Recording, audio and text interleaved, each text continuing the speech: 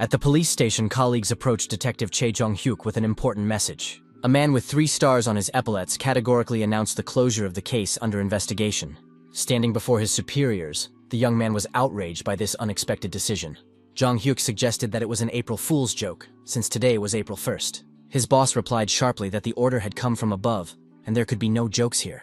The detective objected that they couldn't turn a blind eye to the forgery of bonds worth 200 million won. The chief firmly insisted that since the order was to retreat, then they had to retreat. The young police officer was extremely dissatisfied with this policy and categorically disagreed. Chae Jong-hyuk stated that his superiors could back down, but he would continue to investigate the case. The man called the detective a stubborn moron for disobeying a direct order from his superiors. In the office, the young man was told that he could not contradict the head of the department in this way. His colleagues warned him that the chief would call soon and that the captain must answer. Jong-hyuk picked up the phone and introduced himself as the head of the Intellectual Crimes Investigation Department. He was told important news over the phone that directly concerned his missing mother. After hearing this, the detective received the terrible news of his mother's death, and his face contorted with grief. Jong-hyuk couldn't believe what he had heard, and stood up abruptly when he was told he needed to go to the morgue. His colleagues began to ask him if he had received some kind of disciplinary action from his superiors. The detective suddenly jumped up and ran away without explaining anything to his alarmed colleagues. His comrades shouted after him, demanding at least an explanation for such a sudden rush. With tears in his eyes, the man thought that nothing like this could have happened to his mother. Running out into the corridor, Chae Jong-hyuk met 2 colleagues complaining about annoying reporters. His colleagues saw the captain with tears in his eyes, rushing somewhere down the corridor. They wondered where he was rushing to when he needed to recall the investigation team first. The 2 colleagues went into the office and asked why the captain had just run out in such a state. They were told that the case was being closed, so the office had to be vacated immediately. As he left the building, the chief ran into reporters who shouted loudly about his appearance. Jong-hyuk made his way through the crowd of journalists asking countless questions about the investigation. The reporters asked him to say at least a few words about the fake bond fraud. The guy was not interested in talking to them at all and just pushed his way through. His colleagues called out to the detective, asking where he was rushing off to. Jong-hyuk quickly got into the car, and the only thing on his mind was his mother's death. The detective pressed the gas pedal to the floor and sped down the road as fast as he could. His subordinates ran after him, shouting and asking where their boss was rushing off to. The worried guy called someone, wondering what was happening to their boss. Jong-hyuk was driving in the car, his eyes reflecting deep sadness and despair. The man wept uncontrollably and couldn't believe that this had become a cruel reality. He was told on the phone that the whole department was being turned upside down because of the bond case. His colleagues reported that those in charge had arrived and were going to completely reorganize the entire department. Jong-hyuk gathered his courage and told his friend Hyun-sok the terrible news about his mother's death.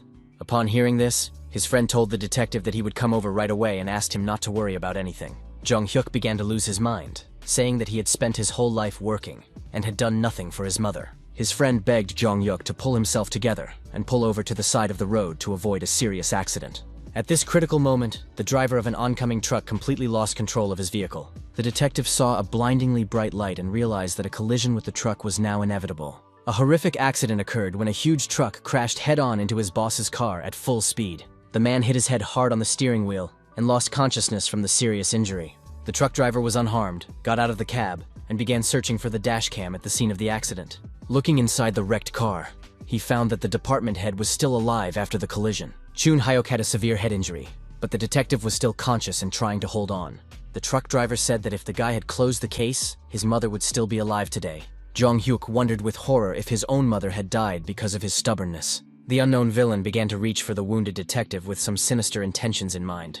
Taking the dash cam from the car, the scoundrel mockingly said goodbye to the guy before leaving the scene of the accident. Jong-hyuk tried to remember the criminal's distinguishing features: a snake tattoo on his wrist, the smell of wood, and an old man's voice. Lying helplessly in the wrecked car, the detective saw a second truck approaching him at high speed. The guy closed his eyes, thinking about the need to avenge his mother, and tried to remember all the details of the attack.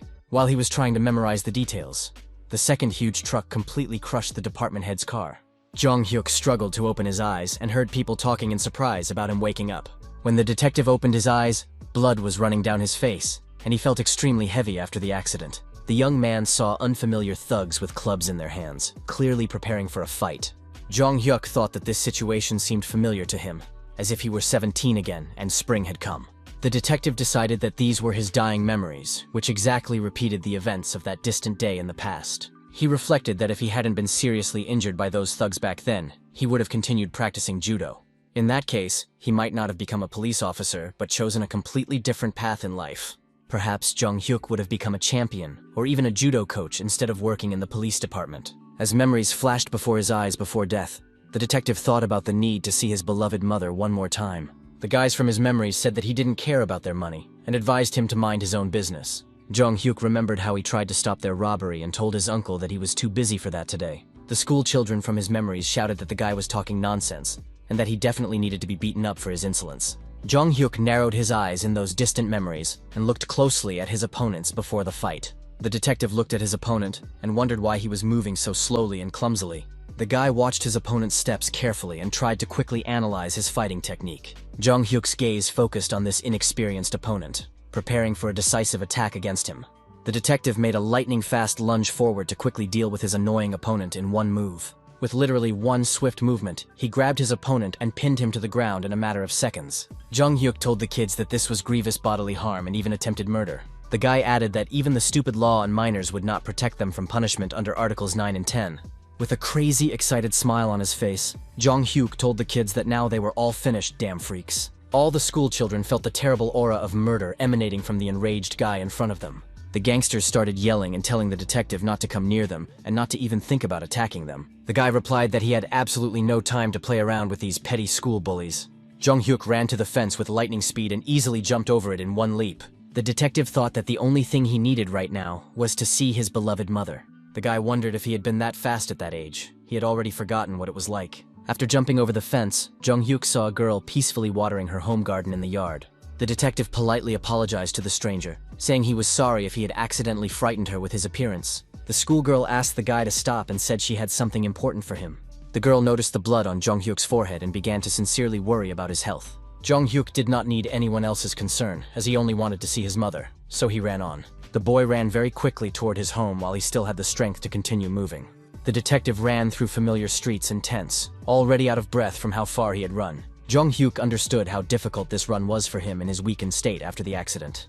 Then the boy saw his dear mother, who was working in one of the small open tents. The woman kindly prepared delicious food for people and was known in the neighborhood as a very good hostess. When Jung-hyuk saw his mother, his eyes immediately filled with hot tears of happiness and relief. This kind woman with a warm smile saw her son and joyfully greeted him with the words, "Welcome." His mother immediately began to worry about her son, asking what he was doing there at such an hour. Seeing the blood on Jung-hyuk's head, the woman became alarmed and asked where it came from and what had happened. The only thought in the young man's head was, "Forgive me, mother, I never appreciated you." The woman began to scold her son, saying that she had told him to fight back, not to silently take blows from bullies. The mother continued to scold Jung-hyuk like a truly caring parent, lightly slapping him on the back. The detective thought that these feelings seemed too realistic for memories. The boy wondered if he had somehow miraculously managed to return to his mother in the distant past. When this realization came to him, Jung-hyuk quickly hugged his dear mother tightly. The detective silently promised the woman that this time he would definitely protect her from all harm. Then he heard the voice of an unfamiliar woman, who asked in surprise what had happened to him.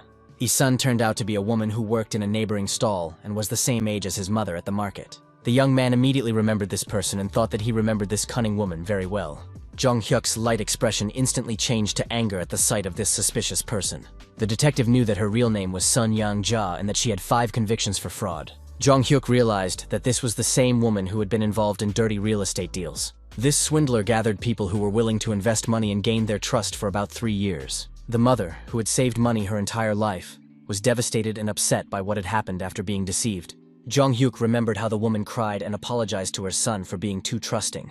The guy couldn't remember his response, but he remembered his anger and that he had called his mother stupid. Now the detective was incredibly ashamed of his behavior, thinking what a moron he had been. An interesting thought occurred to Jung-hyuk about the possibility of changing the course of events in the past. The con artist came closer and said that his son looked like a very respectable and mature young man. The detective's mother replied that her son looked like her, but had his late father's figure. Isun began to talk about how unfortunate it was that her husband had left such a son and died in a car accident. When the young man heard this, he became extremely angry, clenched his fists, and thought about punching her. Jung-hyuk restrained himself and thought that she should talk while she still had the opportunity to do so. The detective knew that he would definitely expose her fraud and send this swindler to jail according to the law. Jung-hyuk decided to help his hard-working mother, who worked diligently behind the counter at the market. The woman kindly told her son to stop stringing fish cakes together, as she wouldn't sell that many anyway. Sometimes the guy noticed that he was really too carried away with this business and was working too hard. The woman told her son that he had to finish everything to finally calm down. His mother warned Jung-hyuk not to laugh too loudly, otherwise the stitches on his head might come apart. The boy thought about how he had no idea that his mother had been working for over 30 years. Every single day of her life, she traveled such a long way to the market for work. The woman walked the entire way on foot, pulling a heavy cart with goods to sell. She did all this solely for her son, to give him the best in life. His mother said that it was better for him to rest. Why should he go out to help her every day? Wasn't it hard? Jung-hyuk smiled and replied to his mother that with his physical strength, such work could not be hard. The detective thought that he had a plan, so he would definitely help his dear mother prosper. On the next day, trading began, and all the merchants immediately set up their stalls in the market. The boy's mother pointed to him and told him to take the spinach and put it at the front of the counter. Jung-hyuk thought that there were few chain restaurants at that time, so his mother cooked for office workers. The boy knew perfectly well how to make their eatery prosper and what food would sell like hotcakes. Jung-hyuk brought something strange in a pot, and the woman immediately noticed it. When her son opened the lid, there was fragrant kimchi, prepared according to a special recipe from the future. The woman asked in surprise if he really wanted to put this appetizer in their traditional dish. The boy smiled mysteriously and told his mother to trust him and try it at least once. The mother thought that was fine, but it would be better to put less rice in this experimental dish. The woman wrapped the perfect appetizer according to her son's recipe and prepared to taste the new flavor. She said she would now try how delicious it would be and whether it would suit buyers. The mother began to chew everything carefully, analyzing every nuance of the new and unusual taste of the dish. When she finally realized what the taste was, the woman was simply shocked. With an enthusiastic smile, she said that it didn't seem like anything special, but it turned out to be incredibly delicious. Her son replied that he had just added one small touch to her idea, and look what happened. The woman laughed and said that he was a chatterbox, and that it was time for him to go to school. Jung-hyuk replied that he would help her a little more because she definitely couldn't do the work alone. The woman made these snacks herself in just a few seconds while the boy was talking to her. His mother said that if such a big guy stood at the counter, customers would be afraid to come in. The boy replied with feigned offense that her words hurt him deeply and were very painful. The woman laughed and told him to stop talking nonsense and finally go to school for class. Jung-hyuk seriously told his mother that if anything happened, she should definitely call or send a message to his pager. The detective thought about why, even as he got older, he still didn't want to go to school because he needed to change. As the boy approached the school building, he was met at the entrance by the gym teacher, who said that the freshman was already late. It was Jung-hyuk's judo coach, Shin Seong-gil, who was overjoyed to see his student. The coach jokingly said that he had been hearing an unpleasant voice on the school grounds since early morning. Jung-hyuk thought that this was a true mentor who, even after his injury, had helped and actively supported him. So the boy suddenly rushed into the old man's arms, greatly surprising the elderly judo coach. Shin Seong-gil asked anxiously what had happened to his student's head and why it was suddenly bandaged. When the young man told him about being beaten up by the thugs, the coach said ironically that he was a real hero. After that, the mentor began to ask Jung-hyuk how many stitches the doctors had given him while he was healing. The coach said that he couldn't play sports for now, that he would tell the other students, and that the student could go to class. After that, Shin Seong-gil warned that if he exerted himself, his blood pressure would rise and the stitches would come apart, which would be dangerous. The boy went into his classroom and saw his classmates already sitting at their desks. Jung-hyuk took a deep breath to greet his classmates properly, according to traditional Japanese custom. Then the detective bowed and, like a true judoka, politely greeted all the boys present. His friends immediately rushed over to him and began to ask anxiously what had happened to his head. His classmates angrily asked who dared to do this and what kind of monster tried to hurt their little brother. The boys indignantly said that it wasn't the same jerk who had dared to touch him before. There are some cool things about the judo club. No matter when you join, from day one you're considered part of the family forever. In their past lives, after damaging their ligaments, they dealt with school bullies to drive out these arrogant troublemakers. Jung-hyuk needed help from the club members because they could legally deal with any bullies. But this time, the guy intends to graduate from the police academy to find the criminals who killed him and his mother. The judoists firmly told the younger guy that they would definitely take care of it, and that he should go to class. The older comrades were outraged that these stupid morons were nothing, but dared to touch their younger brother. When Jung-hyuk tried to apologize for the trouble he had caused, the guys told him there was nothing to apologize for, because he hadn't done anything wrong. His friends sternly told him not to come to practice until he was completely healed and to just rest at home. Jung-hyuk, hiding a malicious smile, thought that those bullies would definitely not survive this. In the principal's office, an elderly man was having a rather lively and tense conversation with someone on the phone. Judo coach Shin Seong-gil entered the office and angrily told the principal about some important news. The coach reminded the school principal of what he had said when he invited him to work here many years ago. The principal asked the angry coach to sit down first and calmly explain what had happened that was so serious. Shin Sung-il reminded him that the principal had promised to focus solely on training the children and not to worry about anything else. The coach indignantly reported that their precious student-athlete had been brutally beaten by school bullies. The coach added that the boy had received 25 stitches on his head because of someone's irresponsible attitude toward their work. Shin Sung-il explained that the student had tried to stop the extortionists, and for this, he had been brutally beaten with batons. The coach angrily asked the principal if it was acceptable to allow students to treat each other so badly in an educational institution. The enraged man declared that he could not work at such a school and would take the children away, transferring them to another place. When the principal heard the threat of departure, he assured him that the teaching staff was already going to take this issue seriously. The school principal thought that the coach brought in so many medals that he simply could not be allowed to leave. The principal suggested that the coach sit down and calmly discuss the situation over a cup of tea in his office. Shin Song-gil replied that they should search everywhere, even in the doghouse, but catch the bullies before the first class.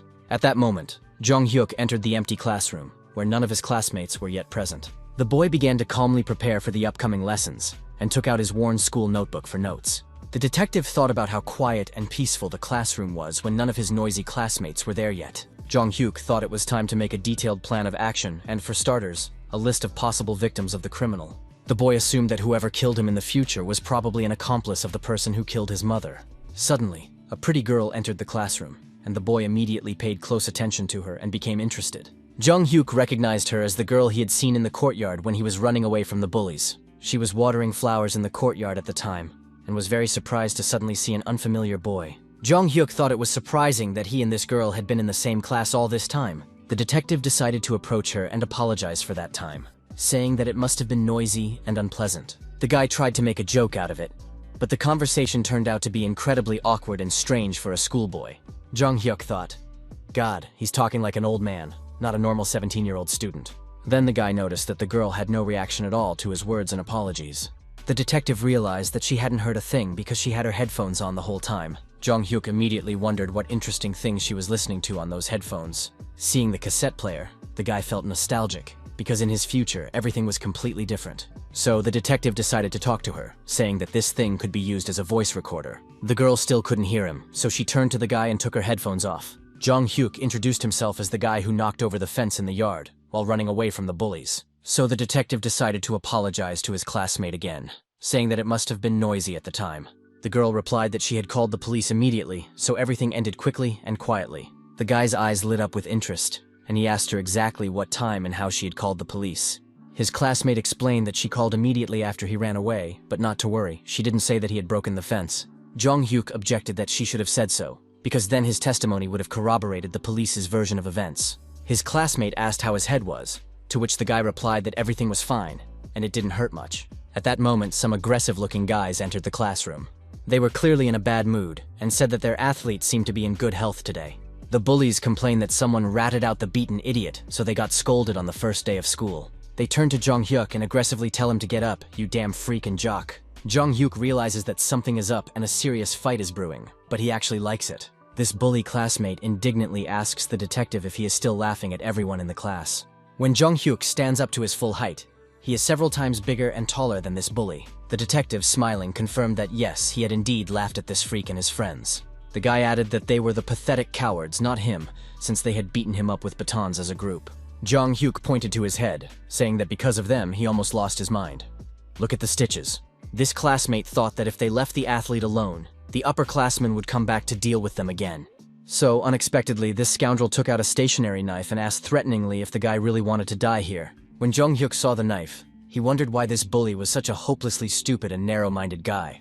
The detective turned to his classmate and said that he was just an incorrigible moron and should finally come to his senses. Hearing these words, the scoundrel only became more angry and gripped the stationery knife more tightly. The girl watched what was happening in bewilderment, thinking that some very strange and dangerous situation was unfolding. When his classmate tried to stab him, Jong-hyuk easily dodged the blow and turned on the attacker with lightning speed. Not only did he dodge the blow, but he also grabbed the scoundrel by the throat with an iron grip.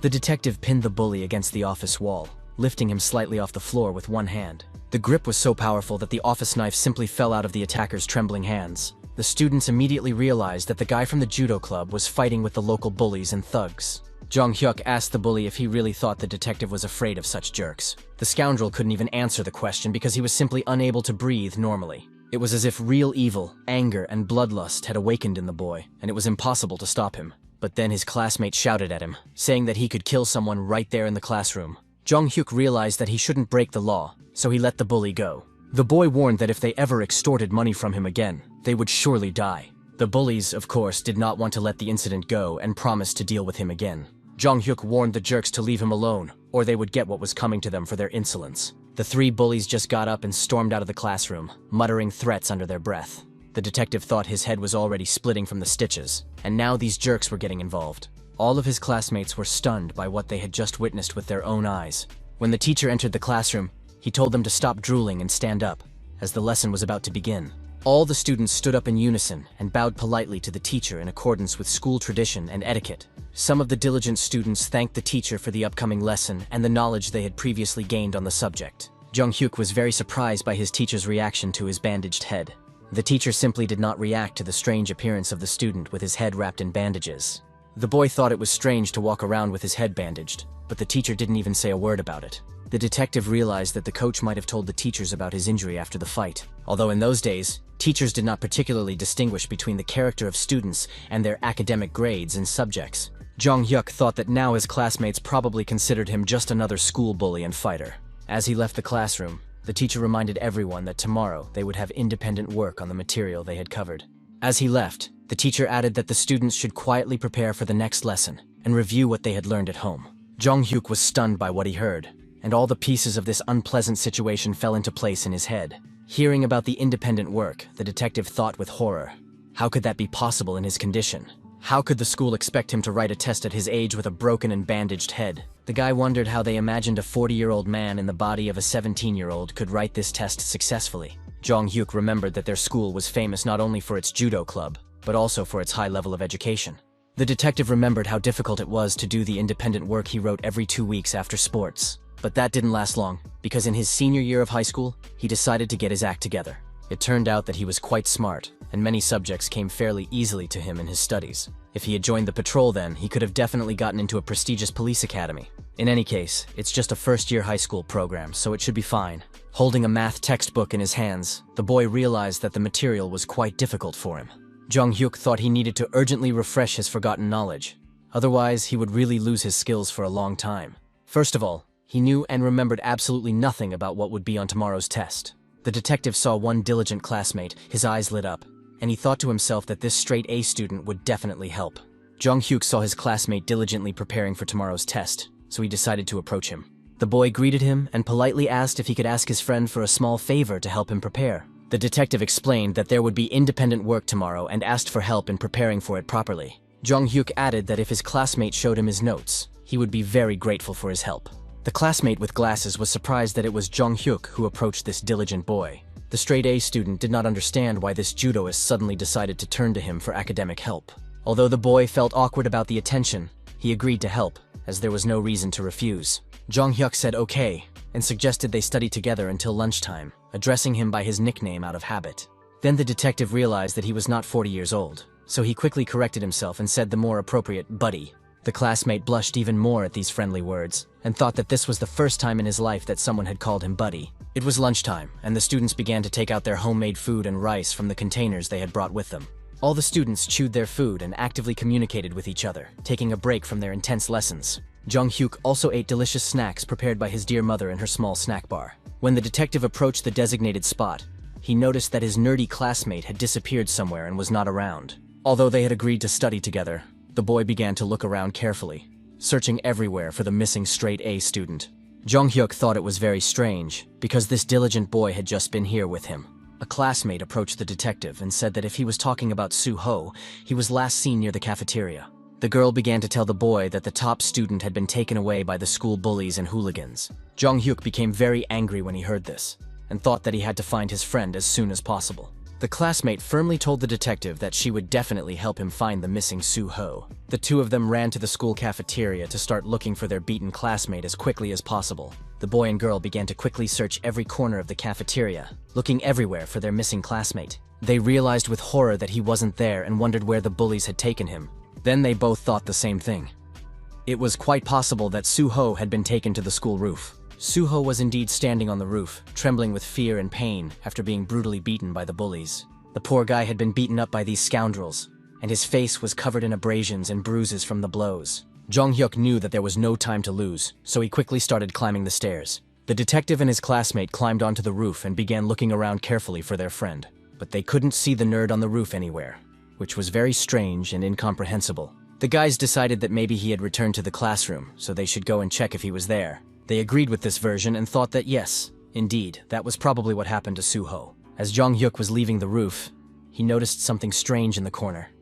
Something that looked like an open ventilation grate. The detective noticed his classmate, who was simply huddled in the corner of the roof, hiding from everyone around him. They immediately saw him and thought with horror about what had happened to this poor guy. Suho apologized and said, "I'm sorry I didn't keep my promise to study together for the test." The straight-A student explained that some bullies had suddenly picked on him, and he had to go with them. He couldn't help it. Jong-hyuk began to tell his friend that his clothes were all stained and that he needed to apologize to the detective. The guy understood that the bullies just wanted to take their anger out on Suho after he fought back. The detective became angry and promised that he would tear these scoundrels to pieces for their bullying. Jong-hyuk began to feel real anger rising in his stomach at the injustice of what was happening.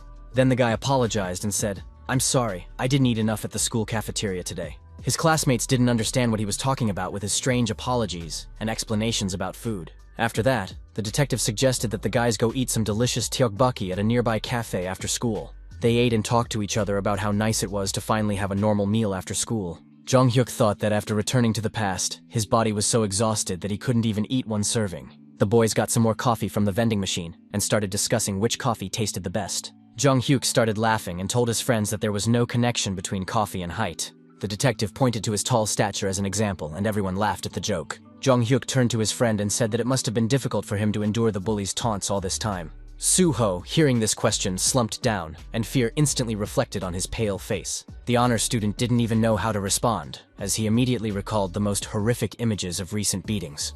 The detective told his friend not to worry about it anymore, that these bullies wouldn't dare touch him again. Jong-hyuk promised that he would make sure they never bothered anyone at school again. His friends were surprised by his words and asked what he meant by these promises. The detective replied that he would change the world and make it a much kinder and better place for everyone. The morning newspapers were now full of news about what was happening with these school bullies everywhere. Jong-hyuk was happy, thinking that it was great that even the morning news and the fresh air were in his favor. Everyone was holding these newspapers in their hands and carefully reading the latest news about school violence.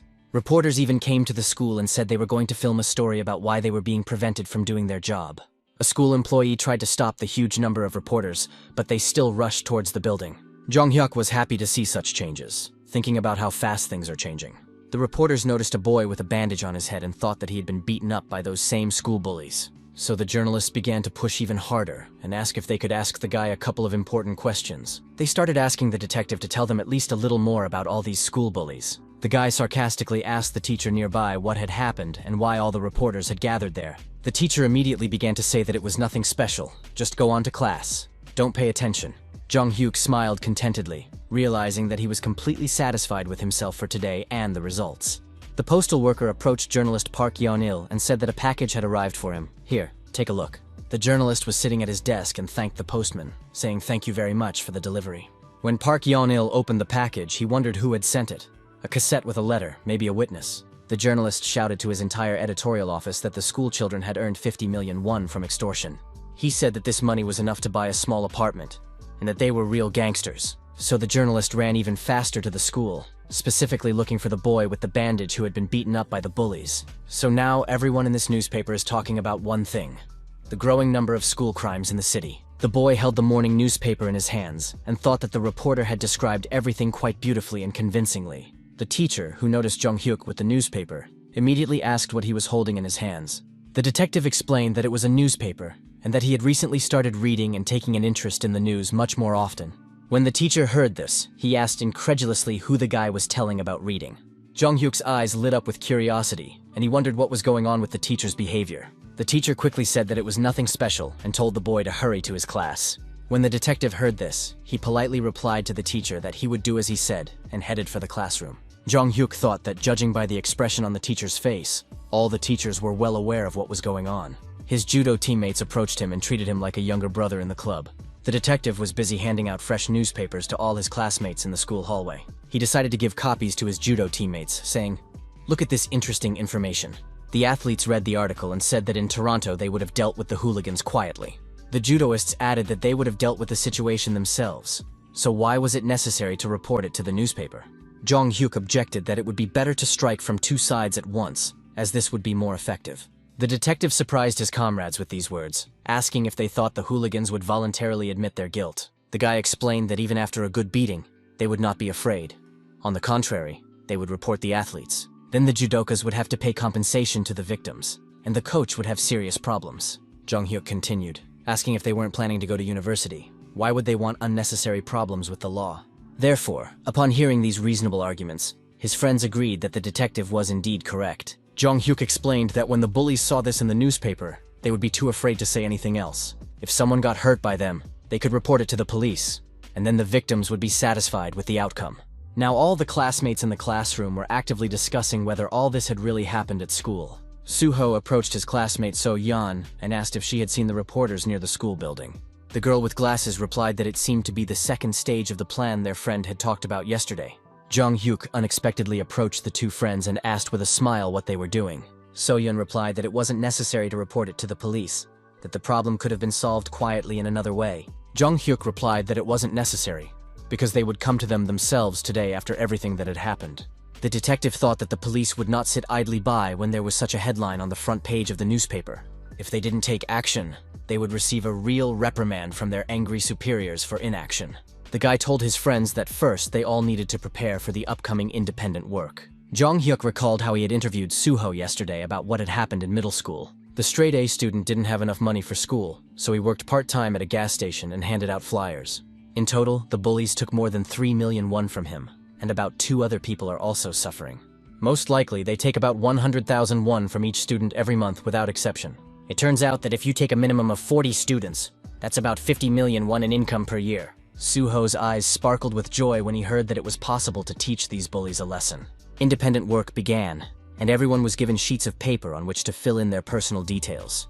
Jong Hyuk took the assignment sheet and thought it was surprising that there were so few questions on the test. The detective thought that the teachers wanted to finish early and let everyone go home before the police arrived at the school. Indeed, the teacher thought that everything should be done as quickly as possible, and that the lesson should not be prolonged. Unexpectedly, for some reason, the teacher called Jong Hyuk to the blackboard to solve problems in front of the whole class. The boy pointed at himself in surprise and asked the teacher if he was really being called to the blackboard. The teacher said that if the detective put the letter A everywhere, it would be inconvenient for him to check the work. Jong Hyuk objected to the teacher, saying that he had actually solved these problems himself and had not copied from anyone. While the teacher and the boy were arguing, someone in the class raised their hand to speak. It was So-yeon, who told the teacher that the boy had indeed been studying hard, and that they could see for themselves. Suho also stood up and confirmed that he had studied with his good friend yesterday. The teacher was clearly unhappy that the friends had decided to stand up for their classmate. An announcement was made over the school loudspeaker that student Che Jong Hyuk was requested to see the principal immediately.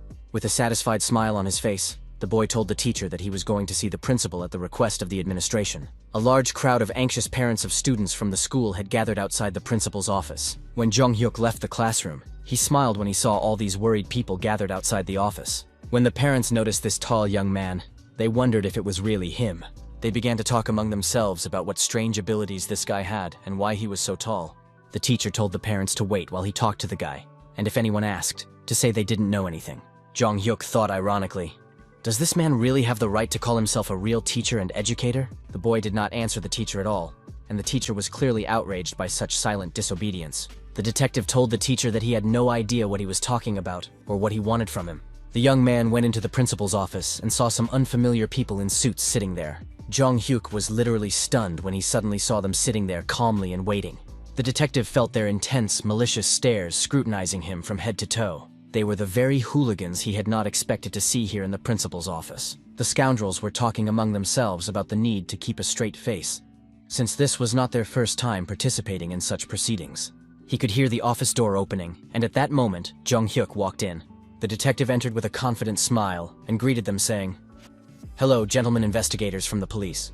The men were surprised and asked the guy how he knew they were investigators, since it was obvious. Jong Hyuk thought to himself that maybe they didn't work in the same department, but he knew these people. The investigators asked if his father was also a detective. but it was too early to retire with a teenage son. The boy replied that his father had worked in the Eastern District, but had unfortunately died in a car accident. They asked what his father's name was, and the detective replied that his name was Che Do-cheol. Upon hearing this name, the investigators were shocked and said that he was the same former wrestler. Jong-hyuk asked them curiously if they knew his late father personally.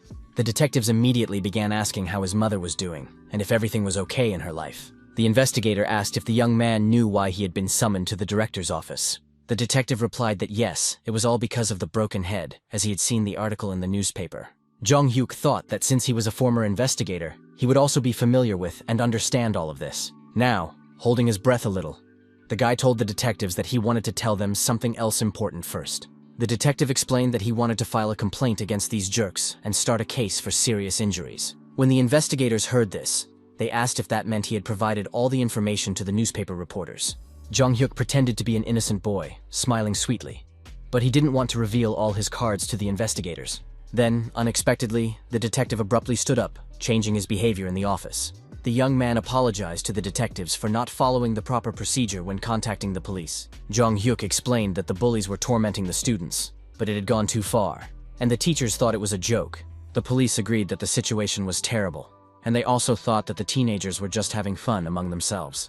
One of the officers told the boy that when he saw the article in the newspaper, he immediately suspected a well-planned action.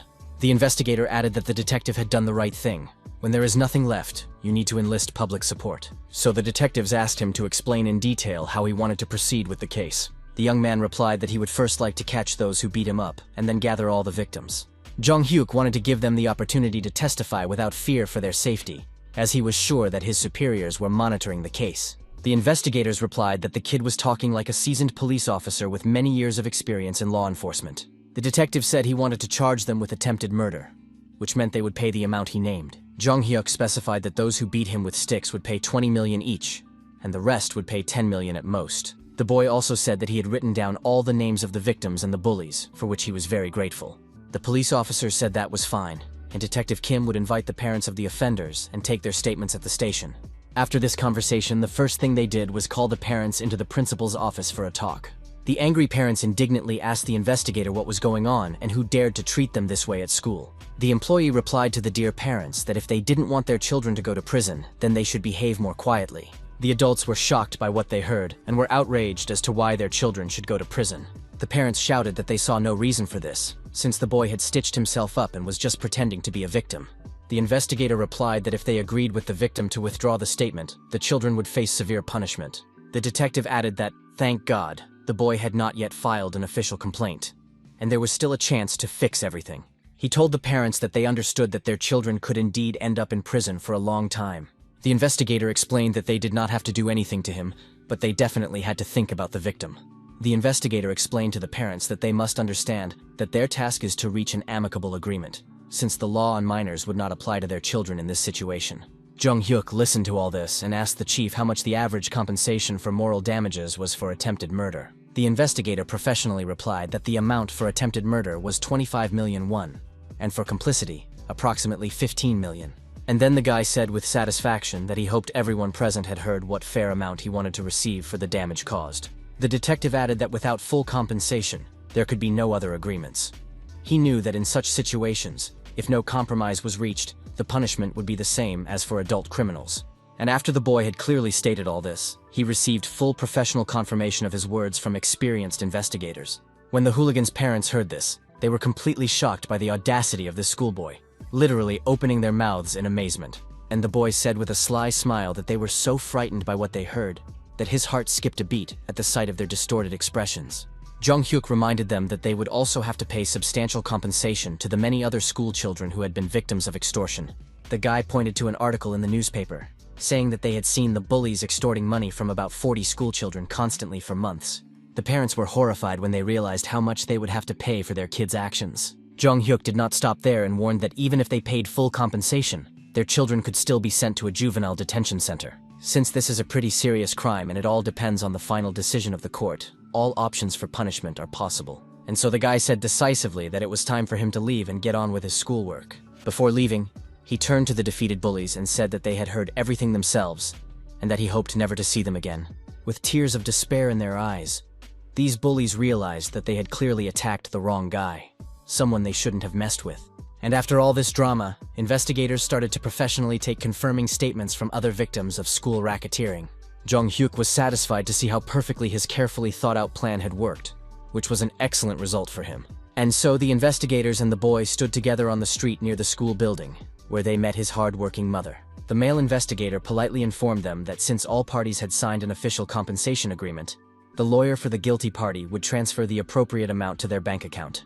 The investigator added that they had honestly earned it after all their suffering, so there was nothing to worry about in the future. After that, the investigator said admiringly to the mother that her son was a real find, such a brave and determined guy, which was rare among teenagers. The woman replied with some surprise that he had recently taken his studies seriously, so it was unusual for her to see such changes. The investigator bowed politely in the traditional manner and warmly said goodbye to the family, saying, "In that case, goodbye and good luck to you." The young man shared his expectations for the upcoming test results with his mother, assuring her that she would be pleasantly surprised by his achievements. Jong-hyuk proudly announced his 15th place in the rankings, considering it a remarkable achievement after long efforts in his studies. His mother expressed her sincere hope for her son's continued success in his education and his ongoing development as a person and a student. With tears of joy in her eyes, the woman reflected on how her boy had really changed for the better lately. She announced the end of her workday at the diner and promised to cook delicious roast meat for dinner at home. The investigator had a serious phone conversation with the school principal, discussing the importance and complexity of the current situation. The man warned of the upcoming media frenzy and possible gratitude from his superiors for the work he had done. The police officer felt genuine joy and satisfaction at the successful resolution of the school conflict. The detective watched the boy through the window, thinking deeply about his unusual character and mature behavior for a teenager. The detective carefully hid the truth about his life experience and knowledge of future events from everyone around him. During judo training, the young man grabbed his sparring partner firmly by the kimono, preparing to execute a decisive throw on the tatami. All his movements were aimed at effectively knocking his opponent down and pinning him to the gym floor. The young fighter's gaze radiated unwavering determination and absolute concentration on the current fight with his opponent. The teacher announced to the class that the test scores had been posted on the information board for review. Jong-hyuk recalled with satisfaction his academic progress from 15th place to his current 3rd place. In a recent mock exam, he managed to achieve an impressive 25th place among all students. The young man was genuinely happy that he had finally gotten used to the intensive learning process and was consistently achieving good results. The young man received the long-awaited opportunity to return to full training after completely healing all his head injuries. Coach Shin Sung-il proudly noted his students' outstanding achievement in the school-wide academic ranking. The school principal particularly praised the rare combination of high athletic and academic achievements in one student. The older members of the club good-naturedly teased the younger one, surprised by his unusual reaction to the sports uniform. Jong-hyuk thought deeply about the nature of the memories that came flooding back when he saw the familiar training gear from years past. The detective particularly enjoyed the feeling of a new beginning in life, especially after the final removal of his medical stitches. The young man was genuinely happy to be 17 and to have all the limitless possibilities that lay ahead of him. His strong, youthful body provided an excellent physical foundation for serious training in Eastern martial arts. His current excellent physical condition was radically different from what it had been in his previous life. The guy enjoyed incredible freshness and inexhaustible energy that accompanied him throughout the day. The young man smiled broadly and ran forward energetically, sincerely rejoicing at how successful he had been lately. The coach announced the start of sparring and the need to split into pairs for the most effective practice of judo techniques. All the athletes took their positions opposite each other and concentrated on preparing for the intense training session. Jong-hyuk stood opposite one of his senior teammates and politely expressed his joy at the upcoming joint match. The young man began to control his breathing before the fight with his older and more experienced sparring partner in the section. The senior comrade thought that the junior had become too cocky and overconfident lately. A sly smile appeared on the experienced judoka's face, and he decided to bring the cocky kid down to earth a little. The older guy grabbed the younger guy's kimono sharply, intending to perform a classic throw and pin him on his back. The young man's face showed determination, but something inside seemed to be holding him back from giving his all in the fight. As the opponents tightened their grips, both athletes began to move actively across the tatami in search of an advantage. Jong-hyuk felt strange feelings inside himself that he could not understand or explain to those around him. It seemed to him that everything around him had slowed down, as if time was passing several times slower than usual. The young man realized that his older comrade was in the mood for a serious fight, not just a light warm-up. The young man unexpectedly performed a technical trip, causing his opponent to lose his balance at a critical moment. Thanks to this maneuver, both fighters fell simultaneously onto the soft tatami mat in the gym. The older comrade was angry that he had not noticed such a brazen and unexpected trip from the younger one. Jong Hyuk felt ashamed of his actions and apologized, explaining that his foot had slipped accidentally without any malicious intent. The experienced judoka, with a sly smile, noticed that the younger man had fully recovered and suggested repeating the match. The coaches watched the sparring closely, noting interesting moments in their students' technique. The mentors were surprised that the younger fighter had so much physical strength compared to the older one. Jong Hyuk thought that the older guy was openly trying to provoke him and show his superiority. The young man understood that he could not allow himself to be mocked and had to take decisive action. The coaches discussed among themselves why the young man was constantly trying to use complex techniques instead of basic moves. The detective mentally recalled that in a few months he would win bronze and make it onto the Korean national team. However, now he had easily dealt with this strong and experienced athlete from among his older teammates. In his past life, a serious injury had forced him to have 2/3 of his stomach removed, after which he lost a lot of weight. All this time, he had been using various judo techniques in real fights, and now he had excellent physical abilities. As a result, he now possesses incredible abilities that even he finds hard to believe. At this rate, the guy will be able to win an Olympic gold medal and easily enter the police academy. The young man smiled broadly and ran forward energetically, sincerely rejoicing at how successful he had been lately. The coach announced the start of sparring and the need to split into pairs for the most effective practice of judo techniques. All the athletes took their positions opposite each other and concentrated on preparing for intensive training. Jong Hyuk stood opposite one of his senior teammates and politely expressed his joy at the upcoming joint match. The young man began to control his breathing before the fight with his older and more experienced sparring partner in the section. The senior comrade thought that the junior had become too cocky and overconfident lately. A sly smile appeared on the experienced judoka's face, and he decided to bring the cocky kid down to earth a little. The older guy grabbed the younger guy's kimono sharply, intending to perform a classic throw and pin him on his back. The young man's face showed determination, but something inside seemed to be holding him back from giving his all in the fight. When the opponents tightened their grips, both athletes began to move actively across the tatami in search of an advantage. Jong Hyuk felt very strange and incomprehensible feelings inside himself that he could not explain. It seemed to the detective that everything around him had slowed down, as if time were passing several times slower than usual. The young man realized that his older comrade was in the mood for a serious fight, not just a light warm-up. The young man unexpectedly performed a technical trip, causing his experienced opponent to lose his balance at a critical moment. As a result of this maneuver, both athletes fell simultaneously onto the soft floor of the gym. The older comrade was angry that he had not noticed such a brazen and unexpected trip from the younger one. Jong Hyuk felt ashamed of his actions and apologized, explaining that his foot had slipped accidentally without any malicious intent. The experienced judoka, with a sly smile, noticed that the younger man had fully recovered and suggested repeating the match. The coaches watched the sparring closely, noting interesting moments in their students' technique. The mentors were surprised that the younger fighter had so much physical strength compared to the older one. Jong Hyuk thought that the older fighter was openly trying to provoke him and show his superiority. The young man understood that he could not allow himself to be bullied and had to take decisive action. The coaches discussed among themselves why the young man was constantly trying to use complex techniques instead of basic moves. The detective mentally recalled that in a few months he would win bronze and make it onto the Korean national team. However, now he had easily dealt with this strong and experienced athlete from among his senior teammates. In his past life, a serious injury forced him to have 2/3 of his stomach removed, after which he became very weak and lost weight. The athletes demonstrated incredible results, covering 40 meters in 5 seconds and knocking down opponents weighing 100 kilograms. The athletes effortlessly jumped over opposing football players who were nearly 190 centimeters tall. Jong Hyuk recalled how he had studied these techniques while working as a police officer to maintain muscle tone.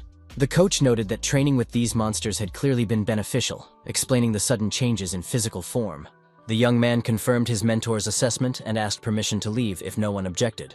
After all the athletes left, the coaches stayed behind to discuss what had happened at today's training session. Jong Hyuk tensed up, wondering if the coaches believed his story about the training methods. The coaches asked the young man to send them an email with a detailed description of the techniques and methods he had mentioned. After finishing the phone call, the coaches were amazed at how quickly the young man had organized everything. The young man smiled and said that the Americans had agreed to send all the materials by email. Shin Sung-il was amazed at his student's ability to get contacts through the computer and his excellent knowledge of English. The young man explained that an era of openness to the world was coming soon, so it was necessary to prepare for change in advance. The mentors asked why the Americans had so readily agreed to provide materials to improve training. Jong Hyuk explained that it was just training and not a state secret, introducing himself as an interested student. The coach noted that people from a major power really do have a broader mindset and an open approach. The young man suggested that the mentor contact Japanese judo schools and request their training materials. Shin Seong-gil wondered if his protege knew enough Japanese to carry out such correspondence. The young man smiled mysteriously, preferring not to reveal all his abilities and knowledge at once. The training programs began to arrive by email, which was a pleasant surprise for everyone. The coaches were amazed at how quickly they received the email from the American office with the requested materials. The coach was delighted that the printer recently purchased for the gym was finally coming in handy. The guy reported that the Japanese refused to share materials, despite attempts to contact several schools. The men agreed that Japan really remains a rather closed country in terms of sharing experience. Upon receiving the documents, the coach noticed the enormous amount of information, which would take a long time to translate. Jong Hyuk estimated that it would take at least 2 months to translate the materials on recovery and assistance. Shin Seong-gil was impressed that the Americans had even shared materials on recovery and first aid.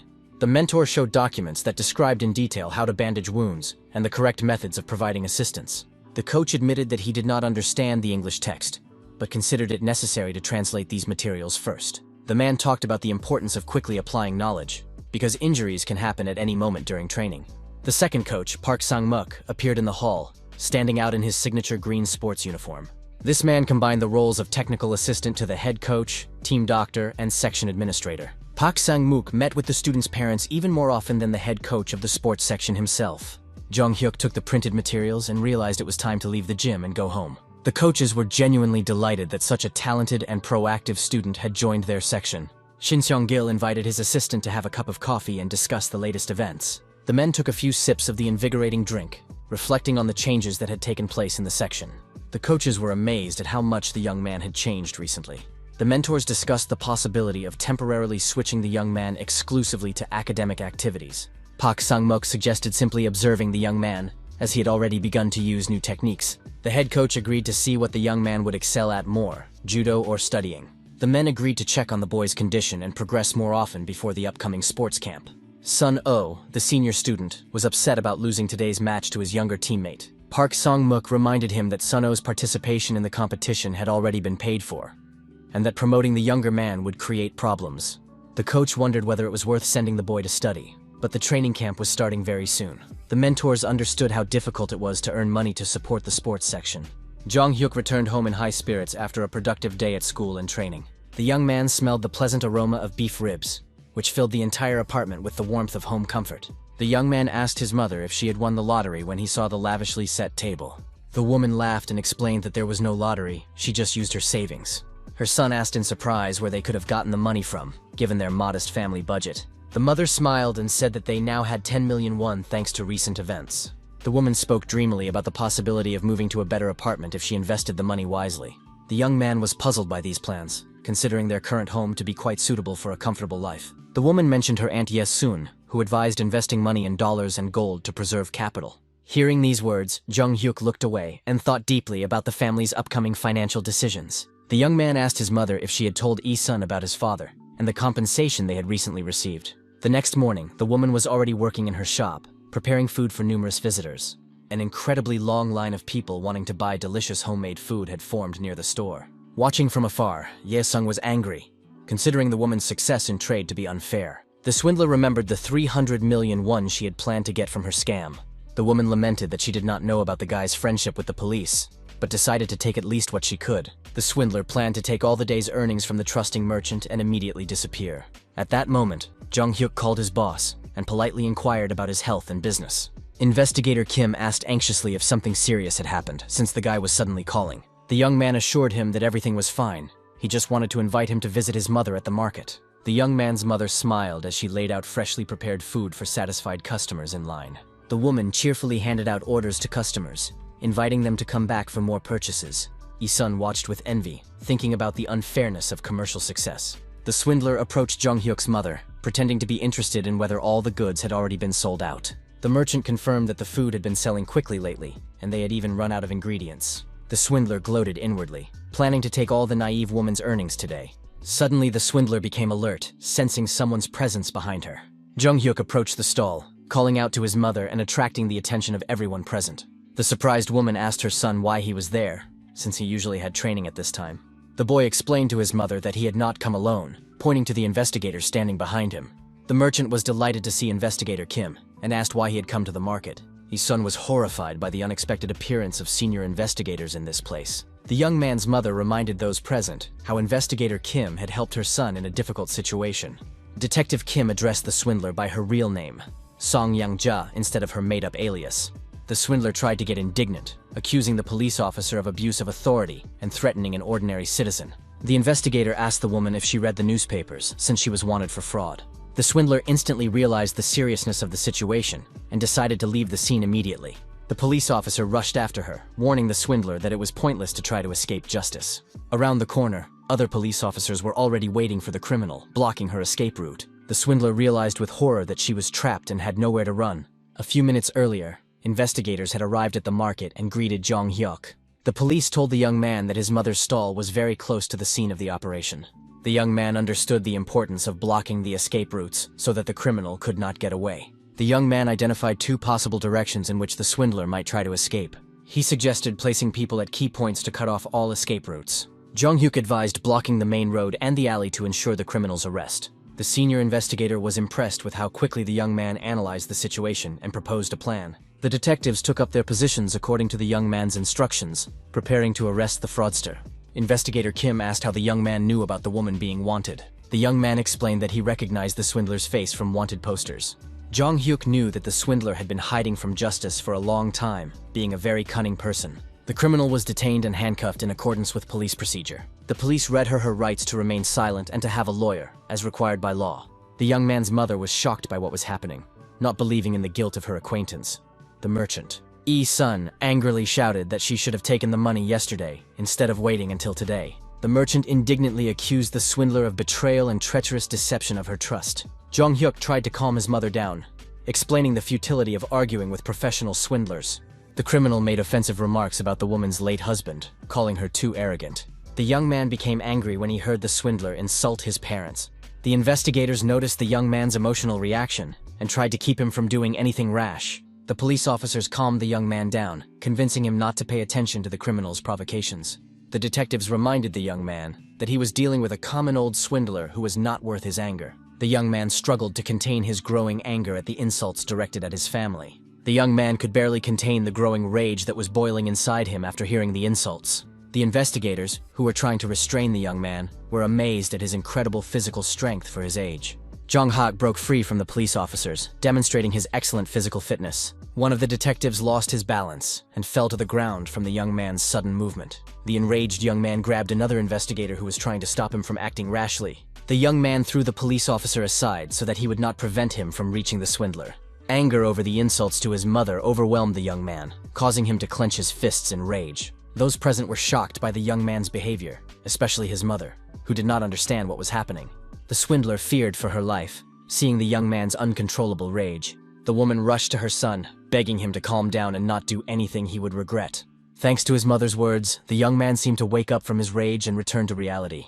With tears in her eyes, the woman begged her son to stop, at least for her sake. The young man apologized to his mother and promised to restrain himself for her peace of mind and well-being. Taking advantage of the commotion, Yi-sun tried to make another attempt to escape justice. The criminal jumped into a police car, demanding that the driver leave immediately. The car sped off, taking the frightened swindler away from the angry young man. Investigator Kim expressed relief that the swindler had been detained before she could receive money from her victims. Jong Hyuk's mother sincerely thanked the police for their timely assistance in exposing the swindler. The detectives apologized for the incident and thanked the family for their cooperation with the investigation. The police were impressed by the young man's physical strength, which even they were unable to restrain. The investigator noted that despite his emotional outburst, the young man had done something important for society. Detective Kim assured the woman that she was lucky to have such a protector and devoted son. The police decided to check for other victims of the fraudster before returning to the station. Jong Hyuk reflected on the need for strength to protect his mother in this cruel world. The young man understood that in modern society, natural selection prevails and only the strongest survive. The young man was well aware of the importance of money as the main resource for survival in this world. At the police station, the subordinate asked Investigator Kim to look at the documents. The detective asked Jong Hyuk to wait at the table while he dealt with urgent matters. Sitting at the table, the young man noticed his boss's business cards and became interested in their contents. The young man decided to take a few business cards for possible future use. He understood that contacts in the police force could be useful in his future life. Investigator Kim returned and apologized to the young man for the long wait. explaining that the delay was due to the processing of statements. The man offered the young man a snack, ready to treat him to something tasty as a thank you. Jong-hyuk noticed the business card on the table and asked who this financial manager was. The detective was surprised by the young man's interest in stocks, noting his quick wit and business acumen. The investigator shared his doubts about this specialist, who constantly predicts an economic crisis. Kim was puzzled as to how anyone could talk about bankruptcy when Korea was experiencing a period of economic prosperity. The detective complained about the manager's pessimistic predictions, which had almost gotten him fired. Jong-hyuk unexpectedly asked for his business card, surprising the investigator. But he agreed. The guy was mentally delighted to have found a potential source of income through financial consulting. Economist Park Tae-gyu showed his colleagues graphs comparing the situation to the Great Depression in the United States. The specialist explained the mass bankruptcies of companies and the need for restructuring to reduce costs. His superiors rudely interrupted his presentation, threatening him with dismissal for his pessimistic forecasts. The manager reminded him of the ban on discussing bankruptcy, which the economist constantly violates. The boss claimed that Korea was experiencing the best period in its history, rejecting talk of a crisis. The boss admitted the possibility of other countries collapsing, but categorically ruled out such a scenario for Korea. Park Tae-gyu felt the urge to smoke, even though he didn't smoke, as he pondered the problems facing Britain and Japan. The economist bitterly realized that no one was taking the looming financial disaster seriously. A sudden phone call interrupted the expert's thoughts, forcing him to introduce himself to the caller. Jong-hyuk thanked the man for his quick response and expressed his readiness for a business conversation. The young man explained his interest in the topic of national bankruptcy and the expert's economic forecasts. The young man suggested meeting over the weekend to discuss financial issues and investment strategies. The young man scheduled the meeting at a cafe near the high school for the convenience of both parties. Head coach Shin Sung-il discovered an unexpected visitor at his computer in his office. The coach asked Jong-hyuk in surprise what he was doing at his desk without permission. The young man explained to the coach that he was just looking at some information on the computer for his studies. The man jokingly hit the student on the head with a stick for using his computer without permission. The coach noticed that the boy had fully recovered from his injury and that there was no point in pretending anymore. The mentor exempted the young man from training so he could prepare for his exams.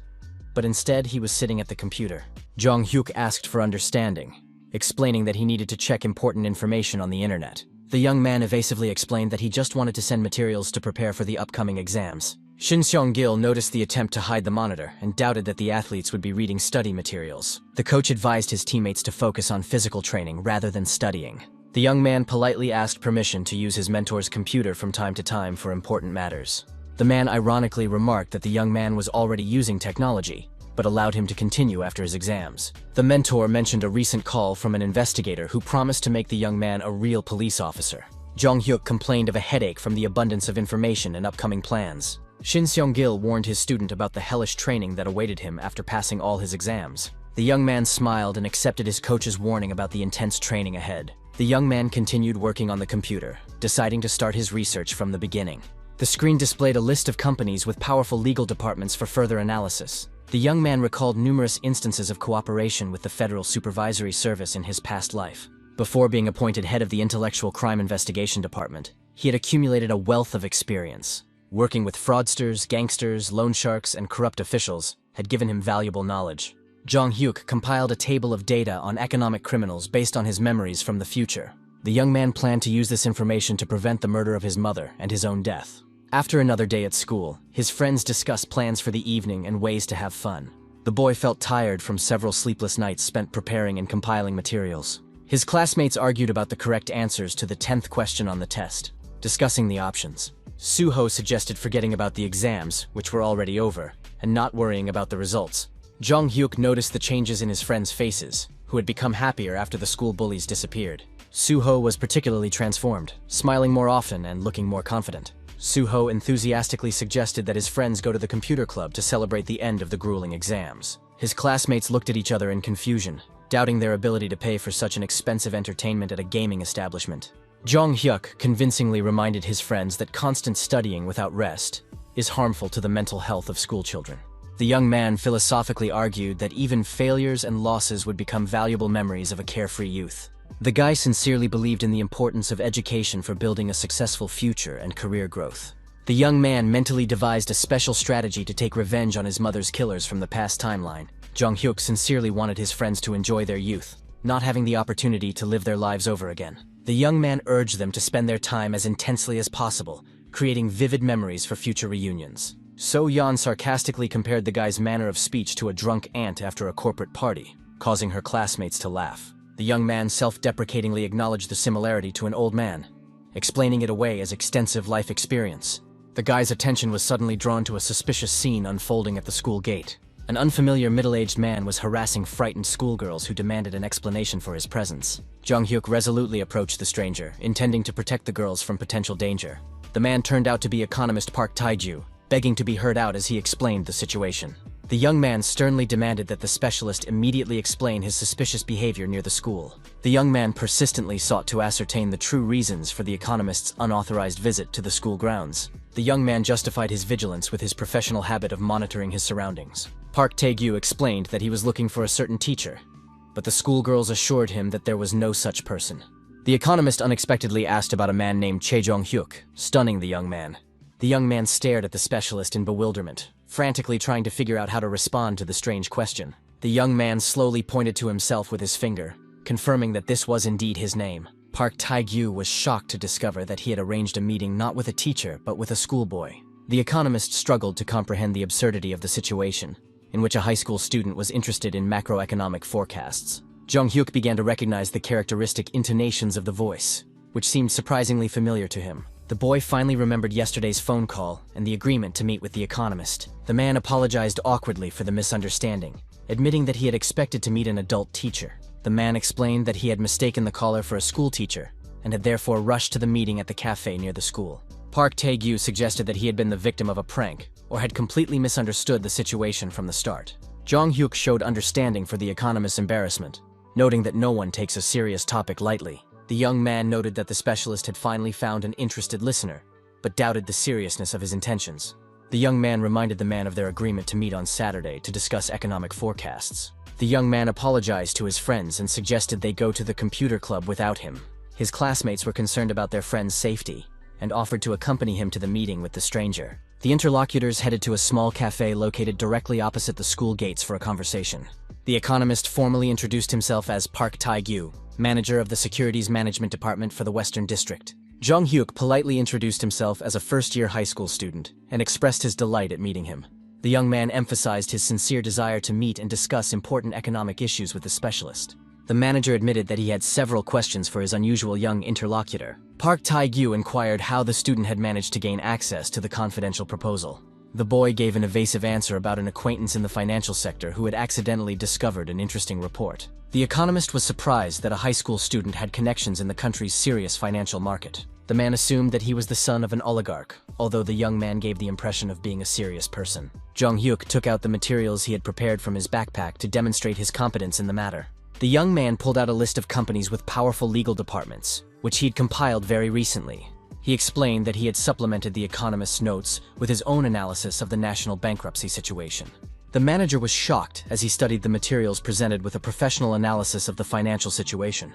Jung-hyuk was secretly thrilled as he watched the specialist's reaction to the information he had prepared. The young man knew that the companies on the list were preparing for serious legal problems in the future. Park Tae-gyu read about the company's operating losses after their ill-considered expansion of production capacity. The young man deliberately added controversial arguments to push the specialist to the desired conclusions. The manager literally clung to his seat, unable to believe the reality of the analytical information presented. The economist excitedly asked the young man's opinion on the further development of economic events in the country. The specialist began to tremble with excitement, waiting for an answer to his most important professional question. Jung-hyuk noticed his interlocutor's excitement and carefully considered how to formulate his answer correctly. The young man predicted the onset of a global economic crisis that would seriously affect all countries in the region. He explained that Korea would receive emergency aid from the International Monetary Fund after being hit with sanctions. The young man recalled the coming Asian financial crisis of 1997. Jung-hyuk emphasized that Korea would bear one of the brunt of the crisis. The young man described the government's policy of increasing gross income through the sale of the country's foreign exchange reserves. He noted that only Park Tae-gyu warned of the crisis, while the rest ignored the danger. The young man continued his analysis, noting that the Korean economy was at a dangerous peak of development. Jung-hyuk pointed out the ease of obtaining bank loans for any amount without proper verification.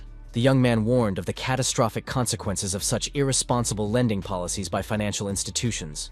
He metaphorically compared the country's economy to a fragile sandcastle built on debt. The young man distracted himself with overly sweet coffee, trying to diffuse the tense atmosphere of the conversation. Park Tae-gyu reflected on the strangeness of the situation, in which a schoolboy was sharing such valuable analytical information. Jong Hyuk stated that the moment international aid was received would mark the beginning of the collapse of the national economy. The young man explained the complete dependence of economic policy on the requirements of the International Monetary Fund. He emphasized the impossibility of stopping the crisis due to the weakness of enterprises and the depletion of currency reserves. The young man criticized the unfounded optimism of citizens who believe in eternal prosperity and well-being. Jong Hyuk predicted that Korea would end up in economic hell due to excessive self-confidence. The young man bitterly noted that the realization of the catastrophe would come too late to save the economy. The waitress dropped her cup in shock upon hearing the young man's grim economic predictions.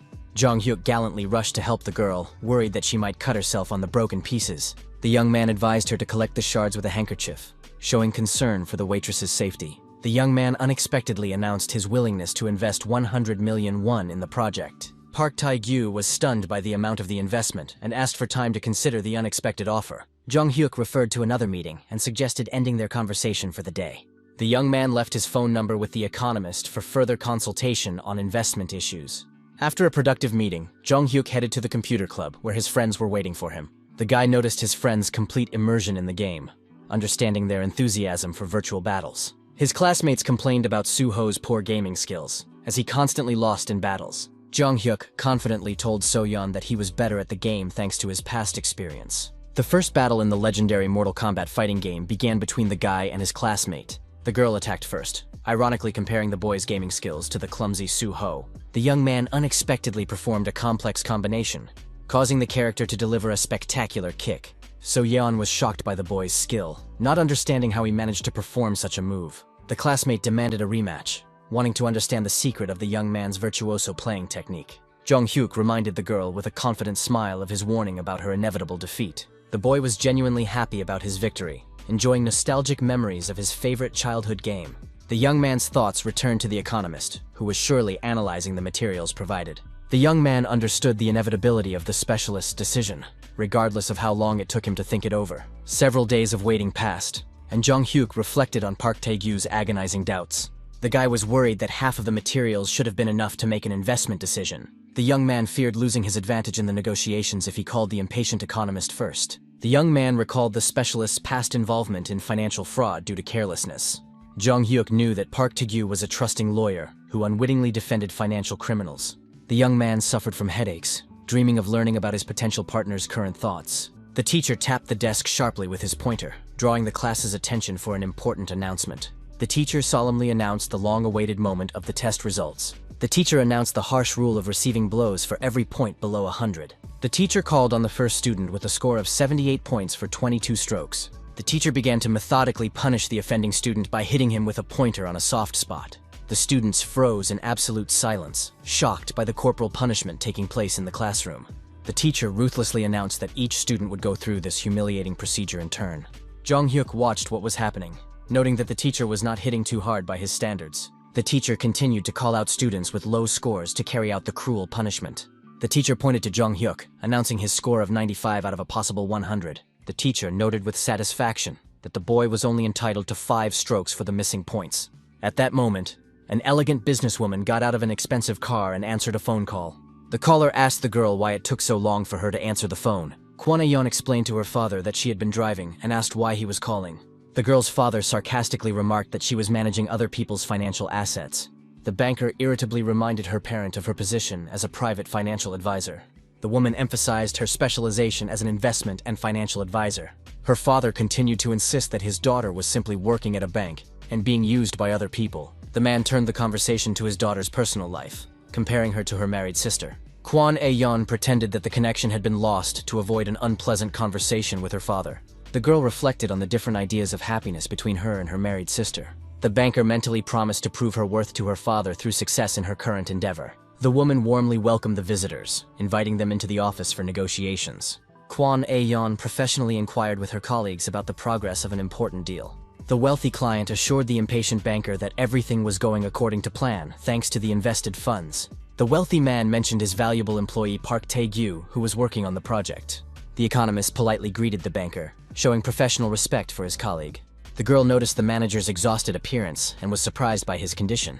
The wealthy client familiarly invited Park Tae-gyu to sit down next to him to discuss business matters.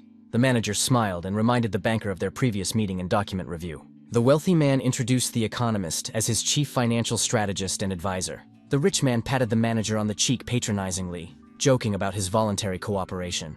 Kwon A-yeon briskly pointed out to the director that the main thing was not to go too far in financial transactions. The banker emphasized the importance of making a profit from investments as the main goal of their cooperation. The director pretended to be alarmed and agreed to the financial advisor's reasonable demands. The wealthy client reminded Kwon A-yeon of the reciprocity in their business relationship. The man insisted on mutual trust and the fulfillment of promises made to each other. The wealthy man warned the banker about his influence and unwillingness to tolerate disrespectful treatment. In the school hallway, students discussed the strange behavior of their homeroom teacher during punishment. Jong-hyuk pondered the reasons for the teacher's particularly harsh treatment of him. The young man noticed the obvious injustice in the force of the blows, which were directed at him alone. His friends approached him with concern, asking how he was feeling after the corporal punishment. So-yeon suggested a possible conflict between the excellent student-athlete and the strict teacher. The young man reassured his friends, explaining that the situation was simply a misunderstanding on the part of the teacher. The young man noted with relief that the exams were over and he could now focus on his sports training. The girl unexpectedly invited her friends to visit her house to relax together after the exams. So-yeon told them about her mother's preparations and invited her friends to visit after school. Jong-hyuk watched his friend's excitement with affection, finding her embarrassment charming. The young man suggested an alternative in the form of going to a computer club for a gaming rematch. The young man explained that training would start tomorrow, so he was completely free today.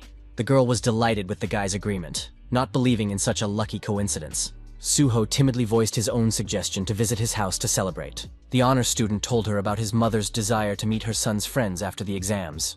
The young man had been waiting for this day for a long time, dreaming of inviting his friends to his home. Jong-hyuk smiled and reminded his friends that there were many other days for mutual visits. The group decided to accept the first suggestion and headed to So-yeon's house. The size of the girl's mansion impressed everyone with its luxury and scale. The young man remembered the first day after his return, when he ran away from the bullies through this courtyard. The young man mentally noted how he had climbed over the fence of this very house at that time. The young man philosophically reflected on the rapid passage of time from that moment on. At the doorstep of the luxurious house, the guests were warmly welcomed by the elegant mother, So-yeon. The woman happily noted that her daughter had brought 2 young men to visit, rather than just one. So-yeon shyly asked her mother to stop hinting, emphasizing that they were just friends from school. The hostess warmly welcomed the guests, expressing sincere joy at meeting her daughter's classmates. Jong-hyuk politely introduced himself to his friend's mother, thanking her for her hospitable invitation to the house.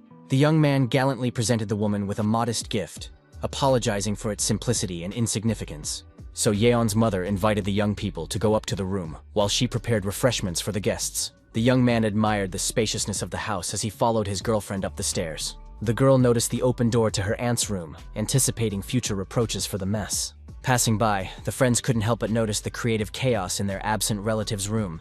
So Yeon suggested taking advantage of her aunt's absence to explore her mysterious room. The girl persuaded her friends to quickly look at the interesting things before going to her bedroom. So-yeon explained that her grandfather forbade her aunt from living alone until she got married. Jong-hyuk's attention was drawn to the documents on the table, which made his eyes light up with interest. The young man instantly recognized the papers spread out on the financial advisor's desk.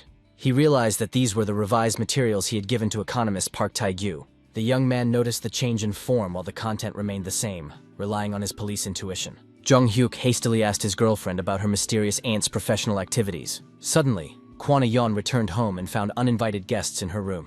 So-yeon panicked internally at the untimely appearance of her strict and demanding relative. The girl warned her friends about the trouble they would face for invading her personal space. The banker sternly demanded an explanation for the presence of her niece and her friends in the room. So-yeon's mother was busy in the kitchen at the time, preparing a festive dinner for the guests. Kwon A-yeon went down to the kitchen and told her sister that she had returned home.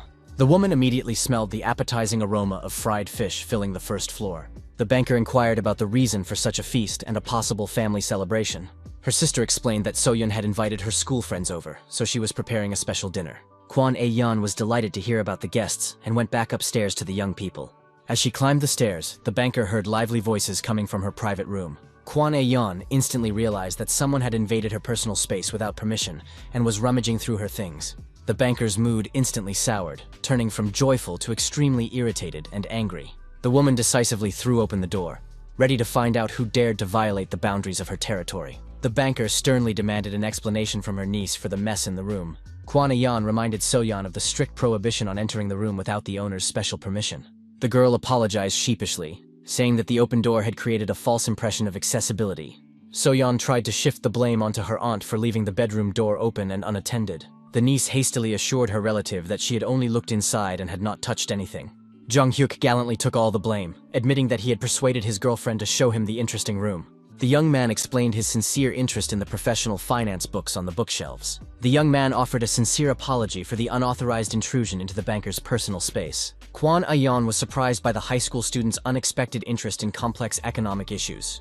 The young man confirmed his interest in stocks and long-term investment strategies. The banker's eyes lit up with professional excitement at the opportunity to discuss her favorite topic with the young man.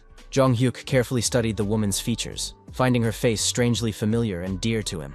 The young man remembered an influential private banker who managed the finances of well-known politicians. He remembered how this woman had repeatedly helped him in his investigations of financial crimes. The young man understood that Kwon Ayan's moment of glory would only come in a few years. Jong-hyuk cautiously mentioned the rumors circulating about Korea's huge national debt. Kwon Ayan instantly became alert, demanding to know the source of such confidential information. So-yeon wearily warned her friends about her aunt's boundless passion for economic discussions. The banker generously forgave her niece, sternly repeating the prohibition on entering without permission. Jong-hyuk thought deeply about the identity of this mysterious woman and her future role in his life. The visit came to an end, and the friends began to gather their things to go home after a busy evening. The hosts warmly saw their guests off at the door, inviting them to visit again. Suho rubbed his stomach contentedly, admitting to his friend that he had overeaten at dinner. Suho warmly said goodbye to his friends, promising that next time they would definitely get together at his house. Jong-hyuk walked home alone, deep in thought about the events of the evening. The young man recalled his past life, feeling for an important object from the present in his pocket. He took out Kwon Ayan's business card, which he had received during a visit to his girlfriend's house. The young man recalled the banker's explanations about stocks and financial market fluctuations. So-yeon then asked her mother to stop her aunt, who was enthusiastically talking about her investments. Jong-hyuk dialed the number, thanks to his girlfriend's mother, who had managed to get the banker's contact details. The young man decided to take the first opportunity to establish a business contact. Kwon Ayan was surprised by the late call, wondering who the unexpected caller could be. The woman introduced herself professionally, ready to listen to the reason for the evening call. Jong-hyuk confirmed his identity with a smile, reminding her of their recent meeting at the house. The banker inquired about the reason for the call, offering to call her niece to the phone. Kwon Ayan noted the awkwardness at dinner due to her sister's disapproving glances at their conversation. The young man decided to ask the question that most concerned him about the current financial situation. The young man asked directly about the whereabouts of economist Park Tae-gyu. The young man mentioned the list of companies with powerful legal departments that he had seen on the table. Jong-hyuk revealed the truth about his authorship of this analytical document. The woman asked again, her voice trembling, not believing the student's confession. The young man confirmed his authorship, noting that the format had been changed while the content remained the same. The young man demanded an explanation for the appearance of his materials on the banker's desk. Kwon Ayan couldn't believe that a high school student was capable of compiling such a list. The banker pondered the improbability of the situation and what to do with the information.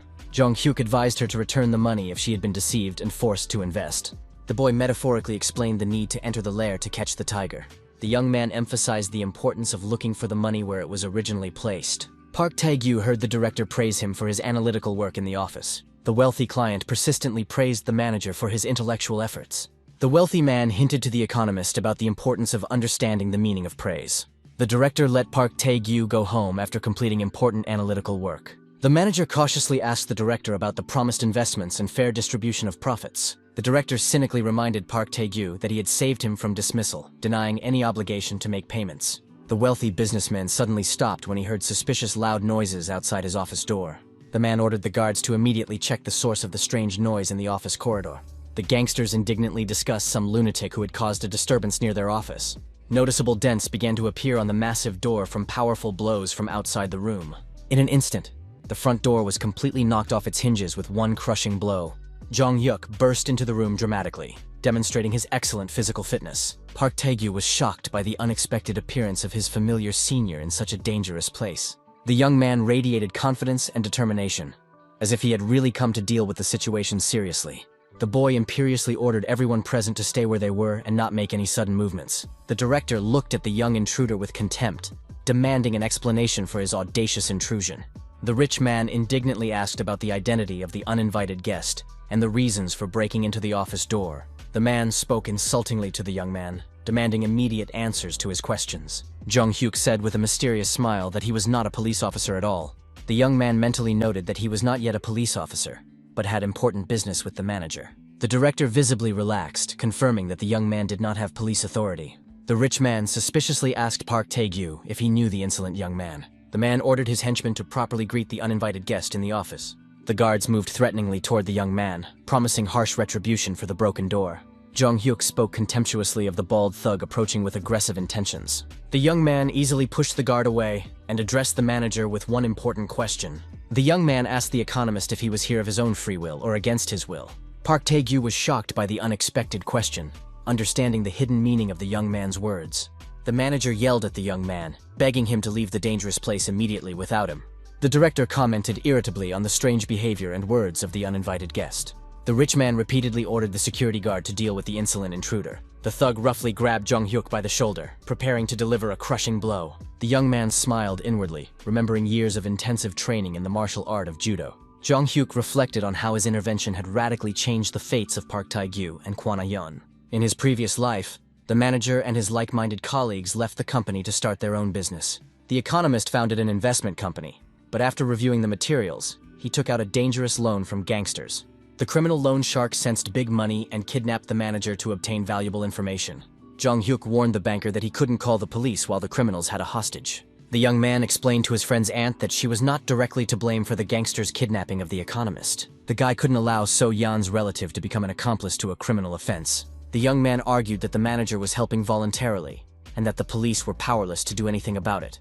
Jong-hyuk gave her the contact details of a trusted investigator for consultation on the situation. The young man insisted on telling the detective the whole truth so that the right action could be taken. Kwon Ah-yeon stood in front of the building, doubting the correctness of her decision to intervene. The banker prayed for the safety of the young man who had risked entering the criminal's lair. The woman listened to the strange sounds coming from inside the suspicious building. A huge security guard delivered a powerful blow to the cheek of the insolent young intruder. The thug was surprised to see that the young man showed no reaction to the painful blow. Jong-hyuk calmly stated the fact of the attack, which gave him the right to legitimate self-defense. The young man used a practiced judo technique, delivering a precise blow to his opponent's jaw.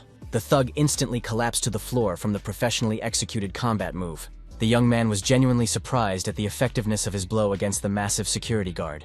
The director was shocked by the ease with which the schoolboy knocked out an experienced fighter. The rich man hysterically ordered the other guards to immediately attack the insolent young man.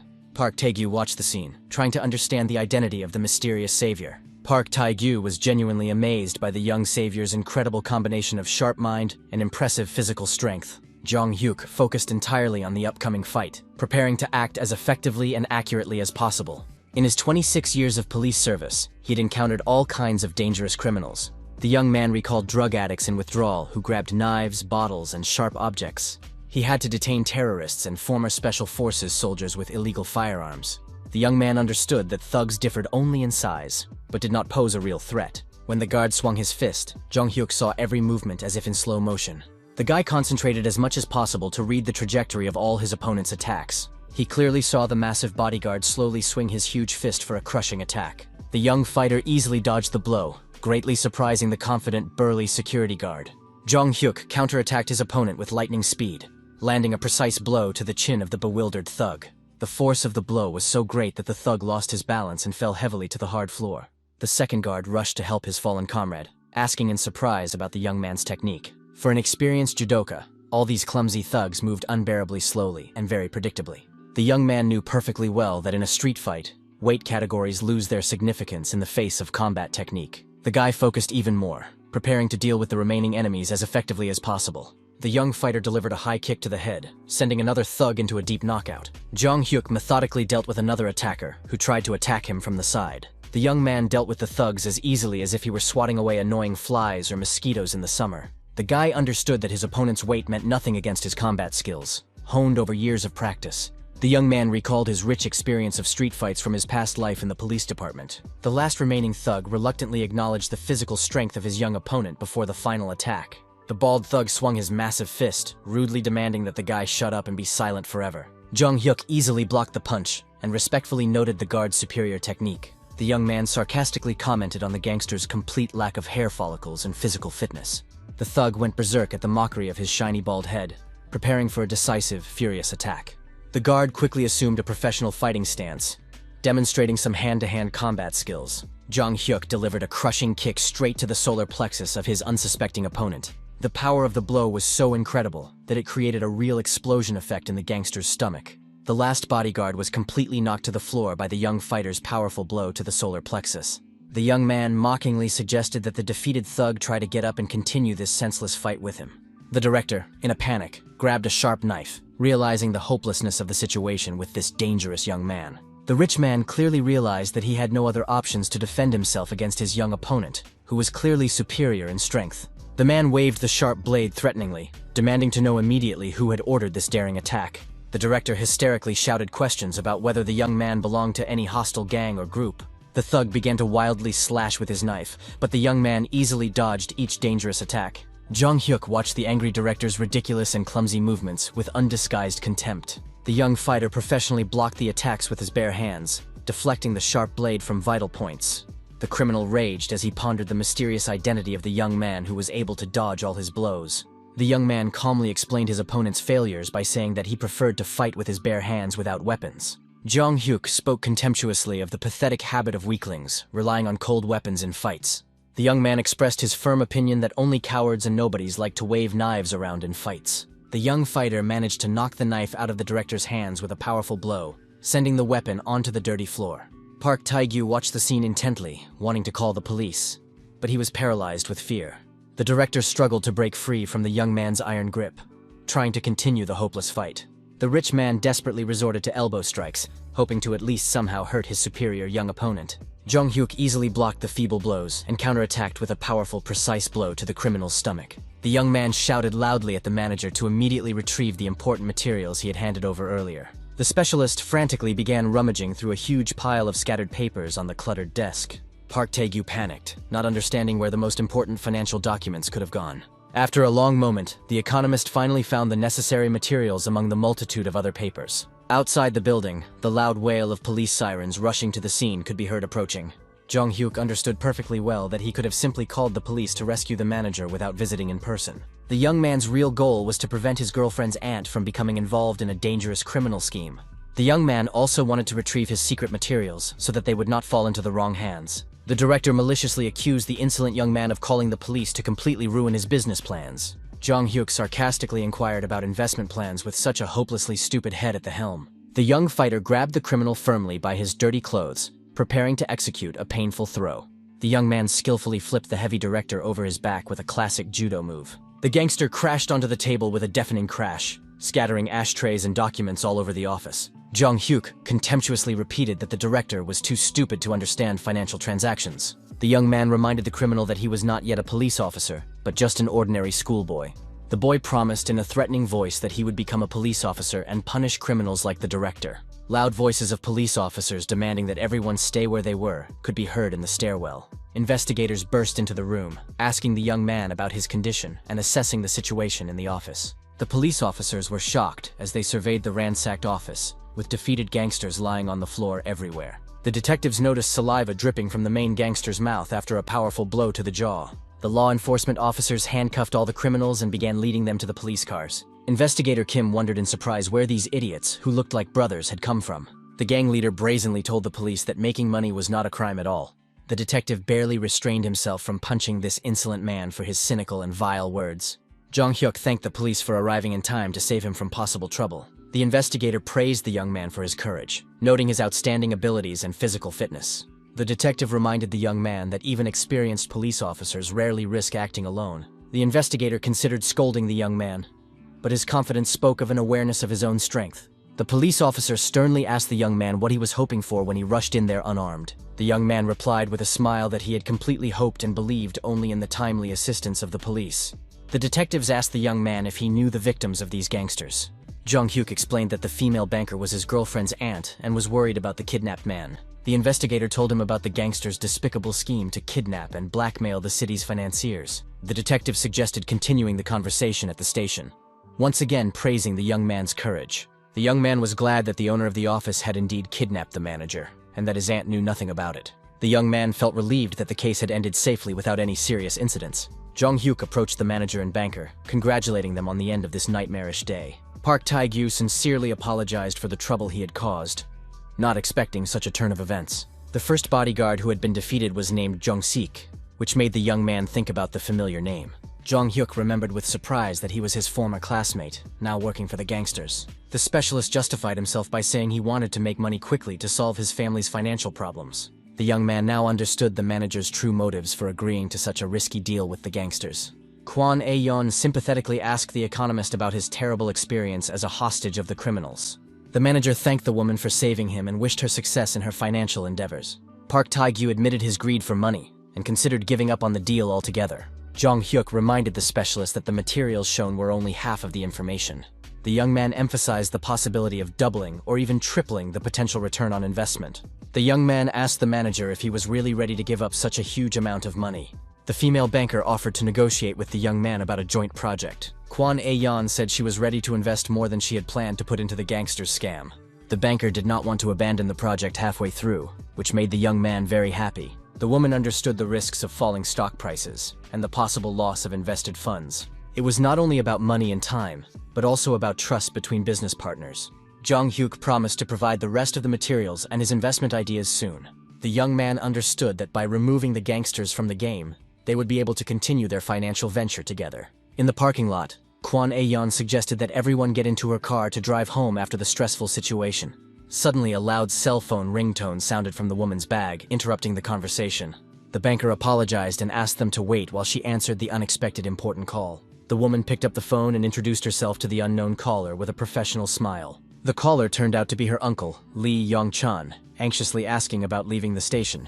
Kwon Ae-yeon reassured her relative, assuring him that everything was absolutely fine and under control. Her uncle threatened to find out everything himself and demanded that she stop lying and evading direct answers. Jong-hyuk whispered quietly to the manager, assuming that it was the banker's uncle calling with bad news. Kwon Ae-yeon, with a distraught expression on her face, agreed to come immediately to the demanding relative. The woman clutched her head, unable to believe that the situation could have spiraled out of control so quickly. The banker apologized to her companions, explaining the need for an urgent visit to her parents. The girl said that her father's lawyer had already reported all the events at the police station to him. Kwon Ae-yeon warned of her father's strict nature, demanding immediate explanations for what had happened. Jong-hyuk recalled that the banker's father was the influential chairman of a large financial corporation. This man had a huge fortune and a strong reputation in business circles throughout the country. The young man understood how much the chairman's connections had helped his daughter build her banking career. The woman apologized again for her hasty departure, promising to contact him later to continue the discussion.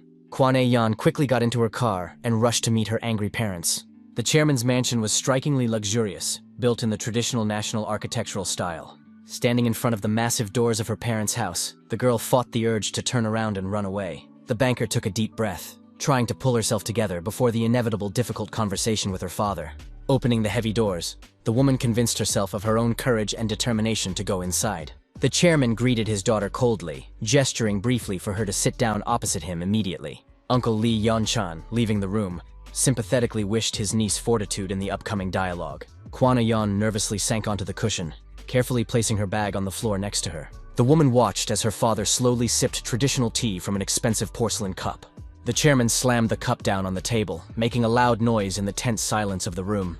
The man laid out photos of potential suitors from influential families in front of his daughter. Kwon Ae-yeon asked her father to wait with his marriage plans, offering to show him some important documents. The banker took out the materials with a list of companies that young Jong-hyuk had previously compiled.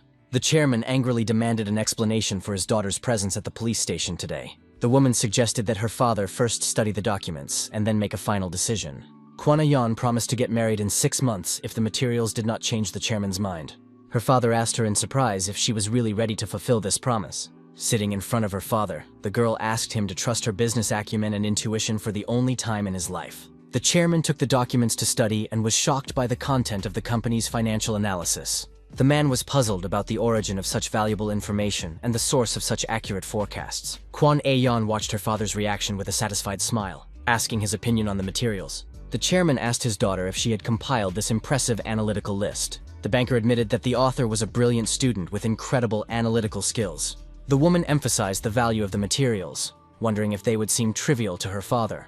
Studying the documents, the chairman sensed the smell of big money in every line of the analysis. The man was skeptical about the possibility of a schoolboy creating such a professional financial forecast. The chairman ordered his daughter to immediately contact the mysterious young analyst for negotiations. Kwana Yan assured her father of the young man's genius, asking him to take her word for it on this matter. The businessman insisted on checking the goods and was willing to pay a fair price for the information. The woman obediently dialed Jong Hyuk's number and handed the phone to her demanding father for a conversation. The chairman grabbed the phone, introducing himself as the source of money for a potential financial deal. The man asked the young man directly for the desired amount for the analytical materials provided. Jong Hyuk guessed the identity of the caller, asking if it was the chairman speaking. The young man warned that the materials shown were only a preliminary version of the analysis. The young man announced his budget of 100 million won, ready to invest all of his savings. The young man explained the mechanism of investment accumulation after the launch of his financial forecasts. Jong Hyuk emphasized the need for startup capital before the investment scheme could begin. Kwana Yan covered her mouth with her hand in shock upon hearing the astronomical sums mentioned in the conversation. The chairman offered the young man 2 billion won, wondering if this amount would be sufficient. The businessman announced the terms, a 1-year repayment period with an interest rate of 40%. The young man was stunned by the sum of 2 billion, mentally calculating a maximum of 1 billion.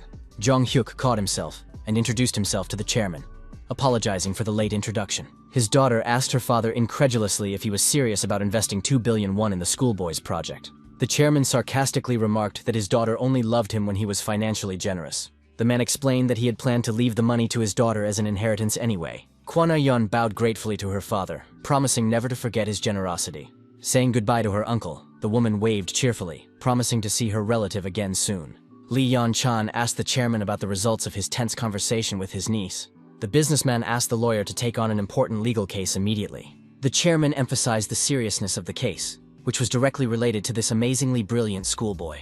The photojournalist stood at the entrance to the police station, carefully adjusting his professional camera. The man was surprised by the complete absence of fellow journalists at such a busy time of the morning. The policeman greeted the photographer warmly, asking if he had had time to eat breakfast that day. The investigators gathered at the station to discuss cases and eat tasteless government food. The junior detective said he had met Jong Hyuk helping his mother at the market early in the morning. Investigator Kim praised the young man for helping his parents, noting that such behavior was rare among young people. A journalist at the entrance to the station pondered the content of the lively conversation between the police officers inside the building. The photographer decided to go inside to eavesdrop on the detective's conversation. The man pretended to buy coffee from a vending machine, deliberately lingering to eavesdrop on the conversation. The journalist heard surprised voices talking about an honor student who had taken down 7 gangsters single-handedly. The chief investigator insisted on the need to recruit such a talented young man to the police force. The photographer unexpectedly greeted the police officers, drawing their attention to himself. The reporter politely asked the detectives to tell him more about the hero of their lively discussion. At that time, Jong Hyuk was diligently helping his mother serve customers at the sales counter. The young man convinced his mother that his financial decisions were correct, asking her to trust her son. The woman agreed not to interfere with the management of the money, recognizing her son's right to independence. His mother suggested setting aside some of the money for college, fearing that the investment project might fail. Jong Hyuk told her about his friend's aunt investing 2 billion won in the same project. The young man emphasized Kwana Yan's professionalism and reputation in the country's financial circles. The young man suggested that his mother speak to the banker personally to dispel any doubts. The woman agreed to meet with a financial advisor for consultation if necessary. Looking at her son, the mother wondered when he had grown up and become so independent. Jong Hyuk noticed his mother's intense gaze and asked if he had dirt on his face. The woman thought fondly about how her son resembled his late father in character and appearance. The mother sadly asked the young man not to rush to grow up, but to enjoy the rest of his childhood. At that touching moment of family idyll, a journalist approached them and took a photo of them together. Mother and son heard the click of the camera at the same time and turned in surprise to the unfamiliar man. The journalist apologized for the sudden photo, explaining that he was moved by the touching picture of family idyll. The woman greeted the visitor warmly, offering him something from the shop's assortment. Park Yeon-il introduced himself as a journalist and expressed his desire to interview the family on an important matter. Jong Hyuk recognized the reporter who had covered the story about the school bullies last time. The young man was puzzled as to why the journalist had suddenly appeared at his mother's workplace. The reporter explained that he had received information from investigators and wanted to interview the hero. The woman asked in surprise about the reasons for the press's interest in her school-age son. Park Yeon-il recounted the young man's heroic act against the criminals the previous day. The journalist described with admiration how the boy single-handedly dealt with 7 gangsters and saved a hostage. Jong-hyuk deliberately hid yesterday's events from his mother and tried to escape to school. The woman began to scold her son for recklessly fighting dangerous criminals alone. The mother was outraged by the boy's irresponsibility in risking his life and health for strangers. The reporter realized it was an inappropriate time for an interview and suggested postponing the conversation to another time. Jong-hyuk thought irritably about the intrusiveness of the reporter, who had appeared at the most inopportune moment. The young man mentally promised himself never to talk to this annoying journalist again. An article appeared in the morning newspaper about a 17-year-old judoka who defeated a gang of swindlers. Jong-hyuk brought the translated materials from the American judo school to the coaches for study. The guy noted the usefulness of the information, although the translation turned out to be much more difficult than expected. The young man was relieved to think about finishing the work on the materials, which had taken more time than expected. The coach admitted that it was difficult to understand the American methods even after a detailed translation. Jong-hyuk explained that walking on your hands is visualized very clearly and understandably in the materials. The mentor was surprised by the differences in approaches, noting the unusual technique of walking on 4 limbs. The guy explained the essence of the technique through repetitive movements of the upper body, with the legs stationary. The coach carefully studied the other exercises in the materials and noticed the similarity of one of them to jumping. Jong-hyuk smiled and confirmed the mentor's guess, explaining that the exercise was called a burpee. The young man warned that an ordinary person risks exhaustion after 50 repetitions. The young man described the exhausting nature of the exercise, which can burn a huge amount of calories in a short time. The young athlete emphasized the effectiveness of burpees for developing endurance despite the simplicity of the movements. Shin Sung-il decided to introduce new American exercises into his students' training program. The coach instructed the young man to change into his sports uniform and prepare to demonstrate the new techniques. Jong-hyuk was happy to note the beautiful weather, which was perfect for intense training. Traditional sparring between judokas of different age categories began in the gym. The head coach entered the hall and loudly announced an important message for all the athletes present. The judokas instantly stopped training and froze in anticipation of the words of their respected mentor. The athletes bowed in unison and greeted the coach in chorus according to judo tradition. Shin Sung-il solemnly announced the introduction of new American exercises into the training program. Jong-hyuk acted as an instructor, preparing to demonstrate unfamiliar techniques to his senior teammates. The senior judokas were surprised by the appointment of the junior as an instructor, but respected the coach's decision. The athletes admired the diligence and knowledge of their young comrade, who was ready to share his experience. The young man began by demonstrating proper stretching, explaining the importance of mastering basic techniques. Everyone present watched the young instructor's precise movements in the hall with great attention. Jong-hyuk mentally planned to surprise his opponents at the competition with new effective techniques. The young man commanded the athletes to take the starting position for walking on their hands. The young instructor counted energetically, motivating his teammates to train with maximum effort. The guy explained the technique of turning the body in a handstand with support on one limb. The exercise required holding one's own weight in an unstable position for a long time. The older athletes were amazed at their younger comrades' deep knowledge of techniques unknown to them. Jong-hyuk easily performed complex elements thanks to his young and strong 17-year-old body. The young man understood the importance of proper breathing for the successful performance of strenuous exercises. The coach asked his students about their impressions of the new techniques he had demonstrated. The coach explained that the new American exercises were significantly different from the usual program and would take time to adapt to. The older judokas complained about their younger teammates' incredible flexibility, doubting their own ability to repeat what they had seen. The athletes anxiously asked the coach about the number of other unfamiliar exercises in the new training program. The guys continued to express dissatisfaction with the need to master complex American techniques before the competition. The older teammates looked at the younger one with sly smiles, anticipating his suffering in future training sessions. Jong-hyuk smiled to himself, knowing that soon the dissatisfied athletes would thank him for their progress. After 3 hours of grueling training, all the judokas lay exhausted on the tatami, too weak to get up. The new exercise program had led to complete physical exhaustion, even for the most enduring athletes in the section. The coaches discussed among themselves the impressive effect of the American methods, watching their exhausted students. The mentors assumed that in a month or two, the athletes' bodies would adapt to the increased load. Shin Sung-il regretted the lack of budget for a professional massage therapist to help the team recover. The coaches announced the end of the session and ordered the gym to be tidied up after the intense training.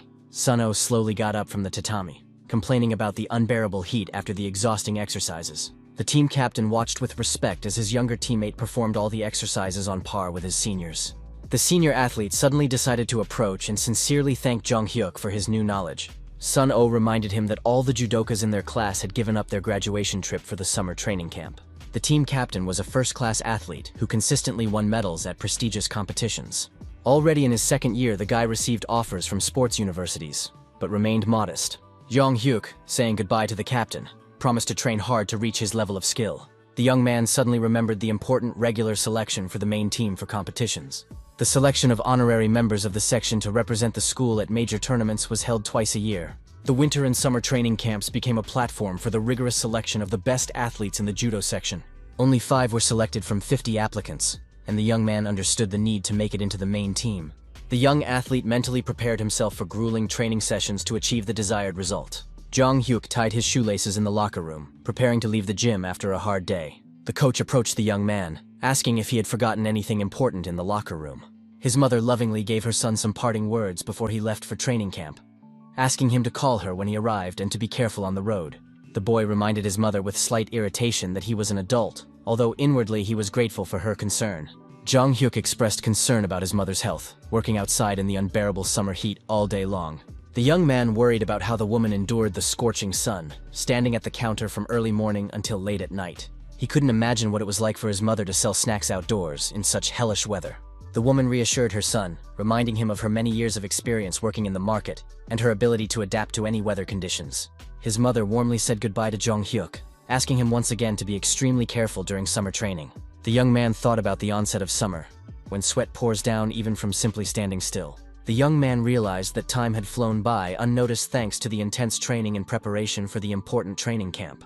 After returning to the past, not all events unfolded according to the young man's wishes and plans. Jong Hyuk was sure that the current timeline was totally different from his previous life in every way. The guy understood the need to work hard to remove the barrier that had existed between him and his mother before. At that time, assistant coach Park Sang-mook was on the phone, reassuring the caller about the upcoming training camp. The man in the green uniform assured the caller that their sophomore captain was the main asset of the judo team. Park Sang-mook assured the caller that everything would go according to plan and that there was nothing to worry about. The assistant coach cast an appraising glance at the assembled athletes, thinking about the upcoming team selection. The man planned to push Captain Suno into the main lineup through regular selection at any cost. Park Sang-mook considered Jong Hyuk to be the main obstacle to his plans because of the young athlete's outstanding abilities. The coach wondered why a guy with excellent grades would practice judo instead of focusing on his studies. The man understood the need to eliminate the talented freshman in order to promote his favorite to the main team. The second coach loudly ordered the judokas to stop chatting and immediately get on the waiting bus. Jong Hyuk climbed the steps of the bus, mentally rejoicing at the start of the long-awaited summer sports camp. The young man was confident that everything was going according to plan, and that he would definitely make it into the school's main team. The bus smoothly pulled away and headed for the training camp. The boy listened to music through the headphones of an old cassette player, relaxing and enjoying the ride along the highway. One of his friends excitedly pointed out the window, drawing the other's attention to the view. The athlete admired the beauty of the sea and the seagulls soaring above the water, visible in the distance outside the bus window. The judokas begged their coach to allow them a short walk along the shore before the start of their grueling training session.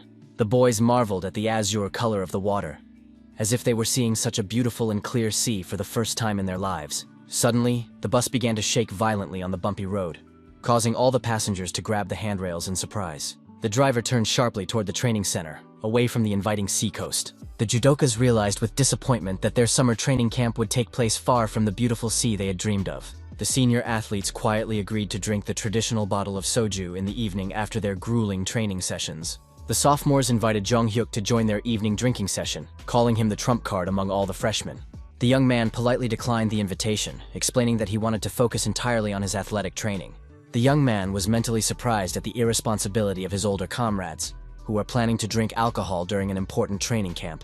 The offended senior replied rudely that he did not insist on the arrogant freshman's presence at their party. The bus stopped at the building, and the coach ordered the athletes to get out without pushing and in an orderly manner. Shin Sung-il announced that the next month of intensive training would take place at this sports complex. A huge modern building, perfectly equipped for sports activities, towered over the judokas.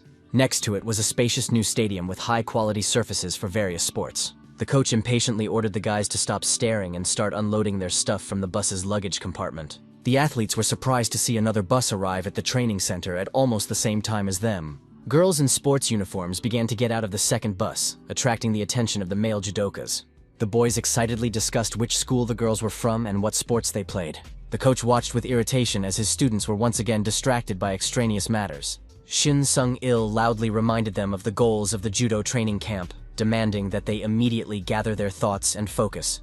The coach pointed into the distance, drawing the athletes' attention to a barely visible path leading to the sea. The coach ordered them to quickly change into their sports uniforms and run to the shore without stopping. Park Sang-muk, getting into the car, threatened those who lagged behind with a double round trip without rest. The second coach explained that they would go ahead to set up the equipment for the upcoming training sessions. 5 minutes later, all the judokas began running, fearing punishment in the form of extra laps in the heat. Jong Hyuk prepared for the start, thinking about how long it had been since he had run long distances. A look of determination flashed in the young man's eyes, and he mentally encouraged himself before the start of the grueling race. The coaches at the finish line wondered with interest which of their students would be the first to reach the seashore. Jong Hyuk, of course, led the race, demonstrating excellent physical fitness and endurance. In his previous life, the young man had been strong but quickly exhausted himself. Now he possessed both strength and endurance. The coach with the stopwatch on the shore pressed the button, recording the time of the first athlete's arrival at the finish line. The coach happily congratulated Jong Hyuk on his first place, sincerely praising him for his excellent result. The young man was pleasantly surprised by the unexpected praise from the usually reserved and strict head coach of the section. The boy noticed a heavy sports weight on the sand and realized that it belonged to the head coach of the section. Jong Hyuk picked up the find, wondering why his mentor had been running with extra weight and lost it during his run.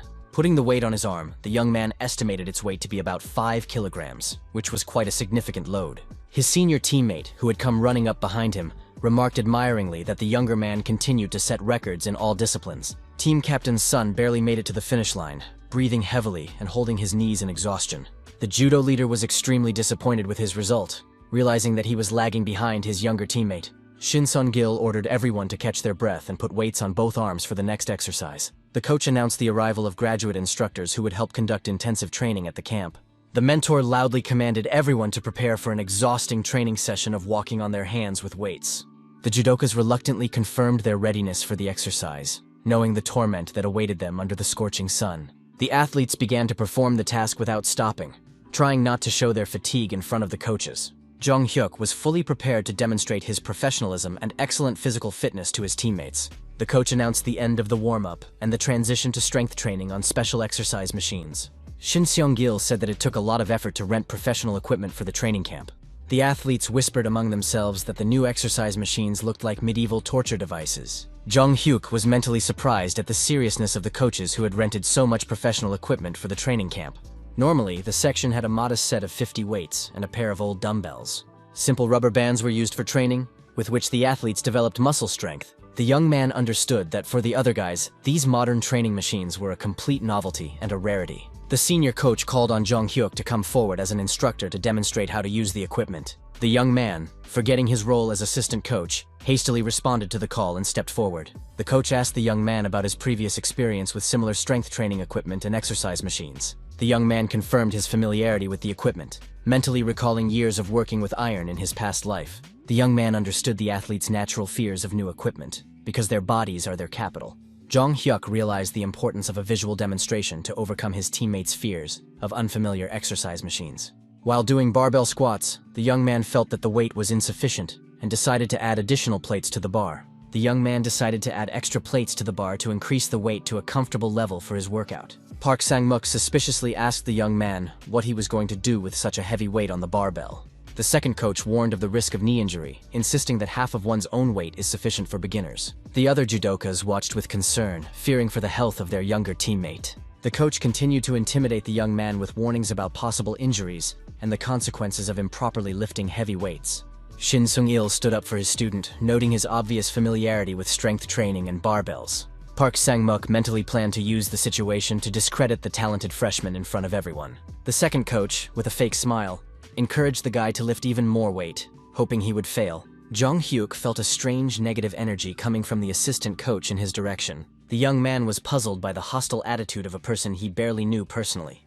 The guy reminded the coach of his own words about the correct technique that reduces the risk of injury when working with weights. The young athlete pondered Park Sang-muk's strange desire to provoke him into dangerous actions. Jong Hyuk tried to remember how he could have offended or hurt the second coach in their previous communication. The head coach allowed the young man to determine the appropriate weight for demonstrating the exercise to his teammates. Park Sang-muk maliciously anticipated the young upstart's humiliation and injury in front of the entire judo team. Jong Hyuk confidently hoisted the heavy barbell onto his shoulders, preparing to demonstrate the correct squat technique. The assistant coach's pupils narrowed in shock when he saw how easily the young man performed the exercise. Park Sang-mook watched as the young man calmly handled the impressive weight of the barbell. Sweat beaded on the young man's face from the strain, but he continued to perform deep squats with confidence. The second coach's mouth opened in amazement, not understanding where the freshman got such physical strength. Shin Sung-gil joked about the possibility of his student switching to weightlifting after such a demonstration. The head coach asked Jong Hyuk to help the other guys learn the correct technique for working with the barbell. The mentor announced that the young man would instruct his teammates on the correct body position during exercises. The judokas surrounded their younger teammate, eagerly asking for help in mastering the unfamiliar sports equipment. Jong Hyuk patiently explained the importance of correct body position, which was enough for them to understand at first glance. The athletes were concerned about the possibility of back injuries if they performed strength exercises with the barbell incorrectly. Jong Hyuk reassured his older teammate, assuring him that the technique for performing the exercise was absolutely correct and safe for the joints. The young man approached another athlete who was exercising with rubber expanders and advised him to change the angle of tension for a greater load on the biceps. The annoyed senior was indignant at having to ask permission, even for simple exercises with rubber bands. The guy understood his older comrade's sensitivity to criticism, especially after working with unfamiliar heavy weights and barbells. Another sophomore called the junior instructor to check the correctness of his stance while performing a strength exercise with a barbell. Team captain Sun-oh felt acute jealousy as he watched all the athletes ignore his authority in favor of the freshman's advice. The leader of the judoists approached Park Sang-mook with a question about the strange situation with the junior's elevation above his senior comrades. The assistant coach sharply reprimanded the captain, demanding that he speak more quietly and not draw the attention of the other athletes to their conversation. Park Sang-mook warned Sun-oh about the threat that the talented freshman posed to his place on the regular team. The coach advised the captain to focus solely on his own training and not be distracted by his teammates. Jong Hyuk approached another teammate, noting the correctness of his execution, but advising him to bend his knees more for greater effectiveness. The young man demonstrated the correct technique, warning of the danger of putting his knee too far forward when squatting. Out of the corner of his eye, the young man noticed a tense conversation between the assistant coach and the team captain in the corner of the hall. He sensed an unfriendly atmosphere in their dialogue, which was clearly directed against him and his successes. Jong Hyuk felt growing hostility from his senior teammates and the assistant coach for no apparent reason. The young man began to suspect a conspiracy against him, organized by jealous team members and the coach. Park Sang-mook thought about the need for urgent measures against the upstart freshman who was threatening the captain's plans for promotion. The assistant coach decided to do everything in his power to prevent the talented young man from making the regular team. 2 grueling weeks of training passed, after which the athletes could not hold a spoon due to muscle fatigue. The judokas complained to each other about their trembling hands even after 2 weeks of adapting to the new workload. One of the guys lamented the lack of meetings with girls from the neighboring building during the entire training camp. The athletes recalled last year's training camp, where the training was intense but not so exhausting and brutal. The team captain indignantly told his teammates about the senselessness of the exercises, which had been devised by the younger players to mock them. Sun-oh was nervous about the upcoming sparring matches, for which the team was not sufficiently prepared due to the new program. The captain was suspicious of the inaction of the second coach, who had promised to eliminate a competitor from the fight for a place. The senior teammate noted with a fake smile the impressive progress Jong Hyuk had made in building muscle mass in 2 weeks. Jong Hyuk politely thanked his seniors for creating excellent training conditions, although he understood the insincerity of their smiles and compliments. The athletes discussed the radical changes in the training program, compared to last year's more lenient training, without American methods. Park Sang-mook thought irritably about the urgent need to get rid of the annoying freshman who was interfering with his plans to promote the captain. As he scooped another spoonful of rice in the dining room, the assistant coach noticed the strange behavior of the team captain sitting across from him. The man was staring intently at Sun-oh, who was clearly nervous and constantly looking around for someone. The captain began whispering questions to the coach about the progress of their secret plan to eliminate his rival from the competition for the position. The athlete's face showed extreme dissatisfaction with the delay in the situation with his younger teammate, who continued to demonstrate excellent results. Park Sang-mook was so surprised that he spat his food back onto his plate when he heard the captain's impatient demands for immediate action. The coach hastily apologized to those around him, explaining the incident by saying that he had accidentally choked on hot rice while eating. The man asked his neighbors at the table for water, pretending that he needed to clear his throat after the unfortunate swallow. Jong Hyuk had been closely observing the coach's suspicious behavior all these days, analyzing every gesture and glance. The young man began to understand the true reasons for the junior coach's strange hostile attitude towards him at the training camp. He clearly felt the negative energy coming from Park Sang-mook and the team captain towards him. The young man noticed that several athletes were diligently avoiding any contact with him during training. The hostility was especially evident in the behavior of Song-oh, who did not even hide his dislike for the freshman. Jung Hyuk estimated that about 10 people, making up a fifth of the team, were under the coach's influence. The young man understood the scheme by which Park Sang-mook was turning a group of athletes against him through secret negotiations and glances. The young man suspected the existence of a financial scheme in which the coach received money from parents in exchange for guarantees of a place on the team. The young man reflected on the corrupt system of promising a place on the regular team in exchange for monetary compensation from families. Jung Hyuk understood the devastating consequences of such a system for the future of the entire judo section and the school's sporting honor. The young man seriously considered voluntarily withdrawing from the selection process to avoid open conflict. He planned to wait a year and try to make the team in his second year without any unnecessary drama. While he was thinking, the captain and a group of his associates were loudly discussing the quality of the food in the camp canteen. The athletes joked about the possible benefits of poor food for maintaining optimal weight before competitions. The group of conspirators noticed the lonely Jung Hyuk drinking water from a vending machine in the corner of the dining hall. Sun-oh thought irritably about the constant presence of this upstart, who was interfering with their plans. The captain considered the possibility of dealing with his rival himself, without waiting for the coach to take action. The team leader resolutely headed toward the unsuspecting freshman at the water dispenser. Jung Hyuk was so surprised that he dropped the bottle of water he had just bought, and it rolled across the floor. The young man turned around and was surprised to find the team captain standing next to him with a threatening expression on his face. Sun-oh roughly knocked the remaining water out of his younger teammate's hands, spilling it on the dining room floor. The captain dramatically fell onto the wet floor, pretending to have slipped on the water spilled by the boy. The senior student put on an innocent expression of a victim, moaning loudly from the alleged injuries he had sustained in the fall. The captain's friends watched the unfolding scene in bewilderment, unable to understand the reasons for the sudden conflict between their teammates. Sun dramatically grabbed his supposedly injured spot, loudly accusing the junior of deliberately attacking his senior comrade. The captain shouted indignantly that the freshman thought he was a fool and dared to raise his hand against a senior member of the team. Jung Hyuk watched the captain's overreaction with surprise, since it was the captain himself who had bumped into him with his shoulder while passing by the machine gun.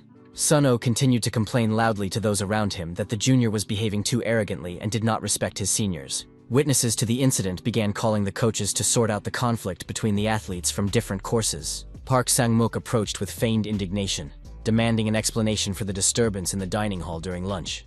The captain immediately began complaining to the coach about the freshman's constant disobedience and arguments. The second coach noticed that Sun-oh was holding the younger man firmly by the collar, clearly provoking an escalation of the conflict. Park Sang-mook formally ordered both of them to stop arguing and go about their business. The team captain indignantly asked the coach how much longer he would have to put up with such disrespectful behavior from the juniors. The assistant coach mentally agreed with the need to work off the money received from parents for guarantees. Park Sang-mook called Jung Hyuk over for a private conversation, pretending to be a concerned mentor. Sun-oh joined them with a satisfied smile, anticipating the long-awaited punishment of his rival. The trio went outside, away from prying eyes, for a frank conversation about the situation. Jung Hyuk was puzzled about the reasons for the call, knowing that he was completely innocent in the staged conflict. The young man discreetly turned on the voice recorder in his pocket, sensing the importance of recording the upcoming conversation with the coach. Park Sang-mook began from afar, explaining the reasons why he had called both athletes in for a talk. The coach emphasized the freshman's youth and inexperience, hinting at his immaturity in social matters. The man continued to talk about the frivolity and immaturity of youth in the sports hierarchy. Park Sang-mook hypocritically assured him that he knew the guy had a good character, but others might think differently. The coach warned of possible trouble due to the freshman's behavior being misinterpreted by his older teammates. The man hinted at the young man's excessive ambition in his desire to represent the school in competitions. Park Sang-mook condescendingly noted that the desire to win was commendable, but that the freshman should know his place. Jung Hyuk asked directly about the existence of a rule prohibiting freshmen from becoming the best and representing the school. The coach evasively explained that there was no formal rule, but that a freshman should show respect and make reasonable concessions to his seniors. Jung Hyuk asked directly about fairness, since a place on the team should be determined by honest competitive selection, not by the age of the participants. Park Sang-mook was mentally outraged by the boy's self-confidence, daring to openly declare his abilities and rights to a place on the team. Sun-oh aggressively pointed his finger at the younger boy, calling him insolent for disrespecting the senior members of the judo team. The captain condescendingly reminded the freshman of the many future opportunities he would have during his remaining years at school. The senior emphasized the 1-year age difference, insisting on the need to give way to more experienced athletes. The young man realized that they were openly trying to intimidate him and force him to voluntarily give up the fight for a place in the starting lineup. The boy reflected on the coach's corruption and his methods of dealing with those who did not pay bribes for promotion. Sun-Oh was outraged by the junior's smirk, demanding that he immediately get out of the way of his seniors and stop interfering with their plans. The captain called the freshman crazy for his stubborn refusal to understand the obvious hierarchy in the sports team. Jong Hyuk felt that he could no longer tolerate this absurd theater and the blatant pressure from the conspirators. The young man asked the captain directly about the financial pressure on the coach to secure a guaranteed spot on the team. The guy demanded an explanation for the coach's strange insistence on giving up the fair fight for a place. Park Sang-muk swung his hand to slap him, indignant at the freshman's inability to keep his mouth shut and know his place. The coach gave the young man a painful slap, angrily asking about the origins of such a rude and ill-mannered boy. The man threatened to expel him from the judo club for continuing such provocative behavior and disrespecting his elders. Jong Hyuk formally apologized for the possible harshness of his words, while maintaining his firm position. The young man repeated that in the absence of a formal rule, a freshman had every right to represent the school in competitions. Sun-Oh could not withstand the pressure and hysterically confessed to bribing the coach for a guaranteed place on the team. The captain cynically stated that he had bought the coach's support with money, asking the younger man about the problem with such an approach. Clenching his fists in rage, the senior suggested that the younger man also pay if he felt the situation was unfair. Sun-Oh punched the younger boy, reproaching him for his poverty and attempts to stir up trouble in the established system of the club. Park Sang-muk pretended to intervene in the fight, demanding that the captain immediately stop the violence on the campgrounds. The coach warned of possible expulsion from the competition for fighting and violating sports discipline during training camp. Sun-Oh accused the coach of not doing his job properly, which is why he had to resort to force. The captain warned the freshman threateningly that talking about what was happening would make his life in the judo club unbearable and full of problems. Jong Hyuk mentally noted the success of his plan. He deliberately provoked them into being candid and obtained all the necessary information on a tape recorder. The young man firmly decided that he would determine his own fate in judo, not allowing corrupt people to dictate the terms and rules of the game. He pondered the best way to use the compromising recording he had obtained to restore justice in the club.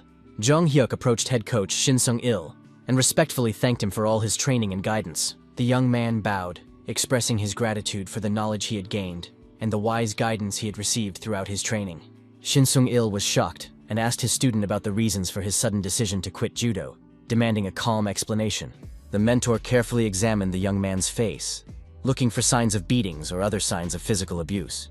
The coach suggested that the intensity of recent training sessions might have exhausted the young man and undermined his confidence in his abilities. The man delicately asked about the boy's possible doubts about his own abilities and whether he was sufficiently prepared for the competition. Shin Sung-il asked directly about possible bullying by older teammates, demanding an honest answer.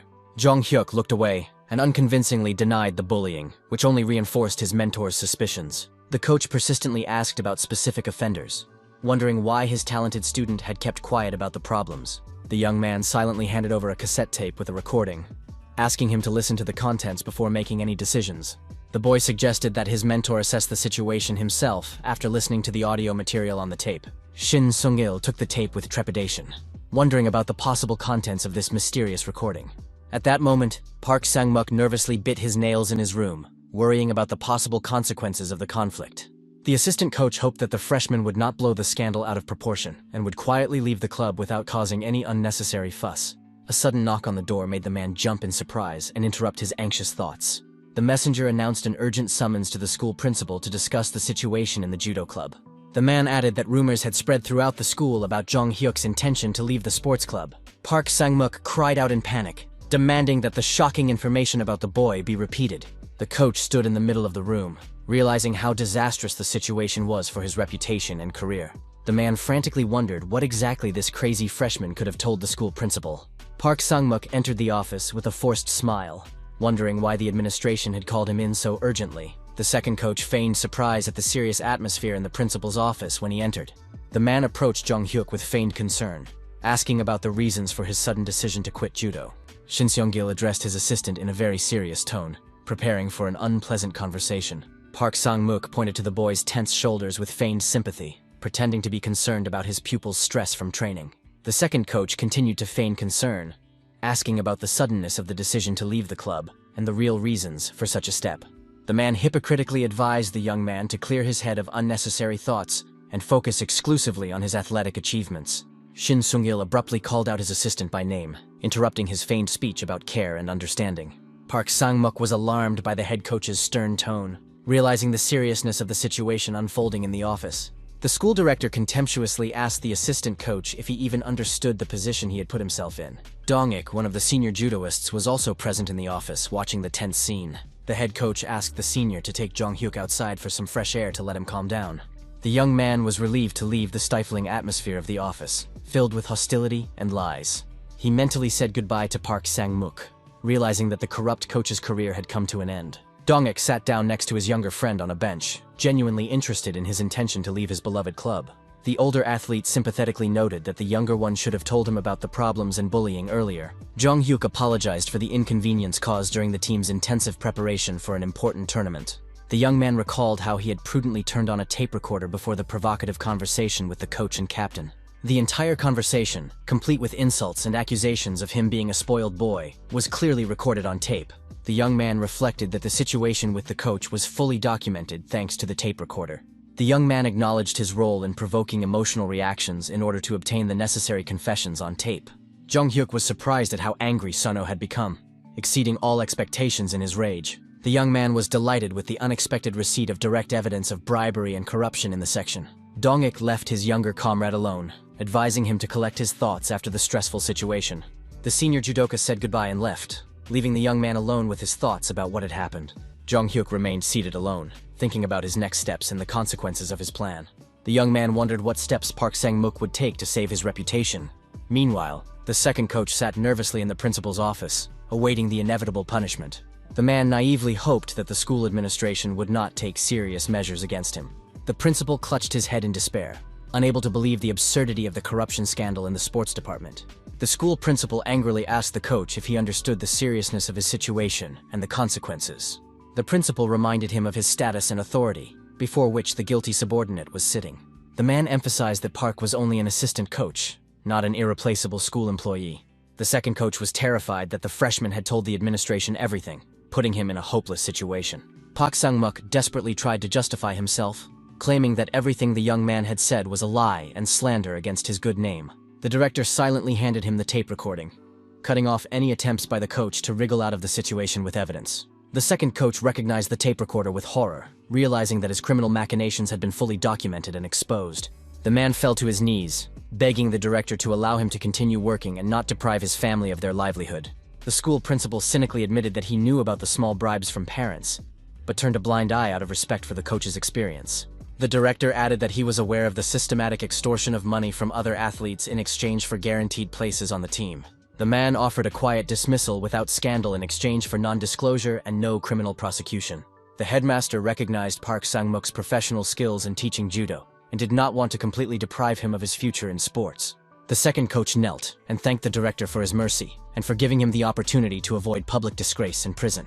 Left alone, the director went out onto the balcony of his office, holding the compromising tape recording of the conversation in his hands. The man breathed a sigh of relief, thinking about the successful resolution of an unpleasant situation without a loud scandal for the school. The headmaster sadly recalled 10 years of working with a man who had betrayed his trust for money. The director understood that without decisive measures, the talented Jong-hyuk would indeed leave the section because of corruption. The man admitted his guilt in condoning and being too lenient towards his subordinates' violations. The headmaster blamed himself for his inability to separate personal relationships from professional responsibilities in managing the school. The next day, a general meeting of all members of the judo section was announced for an important announcement from the management. Head coach Shin Sung-gil got the athletes' attention as he prepared to announce important news about the upcoming competition. The coach solemnly announced the start of the qualifying competition in 7 days of intense sparring between the participants. The coach expressed his confidence that every athlete had put maximum effort into preparing for the qualifying tournament. Shin Sung-il philosophically noted that the goal of joint training is not only the result, but also the process itself. The coach called on everyone to make every effort in the upcoming trials, hoping for an understanding of the importance of the moment. The judokas unanimously confirmed their readiness for the trials and their understanding of the tasks set before them. The coach announced the start of a completely new stage of preparation, with special rules for qualifying matches. Shin Sung-gil presented the concept of unlimited sparring for the objective selection of the strongest athletes in the section. The mentor explained that only the first 5 people to score 70 victories would earn the right to represent the school. These selected athletes will become the official representatives of the educational institution at prestigious judo tournaments. The coach warned of a strict rule. Those who did not score 10 victories in a week would automatically be eliminated from the selection. Shin Sung-il began calling the athletes to the tatami in a specific order for the first matches. The coach reminded them of the well-known rule: the winner stays on the mat and accepts the challenge of the next opponent. The head coach expressed his hope that each participant would demonstrate their maximum abilities in fair competition. Jong Hyuk confidently tightened his black belt, demonstrating his skill as he prepared for the first match of the section's qualifying tournament. The young man proudly raised his hand, signaling to the judges that he was ready to start sparring and demonstrate his accumulated skills. Shin Seong-gil watched his student with undisguised interest, looking forward to seeing the results of the intensive training of the past few weeks. The young man stepped onto the tatami opposite his first opponent, also a freshman, ready for a fair fight between equals. The opponent tried to cheer himself up with the thought that they were both new to the club, and their chances of winning were about the same. The opponent began to shout battle cries, trying to hide his strong excitement before the fight with his comrade, who was known for his strength. Literally seconds after the start of the fight, the opponent found himself on the tatami, struck down by Jong Hyuk's lightning-fast attack. The referee immediately stopped the fight, declaring the freshman's obvious and unconditional victory over his bewildered opponent. The young man mentally noted his first victory, calculating that he still needed 69 more to make it into the main team. The other judokas were shocked by the speed and efficiency with which the young man had dealt with his opponent on the mat. Sun-oh watched with concern as his younger teammate defeated his opponents literally seconds after the start of the bout. The athletes whispered among themselves that the next opponent would have a very difficult time against such a martial arts master. The team captain tried to calm himself with the thought that he had superior experience and knowledge of techniques over the freshman. The senior thought suspiciously about the strange disappearance of Park Sang-mook, who left without saying goodbye to the team. The school principal also remained silent about what had happened, and none of the participants in the conflict received a public reprimand. Sun-oh pondered the possible connection between the coach's disappearance and the events of that fateful day with the recording. The referee carefully studied the fight schedule, determining the next participant to enter the tatami against the winner. The referee looked through the list of athletes in Group A, preparing to announce the name of the next fighter for sparring. The team captain prayed silently that he would not be called out against this monster in human form. Of course, fate had other plans, and it was Sun-oh who was called to fight Jong Hyuk. The judge sternly ordered the captain to stop procrastinating and immediately step onto the tatami for the fight. Jong Hyuk greeted his main opponent with a sweet smile that hid his readiness for a serious fight. Sun mentally cursed his bad luck, realizing that a clash with the strongest freshman was inevitable. The opponents met in the center of the tatami, and the tension between them was so strong that it was physically palpable. Mutual animosity, accumulated during the conflict at the training camp, literally sparkled between the athletes. Jong Hyuk noted the symbolism of their second sparring match after the unpleasant incident involving corruption and bribery. The captain convinced himself to focus on technique, because the main thing now was victory, not past grievances. The referee reminded them of the need to perform the traditional bow before the start of the match. In accordance with the rules of judo, Sun-oh convinced himself that his many years of experience would help him defeat the talented but inexperienced freshman. Jong Hyuk understood the wisdom of the director, who had protected the innocent from the consequences of the corruption scandal in the section. The young man reflected on the fairness of the decision to punish only the guilty Park Sang-mook, preserving the reputation of the others. Thanks to this decision, all athletes could fully focus on fair competition without distractions. The young man realized that his actions with the tape recorder had nearly destroyed the entire judo section, but justice demanded decisive measures against corruption. The young man understood the need to prove his value to the team through victories, justifying the risks that the school's management had taken for him. Sun-oh was determined to win decisively, dreaming of defeating the upstart freshman in the first round of their official match. The captain analyzed his opponent's defensive stance, thinking about ways to break through his impenetrable defense and find a weak spot. The senior planned to get in close and use his signature throwing technique to quickly defeat his opponent. When Sun-oh began his attack, Jong Hyuk masterfully blocked all attempts with his hand, demonstrating excellent command of defensive techniques. The freshman did not give his opponent a single chance to break through his defense, blocking every attack with incredible accuracy and speed. The captain thought with irritation about the impossibility of finding a moment to grab the collar of this elusive and technical opponent. Suddenly, the senior noticed the perfect opportunity to attack when the junior seemed to lose concentration for a split second. Sun-oh lightning fast grabbed his opponent's collar, opening up his defense and exposing the young athlete's powerful abs under his kimono. The captain mentally celebrated, finally catching his opponent and preparing to execute the decisive throw to win the match. Jong Hyuk deliberately allowed his opponent to grab him, luring him into a carefully prepared trap for a counterattack. The young fighter unexpectedly intercepted his opponent's arm, using his own hold against him to execute a throw. The captain's legs buckled from the unexpected maneuver, and he lost his balance, ending up in an extremely disadvantageous position. The freshman masterfully threw his opponent over his shoulder and forcefully knocked him onto the tatami with a classic hip throw. Suno found himself completely pinned to the mat just seconds after launching his attack on his junior. Only when lying on the tatami did the captain realize that the guy had deliberately opened himself up to his attack, luring him into a cunning trap. Jong Hyuk mentally rejoiced at the perfectly executed hip throw, one of the basic but most effective techniques in judo. This classic technique is based on lifting the opponent's legs while simultaneously destroying his stance and balance for the throw. The referee loudly announced Jong Hyuk's next victory, noting the cleanliness and technicality of the throw in the match. The young man gallantly extended his hand to his defeated opponent, thanking him for a good sparring match and the opportunity to demonstrate his skills. The captain contemptuously rejected the younger man's outstretched hand, showing extreme dissatisfaction with his humiliating defeat by a freshman. Suno rudely ordered the winner never to approach him again and to stay out of his way. Jong Hyuk calmly replied that now he could completely forget about past conflicts and focus on the future. The young man mentally calculated that he still needed 68 more victories to make it into the coveted top 5. His comrades congratulated the young man on officially receiving the title of school representative athlete after his brilliant victories in the selection. The young man reflected on the successful completion of the training camp and the long-awaited status of official representative of the school. Answering a phone call, the young man sincerely thanked his friend for his warm congratulations on achieving an important sporting goal. After ending the conversation, the young man promised his interlocutor to continue the conversation later, when he had more free time. Jong Hyuk headed for the police station, thinking about the next stage of his plan to change the future. Jong Hyuk continued his phone conversation, inquiring about the general situation in the city, and received assurances that the financial markets were completely calm. The young man asked his interlocutor for details about purchasing investment products through a Hong Kong paper company created specifically for this operation. Kwon A-yeon confirmed the successful completion of the transaction, noting that there were no restrictions from regulatory authorities. The female banker enthusiastically expected a 30-fold return if events on the financial markets developed favorably. She explained that global stock exchanges were beginning to see signs of impending bankruptcy in the Korean economy. The banker drew parallels with the Japanese economic bubble when Korea began to restrict sales of investment products. Kwon A-yeon talked about setting up a paper company in Hong Kong to circumvent possible restrictions on securities trading. The woman suggested extending the shelf life of financial products, given the development of the situation according to their forecasts. Jong Hyuk categorically rejected this proposal, recalling the patriotism of the Korean people in difficult times. He recalled how citizens had donated gold jewelry to pay off the national debt during past crises. The young man was confident that Koreans would unite to protect their country in the event of an economic disaster. The young man urged the banker to trust his strategy and continue to act according to the plan. After finishing an important business conversation, the young man hung up the phone and headed toward his friends who were waiting for him.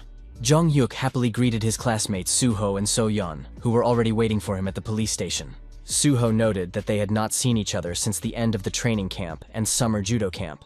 His friends once again warmly congratulated their comrade on becoming the school's official representative athlete. The trio decided it was time to carry out their plan to visit the police station.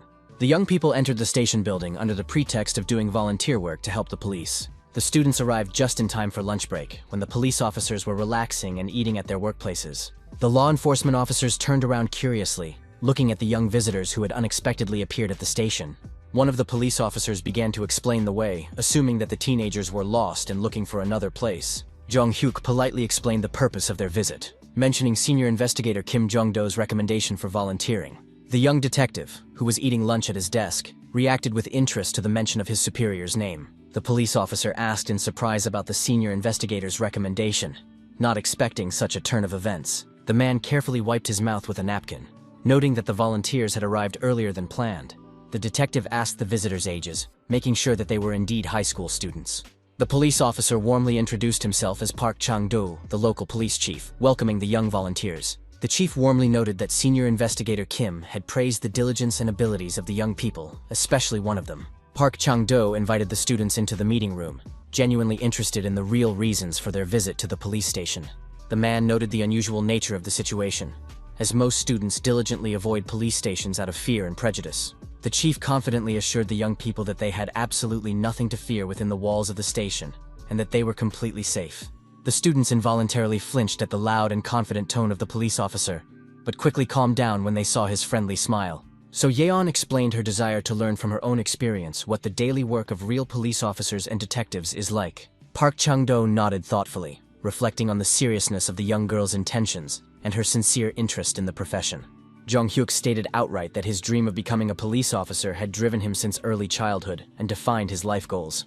The police chief asked with surprise and respect about the seriousness of the young man's intention to devote his life to the police service. The young man confirmed that his dream of serving the law and protecting people had been with him since his earliest years. He spoke emotionally about his desire to help lost children find their way home and reunite with their families.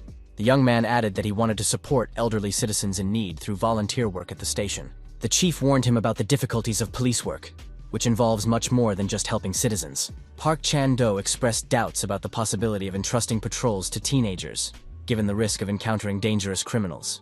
Jong-hyuk passionately argued the importance of volunteering and creating a positive image of the police station among the public. The young man explained his desire to create a friendly image of the police so that people would not be afraid to pursue their dreams of serving.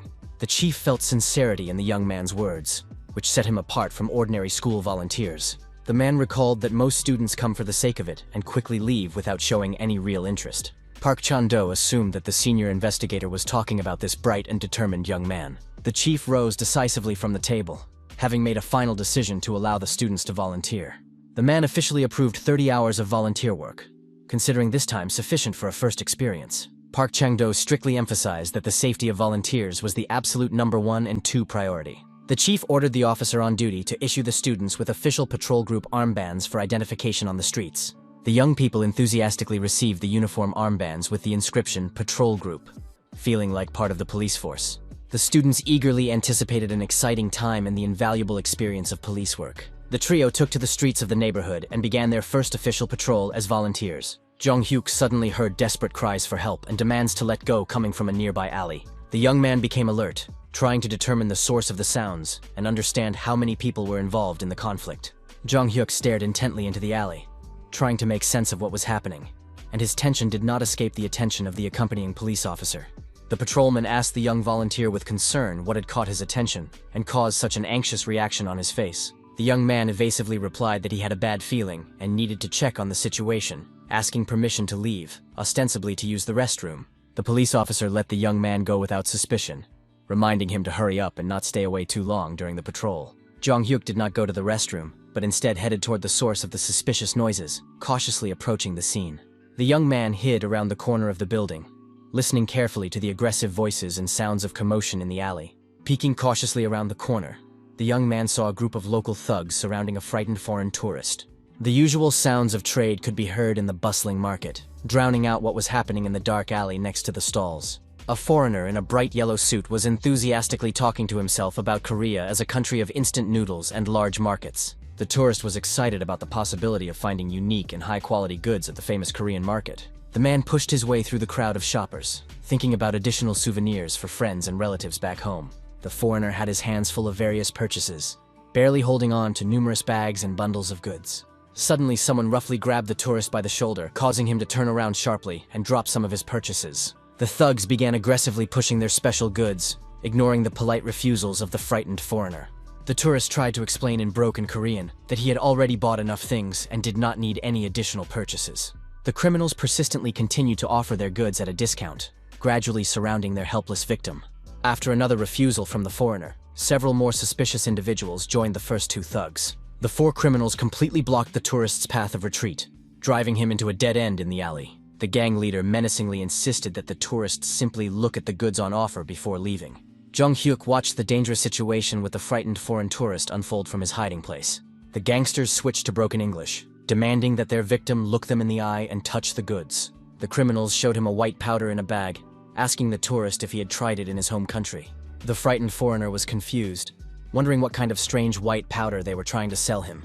The leader began to convince him of the need to bring a souvenir from the trip when Jong-hyuk loudly interrupted their conversation.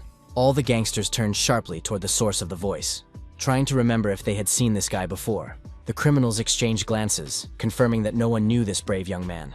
Noticing the patrol group's armband, the gangsters relaxed, deciding that he was just an ordinary errand boy. Jong-hyuk took out his phone and loudly reported to the police that there was 1 injured foreign citizen. With a confident smile, the young man added information about the 4 criminals and the need to send reinforcements urgently. The patrol officer began to worry about the long absence of the volunteer, who had promised to just go to the bathroom. The foreign tourist watched what was happening in complete bewilderment, not understanding who this brave young man was who had stood up for him against the gangsters. The criminals discussed the young man's appearance among themselves, confidently believing that they would be able to quickly deal with the naive schoolboy volunteer. Jong Hyuk carefully assessed the intentions of the criminal group, realizing the need for immediate decisive action to protect the foreigner. The gang leader casually ordered one of his henchmen to quickly deal with the annoying boy who was interfering with their business. The first thug aggressively swung his fist, intending to knock out the insolent schoolboy with one blow and continue intimidating the tourist.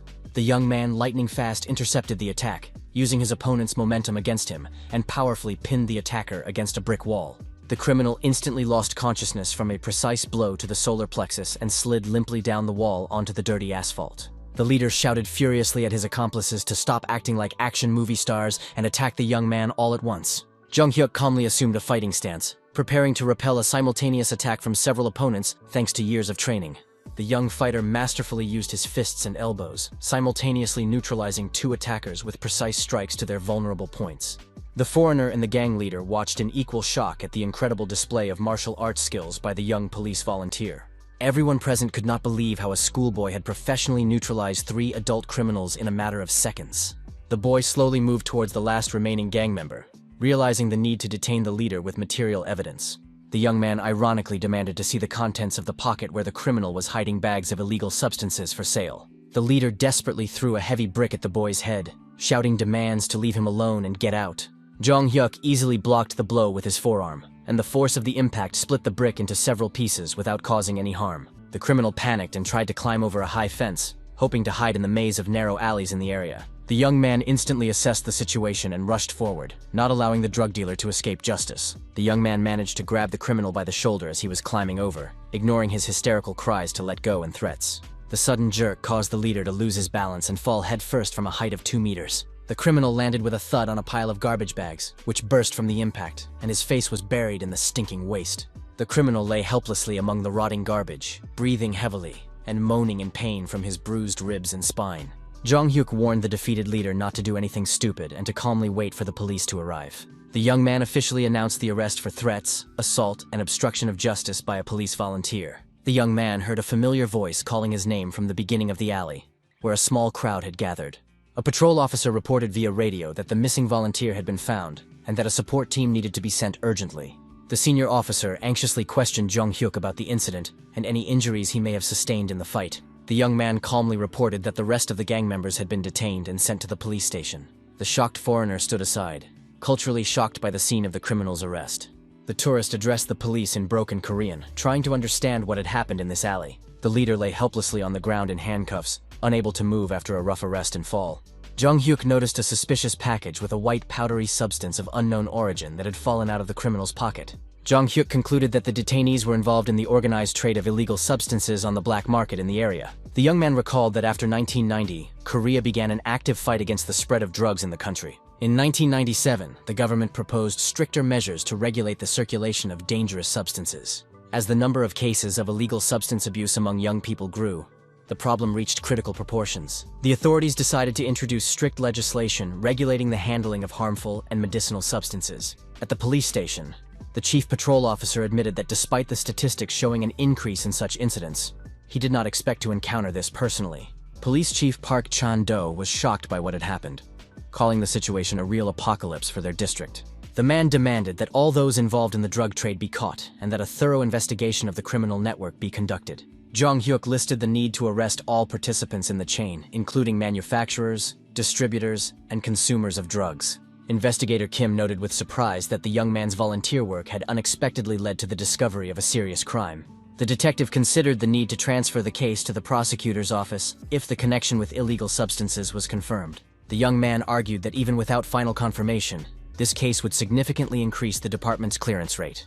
The police officer acknowledged that all credit for exposing the criminal group belonged exclusively to the young volunteer. The group entered the precinct building and respectfully greeted the major in charge of particularly important cases. The investigators warmly welcomed their colleague, noting his long absence from the precinct. Kim suggested that they first examine the physical evidence and then discuss the details of the operation over lunch. Given the seriousness of the situation, the detectives planned to combine their business discussion with lunch, leaving the young man waiting in the hallway. The rescued foreigner in the bright yellow suit was still in the station hallway, patiently waiting for permission to leave. As it turned out, the foreign tourist's name was Victor, and he was a businessman from an Eastern European country. Victor asked in broken Korean about the outcome of the investigation and the possibility of leaving the police station. The man reflected on the unexpected complexity of the situation, worrying about the many business meetings he had postponed. Jong-hyuk astutely noted that the reason for the foreigner's visit was related to finding goods for his business. The young man explained that he had unintentionally studied Victor's purchases made at the market before the incident. The young man noted the excessive variety and brightness of the goods, which were unusual for an ordinary tourist. The young man politely inquired about the foreign entrepreneur's business focus and the type of goods he was looking for. Victor explained his interest in finding Korean products similar to the popular instant noodles for export to Russia. Jong-hyuk was mentally surprised by the growing popularity of Korean dosherak noodles on the Russian market as early as the 1990s. The young man suggested that the foreign businessmen consider exporting canned coffee in tin cans. The young man asked Victor if such a product had already become popular among Russian consumers. The young man understood that the manufacturing company had not yet entered the Russian market, giving him the chance to be the first to offer the product. Jong-hyuk asked the foreigner to wait a minute as he headed to the vending machine in the hallway. The guy returned with a cold can of coffee and offered Victor a taste of the popular Korean drink. The young man confidently declared that the Russian businessman would definitely like this product because of its unique taste. After the first sip, Victor was literally transformed, his eyes lighting up with the unexpected taste discovery. The foreigner enthusiastically asked about the composition of the drink, not believing that it was really coffee in a can. Jong-hyuk confirmed the product's popularity in Korea, convincing him of its potential in the Russian market. The young entrepreneur offered his services as a consultant on the sale of Korean goods in Russia. The young man promised to recommend products that were guaranteed to appeal to Russian consumers and bring in profits. Victor was skeptical about how a Korean schoolboy could know the preferences of Russian buyers. The young man suggested analyzing the potential of canned coffee based on the climatic characteristics of Russia. The young man noted the problem of cold drinks freezing in the harsh Russian climate in winter. Jong-hyuk requested 3% of the net profit in exchange for solving all logistical problems. The young man promised full support for transactions from signing contracts to final delivery of goods. The young man knew that the combined efforts of investigators and the patrol service had led to the capture of all the criminals. The police conducted a large-scale operation to arrest all the gangs involved in drug trafficking in the area.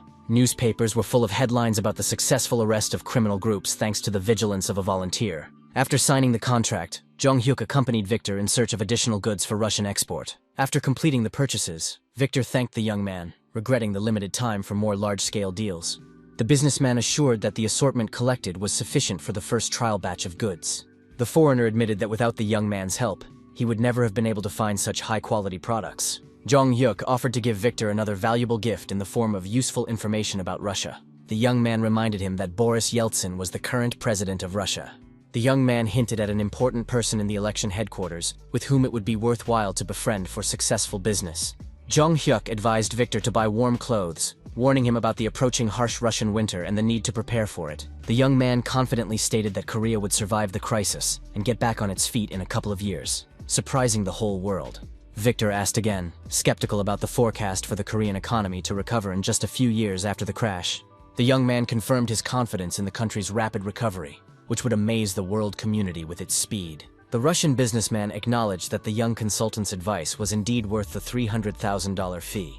Victor noted that the lowest price for consulting in Korea turned out to be the most valuable investment of his life. Jong-hyuk smiled and remarked that the foreigner was praising him as if they would never meet again.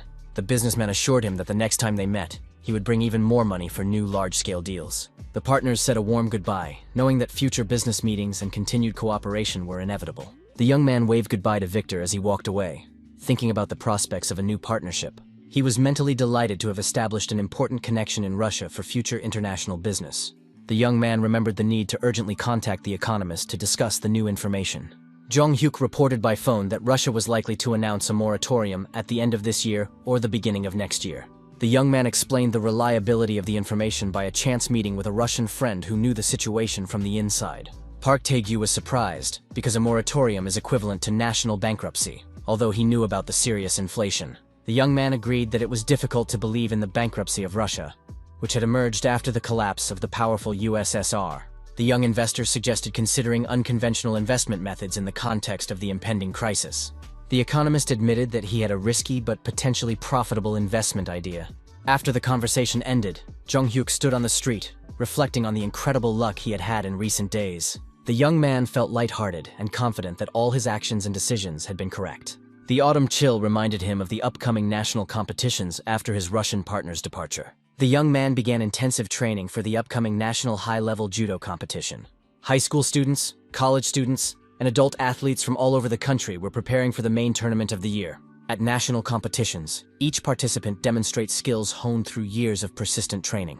Competing against the country's strongest judokas was a serious challenge even for experienced athletes. The school team arrived at a motel near the sports complex to stay during the tournament. Coach Shin Seong-gil warned his students about the need to conserve their strength and avoid injuries before the competition. Jung-hyuk was delighted to finally arrive at the venue for the National Judo Championship. Jung-hyuk could not believe that this was really happening, because in his previous life, he had never reached the level of national competition. Shin Seong-il urged his students to quickly unload their belongings from the bus and check into their assigned rooms before the ceremony. The young man remembered that his friend Hyun Sok's hometown was in the very province where the competition was being held. The young man thought about the current age of his future police officer friend, who did not even know of his existence yet. Team Captain Song-oh looked with disgust at the shabby dormitory building, doubting its suitability for living. The athletes were concerned about the availability of basic amenities such as hot water in such a rundown place. Jung-hyuk noted with horror the cracked windows and obvious signs of insects in the dilapidated motel building. The judokas discussed among themselves the possibility of changing their place of residence to something more decent and clean. The coach sternly ordered them to stop complaining and focus on the upcoming competition, not their living conditions. Shin Seong-gil reminded them about the opening ceremony that evening and the need to rest before this important event.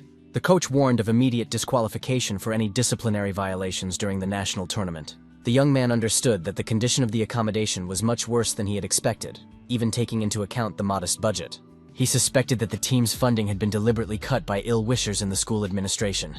An unexpected call from Kwon Ah-yeon delighted the young man with the opportunity to solve the team's financial problem.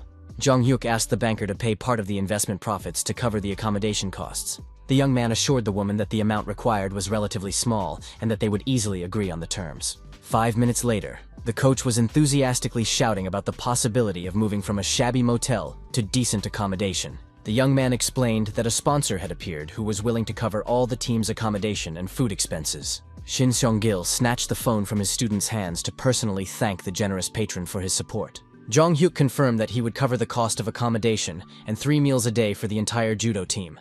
The young man explained his concern about the quality of food in the dining room, given the deplorable condition of the dormitory. The team arrived at a luxurious hotel, which was in stark contrast to their previous accommodation. The coach did not hide his admiration for the 5-star hotel, calling it a truly amazing place to stay. The young man modestly explained that the expenses were covered by a wealthy individual who was his personal sponsor. Shin Seong-il suggested that the money came from a wealthy family that owned a large corporation in the country. The young man mysteriously asked the coach if he would be interested in knowing his patron's monthly income. Jung-hyuk whispered the amount in his mentor's ear, shocking him with the astronomical figures. The coach couldn't believe that such money existed, exceeding his annual salary several times over. Jung-hyuk seriously considered the need to justify the trust placed in him, realizing the scale of Kwon Ah-yeon's financial support and his responsibility to her. The sports complex was buzzing with the cheers of fans supporting their regional teams, with the chants in support of Busan sounding especially loud. The young man actively supported his older teammate, shouting words of encouragement during his match on the tatami. The senior judoka successfully grabbed his opponent, demonstrating his refined technique and preparing for the decisive throw to win. The referee unexpectedly stopped the match, declaring the sole representative the winner on points, which caused disappointment among their team. The comrade returned from the tatami, jokingly reproaching the team for their shouts, which almost led to his defeat due to loss of concentration. Jung-hyuk sincerely congratulated his senior on his victory, noting his skill in a difficult match against a strong opponent from the capital. The announcer announced the start of the qualifying stage of the competition, where the finalists in each weight and age category would be determined. His teammates cheerfully pushed the young man toward the tatami, patting him on the shoulder and expressing confidence in his victory. The senior judokas jokingly threatened him with particularly grueling training sessions in case of defeat, cheering up their younger teammate before the fight. The young man was touched by the sincere support of the team, feeling responsible for living up to their expectations at the national tournament. He confidently promised to do his best to win, understanding the importance of the moment for the school's reputation. Jung-hyuk stepped firmly onto the tatami, feeling the familiar surface of the sports flooring under his feet and preparing for the match. The referee reminded the participants of the need to observe the rules of courtesy and respect for each other in accordance with the traditions of judo. When he saw his opponent, the young man realized that he was not just facing a classmate, but a serious rival from another strong school. His opponent provocatively asked if the freshman was even going to lower his gaze as a sign of respect for the older athlete. The referee signaled the start of the fight, and both fighters took up their fighting stances, preparing for their first clash on the tatami. The opponent aggressively rushed into the attack, intending to overwhelm his younger opponent with pressure and physical strength from the very first seconds. Jong Hyuk demonstrated incredible reaction speed, disappearing from the attacker's field of vision and ending up behind him. The young fighter masterfully used his opponent's momentum, grabbing his arm and executing a perfect shoulder throw. The team and spectators were stunned by the freshman's lightning-fast actions, not expecting such a level of skill from a young athlete. Shin Sung-gil did not hide his amazement at his protege's display of strength and technique at such a high level of competition. Even the experienced referee was impressed by the freshman's skill, which is rarely seen among athletes of such a young age. The audience talked in amazement about the incredible speed with which the fight ended, which was over in literally a flash. The young man took up a new fighting stance with a confident smile, ready to continue demonstrating his superiority on the tatami. The young man began a new attack with a feint with his foot, causing his opponent to lose his balance and open himself up for a throw. Jong Hyuk made a lightning-fast grab and performed a classic throw, pinning another opponent to the mat. Beads of sweat appeared on the young fighter's face after his fourth consecutive victory in the tense qualifying rounds. The referee loudly announced the school representative's fourth victory, noting his flawless technique. His older teammates discussed with admiration his incredible speed. 4 victories in a total of 20 seconds on the tatami. The coach ran up to his student, admitting that he had not seen such a level of skill at national competitions for a long time. Shin Sung-gil smiled and asked if the boy was trying to set a world record for the fastest victory in combat. Jong Hyuk unexpectedly asked about the possibility of participating in individual competitions, not just in the school's team competition. The coach thought about it and agreed that with such a level of skill, the young man could well compete in the individual championship among adults. Jong Hyuk admitted to his friends with a slight smile that the fights had ended so quickly that he even got bored from the lack of a real challenge. The young fighter expressed a sincere desire to compete in the future with opponents who could give him a worthy fight on the tatami. The young man understood his need to fight judokas of equal or superior skill in order to further develop his skills. The guy went into another match, getting ready to fight a new opponent in the individual championship of the tournament. His opponent attacked fiercely, but Jong Hyuk blocked all the blows with apparent ease, demonstrating excellent defensive technique. To an experienced fighter, the opponent's movements seemed excessively slow and predictable, lacking any element of surprise. The young man frowned intently, focusing his attention on finding the perfect moment to counterattack his opponent. Waiting for the right moment, the young man lightning fast intercepted the attacker's arm, preparing to perform his signature move. With one smooth movement, the young man executed a flawless throw, knocking his opponent onto his back with a deafening thud. The referee blew his whistle once again, recording the freshman's lightning-fast victory over his more experienced opponent. The audience noted the incredible effectiveness of the young man's technique, defeating his opponents with just 2 precise movements. His senior teammates enthusiastically congratulated the younger player on his brilliant series of victories in the national tournament.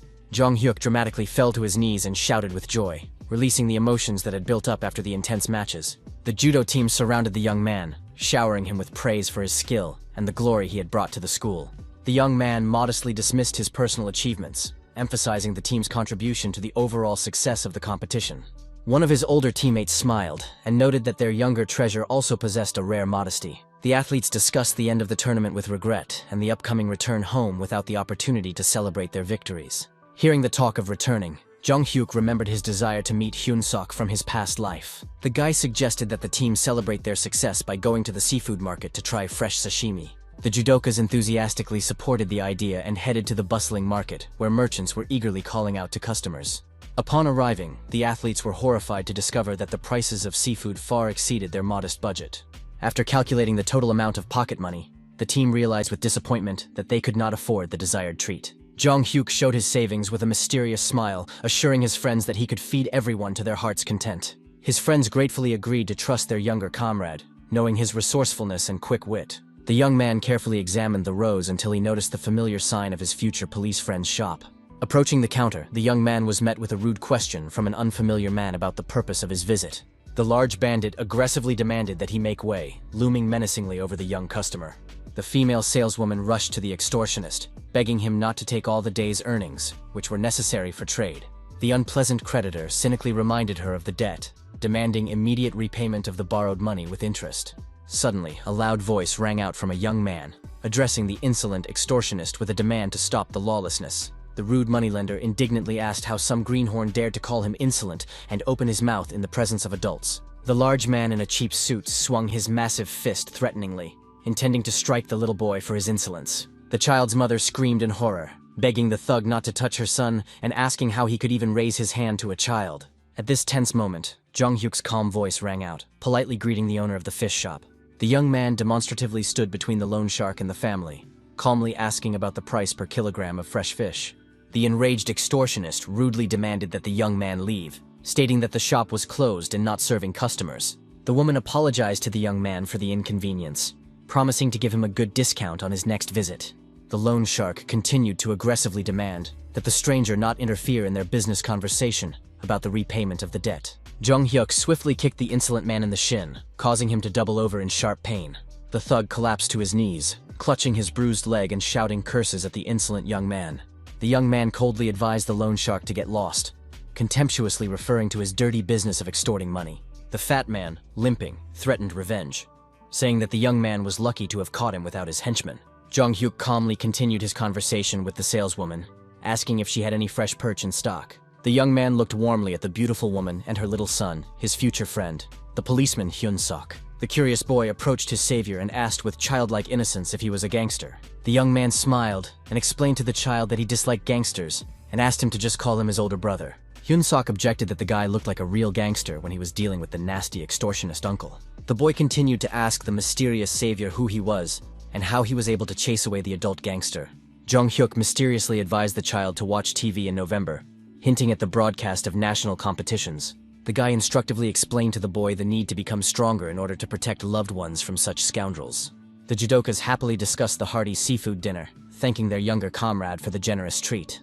The older athletes asked curiously about the television program that the guy had mentioned in his conversation with the boy. Jong-hyuk asked his friends if the national competition would really be broadcast on national television.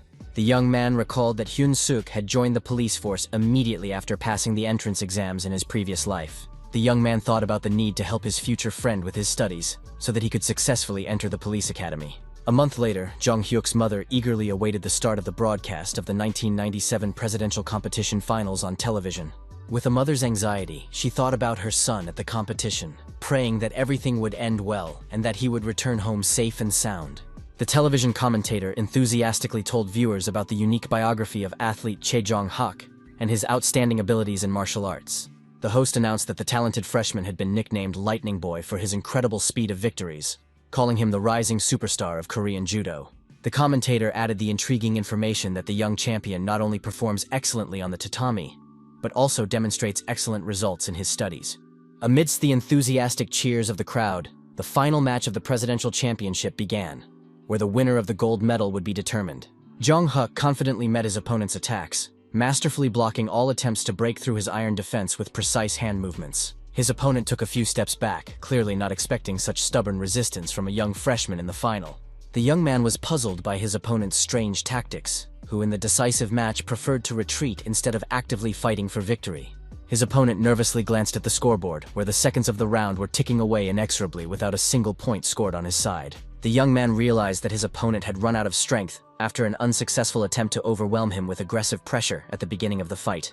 Jong-hyuk went on the offensive, reminding his opponent that strength and endurance inevitably decline over time. The young fighter lightning fast grabbed his exhausted opponent and threw him onto his back with a powerful throw, accompanied by a deafening thud. The referee blew his whistle sharply, announcing the end of the round and confirming a clear victory for the school's representative in the final match. The commentators enthusiastically shouted about the brilliant victory of the young phenomenon, noting that the fight was over in literally a moment. Coach Shin Sung-il, sitting in the stands, could not hold back his tears of joy and pride for his talented protege. The mentor shouted words of support from the stands, congratulating the young man on his incredible achievement at the national level. Jong-hyuk solemnly raised the gold medal of the Presidential Judo Championship above his head, to the deafening ovation of the audience. The entire hall chanted the champion's name, recognizing the tremendous effort and dedication that led to this well-deserved victory. A reporter ran up to the winner with a microphone, warmly congratulating him on his triumphant victory in such a prestigious tournament. The journalist noted with admiration the incredible fact that a freshman was competing in the general division, and his sensational victory over adult athletes. The reporter compared the young man's success story to the plot of an inspiring film, asking the young champion about his feelings. The young man modestly responded about his happiness, emphasizing the role of his coach and the support of his older teammates in achieving success. The young man addressed his mother on camera, promising to celebrate his gold medal with a traditional Korean barbecue with beef. The reporter asked how he managed to combine excellent studies with such intense sports training. Jong-hyuk hoped that little Hyun-suk was watching the broadcast, because this message was meant for him. The young champion replied philosophically that success depends solely on willpower and a sincere desire to achieve one's goals. The young man made an inspiring statement that with true desire, one can overcome any obstacle and achieve the impossible. The young man ambitiously announced his plans to win a gold medal at the Asian Games next year, challenging the continent's strongest athletes. The young man told reporters that his main goal in life after graduating from school was to enroll in the country's prestigious police academy. Little Hyun-suk watched the broadcast intently, thinking about his alcoholic father, who gets paid and spends his salary on booze instead of his family. The boy thought bitterly about the suffering of his mother, who was forced to support the family alone, working at the market from morning till night. On the TV screen, the young champion continued his inspiring speech about the need for hard work to achieve one's dreams. Hyun-suk felt as if he had awakened from these words, feeling a spark of hope and determination ignite in his heart. The boy remembered his recent encounter with this amazing guy who had protected him and his mother from the loan shark at the market. A look of determination appeared in the child's eyes as he understood the importance of effort and perseverance in changing his life for the better. Hyun-suk repeated the champion's words about willpower and desire, reflecting on the truth of these inspiring statements. In November of that year, when public concern about heating costs reached its peak, winter arrived much earlier than usual. The government was forced to officially announce its decision to seek emergency assistance from the International Monetary Fund. The president apologized to the Korean people with visible embarrassment for having to make such a humiliating decision. Citizens listened indignantly to the head of state's speech, unable to understand how the country had fallen into such disgrace. People shouted indignantly about the betrayal of the government, which they had trusted to manage the country's economy and future. Jong-hyuk immediately dialed Kwon Aeon's number, informing the banker that the moment of economic collapse they had predicted had arrived. The Korean economy was overwhelmed by a wave of bankruptcies, exacerbated by early cold weather and rising heating costs. Companies built on loans and debt obligations began to collapse one after another like houses of cards. Banks that had recklessly gambled with dollar loans and currency speculation were declaring bankruptcy on a daily basis. Suho waved happily when he spotted his friends at the festive Christmas market in the city center. The straight-A student called his friends over to his modest stall, where his family was selling homemade Christmas decorations. So-yeon jokingly reproached her friend's younger brother for not being happy enough about his older sister's visit. Suho responded with embarrassment, denying the accusations of not loving his sister and her unexpected visit to the fair. Jong-hyuk's attention was drawn to the poor condition of his friend's stall, which revealed the family's difficult financial situation. The young man sadly noted the poverty in which his talented friend lived, who deserved a better fate. The young man fumbled in his pocket for the gift he had prepared, hoping that the modest present would not offend his proud friend. The young man handed his friend an envelope, thanking him for the invitation to the Christmas fair and the warm welcome. The envelope contained valuable exchange coupons for kerosene and food vouchers for the store in these difficult times. Jong-hyuk explained that his sponsor had sent too many Christmas coupons, which he wanted to share with his friend. Suho accepted the gift with understanding, realizing the real reason his friend wanted to meet today. Jong-hyuk warmly reassured his friend, reminding him that true friends must support each other in difficult times of economic crisis. So-yeon asked him to walk her home, admitting that she was unfamiliar with the unfamiliar part of town. Suddenly, two young men with an unhealthy gleam in their eyes and unsteady gait approached the group of friends. The strangers, with unfocused eyes, aggressively asked the girl where she was going at such a late hour. The boys recognized her as Suho's girlfriend, and began to behave even more strangely and unpredictably. The young men swayed and muttered incoherent phrases, clearly under the influence of illness or exhaustion. Friends immediately surrounded the frightened So-yeon in a protective circle, demanding explanations from the strange strangers. Suho was surprised to recognize his neighbors and sternly asked them about the reasons for their inappropriate behavior. The trainee singers broke into pained smiles, greeting a familiar face after a long separation.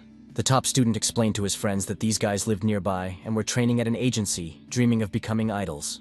The singers incoherently explained that a water pipe had burst in their dormitory, leaving them without water or heat.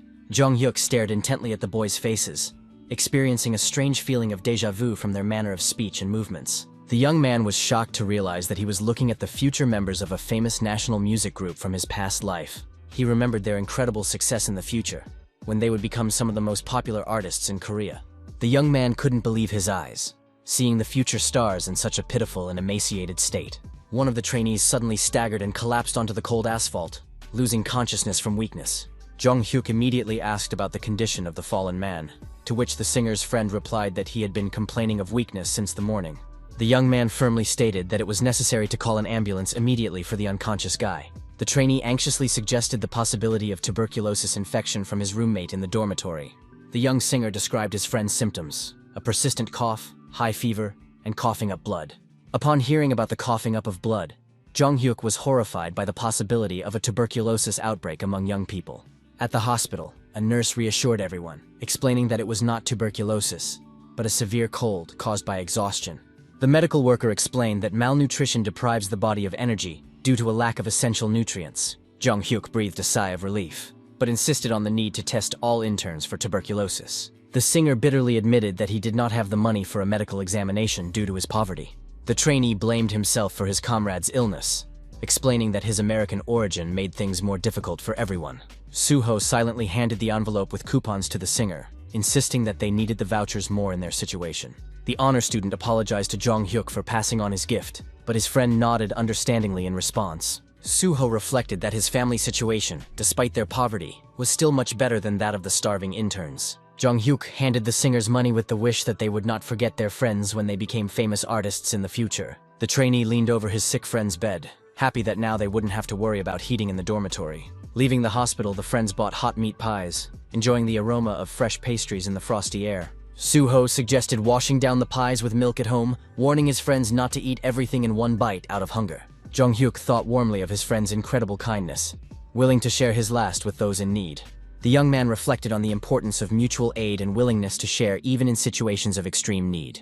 He noticed how the sun's rays broke through the clouds, warming the frozen streets after a cold morning. The young man smiled, feeling warmth in his heart from the solidarity shown by Koreans in difficult times of crisis. At the pawn shop, Jung Hyuk anxiously asked his mother if she would regret her decision to pawn her wedding ring. The woman sadly admitted her regret, but noted that it was impossible to keep the gold when the country needed help. His mother confidently stated that his late father would have understood the need to use the ring for a good cause. The young man took his mother's hand in his, feeling her fingers tremble with excitement. The young man firmly supported his mother's decision, assuring her that their joint patriotic act was the right thing to do. A reporter approached them, recognizing the rising star of judo, and asked for an interview about the charity event. The journalist noted the national champion's active participation in the patriotic campaign to collect gold for the country. The reporter asked in amazement if the athlete was willing to donate all his gold medals. Jung Hyuk explained that 2 gold medals could bring real help to the country at a critical moment. The young man confidently stated his plans to win new awards to replace those donated for the national good. The young man proudly pointed to his mother, who had brought his wedding ring, the last memento of his late father. The reporter mentally noted the heroism of the woman, who was raising her son alone in a tiny room. The reporter expressed hope that the donated gold would be used for its intended purpose of saving the national economy. The woman asked her son to come home first and get some rest after an emotional day. The mother explained the need to prepare early for the working day at the market, advising her son to go for a walk with his friends. The woman lovingly praised the young man, calling his deed more significant than sporting achievements. The mother emphasized that she was more proud of him than on the day he won the national judo championship. Jung Hyuk's eyes welled up at his mother's words, and the woman broke into a happy smile. His mother said a warm goodbye to her son as she hurried to the market to prepare her stall for the new day. The young man thought sadly that his mother did not allow herself to rest even on such an emotional day. Suddenly, a cell phone rang in the boy's jacket pocket, interrupting his thoughts about his mother's selflessness. The caller was reporter Park Yeon-il, who was following the news about the patriotic campaign to collect gold to save the economy. The journalist was impressed by the heroic act of the young man's mother, which he saw on the evening news on national television. The man predicted that victory at the Asian Games would make Jung Hyuk the 12th national hero of modern Korea. The reporter expressed confidence that thanks to such patriots, the country would surely overcome the crisis and return to prosperity. The young man cautiously inquired about the mechanism by which the state uses the gold and jewelry collected from the population. He expressed concern about the fate of family heirlooms that citizens were giving up in the hope of helping the country. Jung Hyuk recalled from his past life how trusting Koreans learned that their gold was being sold at below-market prices. The young man hastened to take back his words, asking the reporter to forget about the doubts he had expressed. The young man suggested that the reporter consult with reliable colleagues about the transparency of the state campaign. In the evening, at an expensive restaurant, the partners raised their glasses, celebrating the successful completion of the difficult year of 1997. Kwon Ae-yeon made a toast to the coming year 1998 and the official establishment of their investment company. Jong-hyuk talked about donating gold medals, setting a personal example of civic responsibility. The banker admired the young man's ability to anticipate developments and stay ahead of events. The woman expressed her hope for a quick end to the crisis and the recovery of the national economy. The girl was amazed at the incredible profits made without the support of large corporations or government agencies. Park Tae-gyu recalled the influential Russian partner, who provided international support for their operations. The economist noted that their leader was among the richest 1% of people, which guaranteed the company's immunity. Jong-hyuk promised to create a protective mechanism for the company against possible attacks from competitors and authorities. The young man explained his plan to make the company so transparent that attacks would become meaningless and counterproductive. He announced the start of an important mission to install a protective shield the very next day. The young man planned to use his stay at the National Training Center to implement his plan. At the training center, coaches were preparing the country's best athletes for the upcoming Asian Games. The judokas whispered about the mysterious guy standing behind the head coach of the national team. Jong-hyuk stood modestly behind his mentor, already known as a monster rookie with a gold medal. Shin Sung-gil did not hide his pride in his protege, who had achieved national recognition. The director of the center introduced himself as the head coach of the national judo team, responsible for preparing for the Asian Games. The head coach of the national team solemnly announced his ambitious plans to win as many medals as possible to boost the morale of the Korean people. The director of the center proposed holding an official ceremony to introduce the members of the delegation, starting with the youngest athletes and ending with the experienced veterans. Jong-hyuk modestly introduced himself to the audience as a judo athlete who had been given the honorary position of assistant coach thanks to a personal recommendation from the director of the National Center. The young man mentally planned to include the investment companies Kwon Ae-yeon and Park Tae-gyu in the official list of sponsors supporting the national judo team. After 9 months of grueling training, the team finally arrived at the bustling Incheon International Airport for their departure to the long-awaited Asian Games. The young man walked confidently through the endless corridors of the modern terminal, feeling the weight of responsibility for the upcoming performances. A crowd of reporters instantly surrounded the delegation, eagerly asking the head coach about his goals and expectations for the continental tournament. The team's coach firmly told reporters of his intention to make every effort to win a record number of medals for Korea. The press turned their attention to the young champion, asking him to share his personal ambitions and predictions for the upcoming competition. The young man was momentarily taken aback by the flashes of cameras, but then dramatically struck his chest with his fist, demonstrating his determination. He loudly promised reporters that he would definitely return home with a gold medal, confirming the seriousness of his intentions. Upon arrival at Bangkok International Airport, the athletes were amazed by the scale of the ultra-modern building and its architecture. A confused Western tourist politely asked Jong-hyuk where exit number 2 was. His teammates were impressed by the junior coach's flawless command of English and his communication skills. The senior athletes jokingly admitted that they should follow the example of their educated and multi-talented junior colleague. The head coach got everyone's attention with a loud clap as he got ready to give an important motivational speech before they left. The coach warned of inevitable encounters with the world's strongest athletes at the hotel, who would pose serious competition for the Korean team. The coach reminded them of the countless hours of training, liters of sweat and blood shed in order to achieve the highest level of skill. He emphasized the enormous responsibility of representing a country that places its hopes in its national heroes during difficult times. The judokas unanimously and loudly confirmed their readiness to justify the trust placed in them and give their all on the tatami. Leaving the air-conditioned airport building, the Korean athletes were stunned by the tropical heat and humidity of Thailand in December. A stranger rushing by accidentally bumped into the pensive Jong-hyuk with her shoulder, pulling him out of his thoughts about the upcoming competition. The young man instinctively turned around, wanting to get a better look at the girl who had not apologized for the awkward collision in the crowd. The stranger continued on her way without a word, which unexpectedly intrigued the young man with her unusual coldness. The young man turned around completely, trying to follow the mysterious woman with his gaze as she disappeared into the crowd. His gaze fell on a dazzling blonde with piercing blue eyes, as if she had stepped off the cover of a fashion magazine. Jong-hyuk felt his cheeks flush with embarrassment at the unexpected encounter with the beautiful foreign woman. His teammates impatiently called out to the young man who had frozen in place, wondering why he had suddenly stopped. Realizing that he had been hopelessly staring at the stranger, the young man hurriedly caught up with the departing team, consciously scolding himself for his momentary lapse. The mysterious blonde, having moved to a safe distance, took out her phone and briefly reported that the first contact with the object had been successfully established. The Korean delegation was staying at a 5-star hotel, where the athletes were to spend their time before the start of the competition. Jong-hyuk suggested that his protege return to his room, explaining that he wanted to have a coffee before bed in the cozy cafe at the hotel. Pushing open the glass door of the small coffee shop on the first floor, the young man looked around the half-empty room with its subdued lighting. To his surprise, in the far corner of the establishment, he noticed the same blonde from the airport, sitting elegantly at a table by the window. The girl instantly noticed his presence, looking up from her cup and staring straight into his eyes. The smile that appeared on her lips seemed both friendly and mysterious as she gracefully brought the cup to her lips. The young man froze in the doorway, unable to believe that he had encountered the beautiful stranger from the airport again. Pulling himself together, he ordered himself to control his emotions and soberly assess the strange coincidence. As he walked toward her table, his knees trembled as if millions of spectators were watching him in a stadium. Without invitation, he sat down on the chair opposite her and studied the stranger's face intently, looking for confirmation of his suspicions. Deciding to be direct, he asked if he was correct in assuming that she was a woman who got close to men for financial gain. The blonde raised her perfectly plucked eyebrow and asked with feigned surprise what exactly he meant. The young man warned her that it was unacceptable to use athletes for personal gain during important international competitions.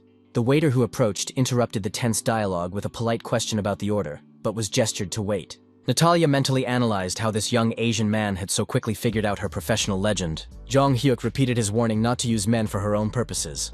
Watching his conversation partner's reaction closely, the question of who had ordered the beautiful European woman to get close to the Asian athletes hung in the air between them. Unexpectedly for the guy, the blonde began to applaud slowly, acknowledging his insight with an admiring smile. The young man noted with satisfaction that his suspicions about the professional nature of the chance encounter were correct. The woman introduced herself as Natalia, noting her interlocutor's surprising prudence for his young age. Extending her graceful hand for a handshake, she calmly added that she worked as a KGB agent. The young man smiled and suggested that Victor had earned an impressive sum, since he had attracted the attention of the Russian special services. Natalia's professional curiosity demanded to know the methods that had allowed the young man to expose her so quickly. His modest answer about natural attentiveness did not satisfy the experienced agent, who was accustomed to flawless disguise. The woman got down to business, noting the obvious reasons for her interest in the successful young investor. Jong Hyuk confirmed her guest that the visit was related to his profits from the Russian financial crisis and moratorium. Skipping the preliminaries, Natalia declared her readiness to move directly to the purpose of her visit. The offer to obtain Russian citizenship came as a surprise even to a guy who was prepared for surprises. The astonishment on the young man's face was genuine when he asked again about the seriousness of such an unusual proposal. His categorical refusal to leave his native Korea was firm and left no room for further persuasion. Natalia mentally noted that despite the apparent frivolity of the refusal, the young man's words conveyed unwavering sincerity and devotion to his homeland. The KGB agent asked directly about the methods that allowed such a young man to predict the Russian default and profit from the economic collapse. The young man smiled mysteriously, explaining his success by his understanding of a special national trait of the Russian character, passed down through generations. Jong Hyuk philosophically noted that one unchanging characteristic stretches from the Russian Empire through the Soviet Union to modern Russia: a tendency to make reckless decisions at critical moments. The experienced intelligence officer was struck by the depth of her interlocutor's analytical thinking, which possessed a wisdom unusual for his young age and Asian origin. Raising the stakes, the woman made an incredible offer: guaranteed Russian citizenship, 20 plots of land with mansions, and lifetime support from the state. The young man just shook his head, assuring her that material goods were of no interest to him at the moment. He explained that he had important business in Korea that required his presence and did not allow him to consider emigration. Natalia's professional curiosity demanded that she understand the true motivation of the young genius, if money was not the goal. His philosophical answer about money being just a tool to achieve more important goals made the agent think. The woman acknowledged the difficulty of understanding such a position, but noted her respect for her interlocutor's personal reasons. Unexpectedly changing tactics, Natalia offered an alternative with a charming smile: simple friendship without obligations. Jong Hyuk ironically asked what kind of friendship the KGB representative was interested in, left or right. The young man mentioned the bad reputation of Soviet intelligence, but agreed to symbolically shake hands as a sign of establishing friendly relations. Instead of a handshake, the blonde gracefully rose, leaned over, and left a light kiss on the cheek of the stunned young man. Natalia explained that this was a Russian tradition of saying goodbye between close friends, adding intimacy to their acquaintance. Before leaving, the woman promised to send a small gift in honor of the beginning of their unusual friendship. Left alone, the guy touched his burning cheek, thinking about the deadly danger of the charm of a professional seductress. Bangkok's national stadium was awash with festive fireworks, and fireworks marking the grand opening of the Asian Games. Delegations from all participating countries lined up on the field in full dress uniform for the opening ceremony of the largest continental competition. The head coach of the Korean team complained about the unexpected workload that had fallen on him literally on the eve of the important day. After studying the materials from Natalia, Jong Hyuk discovered detailed dossiers on all competitors in all disciplines, not just judo. The delighted students thanked the junior coach for his titanic work in sorting and analyzing the intelligence information. The young man thought about the presence at the games of future legends of world sport, whose autographs would become priceless in years to come. The thought of meeting his sporting idols from his past excited him no less than the upcoming competitions. Rivals from other countries cast appraising glances at the Korean team, studying their potential opponents before the matches. The announcer announced the imminent arrival of the Korean delegation to the arena, and the athletes began to line up for the ceremonial march. Dressed in formal business suits, the Korean delegation took their first steps into the stadium arena, proudly representing their country to millions of spectators. A deafening ovation greeted the athletes as they entered the huge field of the national stadium to the sounds of solemn music. A commentator in a helicopter described the majestic scene of the Asian Games opening ceremony, unfolding in the packed stadium. Jong Hyuk looked up at the cloudless sky, admiring the perfect weather for international competitions. The bright tropical sun shone in a clear sky without a single cloud, heralding hot days of sporting battles. After the official part, the athletes were invited to a luxurious buffet with an abundance of Thai and international cuisine. The young judokas looked at the exotic delicacies with excitement, anticipating the opportunity to try unfamiliar dishes. Jong Hyuk urged the team to eat well, reminding them of the need to give their all in the upcoming competitions. The young man mentally thanked Kwon Aeon for organizing the delivery of Korean food even to distant Thailand. The head coach asked in surprise why the standard menu for athletes did not include the usual Korean dishes. The young man smiled to himself at the absurdity of the situation, where Koreans were offered everything except their native cuisine. The young coach reassured the team by informing them of daily air deliveries of Korean food from a generous sponsor. Athletes from the neighboring rowing team watched the judokas with envy, dreaming of at least a spoonful of kimchi soup. Noticing the hungry looks of his compatriots, Jong Hyuk realized their equal role in defending the country's honor at the games. The young man decided that it would be wrong to enjoy the food while other Korean athletes were suffering from homesickness. Shin Sung-kil generously approached the rowers with an offer to share the surplus of Korean food that had been delivered. The rowing team's coach declined, embarrassed, considering it awkward to accept someone else's supplies without being able to repay them. The judo coach insisted on his offer, emphasizing that there was too much food for one team. Shin reminded him of the Korean tradition of mutual assistance, which is especially important when far from home during international competitions. Jong Hyuk proudly watched his coach's kindness, demonstrating the true Korean spirit of solidarity. The organizers posted the preliminary competition bracket, where each athlete could see their first opponent. Team captain Park Dokin nervously studied the data on his opponent, a massive Thai wrestler with impressive statistics. Doubts about his own abilities were evident on the young man's face as he sought support in the eyes of his teammates. The coach loudly encouraged his protege, demanding that he stop doubting himself and focus on winning. Jong Hyuk reminded his teammate of their conversation the day before the competition and the importance of following the strategy they had developed. Dokin recalled the instructions he had received about his opponent's habit of grabbing the collar before attacking and the need to counterattack at that moment. The winning strategy developed by the junior coach was supposed to bring the Korean team its first medal at the games. The massive opponent launched a fierce attack, but the Korean fighter managed to put up a strong block, stopping the first onslaught. Dokin felt the Thai fighter's huge hands grab him by the collar of his kimono, exactly as the assistant coach had predicted. Summoning all his willpower, the young man remembered the instructions and decided to immediately go on the counterattack, not allowing his opponent to build on his success. Jong Hyuk loudly encouraged his teammate from the edge of the tatami, confirming that the chosen tactics were correct. The team captain swept his opponent's legs with a sharp movement, causing him to lose his balance for a split second. Seizing the moment, Dokin quickly grabbed his opponent's arm to apply a painful hold. The technique worked perfectly, and the Thai fighter crashed to the tatami with a thud, unable to react to the swift counterattack. The referee raised the Korean athlete's hand, announcing the end of the fight with a clear victory on points. The team erupted in cheers, thanking the coaches for their brilliant preparation and accurate analysis of the opponent.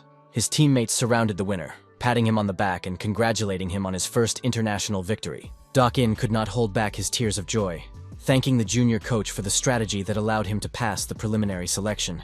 Jong Hyuk modestly noted the athlete's own merit in following instructions precisely and showing the will to win. The head coach announced the last match of the day, where the assistant coach would defend the team's honor. It was Jong Hyuk's turn to demonstrate his skills on the tatami of the Asian Games. The young fighter stepped onto the mat with confidence, preparing to face an unknown opponent. The young man fearlessly met his opponent's gaze, demonstrating his complete readiness for the upcoming fight.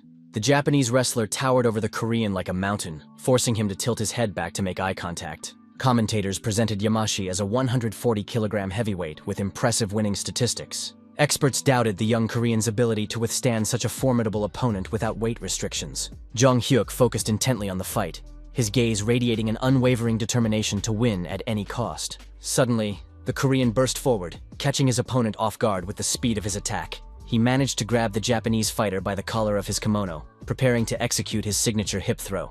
The experienced Yamashi deftly stepped back, using his body weight to break free from his young opponent's grip. Breaking the rules, the Japanese man secretly struck the Korean in the solar plexus with his elbow as he broke away. Yamashi whispered a greeting with a mocking grin, enjoying the pained grimace on his opponent's face. The Japanese fighter clearly hoped to demoralize his young opponent with dirty tricks and psychological pressure. Jong Hyuk instantly understood his opponent's tactics and decided to respond in kind in this unfair game. The guy discreetly pressed on a pressure point on his opponent's shoulder during the next hold. Yamashi howled in unexpected sharp pain that pierced his entire arm from the pinpoint impact. The referee immediately intervened, stopping the fight to issue a warning to both fighters. The referee sternly warned them that they would be disqualified if they violated the rules of fair play again. The Japanese fighter hypocritically protested, claiming that the Korean athlete had deliberately used a prohibited pain technique. Jong Hyuk understood that pressure on the collarbone was technically a violation, but practically impossible to prove, even under threat of disqualification. According to Natalia's materials, the judges at these competitions were extremely limited in their powers and tried to avoid controversial decisions. The enraged Japanese athlete, his face contorted with anger, growled a threat to destroy the insolent Korean with a single blow. The young man apologized with an innocent smile, explaining that he had heard about his opponent's love of dirty tricks and decided to respond in kind. Yamashi roared furiously and rushed at his young opponent, swinging his massive fists in an attempt to crush him. The Korean calmly analyzed his opponent's movements, noting the heavyweight's excessive swing and predictability. The huge Japanese fighter was shocked to find himself flying onto the tatami after a lightning-fast shoulder throw. Yamashi couldn't believe that the young Korean had managed to use his own weight and momentum against him. Jong Hyuk masterfully finished the move by pinning his opponent's shoulder blades to the mat and holding him in that position. The audience watched in amazement at the incredible sight of the lightweight defeating his massive opponent. The commentators did not hide their shock at what they had seen, calling the Korean's victory over such an opponent virtually impossible. The young fighter asked the defeated Japanese fighter with an ironic smile if he enjoyed their fight. Intense rowing competitions took place on the waterways, where athletes worked furiously with their oars. Korean fans created a powerful support group, chanting the name of their homeland. The Korean rowers demonstrated incredible speed and coordination, pulling ahead with each stroke. The team crossed the finish line first with joyful relief, ahead of their strongest rivals. The Korean rowing team exceeded all expectations, winning the gold medal in the team competition. The judokas enthusiastically discussed the successes of their compatriots in other disciplines at the Asian Games. The guys admitted that rowing was an exciting sport that required incredible endurance. Late in the evening, there was an unexpected knock on the door, interrupting the celebration of the day's victories. Jong Hyuk opened the door and saw an unfamiliar man, whom he immediately asked about the purpose of his visit. The visitor introduced himself as a translator accompanying the head coach of the Thai judo team. The Thai coach stood silently, with a dissatisfied expression on his face, clearly waiting for the translation. The man uttered a few phrases in Thai, gesturing toward the floor. The interpreter asked the coach doubtfully if his message sounded too harsh. After a nod from the coach, the interpreter explained that the Thai athletes were staying on the floor below and could not rest. The man politely but firmly asked the Koreans to be quieter in the evening. Jong Hyuk unexpectedly spoke in Thai, apologizing for the inconvenience caused to the neighbors. As a sign of reconciliation, he offered valuable ginseng root as a traditional gift of apology. The young man sincerely acknowledged the Korean team's guilt for the noise that disturbed the rest of their neighbors below. The young man bowed deeply to the Thai guests, showing respect and a willingness to remedy the situation. The interpreter examined the gift with interest, noting that red ginseng is considered a valuable medicine in Korea. Jong Hyuk confirmed the high cost and effectiveness of the root, especially for restoring the strength of athletes after exercise. The Thai coach thanked him for the generous gift through the interpreter, but asked him to be more considerate of his neighbors. The young man apologized again and promised to strictly control the noise level in the evening. The team captain praised the assistant coach's diplomatic skills in communicating with foreigners. Jong Hyuk explained to his teammates that after the qualifying rounds, the participants would begin to eliminate their competitors more aggressively. The young man emphasized the importance of forming alliances instead of conflicts in the context of fierce sports competition. The young man recalled information from Natalia's file about the Thai athlete who led their team. The young coach knew that this fighter was considered a real monster in Thai boxing and judo. This athlete posed the greatest threat to the Korean team in these competitions. In the Japanese delegation's room, the coaches discussed the unexpected success of the Koreans in the qualifying rounds. The Japanese could not believe that the Korean team had qualified in absolutely all weight categories. The head of the Japanese team angrily demanded an explanation for the failure of their secret plan to weaken the Koreans. The assistant reported that all instructions had been carried out. Korean food had been removed, and the Koreans had been placed in rooms with poor water supply. The Japanese hoped that without their usual food and in terrible conditions, the Koreans would be demoralized. Intelligence revealed that a Korean company had taken on the sponsorship of the national team. Daily deliveries of Korean food were made by private plane directly to the team's hotel. The Japanese leader admitted that their plan to put psychological pressure on their competitors had failed completely. Open theft of food could have led to an international scandal and government intervention. One of the coaches proposed an alternative plan to eliminate Korean athletes from the competition. The plan involved disqualifying the Koreans who had performed best in the qualifying rounds. The Japanese coach cryptically mentioned an interesting way to frame the Korean team without leaving any obvious evidence. Jong-hyuk was drying himself with a towel after a shower, irritated by the weak water pressure in his room. A loud knock on the door interrupted the guy's thoughts about the possible reasons for the poor living conditions. The young man threw on a bathrobe and hurried to open the door to the uninvited guests. A group of people in competition organizer uniforms with serious expressions burst into the room.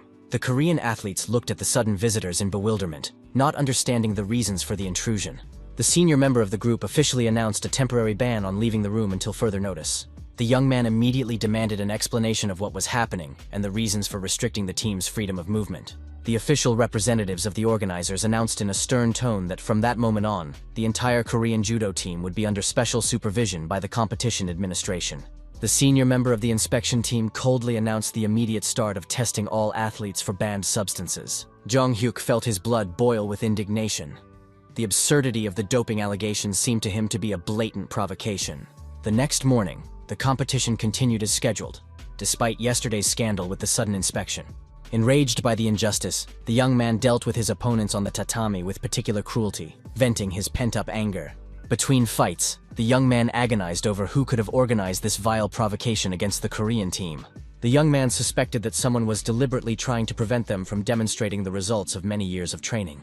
Suddenly, the announcer called Jong-hyuk to the arena, and the young man rushed to the center of the stadium. Once in front of the cameras, the young man, in a fit of rage, began to tear off his sports jacket, shouting accusations at the cowardly schemers. The young fighter angrily asked the audience of millions if his anonymous enemies really thought they could break the Korean spirit with their dirty tricks. The young man continued to shout about the shameful attempt to frame honest athletes with false accusations of doping. Television commentators looked at each other in confusion, unable to understand the reasons for the Korean athlete's emotional outburst. The spectators in the stands whispered in confusion, trying to understand the essence of the unfolding scandal. Shin Sung-il watched his protégé's antics with horror, feeling a burning shame for the first time at his uncontrollable behavior. The coach felt himself blushing with embarrassment as his protégé continued his theatrical performance in front of the cameras.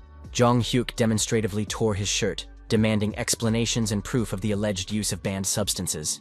In distant Korea, the young man's mother watched with concern as her son's emotional breakdown was broadcast live on national television. The woman pressed her hands to her chest, praying that her son would not do anything irreparably foolish in a fit of righteous anger. On the bus on the way to the hotel, Jong-hyuk sat with his cheeks burning with shame, realizing the scale of the spectacle he had caused. The young man justified himself to the coach, explaining that his outburst was a justified reaction to unfair accusations. Shin Seong-gil sternly reminded him that such behavior could lead to the immediate disqualification of the entire team. The young man argued that the organizers themselves were to blame for the provocation and therefore limited themselves to a formal warning.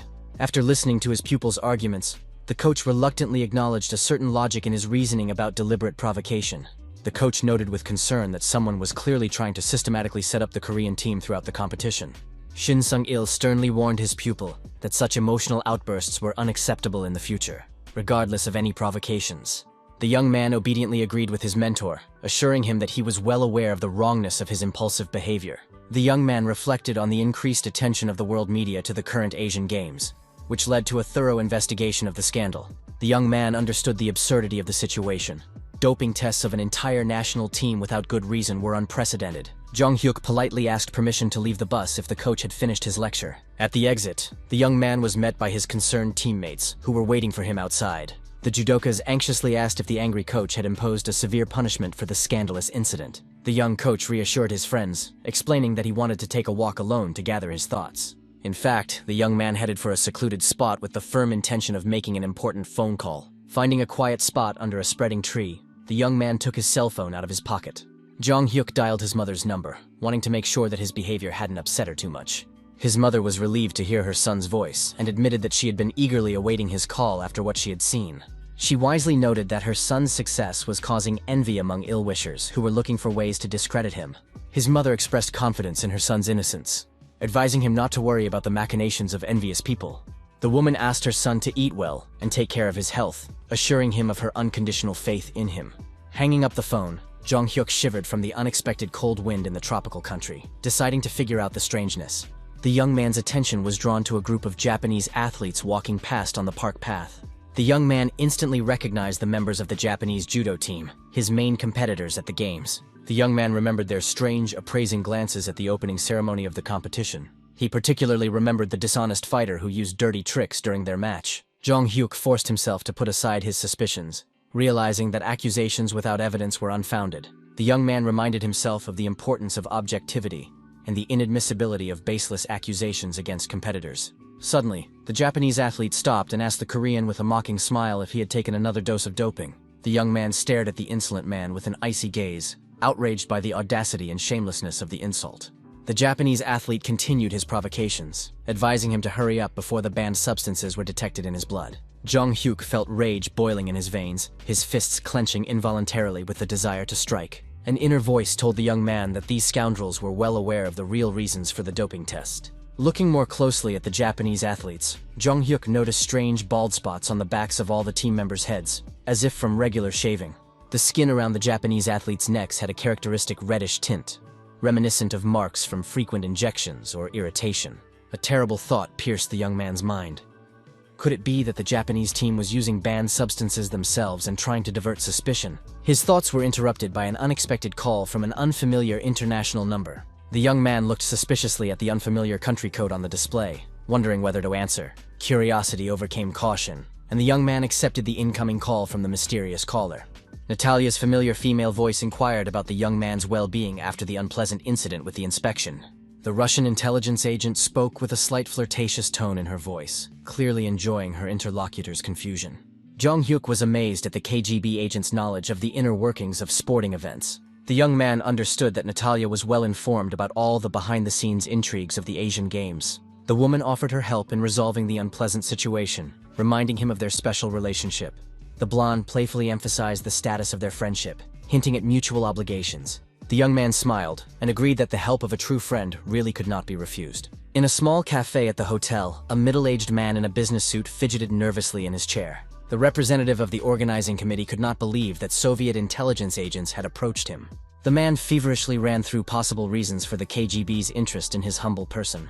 When he saw Jong Hyuk entering, the official became even more nervous, realizing the seriousness of the situation. The young judoka politely introduced himself as the official representative of the Korean national team. The organizer tried to remain calm, saying that he was expecting someone else for a business meeting. When the young man sat down opposite him, a heavy pause filled with unspoken accusations hung between them. The young man apologized for having to resort to the help of influential friends to arrange the meeting. The official realized with horror that the Korean athlete had connections with Soviet intelligence. The man tried to get up and leave, saying he had nothing to discuss with the young man. Jong Hyuk imperiously asked his interlocutor to return to the table for a serious conversation. The young man asked directly about the size of the bribe received from the Japanese delegation for organizing the provocation.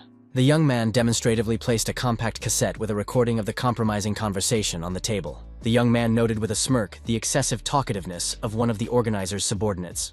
The official's pupils dilated in horror at the sight of the material evidence of his corrupt activities. In a panic, the man snatched the cassette and slammed it on the floor, trying to destroy the evidence. The cafe patrons watched in astonishment at the strange behavior of the respectable gentleman. The plastic case of the cassette broke into many pieces, and the magnetic tape unraveled on the floor. The organizer, his voice filled with despair, reproached the young man for the cruelty of making such serious accusations without any solid evidence. Suddenly, something in the scattered fragments of the cassette caught the official's attention, causing him to look more closely at the debris on the floor. The man knelt down, feverishly gathering the plastic fragments and trying to examine the remains of the magnetic tape he had just destroyed in a panic. Jong Hyuk confirmed the obvious with a cold smile. The broken cassette was just a cheap copy for psychological effect. The young man demonstratively twirled the real cassette between his fingers, suggesting that the organizer repeat the act of vandalism with the original recording. The young man sarcastically remarked that even the almighty KGB had been unable to provide the official with a complete picture of what was happening and all the players in this game. Hearing the hint of incomplete information from Soviet intelligence, the man tensed up and demanded explanations about the hidden details of the situation. The young man calmly explained that he had already found reliable channels for transferring the compromising recording to the relevant Thai government agencies. The young judoka emphasized that these were structures directly subordinate to the top leadership of the country hosting the games. The young man vividly described the consequences of the scandal. The disgrace of the organizer of the prestigious Asian Games, who succumbed to the provocations of a foreign power for the sake of a bribe. Jong Hyuk added a juicy detail about the official's older brother, who holds a high position in Thai military circles and whose career will also be threatened. The young man ruthlessly described the chain reaction, the downfall of an entire family because of a single corruption scandal at the international level. The organizer tried painfully to understand how a simple Korean sports coach ended up connected to Soviet intelligence and possessed such capabilities. The broken man collapsed to his knees in the middle of the cafe, begging for a way to escape the impending disaster. Seeing his opponent's complete surrender, Jong Hyuk realized that victory was assured and graciously agreed to conduct doping tests for the Korean team. The young man confidently declared that all Korean judokas were ready to undergo any tests for banned substances without exception. The young man emphasized the absolute purity of his athletes, whose test results would only confirm their innocence to the world community. The young man offered the official a chance to save face by publicly rejecting the provocation of those countries that had tried to bribe him. The organizer bitterly realized that the Korean guy had been sure from the very beginning that the doping test was a setup. The official's reaction made it clear that he had received a bribe from an interested party to organize the provocation. Jong Hyuk majestically repeated his offer to give the official a chance to redeem himself for the sake of the honor of the Asian Games, demanding an immediate decision. In a car parked nearby, Natalia listened intently to the conversation through headphones connected to a hidden microphone. The Russian intelligence agent watched with professional admiration through a hidden camera as the young genius manipulated the experienced official. The woman reflected on how she had provided the young man with only basic information about the organizer's identity, and he had managed to put together a brilliant combination. The KGB agent analyzed the logical chain of actions of the young man, who had turned minimal data into a powerful weapon of psychological pressure. Natalia mentally applauded the skill with which the seemingly inexperienced young man had broken the will of a bureaucrat hardened by intrigue, when a sudden vibration from her phone interrupted her observations. Natalia answered the call in a professional tone, introducing herself and showing her willingness to listen to the caller with full attention. Jong Hyuk noted with slight irony that he was obviously being watched and suggested that the KGB agent join him for lunch after the exhausting intrigues. The Russian intelligence officer was genuinely impressed by the young man's insight, who had seen through the surveillance despite her professional disguise. The best judokas on the continent gathered in the arena of the sports complex, ready for the decisive battles of the Asian Games. Television commentators greeted an audience of millions, announcing the continuation of the live broadcast of the final matches. The hosts reported the sensational news of a large-scale doping test conducted by the Thai organizers for all participants in the competition. The results of several athletes were annulled after the discovery of banned substances, causing an uproar in some delegations. The announcer solemnly announced the imminent start of the final match featuring rising Korean judo star Choi Jong-hyuk. Shin Sung-gil encouraged his protege before the fight with the Thai monster, a two-time international tournament champion, urging him to stay calm.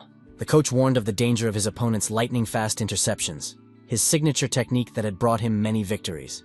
The mentor emphasized the Thai fighter's ability to counterattack at the moment when his opponent is confident of victory and loses vigilance. Jong Hyuk studied his opponent, wondering if he might have French blood, which would explain his physique, unusual for an Asian. The Thai fighter was indeed larger than even the massive Japanese fighter the young man had fought earlier. The young man mentally listed the difficulties he had overcome that had brought him to this arena for the final match of the Asian Games.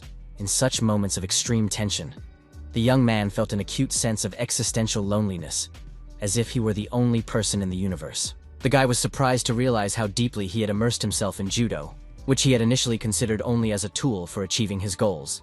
Victory in this match meant recognition as the strongest judoka in the entire Asian region, an incredible achievement for a freshman. When the finalists stepped onto the tatami, The stands erupted with cheers from fans of both countries. The athletes performed the traditional bow, showing mutual respect before the start of the decisive battle. The Thai fighter studied the young Korean with a sly smirk of superiority, clearly underestimating his opponent. Jong Hyuk remained completely focused, planning to end the fight as quickly and efficiently as possible. The referee's piercing whistle cut through the tense silence, signaling the start of the final battle for gold. The Thai fighter's eyes suddenly narrowed in surprise when he noticed something unexpected in his Korean opponent's stance. Jong Hyuk attacked lightning fast, but the experienced Thai fighter managed to put up a strong block and immediately went on the counterattack. The Korean fighter analyzed his opponent's movements, noticing a brief vulnerability in his defense as he transitioned to attack. Waiting for the optimal moment, the young man attempted to grab his opponent by the collar to perform a hip throw. Unexpectedly, the technique did not work as intended, and confusion flashed in the young man's eyes at the failure of the practiced move. The young man mentally analyzed the situation, realizing that his opponent had easily blocked his grab, but forced himself to remain calm and not panic. The young man tried to deliver an unexpected heel strike to the body, but the Thai fighter seemed to anticipate the move and dodged it with minimal effort. Jong Hyuk respectfully acknowledged his opponent's skill, realizing that he was facing an opponent of a completely different level than all the previous ones. Having retreated to a safe distance, the Korean fighter realized that a quick victory against such an experienced and skilled opponent was impossible. Shin Sung-il shouted loudly from the edge of the tatami, warning his protege to be patient and cautious against treacherous counterattacks. The Thai coach impatiently urged his fighter to stop stalling and apply the tactics they had practiced in training.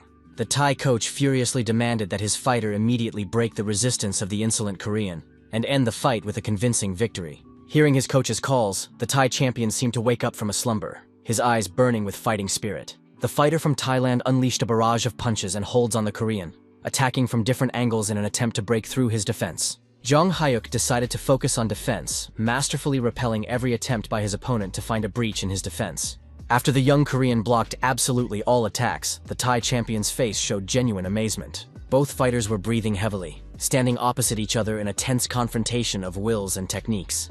The Thai athlete suddenly broke into a predatory smile, like a predator who had found worthy prey. The fighter from Thailand respectfully asked the Korean if he lived in the same temporal dimension of intensity as himself. Television commentators excitedly noted that 30 seconds had passed since the start of the final without a single effective action. The fighters simultaneously rushed into the attack, and Jong Hyuk attempted a hip throw, using his opponent's momentum.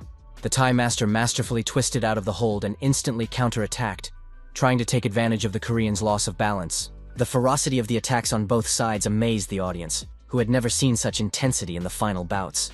The opponents took a step back in unison, and Jong Hyuk mechanically adjusted his loosened belt, preparing to continue the fight. The fierce confrontation between the two masters captivated the attention of thousands of spectators, who were unable to take their eyes off the exciting fight. The referee's sharp whistle suddenly pierced the tense atmosphere of the arena, causing the fighters to freeze. The referee raised his hand, signaling the end of the fight, which caused confusion among both finalists. Jong Hyuk looked around in confusion, trying to understand the reason for the sudden stop in the midst of an intense exchange of techniques. Realization came instantly. The 3 minutes of regular time had flown by unnoticed. The commentators announced that the regulation time had expired without a single point scored, which meant that the match would go into overtime. The stands buzzed with amazement. An Asian Games final with no result in regular time was an unprecedented event. An elderly Japanese coach sharply rebuked his noisy neighbors, demanding silent respect for the demonstration of the highest skill on the tatami. Among the thousands of spectators in the stands, one woman watched the match with particular excitement, mentally analyzing every move the fighters made. Jong Hyuk's mother had unexpectedly flown to Thailand to personally support her son in the most important match of his career, whispering words of encouragement. The roar of the stands became deafening before the final bout resumed, with fans from both countries chanting the names of their heroes. The young fighter felt a tingling sensation in his limbs from overexertion, his muscles trembling with fatigue after the intense confrontation. The young man carefully studied his Thai opponent, trying to determine his physical condition from the slightest signs of fatigue. The young man reminded himself that this is how international finals should be, exciting and extremely tense. Jong Hyuk gathered his last reserves of strength, deciding to put all his remaining energy into a final attack to win the gold. The scoreboard showed 17 seconds left in overtime, and one of the fighters had to score the decisive point. The finalists clashed in the center of the tatami, their movements mirroring each other in a deadly dance of skill. The last 3 seconds turned into a desperate struggle for advantage, the outcome of which was impossible to predict. The Korean fighter abruptly changed tactics, launching a lightning-fast counterattack against his exhausted opponent. Jong Hyuk unexpectedly performed a low sweep, causing the Thai fighter to lose his balance at a critical moment. The Thai champion realized with amazement that he had fallen into a trap, not having time to react to the unusual move. The young Korean took advantage of the moment of imbalance, starting to throw his opponent onto his back. The young man's eyes burned with the mad fire of victory as he sensed the inevitability of a successful completion of the move. The Thai fighter landed with a thud on the tatami, his shoulders clearly touching the surface of the mat. Both coaches froze in different emotional states, the Korean's elation contrasting with the Thai's disappointment. The electronic scoreboard showed that 6 minutes of total fight time had elapsed at the moment the victory was recorded. The referee blew his whistle piercingly for the second time that evening. But now it signaled the end of the final and the determination of the champion. Jong Hyuk stood in the middle of the tatami, covered in sweat, with a triumphant smile on his face. The young man did not hold back his emotions, shouting words of joy about his incredible victory in the Continental Championship. The commentators enthusiastically announced the young Korean phenomenon's gold medal win in a dramatic final. The entire Korean team rushed onto the tatami, ignoring protocol, to embrace their hero. His teammates lifted the champion onto their shoulders, and Shin Sung-kil did not hide his tears of pride for his protege. Jong Hyuk accidentally glanced to the side and noticed his defeated opponent. The Thai fighter's eyes expressed a complex range of emotions, disappointment mixed with respect. Unexpectedly, the Thai champion smiled and nodded to the Korean, acknowledging the deservedness of his victory. A crowd of journalists surrounded the new Asian champion, vying to get an exclusive interview. Reporters noted the drama of the fight and were interested in his emotions after winning gold in such a tense final. The young man admitted to feeling incredible joy at winning the Asian title, which exceeded all his expectations. The young man sincerely thanked all the fans, especially those who had traveled a long way to support the Korean team. The young man suddenly interrupted his speech of gratitude to the journalists, his voice trembling with overwhelming emotion. He rubbed his eyes, unable to believe what he was seeing among the thousands of faces in the stands, and whispered that what was happening was impossible. Jong Hyuk abruptly jumped up from his seat in the middle of the interview, leaving the stunned reporters with microphones in their hands. Shin Sung-kil exclaimed irritably about the unpredictability of his protege, puzzled by the reasons for his sudden escape. The young champion ran barefoot up the steps of the stands, jumping several steps at a time. Reaching the right row, the young man froze with his jaw hanging open, stunned by an incredible discovery. Among the spectators, he recognized his mother's familiar face and, with a tremor in his voice, asked when she had arrived in Thailand. The woman smiled gently and admitted that she had flown in yesterday, especially for her son's final match. The young man asked in bewilderment why she had kept her arrival a secret, as knowing that his mother was there would have given him extra strength. His mother proudly noted her son's striking resemblance to his late father, especially his eagle-like gaze, which allowed him to spot her in the crowd. Jong Hyuk pointed to the gold medal on his chest with a beaming smile, asking if his mother had seen his triumph. The woman did not hide her maternal pride, showering her son with praise for his incredible achievement at such a young age. Seeing the happiness in his mother's eyes, the young man realized the true value of his victory, the opportunity to bring joy to the person closest to him. The young man gently placed his hand on his mother's shoulder, feeling her tremble with overwhelming emotion. Suddenly, he lifted the frail woman into his arms and shouted to the entire stadium about his victory and his mother's presence. The award ceremony took place under the flashes of hundreds of cameras as the gold medal was placed around the young champion's neck. Jong Hyuk officially became a national hero of the Republic of Korea, a symbol of youth success and determination.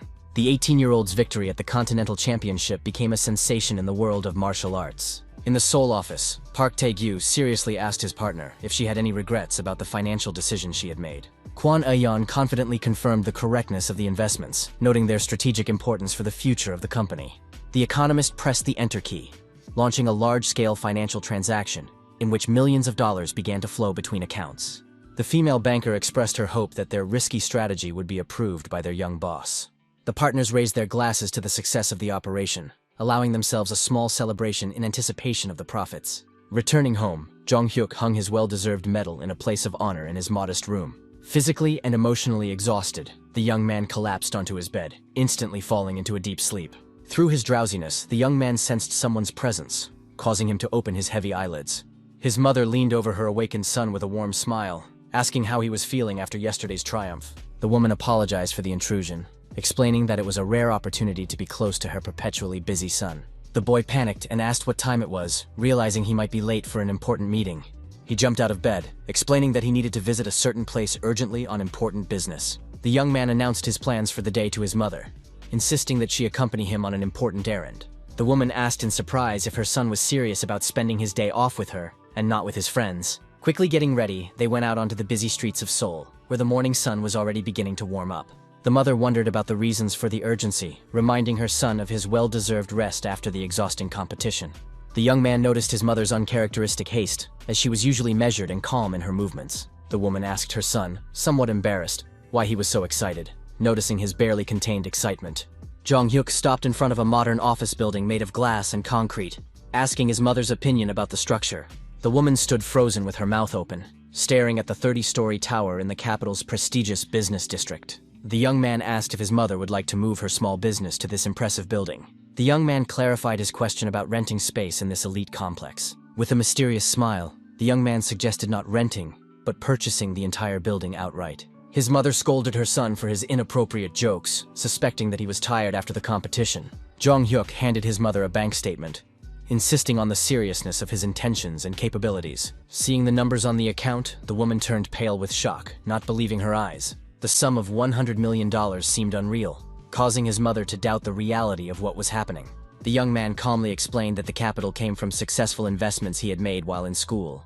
The woman admitted that she could never have imagined such astronomical sums even in her wildest dreams. The mother became concerned about the advisability of spending such money, suggesting that her son keep the capital for himself.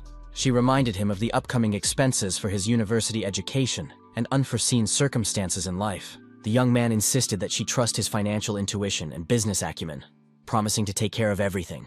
Jong-hyuk promised to provide his mother with a comfortable old age so that she would never have to worry about money. With maternal wisdom, the woman reminded him of the unpredictability of life, where things don't always go according to plan. The young man referred to experts' predictions that real estate prices in the area would increase fivefold in 5 years. The young man mentally thanked his mother for her years of selfless care alone after his father's death. The young man solemnly promised to do everything possible for the health and happiness of the person most dear to him. With a trusting smile, the mother agreed to rely on her son's business acumen, seeing his sincere desire to help. The young man hugged the frail woman tightly, whispering words of love and gratitude for everything they had been through together. Jong-hyuk thought about the need to complete investment transactions related to the Russian default before the critical moment arrived.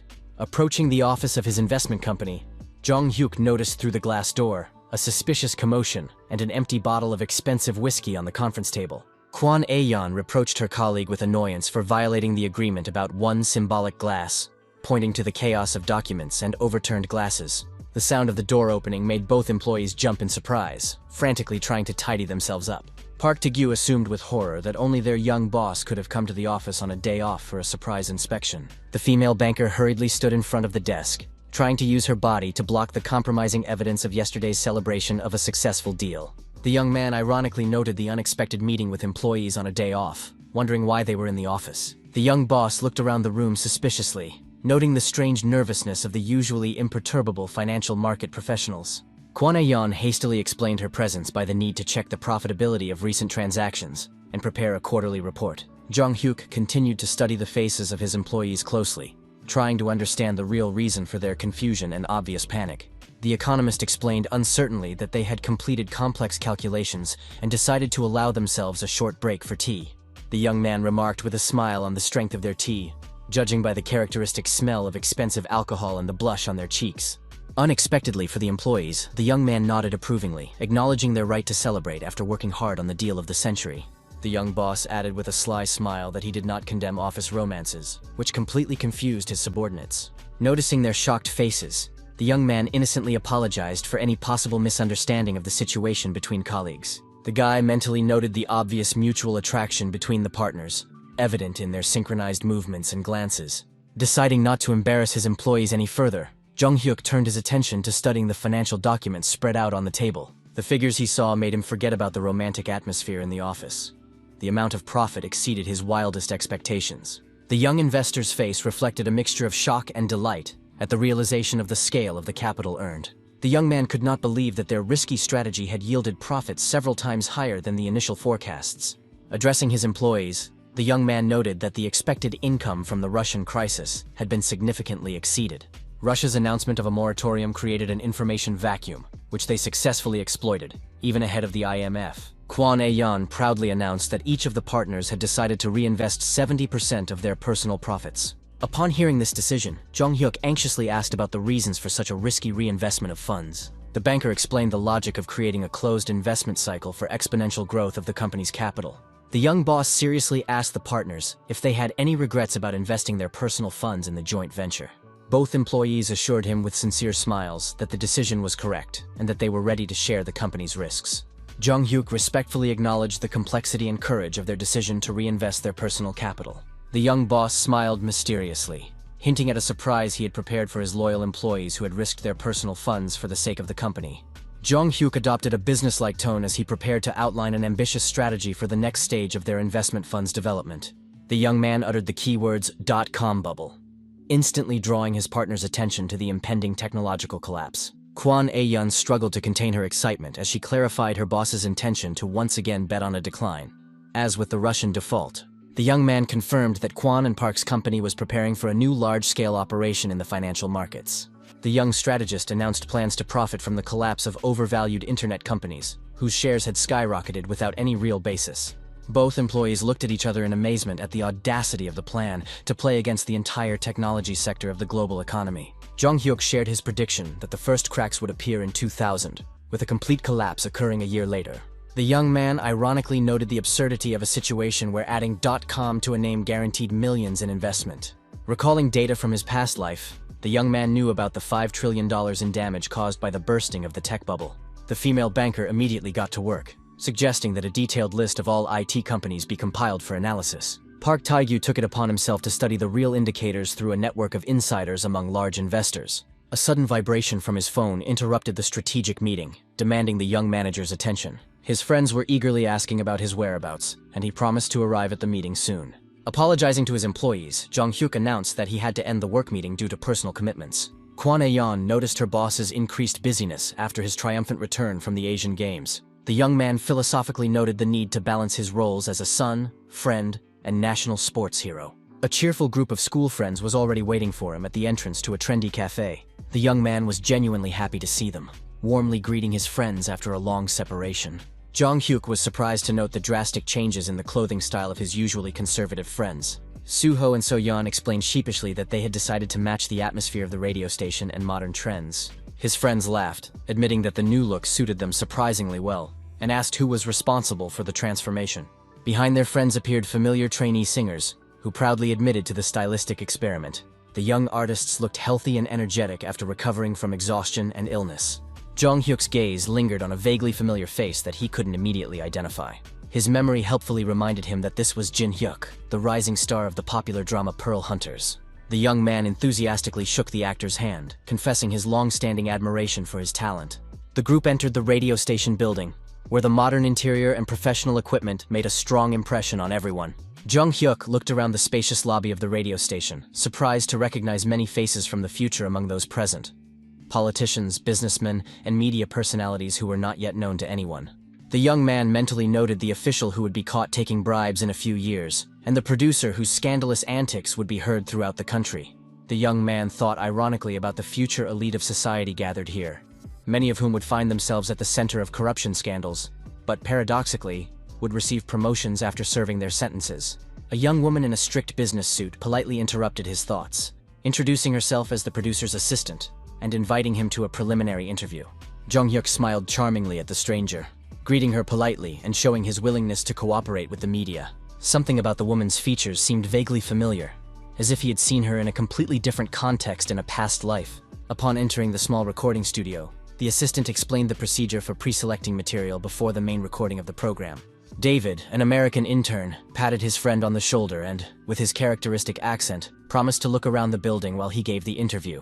The whole company laughed at the guy's funny pronunciation, mixing English slang with Korean expressions into an unimaginable cocktail. Jong-hyuk let his friends go, reminding them to keep in touch in case of any problems or unexpected events. Sitting down opposite the interviewer, the young man apologized for his friend's eccentricity, explaining that he had been raised in the United States and taught Korean by an elderly immigrant.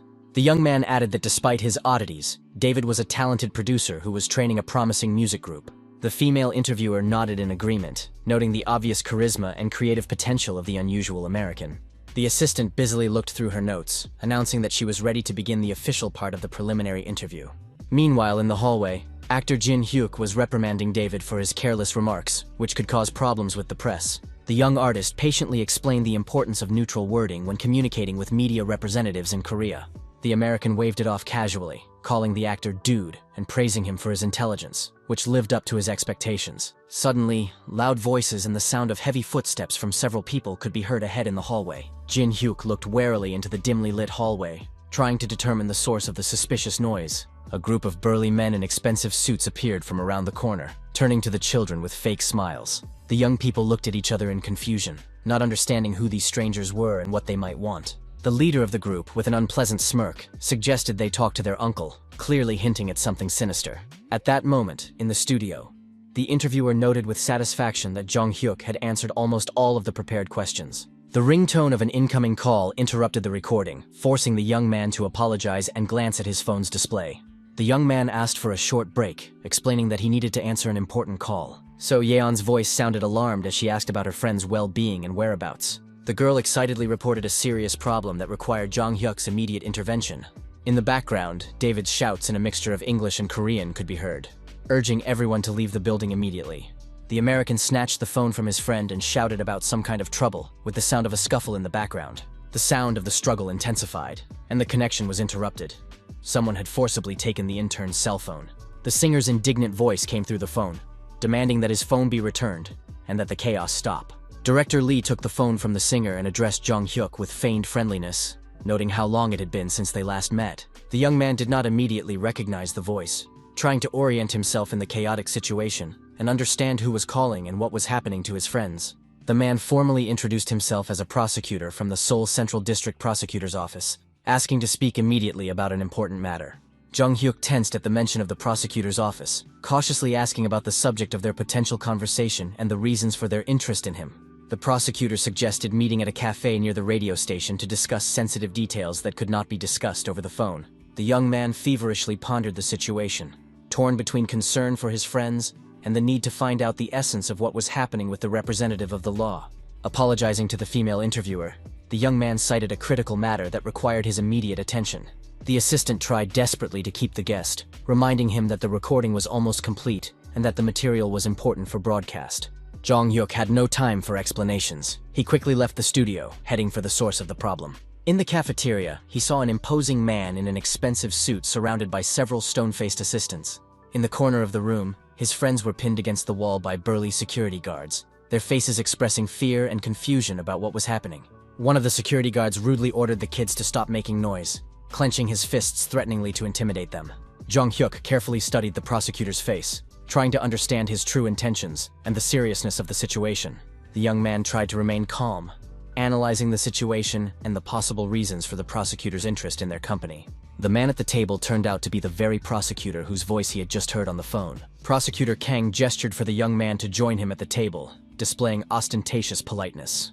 The young man understood the importance of remaining calm when communicating with a representative of the authorities, despite his inner anxiety. Sitting down opposite him, Jong Hyuk introduced himself by his full name and asked directly about the reasons for such an unusual meeting. The prosecutor was surprised by the young man's calmness instead of the expected aggressive reaction to the arrest of his friends. The man extended his hand for a handshake, formally introducing himself as Prosecutor Kang and expressing his pleasure at meeting him. Jong Hyuk politely noted that he was flattered by the prosecutor's attention to his athletic achievements at the Asian Games. Reaching out his hand in response, the young man suddenly froze, realizing something extremely important in the name he had heard. The prosecutor's surname seemed strangely familiar, evoking vague memories from a past life. The young man was shocked to realize that he was standing before the father of Hyun-sok, his future police officer friend from the past timeline.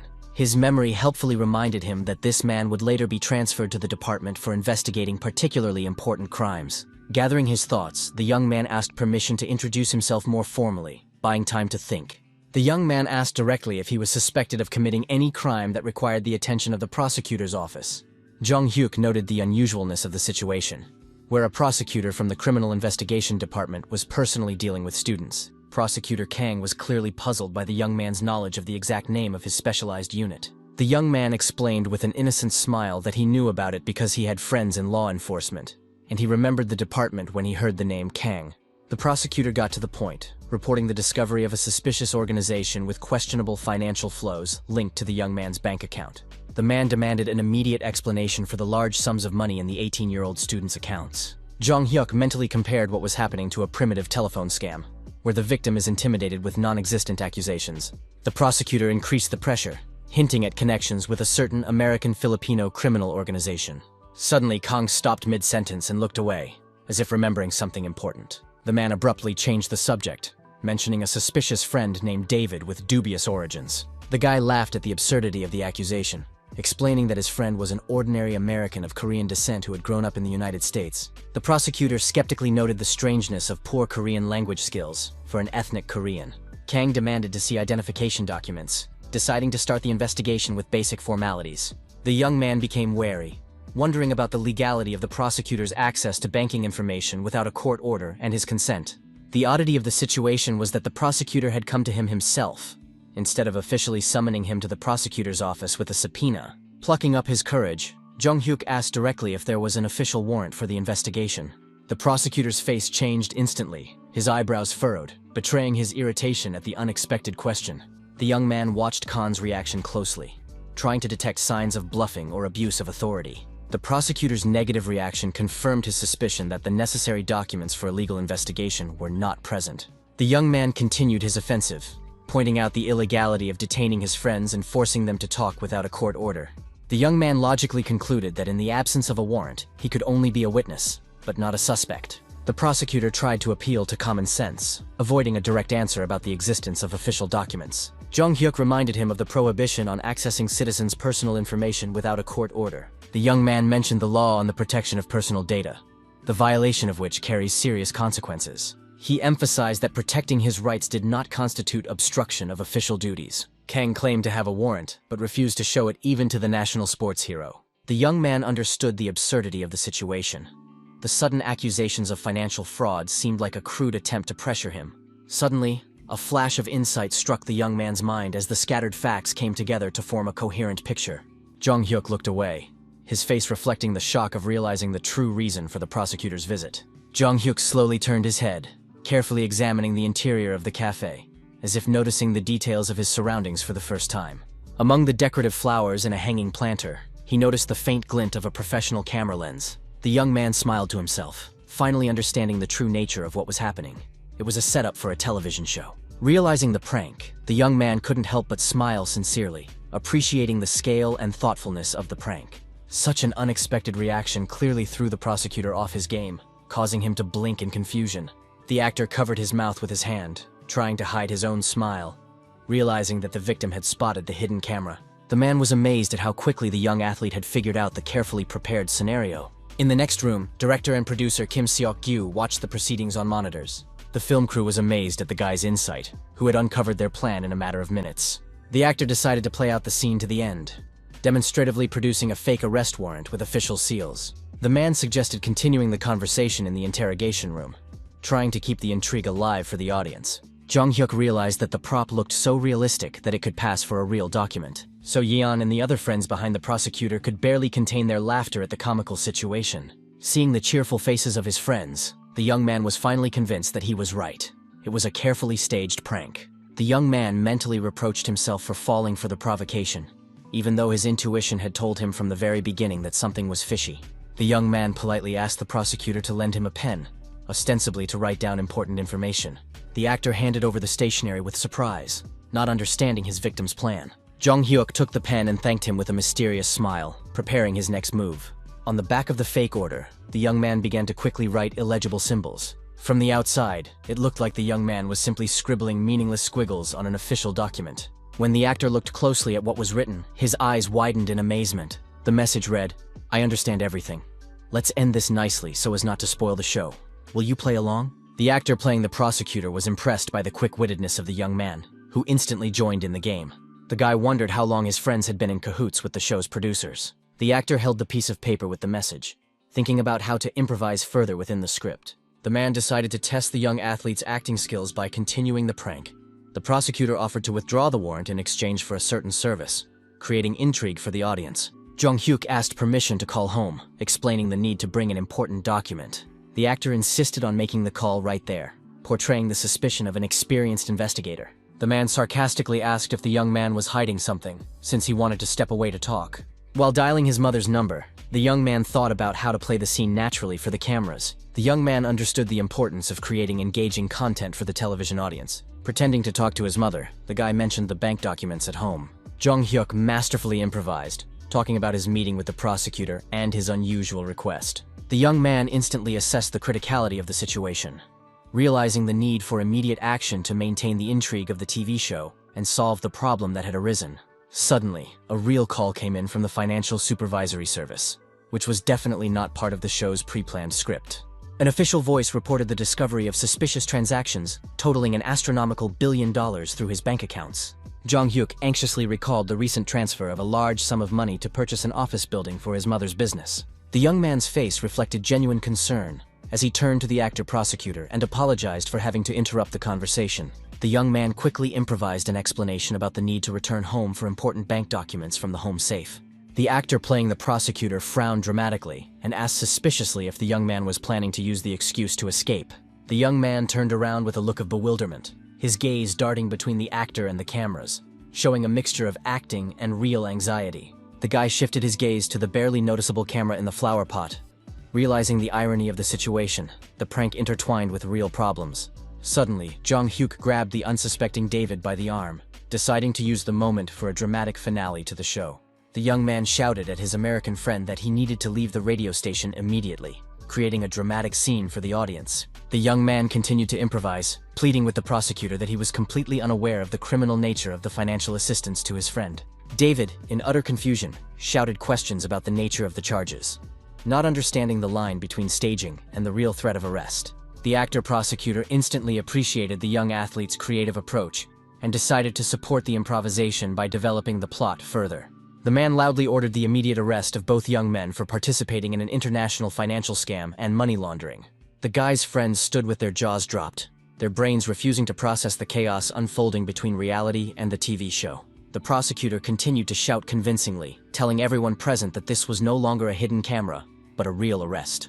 The actors playing investigators, with the professionalism of real police officers, grabbed the young men, demonstrating well-rehearsed techniques for detaining suspects. The men loudly announced the arrest for participation in the activities of international organized crime groups involved in money laundering. The entire group of friends was in a state of complete shock, their faces expressing a mixture of fear, bewilderment, and disbelief. So-yeon, her voice trembling, reminded them of the preliminary agreement with the producers about the promised cultural vouchers for their participation. David hysterically shouted in a mixture of languages about his innocence, waving his arms and insisting that this must be a television show. The American intern looked imploringly at his friend, asking for an explanation of the madness that was happening and confirmation that it was still a prank. Passers-by and radio station employees stopped, forming a tight circle of onlookers watching the arrest scene. In the control room, producers feverishly discussed emergency measures, realizing that the situation was completely out of control. The film crew decided that immediate intervention was necessary to prevent the show from turning into a real scandal. The producers rushed out of their hiding place, desperately shouting at the actor playing the prosecutor to immediately stop the overly realistic and dangerous performance. The actor, completely immersed in his role, remained in character as a stern law enforcer, accusing those who intervened of protecting criminals. The program's chief director broke out in a cold sweat, realizing the real threat of the entire television project being shut down due to ethical concerns. The prosecutor mysteriously promised to explain all the details of what was happening later by phone, keeping the intrigue alive for the television audience. Producer Kim Seok-gyu desperately shouted at the actor to immediately stop his uncontrolled improvisation, which threatened to revoke the channel's license. The producer understood that if the situation ended this way, the entire program would be hopelessly ruined and shut down forever. Jong-hyuk suddenly stopped in the middle of the chaos, drawing everyone's attention with his calm demeanor. The young man looked closely at the actor-prosecutor and smiled, appreciating his excellent performance as an investigator. The young man turned to the man, asking if the ending was dramatic enough for the television audience. With a sly smile, the young man reminded the prosecutor of his words about a possible career in acting. Everyone present froze in shock, realizing that the young athlete had brilliantly outplayed the entire film crew. Actor Jin Hyuk stood with his mouth open, unable to utter a word out of amazement and admiration. Jong-hyuk showed 2 fingers in a sign of victory, beaming with the satisfied smile of a true winner of the prank. The young man solemnly announced to everyone present that they had become participants in a hidden camera prank played on them by him. The film crew couldn't believe how an 18-year-old boy had managed to fool experienced television professionals. David breathed a sigh of relief, admitting that he really believed in the reality of the arrest and financial charges. Suho asked his friend with admiration at what point he had figured out the hidden camera prank. Jong-hyuk explained that the prosecutor's strange behavior and the lack of a warrant immediately aroused his suspicions. The young man admitted that at first he was really confused by the surprise, but quickly got his bearings. He added that the appearance of investigators without official documents seemed extremely suspicious to him. The producer admitted with disappointment that thanks to the young man's quick thinking, their plan had completely failed in front of the viewers. His friends laughed, praising Jong-hyuk for his acting, which made them believe in the reality of the threat. His friends reproached him for being too realistic, admitting that they were scared to death by what was happening. The actor-prosecutor asked everyone to wait a minute while he stepped out of character as the stern investigator. The man laughed and asked to have the fake handcuffs removed, since filming was officially over. The prosecutor thoughtfully admitted that the script had not gone at all as planned by the producers. The actor seriously asked the young man if he had thought about applying to law school. The man clarified his question about the young man's possible desire to become a real prosecutor in the future. The actor jokingly promised to remove the handcuffs only if the young man chose a career in law instead of the police. A few days later, investigators at the Central District Prosecutor's Office approached their boss with news. Prosecutor Kang laughed, admitting that he had anticipated such a reaction from his staff to the television program. The man generously told his subordinates that he had to praise them for their professionalism. The secretary announced a call from the district prosecutor, who requested that he come to his office immediately. Kang was alarmed by the unexpected call from his superiors and hurried to the door of the main office. The man cautiously opened the door, asking his boss about the reason for the urgent call during working hours. Prosecutor Kang tensely asked the district attorney about the case for which he had been summoned so urgently. The district attorney smiled and explained that he had seen his subordinate on a television program and decided to discuss it. Kang apologized sheepishly for participating in an entertainment show without notifying his superiors in advance. Unexpectedly for his subordinate, the district attorney warmly praised him for his acting skills. The elderly leader repeated the compliment, noting his excellent work in creating engaging television content. Yesterday, the Attorney General called to ask if this amazing man from the TV show really worked in their department. Thanks to this unexpected attention from management, Kana was promoted, as their department had always cared about its reputation. The man replied to his superiors with sincere joy that his long-held desire for promotion had finally come true. Khan explained that he had agreed to be filmed not for fame, but to improve the image of the prosecutor's office in the eyes of the public. He reminded his boss that most law students dream of becoming lawyers, not prosecutors, because of prejudices. The man candidly remarked that his superiors were unaware of the real situation regarding the prestige of the profession among young people. Modern students are not interested in public service, but in successful careers and high incomes in the private sector. The district prosecutor entrusted Kanu with an important mission: to prove to society the attractiveness of working in the prosecutor's office. The man ambitiously replied that he must attain a high position in order to carry out truly important work. Kanu hinted at his desire to transfer from the district prosecutor's office to the prestigious prosecutor's office of the Central District of Seoul. The district attorney thoughtfully asked if his subordinate was prepared for his children not seeing their father at home. The boss nodded understandingly, acknowledging his subordinate's ambitions, and let him continue his work. The boss smiled and noted that he had always known about the selflessness and ambition of his best prosecutor. Kong Chul sat in his office, reflecting on his important conversation with the district attorney. The man understood that his real career as a prosecutor was beginning at this turning point. In the future, countless threats, temptations, and moral dilemmas awaited him on the path to justice. The prosecutor mentally asked his children to be patient with his frequent absences from home. He remembered the investment company Kwan and Park, which managed the assets of influential politicians and lawyers. The man took out of his pocket a business card he had received from a young man after filming the show. Jong introduced himself as an advisor to a holding investment company, which greatly surprised the experienced prosecutor. Kang couldn't believe that an 18-year-old judoka was an advisor to a serious financial organization. The prosecutor dialed the number on the card, still doubting the reality of such an incredible coincidence. The young man amiably agreed to meet the following Sunday to discuss possible cooperation. Jong-hyuk thought with satisfaction about successfully establishing contact with Prosecutor Kang for future plans. In order to catch corrupt officials, the prosecutor needed the strength to remain unshakable under any pressure from above. The young man reflected on the need for honest people in the prosecutor's office, recalling his dream of becoming a judge in his past life. The young man pondered the problem of not being able to conduct investigations without the appropriate authority, thinking of the National Intelligence Service as an alternative. Jong-hyuk understood the futility of dwelling on his past life, deciding that he still had a whole year to make a decision. As the young man put on a construction helmet, one of the workers called out to him, wondering what he was muttering to himself. His mother called her son to an improvised table where she had laid out a homemade meal for the workers. The woman kindly offered the builders something to eat after their hard work on the construction site. The The workers gratefully acknowledged the young man's help, promising to finish renovating the first floors of the building soon. Jong-hyuk watched with warmth as his mother smiled happily, delighted at the opportunity to care for people. The 10-story building was carefully chosen, with the first 3 floors for shops and the rest for offices and apartments. His mother often repeated the wisdom that without the owner's supervision, construction work is done half-heartedly. The young man's thoughts were interrupted by an unexpected phone call, distracting him from his physical work. The young man looked at the screen with curiosity, wondering who had decided to disturb him during work.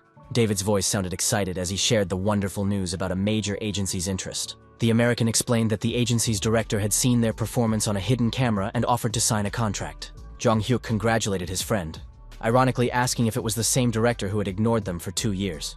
The young man was mentally concerned about the fate of the group, knowing that their debut would be delayed due to changes in history. The young man understood the risks of signing a contract with an unreliable agency that could ruin the careers of talented young people.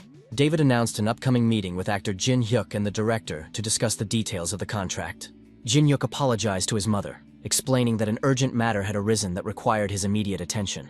The woman suspiciously asked her son if he was trying to escape from hard work on the construction site. On the way to the agency's office, David was surprised to notice that they were going in the opposite direction. Jong-hyuk explained that they first needed to stop at a clothing store to buy a suitable suit for his friend. The young man reminded him of the importance of first impressions and the need to look presentable at a business meeting. Another call interrupted their journey, and the young man apologized, explaining the need to answer an important call. The young man knew that he had asked Kwon Ayeon to check the information about the agency, and was eagerly awaiting her report. Kwon Ayeon reported the results of her investigation. The agency had gone bankrupt, laying off all its interns, and the director had fled abroad with the money. The girl added an interesting detail. The company owed their investment fund a large sum of money from old contracts. Jong-hyuk finally understood the reason for his anxiety. Bankruptcy had changed the fate of the group that was supposed to become legendary. The banker continued that the former director of the bankrupt company had already founded a new agency from scratch. According to information from business circles, this man was known as kind, but extremely indecisive in business. Kwon Ayeon suggested considering investing in the new company if the terms were favorable. She noted that the new agency was small, so the initial investment would not require a large outlay. Director Chae Yeon-dok sat in an empty office, admitting to the actor that he was the company's only employee. The man bitterly asked why anyone would deceive them when the company was on the verge of collapse. Suddenly, the doors to the meeting room swung open, drawing the attention of the men sitting at the table. Jong-hyuk entered with his friends, politely greeting the director and introducing himself in a formal tone. The young man had changed into an elegant business suit, demonstrating his serious intentions to negotiate. Director Chae Yeon-dok was shocked to see respectable young men instead of the street thugs he'd expected. The assistant director recognized the famous athlete and enthusiastically asked about his victory at the Asian Games. Everyone present was amazed to learn that David had such influential friends. An amazing group gathered in the office. An Olympic champion, a future star, and a talented producer. Actor Jin-hyuk and the Olympian turned out to be old acquaintances, which added credibility to the meeting. When asked about their acquaintance, David explained that they lived in the same neighborhood and met by chance. The director fondly recalled the hidden camera TV show and asked about the American's plans. The man regretfully admitted that he could not offer a contract in the company's current situation. Chae Yeon-dok sheepishly explained that his office could hardly be called an agency and that he was not involved in production. David clutched his head in horror, realizing that their trip here had been in vain. The owner apologized for the rush, explaining that he was expecting an important guest and was short on time. The director sincerely wished the young people luck in finding another agency to showcase their talents. Jong-hyuk listened attentively to the director, realizing that Kwon was right, that he was a kind man, incapable of deception. The young man decisively interrupted the man's sad reflections, stating the need to make an important proposal to everyone present. The young man philosophically remarked that since fate had brought them together, it would be sad to part on such a minor note. The young man suggested that the director listen to his friend's performance, hoping that it would change his pessimistic mood. David was visibly nervous about the unexpected request to perform unprepared in front of a potential employer. Director Chae Yeon-dok thoughtfully weighed whether to give the young people a chance to show their talent. Jong-hyuk prayed silently that the man would agree, knowing the group's future success and huge profits. After much deliberation, the director reluctantly agreed to listen to one song from the potential interns. Chae Yeon-dok's thoughts were interrupted by the arrival of new visitors who entered the meeting room without knocking. The director was genuinely pleased to see the new guests, noting their timely arrival for the important audition. David asked the newly arrived band members in surprise how they had found out about the meeting. The young singers explained that Jong-hyuk had invited them in advance for a surprise performance. A distinguished man in a business suit appeared at the door. apologizing for any inconvenience. The stranger introduced himself as a lawyer, also invited by Mr. Jong for an important meeting. The young man noted with satisfaction that all the guests had arrived exactly on time. The young man enthusiastically suggested that the guys perform a song that would win the director's heart. The band members quickly grabbed their instruments, preparing for an impromptu performance in the office. Their melodious voices began to sing about past doubts and the inability to continue on their path. The harmony of their voices created an amazing atmosphere of unity, and the song flowed sweetly and soulfully. Everyone present was amazed by the beauty of the sound and the professionalism of the young performers. The director felt nostalgic, acknowledging that music really did improve his mood. Jong Hyuk noted the man's obvious interest, despite his initial doubts. Chae Yeon-dok acknowledged that regardless of the field of activity, such talent cannot be ignored. The young man clarified whether he had correctly understood the director's willingness to take the group under his wing. The man confirmed the accuracy of his assessment of the guy's talent, explaining the reasons for leaving his previous agency. The director described a system where the abilities of artists were determined solely by the company's brand. Chae Yeon-dok admitted that he was willing to give up 70% of the profits in exchange for the freedom to choose talent. The director warned about unscrupulous companies that use telemarketing to deceive newcomers to the entertainment industry. Chae Yeon-dok offered to share important advice as a senior colleague, which immediately caught the young man's attention.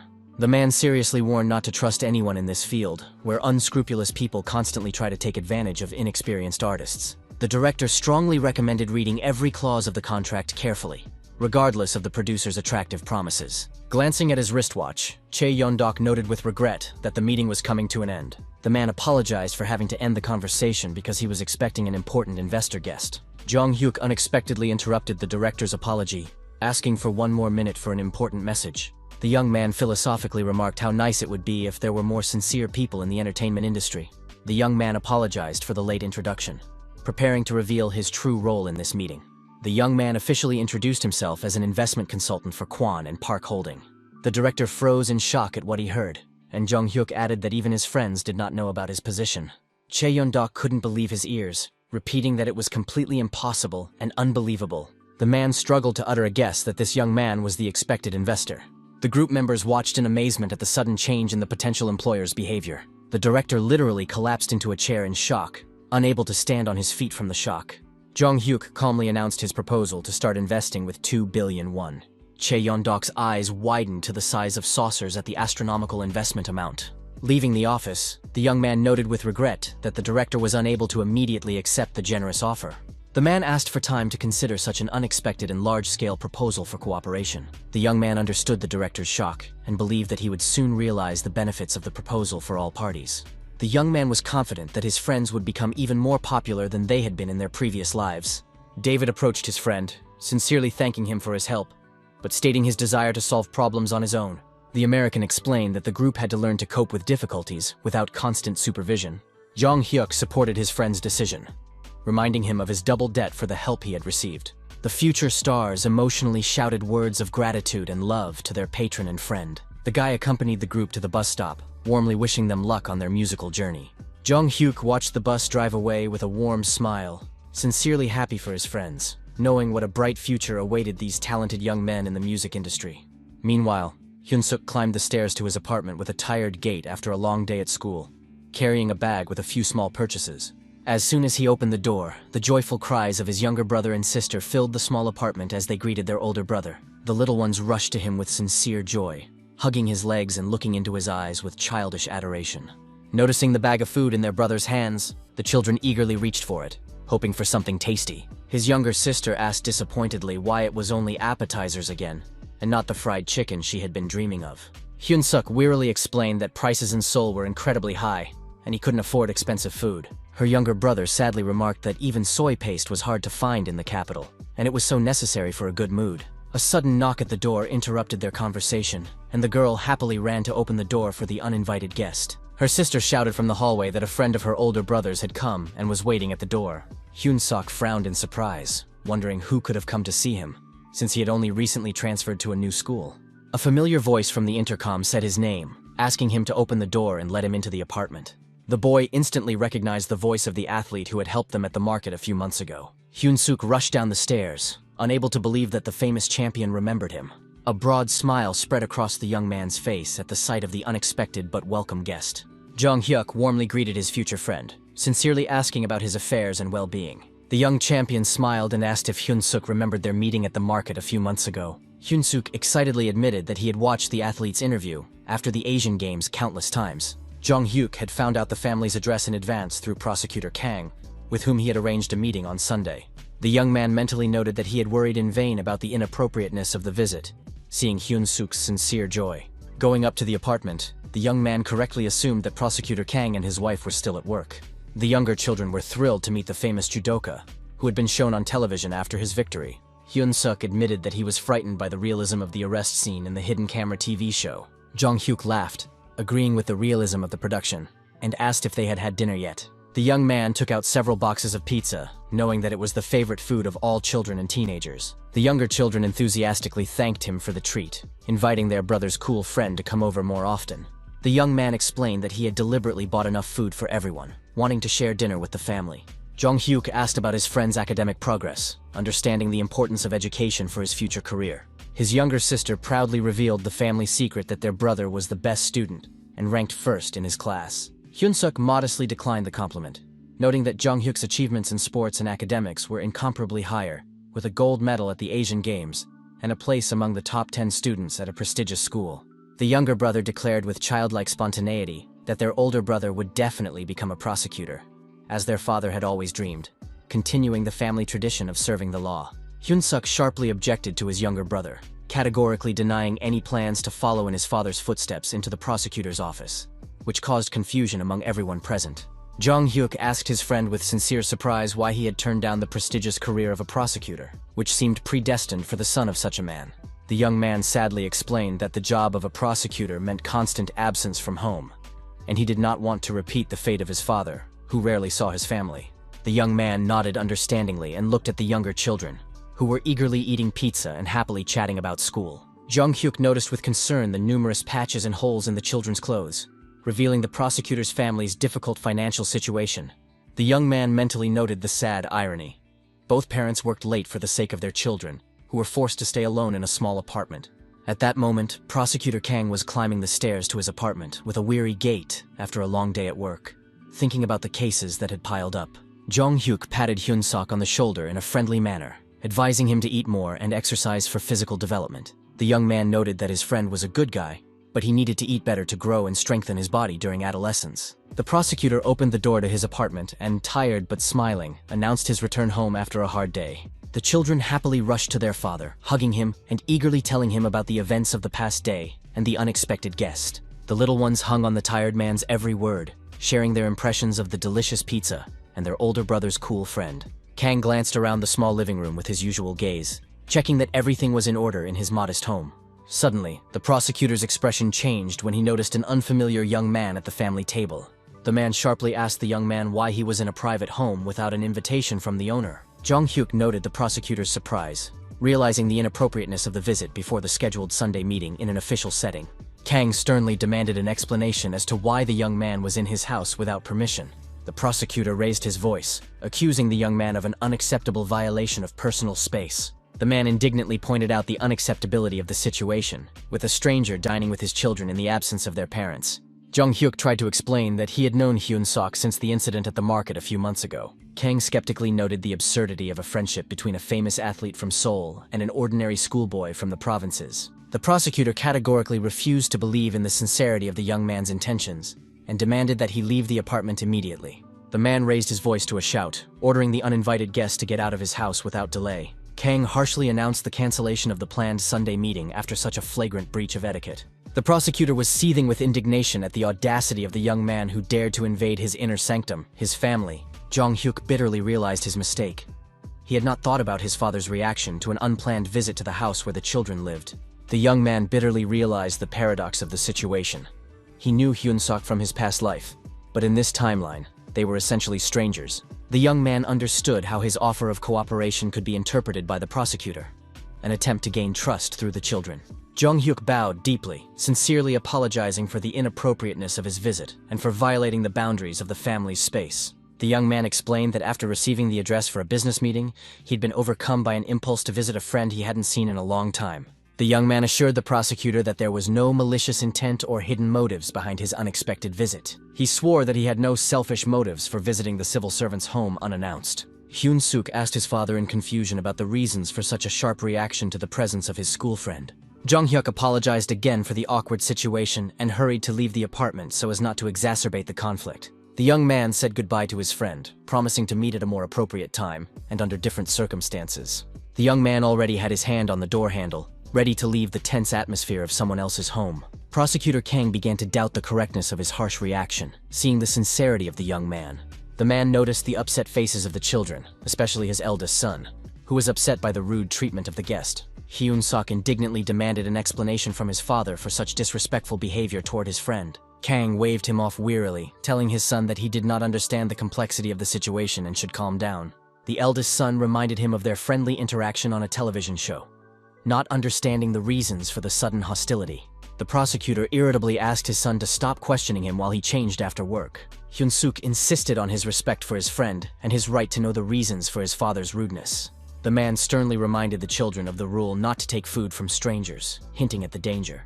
The younger children agreed fearfully and hurried to another room to play. Hyun-suk indignantly asked why his father did not believe in their acquaintance with the champion.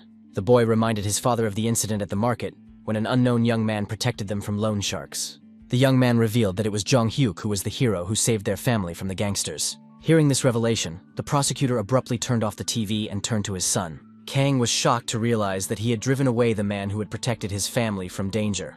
The next day, the prosecutor sat in a bar, apologizing to Jung-hyuk for yesterday's misunderstanding. The man poured soju into small cups, acknowledging his mistake and assessing the situation. Prosecutor Kang sincerely admitted his mistake, regretting that he had not listened to the explanation until the end, and expressed his gratitude to the man who had saved his family from the loan sharks. The man warmly thanked the young man for answering the call and agreeing to return for a conversation after yesterday's incident. Jung-hyuk generously assured him that he understood a father's instinct to protect his family and did not hold a grudge for his harsh reaction. The prosecutor cleared his throat and asked permission to ask a personal question about the young man's motives. Kang asked directly about the reasons for his early desire to earn money and his interest in criminal investigations at such a young age. The man suggested that it was all related to the tragic death of the young man's father many years ago. The prosecutor admitted that he had inquired about Jung-hyuk's family, apologizing for the intrusion into his personal life due to professional necessity. Kang talked about the weird stuff in the case, like how the dad died while chasing a dangerous criminal, but his death wasn't recognized as happening while on duty. Moreover, the killer received only 2 years in prison, a suspiciously lenient sentence for such a serious crime. Jung-hyuk mentally noted that the prosecutor had touched on a painful subject, but decided not to reveal the true motives behind his actions. The young man replied evasively that he was not yet ready to discuss the subject, hoping for his interlocutor's understanding. The prosecutor assured him of his support as a reliable ally, ready to help in any situation. The young man thanked him for his trust, and promised mutual assistance within his capabilities. Suddenly, the scene changed. Jung-hyuk was standing in a destroyed nightclub, surrounded by defeated security guards. The guy had a deep wound above his eyebrow, and blood was pouring into his eye, preventing him from seeing what was happening around him. The young man held his wounded shoulder, feeling the throbbing pain from the injuries he had sustained in the fight. The thugs mockingly commented on the young man's shaky condition, barely able to stand due to blood loss. The leader mockingly remarked that the king of the criminal department was not such a formidable opponent after all. Jung-hyuk realized that he had fallen into a trap when he came to this establishment to gather information about the drug trade. The young man bitterly regretted his carelessness, not having foreseen such a dangerous turn of events. The young man remembered that he had to warn Hyun-suk not to come, as it was his mother's birthday today. The young man anxiously wondered if he would be able to hold out until reinforcements arrived alive. The gangster noticed the guy's attempt to reach for his phone and asked mockingly if he was waiting for an important call. The leader pointed mockingly at the victim's broken phone, offering to lend him his for one last call. The scoundrel burst into triumphant laughter, confident in his absolute triumph over the beaten investigator. Suddenly, the gangster's expression changed dramatically, as if he had seen a ghost behind his victim. Jung-hyuk struggled to turn his bloodied head, trying to see the cause of fear in the leader's eyes. Hyun-suk stood in the doorway with a fire extinguisher in his hands, directing a stream of foam straight at the stunned gangsters' faces. Despite the pain, the young man smiled inwardly at his friend's recklessness in coming to his rescue at the most critical moment. The future police officer cheerfully suggested quickly dealing with the scoundrels, and then celebrating the victory with a glass of soju. Jung-hyuk nodded slightly, promising to find the most delicious snacks to celebrate their survival. The presence of his friend gave the wounded boy strength, allowing him to stand more confidently on his feet. The young men understood the need to join forces against their outnumbered opponents. The young man gathered his last strength and rushed into the attack, putting his fists forward. The judoka's muscle memory allowed him to block blows and counterattack even in a semi-conscious state. The gang leader pulled out a knife, intending to finish off the stubborn investigator with one blow. Noticing the glint of steel out of the corner of his eye, Jong-hyuk tried to dodge the deadly attack. The blade slid across his shoulder, leaving a deep cut, but the young man remained standing. The bandit was confident of victory, but his pupils suddenly dilated in surprise. The vision faded and Jong-hyuk woke up abruptly in his bed, covered in cold sweat. The young man felt his body, relieved to find no wounds or scratches. The realism of the nightmare caused his heart to pound wildly for several minutes after he woke up. The young man remembered yesterday's meeting with the prosecutor and hoped that he had made it home safely. His mother peeked into the room, happily noting that her son had finally woken up after yesterday's drinking. The young man felt the effects of the alcoholic evening, a dull headache and dry mouth. Despite his hangover, the young man forced himself to focus on finding candidates for new investments. He understood his company's weakness in real estate matters, and the need to find a competent specialist. The lack of experts in this field posed a serious problem for the expansion of the investment portfolio. The aroma of kimchi soup filled the room, although the young man was puzzled as to why a hangover dish was being prepared. The woman smiled and explained that she just wanted to treat her son to traditional Korean soup. At the table, the mother carefully served her son a large portion, insisting on the need to regain his strength. The woman asked about the content of yesterday's conversation with Prosecutor Kang. Jong-hyuk told her about the offer of help if he chose a career in the prosecutor's office. The young man noticed his mother's strange reaction and asked her opinion about such a career path. The young man reflected that the job of a prosecutor should be safer than police work, hoping to calm his mother's fears. The woman warmly noted that Prosecutor Kang seemed like a decent person, but that the final decision about his career should be made by her son himself, and that she was proud of his independence. His mother shared the good news that the construction work on the building was almost complete, freeing her son from the need to be present at the construction site and supervise the workers.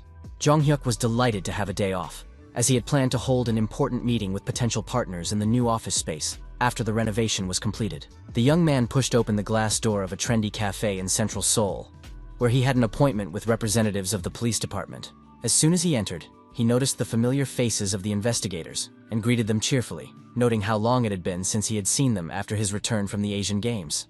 4 men in plain clothes had already taken a table in the corner of the establishment, clearly arriving early to discuss the strategy for the upcoming conversation with the young champion. The table was already laid with a variety of Western dishes, burgers, French fries, and soda, which seemed somewhat unusual for a business meeting. One of the detectives joked that he had suggested going to a regular Korean restaurant with grilled meat, but 4 adult men in such an establishment would look suspicious without female company. Department head Kim Jong-do explained the choice of venue by saying that he wanted to treat his young friend, adding with a smile that lately only children prefer fast food to traditional cuisine. Everyone present congratulated the young man on his brilliant victory at the Asian Games and winning the gold medal, which brought glory to the country in difficult times. Jong-hyuk asked with a sly smile if congratulations were the only reason for this unexpected meeting on a weekday. The investigators bustled about, offering to order more food, clearly trying to delay the moment when they would have to move on to the real topic of conversation. The young man asked directly whether the experienced detectives had gathered at the cafe solely to congratulate him on his Olympic medal, or if there was another reason. The men tried to laugh it off, asking if a few gold medals weren't enough to warrant such attention from the police. The young man sincerely thanked them for their kind words, and took several packages out of his backpack, saying that he had brought gifts from Thailand. The young man gave each of them a piece of fragrant handmade soap, explaining that he had thought of them while in Bangkok.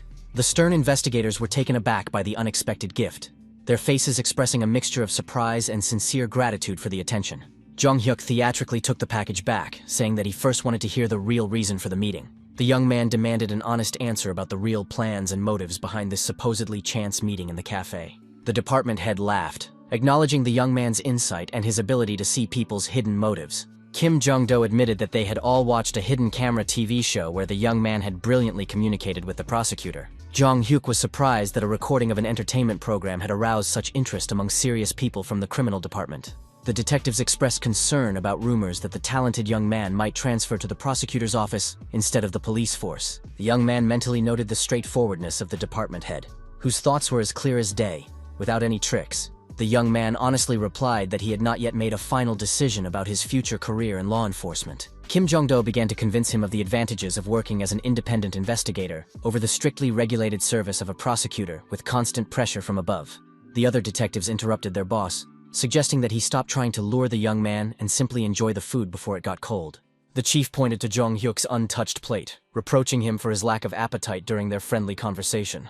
The investigators eagerly dug into their food, demonstrating excellent appetites and temporarily suspending their attempts to recruit the young talent into their ranks.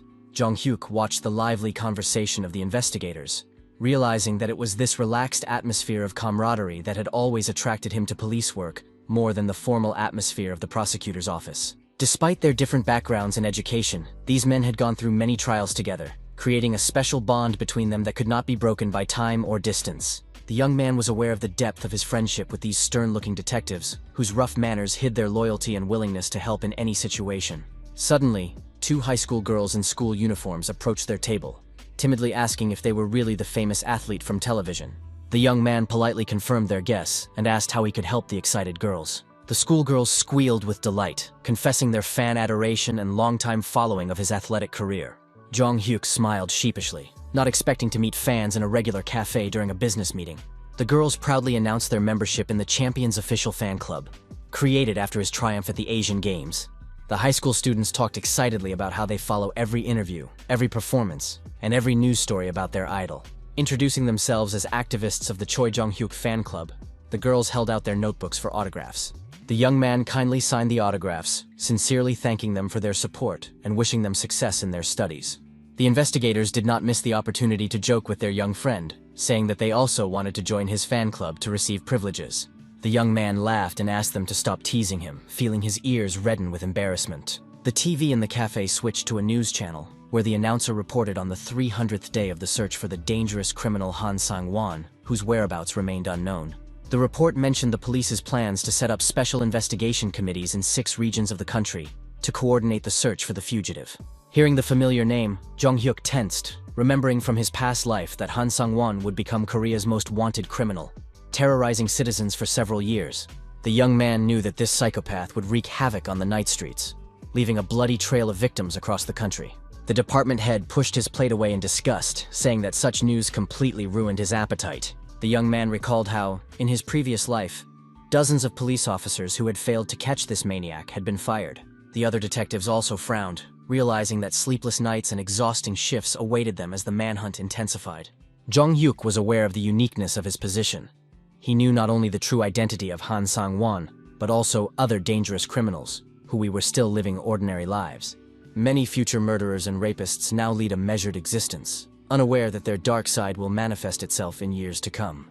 The young man understood that it was impossible to catch all potential criminals at once, because his personal mission to change fate was a higher priority.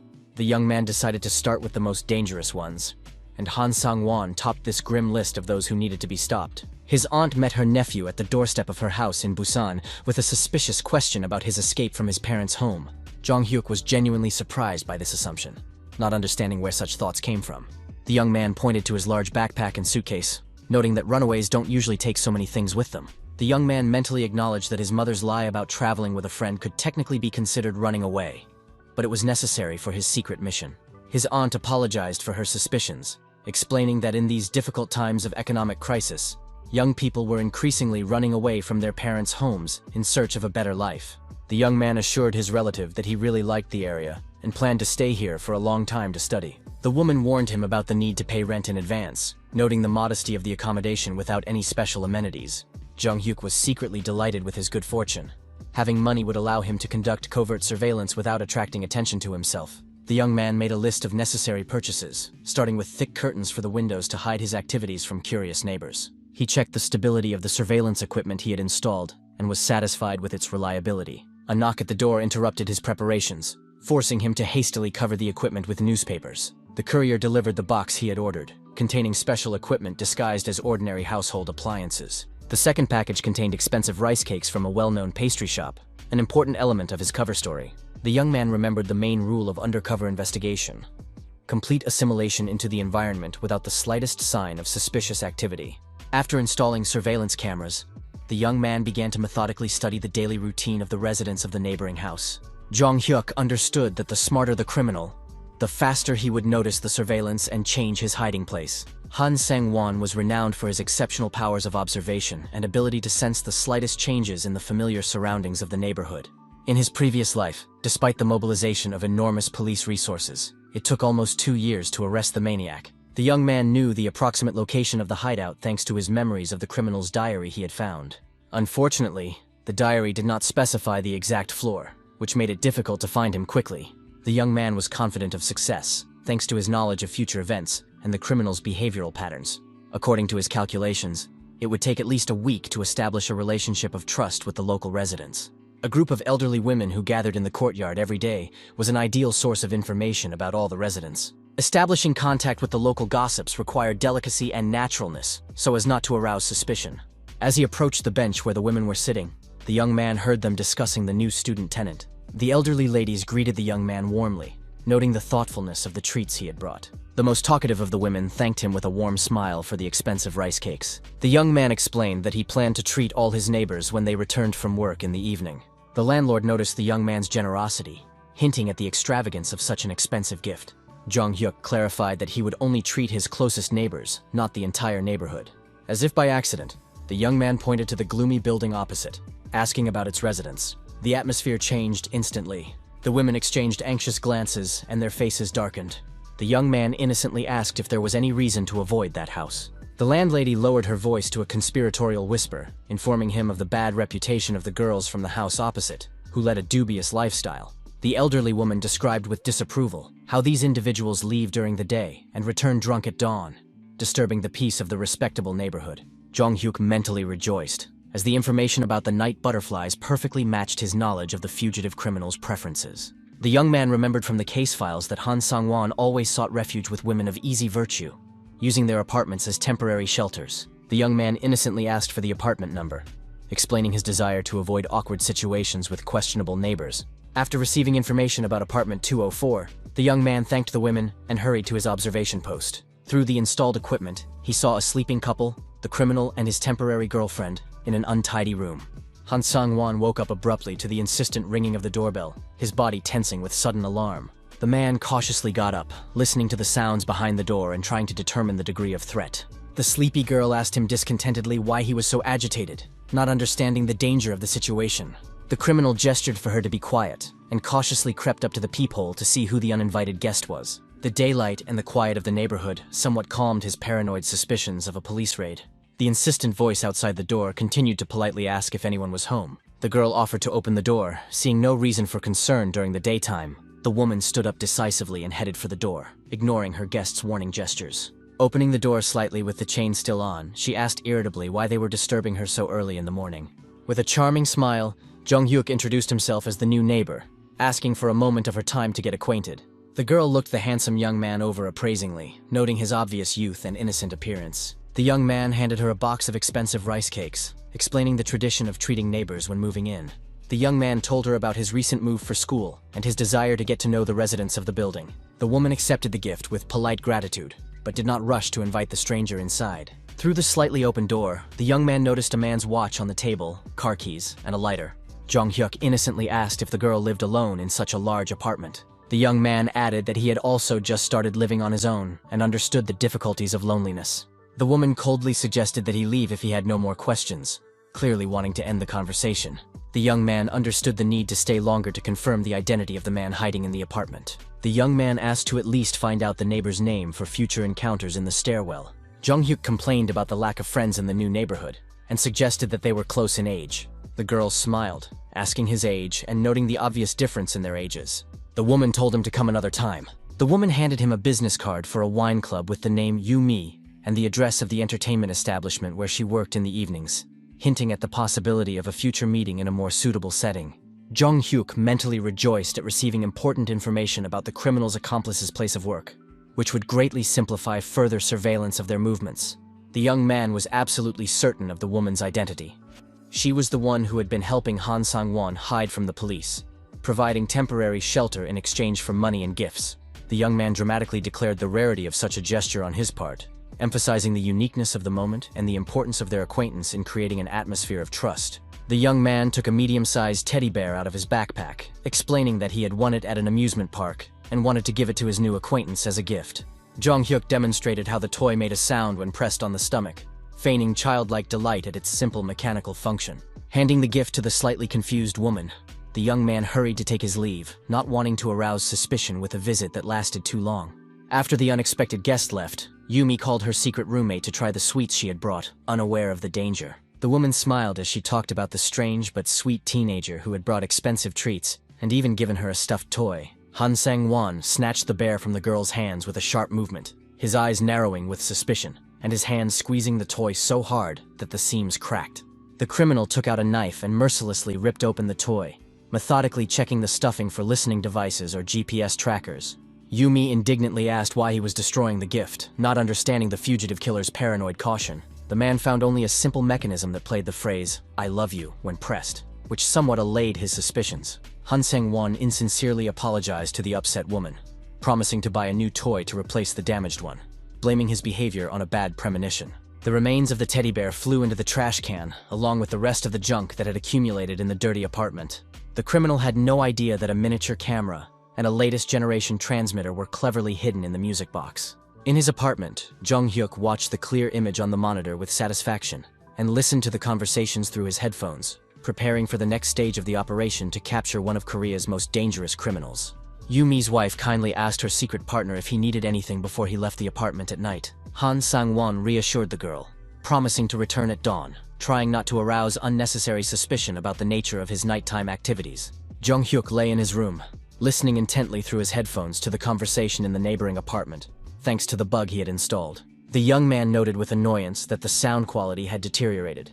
The criminal had thrown the toy with the transmitter not in the trash can, but near the front door. The young man acknowledged the fugitive's extreme caution, rejoicing in his foresight in installing backup surveillance devices. Through the speaker, the criminal's words could be heard, expressing regret about the girl's hard work and concern for her well-being. The sounds of kissing made the young man grimace with disgust, mentally reproaching the couple for their lack of decency. The young man assumed that the lovers were in the hallway, preparing to say goodbye before the man left. Jung-hyuk rushed to the window with his camera, preparing to capture the criminal's face as he left the building. The young man waited impatiently for Han Sang-won to appear, mentally urging him to leave his hiding place so he could take a photo. All these days, the young man had been methodically observing, studying the routine and habits of the dangerous fugitive. The click of the lock in his headphones signaled the long-awaited moment. The criminal was finally leaving the apartment. The young man pondered whether to follow the subject or limit himself to taking photos to hand over to the police. The guy knew from the file that even while on the run, Han Sang-won continued to commit serious crimes, including robberies. The absence of belongings from the departing man confirmed his intention to return, rather than change his hiding place. Jung-hyuk thought gloomily that this would be the criminal's last walk of freedom before his arrest. The young man carefully chose the angle through the camera lens, striving to get the clearest possible shot of the man's face. A few clicks of the shutter, and the evidence was obtained, with the subject showing no signs of concern. Suddenly, the criminal froze in the middle of the street, as if sensing someone's gaze on him. Han Sang-won slowly raised his head, scanning the windows of the houses in search of the source of his uneasy feeling. The fugitive's sharp gaze methodically scanned each window, looking for signs of surveillance. The criminal stopped at the window of Jung-hyuk's apartment, but saw nothing suspicious behind the thick curtains. The man shook his head, attributing his anxiety to paranoia from being on the run for so long. The guy breathed a sigh of relief, managing to hide behind the curtain just in time before the criminal's gaze reached his window. Han Sang-won continued on his way down the deserted morning street, unaware that he was being followed. Jung-hyuk leaned against the wall, feeling his heart pounding wildly with fear of being exposed. Studying the photos he had received, the young man was convinced of the correct identification. It was definitely the wanted killer. The board in the young man's room was covered with photographs, diagrams, and notes about the criminal's movements. The young man dialed the number of the head of the criminal department, reporting the discovery of Han Sang-won and his readiness to hand over the photographic evidence. The morning sun woke the young man who had fallen asleep by the window after a sleepless night of surveillance. The bright light made the young man open his eyes sharply, realizing that he had fallen asleep on duty. Jung-hyuk cursed himself, realizing the danger of the operation failing due to fatigue. To his surprise, the returning criminal appeared in his field of vision, just as the young man had predicted, having spent the night away from home. A police car slowly pulled up to the house where the criminal was hiding, and two plainclothes detectives watched the entrance closely. Han Sang-won noticed an unfamiliar car through the window, and his fugitive instincts instantly kicked in, analyzing the potential threat. Jung-hyuk watched with annoyance as the investigators parked too close to the house, making their surveillance obvious to an experienced criminal.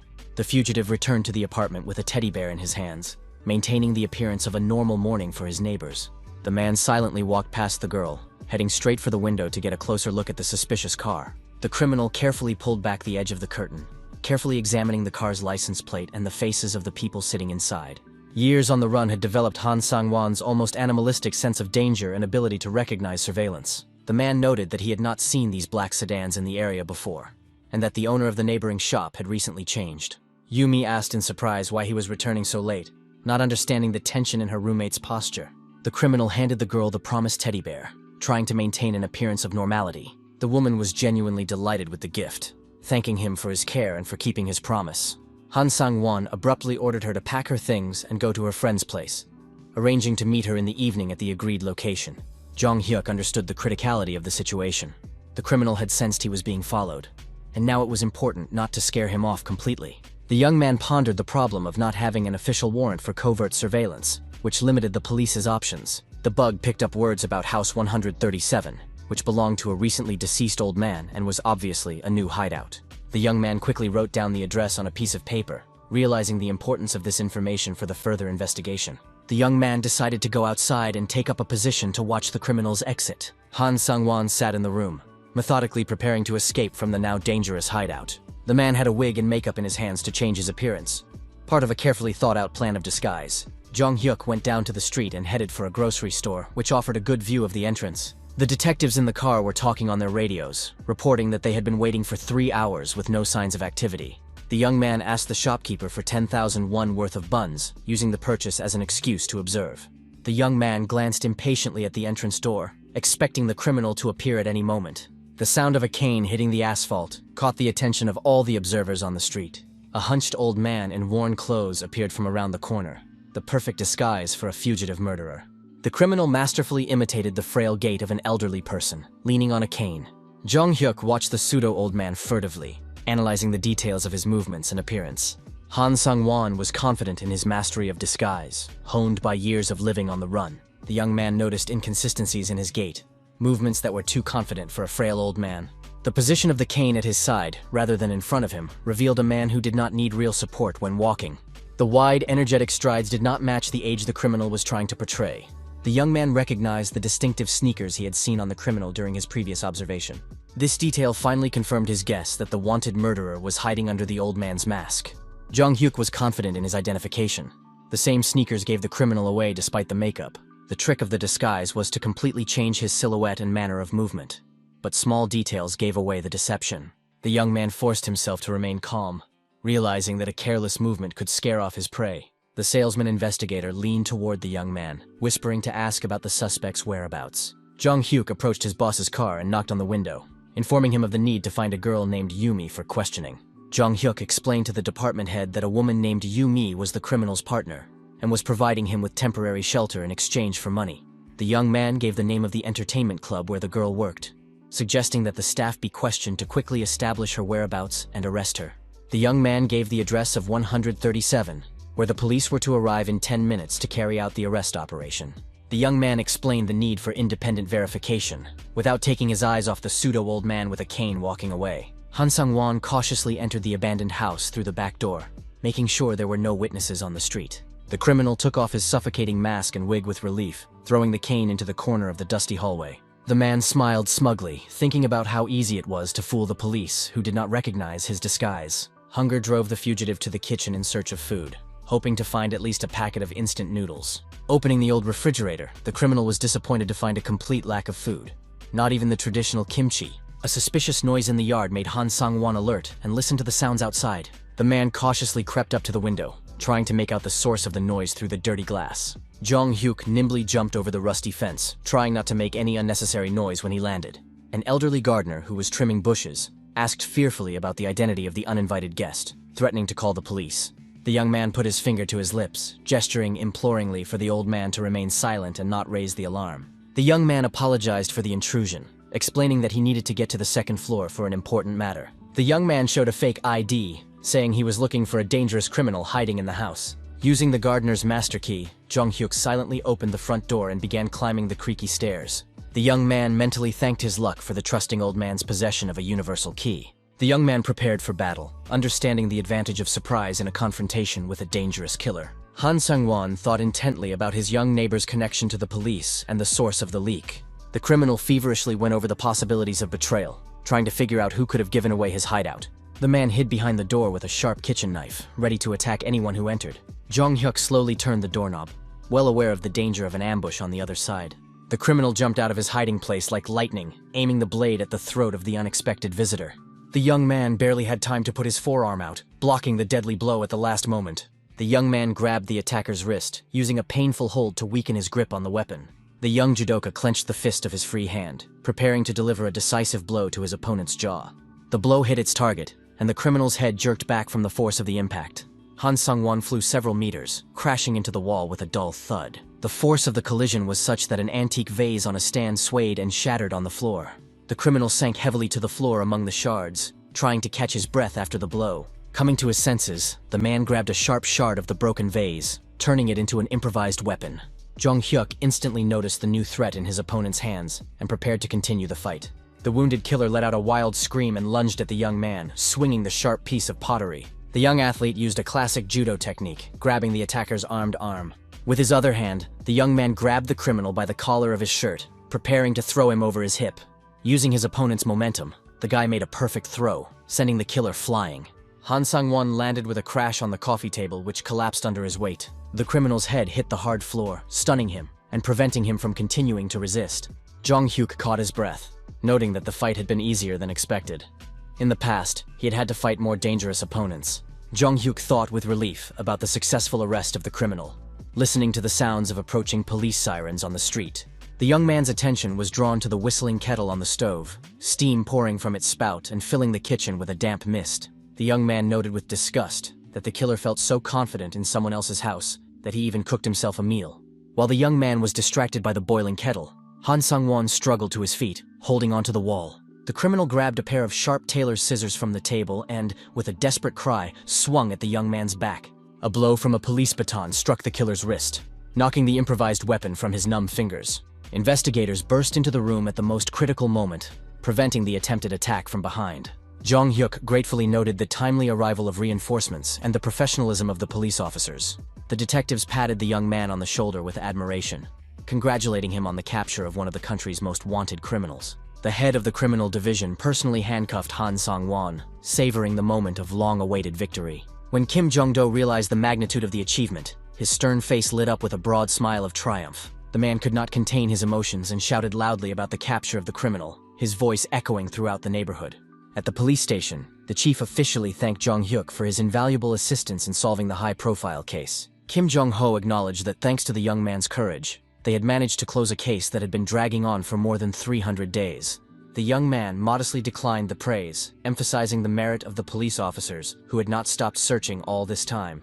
He noted the investigators' selfless work for the sake of public safety and the peace of mind of citizens. The chief mentioned the young man's refusal to give interviews to the press, asking about the reasons for this decision. Jong Hyuk explained that the credit for catching the criminal should go to the police, not to a random witness. The young man came up with a story about a tourist trip to Busan, where he accidentally encountered the wanted murderer. Detectives predicted that Chief Kim would soon be promoted and transferred to headquarters after such a success. Kim Jong-do reflected on the uniqueness of the young man, an Olympic champion with the talent of an investigator. The chief offered him special employment in the police force without going through the standard recruitment procedure. The man assured him that the decision was up to the young man and that he could take his time to consider the offer. Jong Hyuk politely thanked him for his trust, but did not rush to give a final answer. The young man smiled thoughtfully, weighing the pros and cons of the offer to join the police force. Kim Jong-do spoke hopefully about working together to catch criminals in the future. The young man explained that special employment meant starting at the lowest rank of patrol officer. The young man recalled his past life, where he had spent years working his way up to the rank of lieutenant, and did not want to repeat that path. The chief agreed with the logic of the refusal and asked about the reasons for avoiding publicity. Jong Hyuk wisely noted that a recognizable face would not be able to conduct covert investigations effectively. Kim Jong-do laughed and promised to treat the young man to the most expensive beef in gratitude for his help in advancing his career. The head of the criminal department apologized for having to return to his duties, promising to meet in the evening to celebrate the successful conclusion of the case. Jong Hyuk loudly addressed someone invisible, suggesting that they come out of hiding and stop hiding behind the corner of the building. A middle-aged man reluctantly emerged from the shadows, notebook in hand, clearly embarrassed at being spotted. The stranger suggested going up to his office to talk, or going downstairs if that was more convenient for the young man.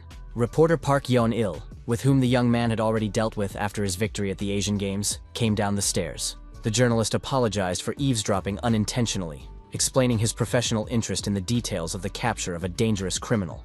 The man took out a worn notebook with pre-prepared questions about the young man's role in the arrest of the fugitive murderer. When asked directly about his sole contribution, Jong Hyuk categorically objected, emphasizing the teamwork with the police. The young man insisted on the importance of the investigators' months of work, without which the capture would have been impossible. The young man rhetorically asked the reporter if he looked like the kind of person who would say what people expected to hear. Park Yeon-il nodded with satisfaction, stating that there was enough material for a full report on the event. The journalist promised to emphasize in his article the decisive role of the police in the successful arrest operation. Jong Hyuk reflected that if the CCTV cameras had been working properly, the criminal would not have been able to hide from justice for so long.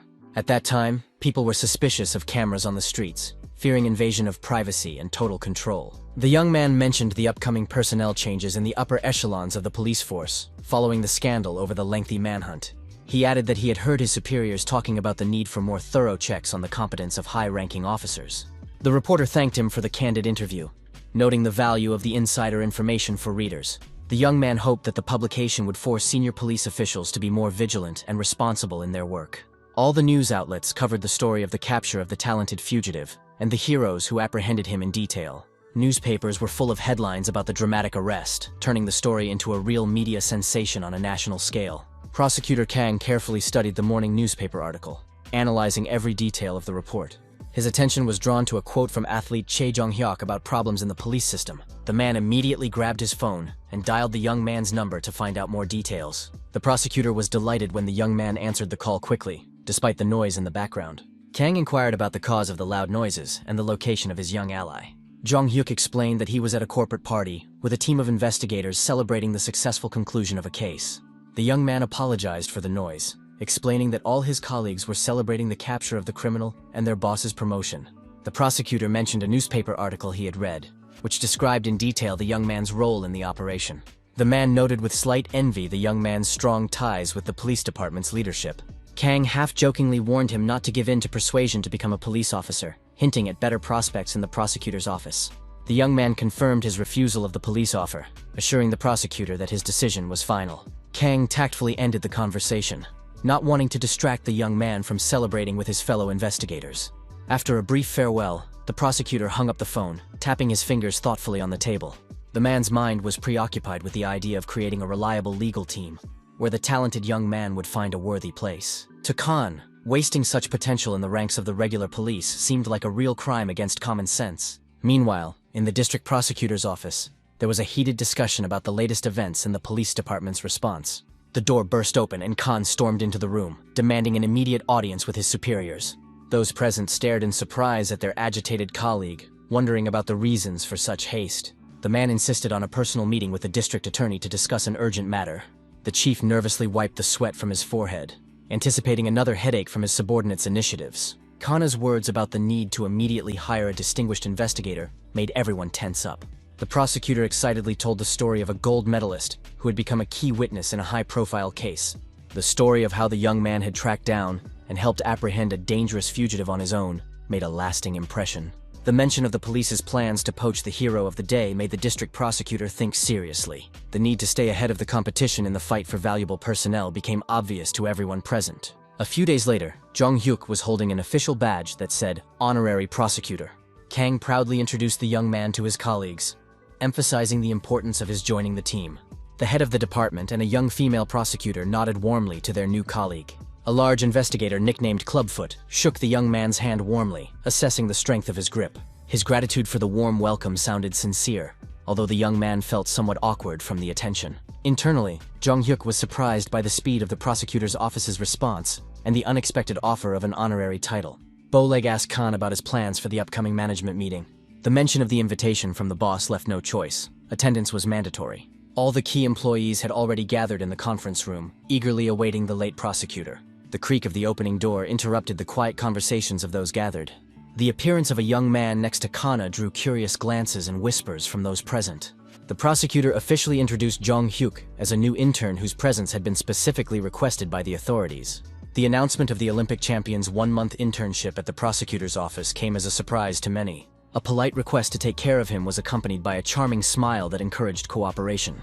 A prosecutor's office employee asked the young man if he knew the exact name of their department. Jong Hyuk confidently replied that it was the Department for Combating Serious Criminal Offenses. Hearing this answer, the man asked what specific acts fell into the category of serious crimes. Without hesitation, the young man listed the main types: theft, murder, arson, and bodily harm.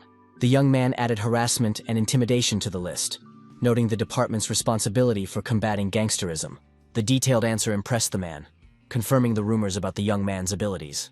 The employee continued that the prosecutor's office also oversees investigations of large criminal organizations. The next question concerned the number of gangs operating in their jurisdiction. Jong cited figures ranging from 115 to 230, specifying the composition of about 60%. The young man added information about 15 groups involved in the trade of illegal substances. Prosecutor Kang was impressed by the young man's extensive knowledge and how quickly he had absorbed the material. After the meeting, his senior colleague asked about the source of such in-depth knowledge of criminalistics. The man noted that if the criminal had been arrested earlier, the young man would have been assigned to a prestigious department. The conversation smoothly shifted to economic crimes, including tax evasion. The prosecutor suggested transferring the talented employee to the Financial Crimes Department. This special department of the Central District was equivalent in status to the General Directorate. In the future, the unit was to become the basis for a new anti-corruption department. Jong Hyuk thanked his mentor, surprised by the unexpected turn in his career. The prosecutor promised to briefly familiarize the young man with organized crime at his new workplace. In the elevator, the young man thought about the coming financial crisis and the frauds of internet companies. He planned to pass on important information to investigator Kim Jong-do to speed things up. The new head of the Special Crimes Department at the main office enjoyed the patronage of the authorities. The prosecutor eagerly awaited a promotion and the prospects that came with it. Jong Hyuk pondered the possible consequences of these two influential figures joining forces. Long-standing cases without evidence could lead to mass arrests of suspected criminals. Before making plans for the future, Jong Hyuk understood the need to focus on his current tasks and responsibilities. Once in the office, the young man asked Kosulapogo about the progress of the investigation into Kim Hen-jin's case and its current status. The young employee asked the newcomer to help sort through the accumulated documents and tidy up the archive. She warned the young man not to mention the mess, explaining that all cases needed to be systematized in some way. Jong Hyuk noticed his colleague's incredible speed, but decided to remember her methods of organizing document flow for the future. The employee complained about the police, who were supposed to systematize the materials before sending them, but the documents were lying around in chaos. The young man suggested that the disorder was due to the individual preferences of each prosecutor in organizing their working materials and archives. The girl confirmed that their prosecutor preferred a highly consistent and logical system for organizing all official documents. While looking through the folders, Jong Hyuk came across the file of a certain Dong Sul and felt vaguely familiar with the name. The young man recalled that he had heard about this situation before, although the case had not received wide publicity in the press. He remembered that it was this deal that had seriously undermined the reputation and status of the prosecutor in charge of the investigation. The case was under the jurisdiction of the Attorney General's office, so Jong Hyuk could not familiarize himself with the details, knowing only the general facts. Despite the modest size of the organization involved in the supply of alcohol and related products, it posed a serious threat. The criminals skillfully manipulated the prosecutor's office, which led to the demotion and discrediting of the prosecutor in charge. Jong Hyuk was puzzled as to why the case had been referred to the prosecutor's office, since such investigations were usually handled by the police. The neatly kept register looked particularly suspicious, as hooligans were not known for such meticulousness and honesty. Suddenly, a bright light flashed in the young man's head, and he understood the real reason for the strange events. The young man realized the obvious truth. The criminals had skillfully hidden a second register with the real data about their activities. A gray rat ran across the office floor, breaking the working silence and attracting the attention of the people in the room. A girl with dark circles under her eyes watched the rodent scurrying across the floor, exhausted, thinking about her problems. She watched the nimble mouse, thinking about her own hunger and wondering when her uncle would arrive. A red car sped down the road, and the driver thought about how long it had been since he had gotten out. The guy turned to his friend, noting the positive changes, to which his companion agreed, acknowledging the difficulty of office work. The man admitted that he hadn't been anywhere in a long time, so he was ready to buy any food his friend wanted. The clubfoot noticed that the prosecutor clearly did not want to see this particular guy on their work team. The senior colleague noted that the boss even allowed the newcomer to go to the scene of the incident to better understand the case. The clubfoot explained that even experienced investigators are not forced to conduct investigations in potentially dangerous places at the initial stage. The senior colleague praised the guy's abilities, noting his ability to identify suspicious points at first glance at the registry. Jong-hyuk recalled a moment at work when he confidently told his colleagues that there were problems with the register presented. The young man explained his doubts by pointing to the excessive accuracy and precision of all the entries in the official document. The young man acknowledged his possible bias, but suggested that sales reports in such an industry are filled out in an extremely superficial and careless manner. Kang then reassured his young colleague, explaining that he had initially worried about the debtor's record-keeping without reason. The prosecutor emphasized the strangeness of accurate sales records, doubting the integrity of such people and their business ethics. In his previous life, Don Chol had few employees, but it later became clear that he had illegally hired a large number of women. Initially, managing 4 locations with such a small staff seemed completely pointless and unprofitable. After telling all the details, the guy realized that the prosecutor had simply read his mind and come to the same conclusions. Both men agreed on the existence of a second, carefully concealed register, with real data on the business's activities. The investigators arrived at the scene of the incident at the suspicious club, preparing for a thorough inspection of all the premises and evidence. The men cautiously descended the stairs into the gloomy basement, turning on their flashlights to illuminate the space. Jong-hyuk accidentally stepped on a broken bottle, which shattered into multiple sharp shards with a characteristic ringing sound. Upon entering the room, the investigators felt an oppressive and gloomy atmosphere, saturated with the smells of alcohol and human sweat. The clubfoot suggested that they first take a thorough look around and determine whether the hidden registry was indeed in this building. Jong-hyuk expressed his firm conviction that the documents they were looking for must definitely be stored in this very place. The investigators decided to start their search in the boss's office, realizing the need to be persistent and decisive in their investigation. The young man realized that simply waiting and doing nothing would only lead to disgrace and the failure of the entire investigation. The young man pondered the reasons for transferring the case to the Attorney General's office, suspecting that the names of high-ranking officials were included in the second register. In a previous life, an unknown woman left a secret register in front of a police station and then disappeared without a trace. The document contained the names of numerous employees, including minors, as well as detailed information about the establishment's regular customers. After the discovery of compromising evidence, the case was immediately transferred to the prosecutor's office, depriving the police of the ability to control the investigation. It was assumed that the evidence did not disappear by accident, and that high-ranking officials at various levels were involved in concealing the evidence. Kosolapi noted with surprise that the young man quickly learned to orient himself and act correctly at the scene of the incident. After completing the initial inspection of all accessible rooms, the investigators decided to continue their search in other parts of the building. The chief stopped the young man at the door, warning him that minors were strictly prohibited from entering this particular room of the establishment. The man explained that the ban was because beautiful girls were changing clothes there, so the young man was strictly forbidden from entering. Jong-hyuk thought about the stupidity of such prejudices and resolutely pulled the door handle, ignoring the boss's warnings. Upon opening the door, the investigators discovered a strange room with a variety of women's clothing of various styles scattered across the floor. What struck the men most was the sharp, unpleasant smell, which was definitely not there during their previous visit to this place. The young man asked his boss for the exact number of girls who worked there and was told that there were 12 employees. The young man noticed that there were more than 15 items of clothing lying on the floor, which was clearly too many for that number of people. After carefully counting all the scattered clothes, there were more than 100 different outfits and accessories throughout the room. Jong-hyuk noted that in such establishments, the rush hour is on the eve of Saturday, so the girls risked getting fines. The boss, in complete shock, asked the young man how he managed to guess such obvious but hidden details. The young judoka reminded his interlocutor of his words about the absence of anything suspicious in the back room of this establishment.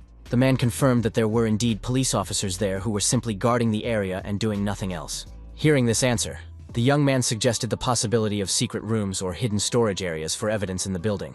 This question came as a complete surprise, as no one could imagine where secret rooms could possibly be located there. The chief laughed and sarcastically remarked that the young man had obviously watched too many detective movies with similar plots. Jong-hyuk decided to go all the way in his search and began methodically feeling all the walls in the room.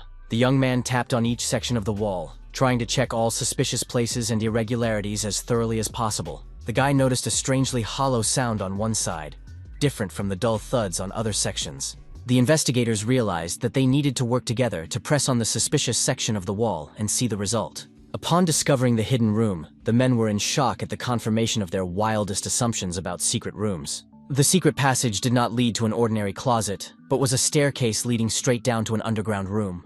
It was down there that the very files and documents were kept, the existence of which the perceptive guy had previously guessed.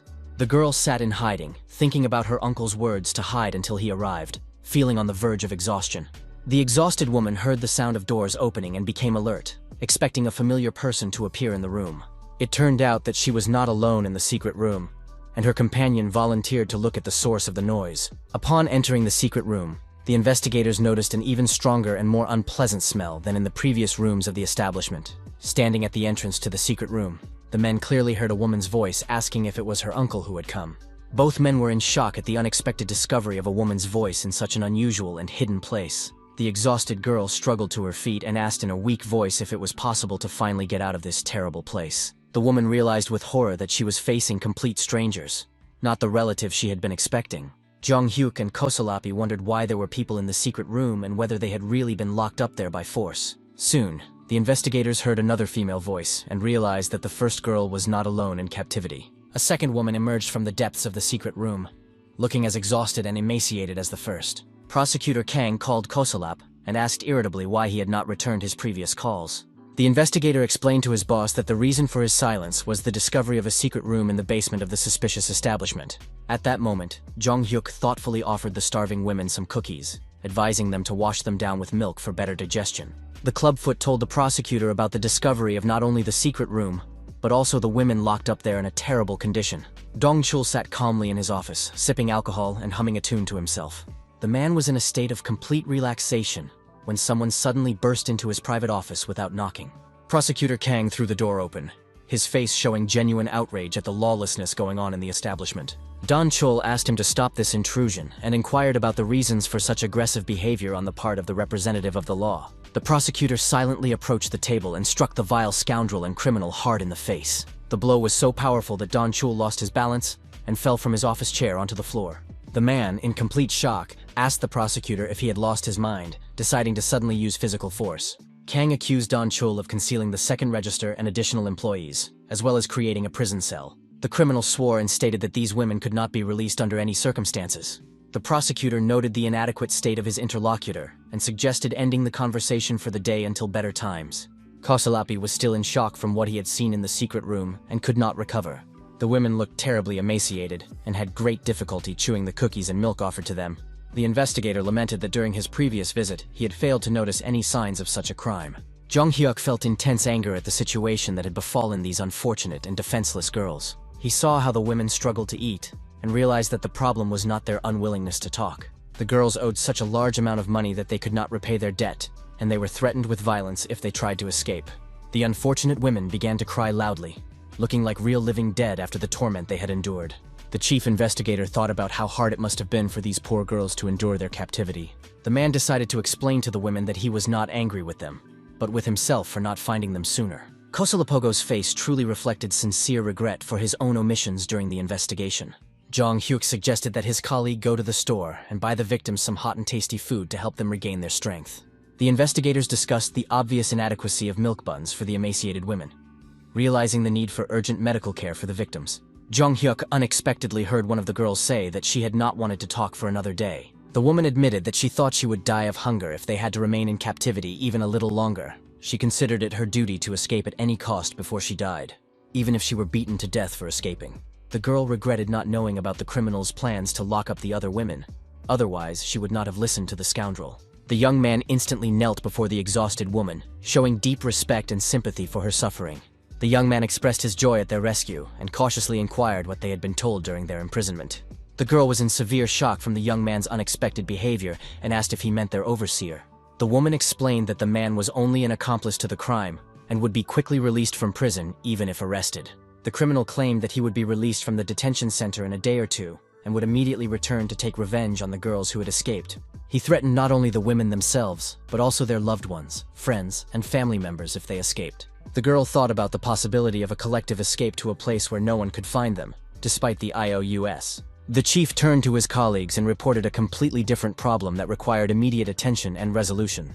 The man reported the arrival of journalists, who had already gathered in large numbers in front of the district prosecutor's office building. The investigators were puzzled as to how confidential information about the investigation had leaked to the press so quickly and become public knowledge. The victims themselves were extremely surprised at the lightning speed with which the news had spread among the media. Jong-hyuk advised the women to wear sunglasses, medical masks, and caps to hide their faces from the intrusive cameras as much as possible. He also suggested that they use expensive bags and coats to create the image of ordinary visitors to a government institution. The young man explained the plan of action and asked his colleagues to try to restrain the aggressive reporters as much as possible. The investigators understood the need to hurry with the evacuation of the victims and agreed to leave immediately after the final preparations for departure. Journalists at the Central District Prosecutor's Office excitedly discussed the involvement of minors in the case, anticipating sensational headlines. Representatives of the press agreed that younger colleagues should step back to get a better view of what was happening. An employee of the investigation department loudly called on all the journalists gathered to calm down and observe basic order on the premises. The reporters instantly turned their heads toward the source of the shout, trying to see who was addressing them with demands. Kosolapi explained to the press the importance of high-quality special reporting and the need to behave appropriately in this situation. Kosolapi reminded the journalists that there were teenagers among the victims and asked them if they really wanted to do a report that would only irritate the public. A white bus pulled up to the prosecutor's office, instantly attracting the attention of all the media representatives gathered there. The journalists turned their heads in unison toward the vehicle, eagerly awaiting the appearance of the passengers from the bus. Young girls began to get off the bus, and the reporters immediately realized that these were the victims in the case. Members of the press tried to restrain their colleagues, urging them not to even think about photographing these unfortunate and tormented women. The victims walked past the crowd of reporters wearing dark glasses and medical masks to conceal their identities. The women carefully covered their faces with special accessories for their own safety and anonymity in the future. Jong-hyuk, who accompanied the victims, understood that thanks to Kosolapogo's intervention, the journalists had indeed calmed down, for which he was grateful to him.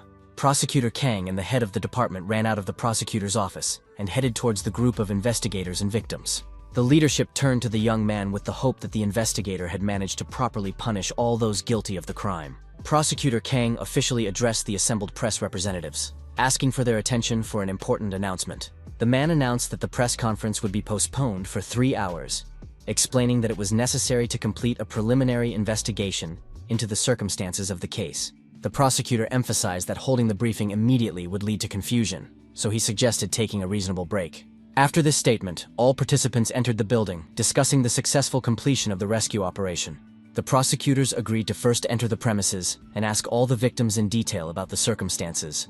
Prosecutor Kang asked those present to wait a minute, as he wanted to say something important before the questioning began. The man promised not to drag out his explanations or make excuses, but simply to offer his sincere apologies to the women who had been affected.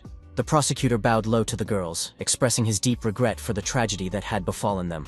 Kang admitted that the prosecutor's office staff were indeed very late and were unable to help the people in trouble in time. The victims assured the prosecutor that everything was fine, as the investigators had tried to help them as quickly as possible. Jong-hyuk understood how difficult it was for the proud prosecutor to admit his own guilt and bow his head to others. The young man realized that his boss was actually a strong and outstanding person with high moral principles. The young man approached the girls and explained that he was giving them expensive clothes to change into so that no one would recognize them. One of the women asked why he advised them to take beautiful clothes and expensive bags for camouflage. The young man recalled that he had successfully used this method in his previous life to conceal the identities of crime victims. The girl thanked the investigator and politely asked for permission to know the name of her savior, if he didn't mind. The guy introduced himself. The girl introduced herself as Hen-ji, and then he advised her to forget everything and return to her normal life. With a sincere smile on her face, the woman once again thanked the young investigator for his help and support. Jong-hyuk pondered the strange feeling of familiarity with this name, which for some reason seemed well known to him. Prosecutor Kang suddenly hugged the young man from behind and asked admiringly how he had come up with a way to help the victims remain unnoticed. The man admitted that he had not even taught the young man such methods, but he performed all tasks too perfectly anyway. The prosecutor hurriedly suggested that they quickly go inside the building, as the Attorney General was already actively searching for the young investigator. The Attorney General asked the young man if this kind of work was his true calling in life. The high-ranking official noted that the young man had not been working as an honorary investigator for the prosecutor's office for very long. The Attorney General expressed his gratitude for the discovery of important evidence and emphasized the significance of the young man's contribution to the investigation. Jong-hyuk modestly replied that he was just lucky, and that nothing would have been possible without the help of the prosecutor and other investigators. The chief thought that this young man truly possessed not only outstanding abilities, but also rare modesty. The Attorney General expressed such deep gratitude that he was ready to grant the young investigator any wish as a token of his appreciation. Deep down, the young man thought about how he would really like to have access to the archives of the main prosecutor's office. The Attorney General encouraged the young man to speak openly and not to be shy about expressing his wishes and requests.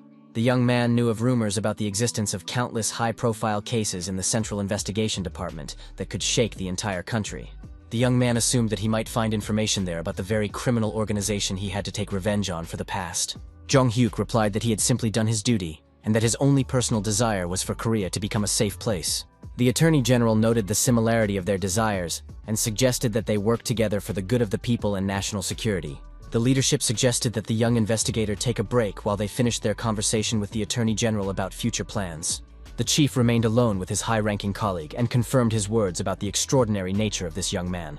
The men discussed the surprising fact that the young man had refused to fulfill his wish when he was offered any reward for his achievements. The Attorney General reflected on the dream of a safe Korea and recognized the young man as a truly outstanding talent with noble goals. The high-ranking official informed Prosecutor Kanu of the Attorney General's office's plans to conduct a search in connection with the arrest of the criminal. Measures were also planned to confiscate the property of the suspicious establishment and all related assets. The Attorney General emphasized the need to take care of the young man, predicting a great future for him in law enforcement. Suddenly, the Attorney General's cell phone rang, interrupting an important conversation about the plans and prospects of the young investigator. The caller introduced himself as the head of the Kwan and Park Holding Company, who wanted to speak urgently with a high-ranking official. The Prosecutor General was puzzled by the sudden call from the head of a large consulting firm at such an inopportune moment. Jong-hyuk left the building with the prosecutor and offered to treat him to lunch, realizing that he had not had time to eat during this time. The prosecutor asked his young colleague about his preferences, noting his hard work and the need to eat well after a difficult day. The young man mentioned that he had something for his mentor and reached into his briefcase for an important document. The young man took out a strange electronic device and asked the prosecutor to look at the readings on this technical device. Jong-hyuk explained that it was the profit from investments that the prosecutor had made earlier on his advice and recommendations. The man looked at the display and saw the numbers 10,000, then 500,000, not believing his eyes. Looking closer, the prosecutor was amazed to see 1,000,000 won in investment profits on the display. Kang thought about the improbability of the situation. Not even a week had passed, and the million had turned into 6,000,000 won. Jong-hyuk explained the excellent performance of companies in the US and the opportunity to earn even more by the end of the current month. The prosecutor expressed his immense gratitude to the young investigator for such valuable investment advice and assistance. Kang repeated his question about the young man's food preferences, truly wanting to thank him for his invaluable help.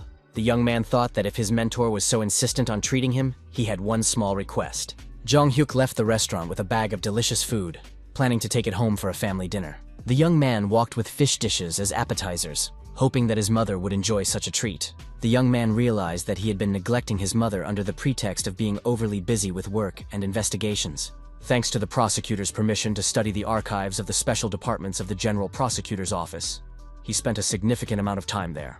Although he did not have time to review the archives of the Middle Department, access to the secret files was a huge success. When he got home, the young man happily shouted to his mother about his return, expecting a warm welcome from his loved one.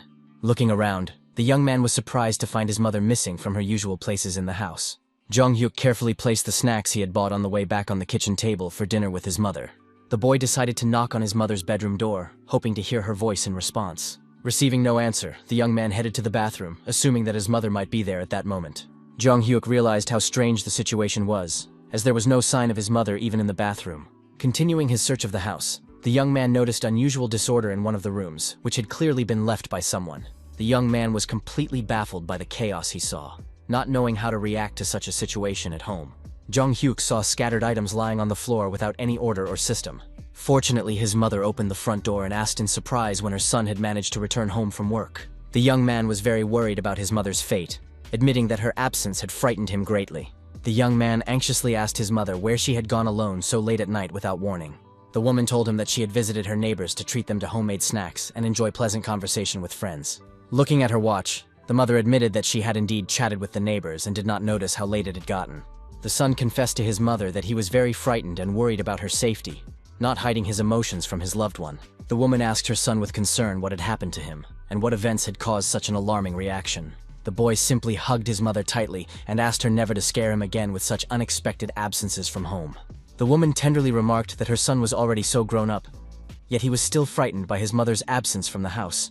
Jong-hyuk thought about the fear of a car accident involving his mother, as had happened in his previous tragic life. Winter came, and people had fun on the ski slopes, enjoying active winter recreation and entertainment. The boy's mother expressed her gratitude to her son for organizing the family trip, emphasizing the importance of spending time together. She happily noted that this was their first full-fledged family trip in a long time of living together. The young man's friends also thanked his mother, admitting that it was their first time at a real ski resort. Jong-hyuk had originally planned to go only with his mother, but his friends asked to join the family trip. Since his mother enjoyed lively gatherings and interacting with young people, this type of vacation suited her perfectly. The young man's mother asked So-yeon about her studies, since she had found time for skiing. It turned out that So-yeon's sister had also come and was complaining to her aunt about excessive care and constant nagging. The young man's mother asked if all his friends had arrived yet, to which her son replied that they were waiting for one more guest. The young man also invited Prosecutor Khan and his family to join them for a winter vacation at a ski resort. The prosecutor expressed his delight at the meeting, and the mother thanked him for his care and supervision of her son at work. Hyun-suk also arrived at the resort and immediately went to greet his son's friends and former classmates. His younger sister reached out to the judoka, admitting how much she had missed him during their separation. The guy picked up the girl and asked her in a friendly manner if she was good at downhill skiing. So Yeon, in her room, decided that the large room should go to their group of women. The guys objected, pointing out that there were more men and that they needed a more spacious room to accommodate them. Jong-hyuk settled the dispute by announcing that there was another large room that would go to the men. The young man suggested that they stop arguing over trivial matters and go out onto the balcony together to admire the view. Everyone admired the beauty of the mountain scenery from above, asking the youngest girl if she was afraid of heights. Hyun-suk's little sister bravely declared that she was not afraid at all, as long as the strong judo defender was nearby. Jong-hyuk watched with a smile on his face, thinking about how long it had been since he had been here.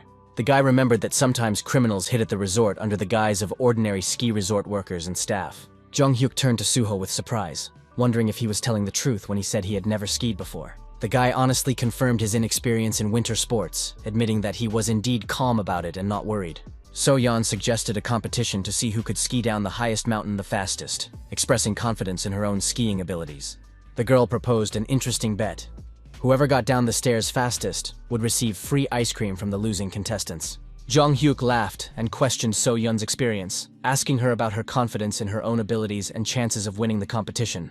The young man's mother watched the group of young people, noting their cheerfulness and positive attitude, with which Prosecutor Kang completely agreed.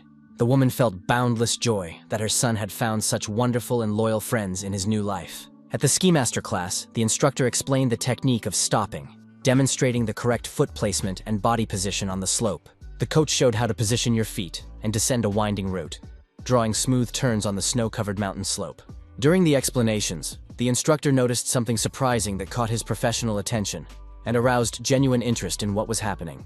All the guys present simultaneously turned their attention to a snowboarder who was masterfully performing tricks on the neighboring slope with incredible ease. A man was descending the slope on a snowboard with astonishing speed and grace, demonstrating a professional level of mastery of this extreme sport. So Yeon and Suho were completely enthralled by the skill they saw, forgetting about their own bet and competition in speed skiing.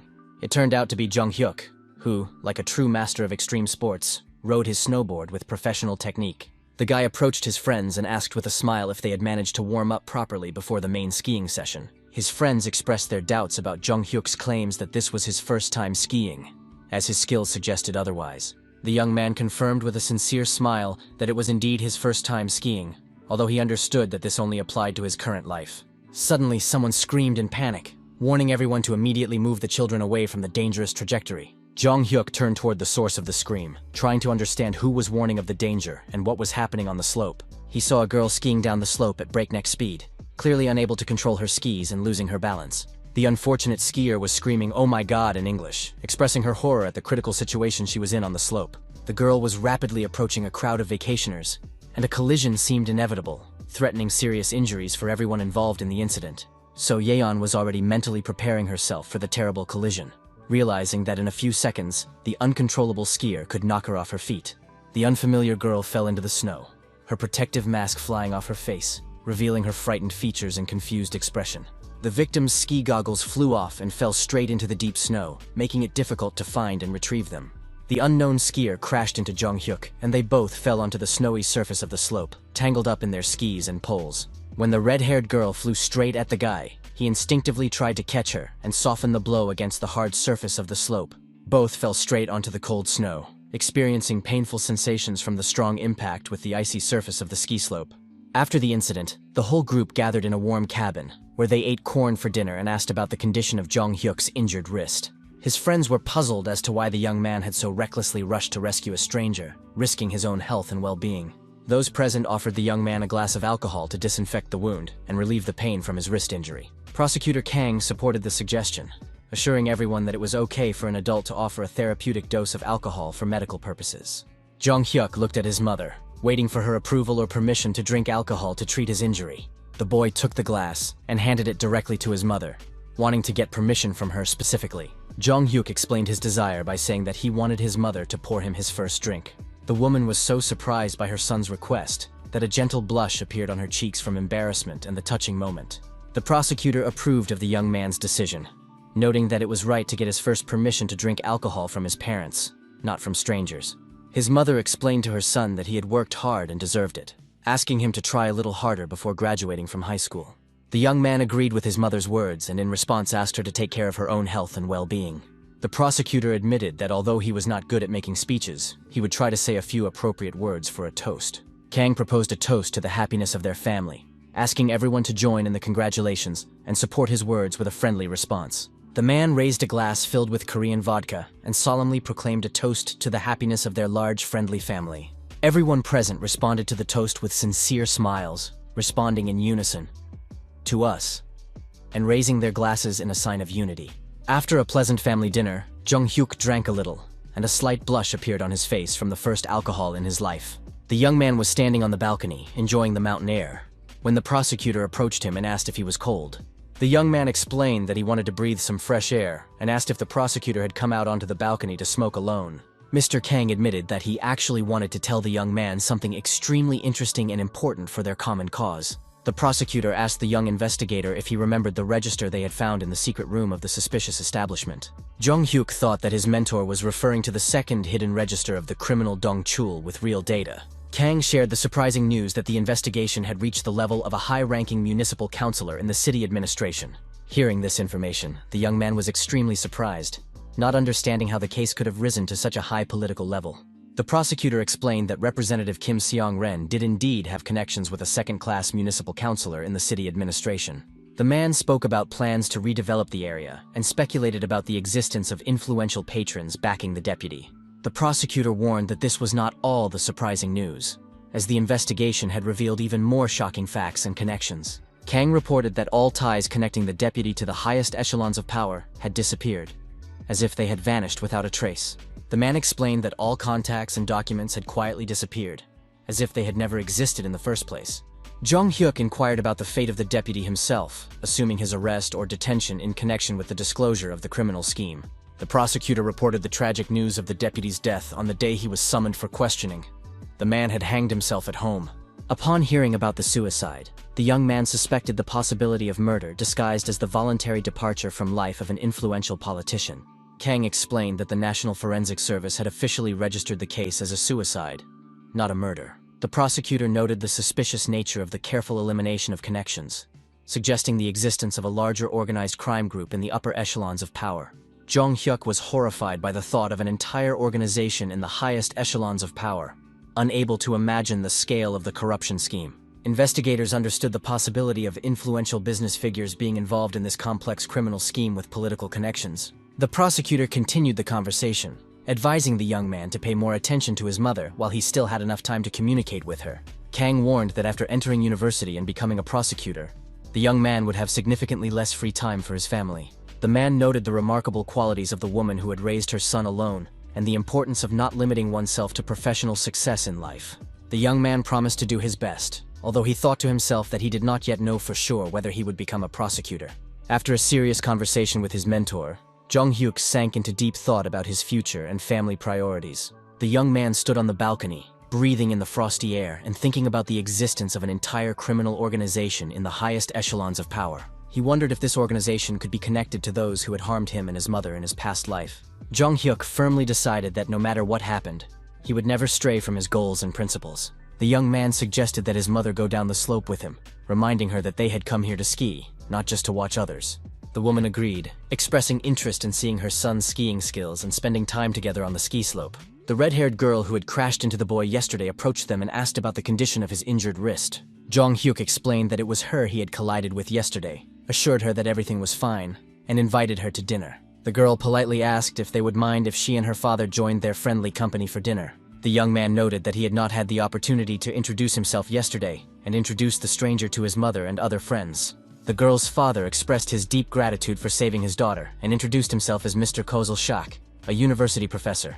The red-haired girl's name was Irina, and she was 18 years old, which made her the same age as Jong-hyuk and his classmates. The young man noticed that they both spoke Korean very well, which aroused surprise and interest in their origins. The man explained that he worked as a professor of English in the foreign languages department at a Korean university. Irina admitted that she thought she had hit a brick wall, and asked if the guy was a professional athlete. Nearby, an unfamiliar woman expressed her indignation at the loud noise and merriment that was disturbing her peace in the restaurant. She was openly angry about what was happening, and showed her dissatisfaction with the behavior of young people in a public place. The woman asked her son how he liked the food, showing unexpected care and kindness in her voice. Her son indifferently replied that pork cutlets are the same everywhere, and asked why his mother was suddenly being so kind to him. The young man rudely stated that his mother's kindness made him sick, showing extreme disrespect for his loved one. Jong-hyuk, hearing this conversation, felt a strong sense of unease and anxiety, as if something familiar had stirred in his memory. The young man heard his son continue to mistreat his poor mother, and that voice seemed painfully familiar to him. He remembered the snake tattoo on the wrist of the man who had killed him in his past life, and the details of that tragic day. Jong-hyuk also remembered that distinctive voice and thought with horror, could this be the same killer from the past? Jong-hyuk heard the guy speak rudely to his mother, demanding that she finish eating immediately and leave the restaurant. The young man listened carefully to their conversation, wondering what kind of unworthy person would treat his own mother that way. Everyone present immediately noticed that Jong-hyuk had frozen in place, and his friends asked him anxiously what was wrong. Even the young man's mother looked at her son with concern, trying to understand what was bothering and upsetting him so much.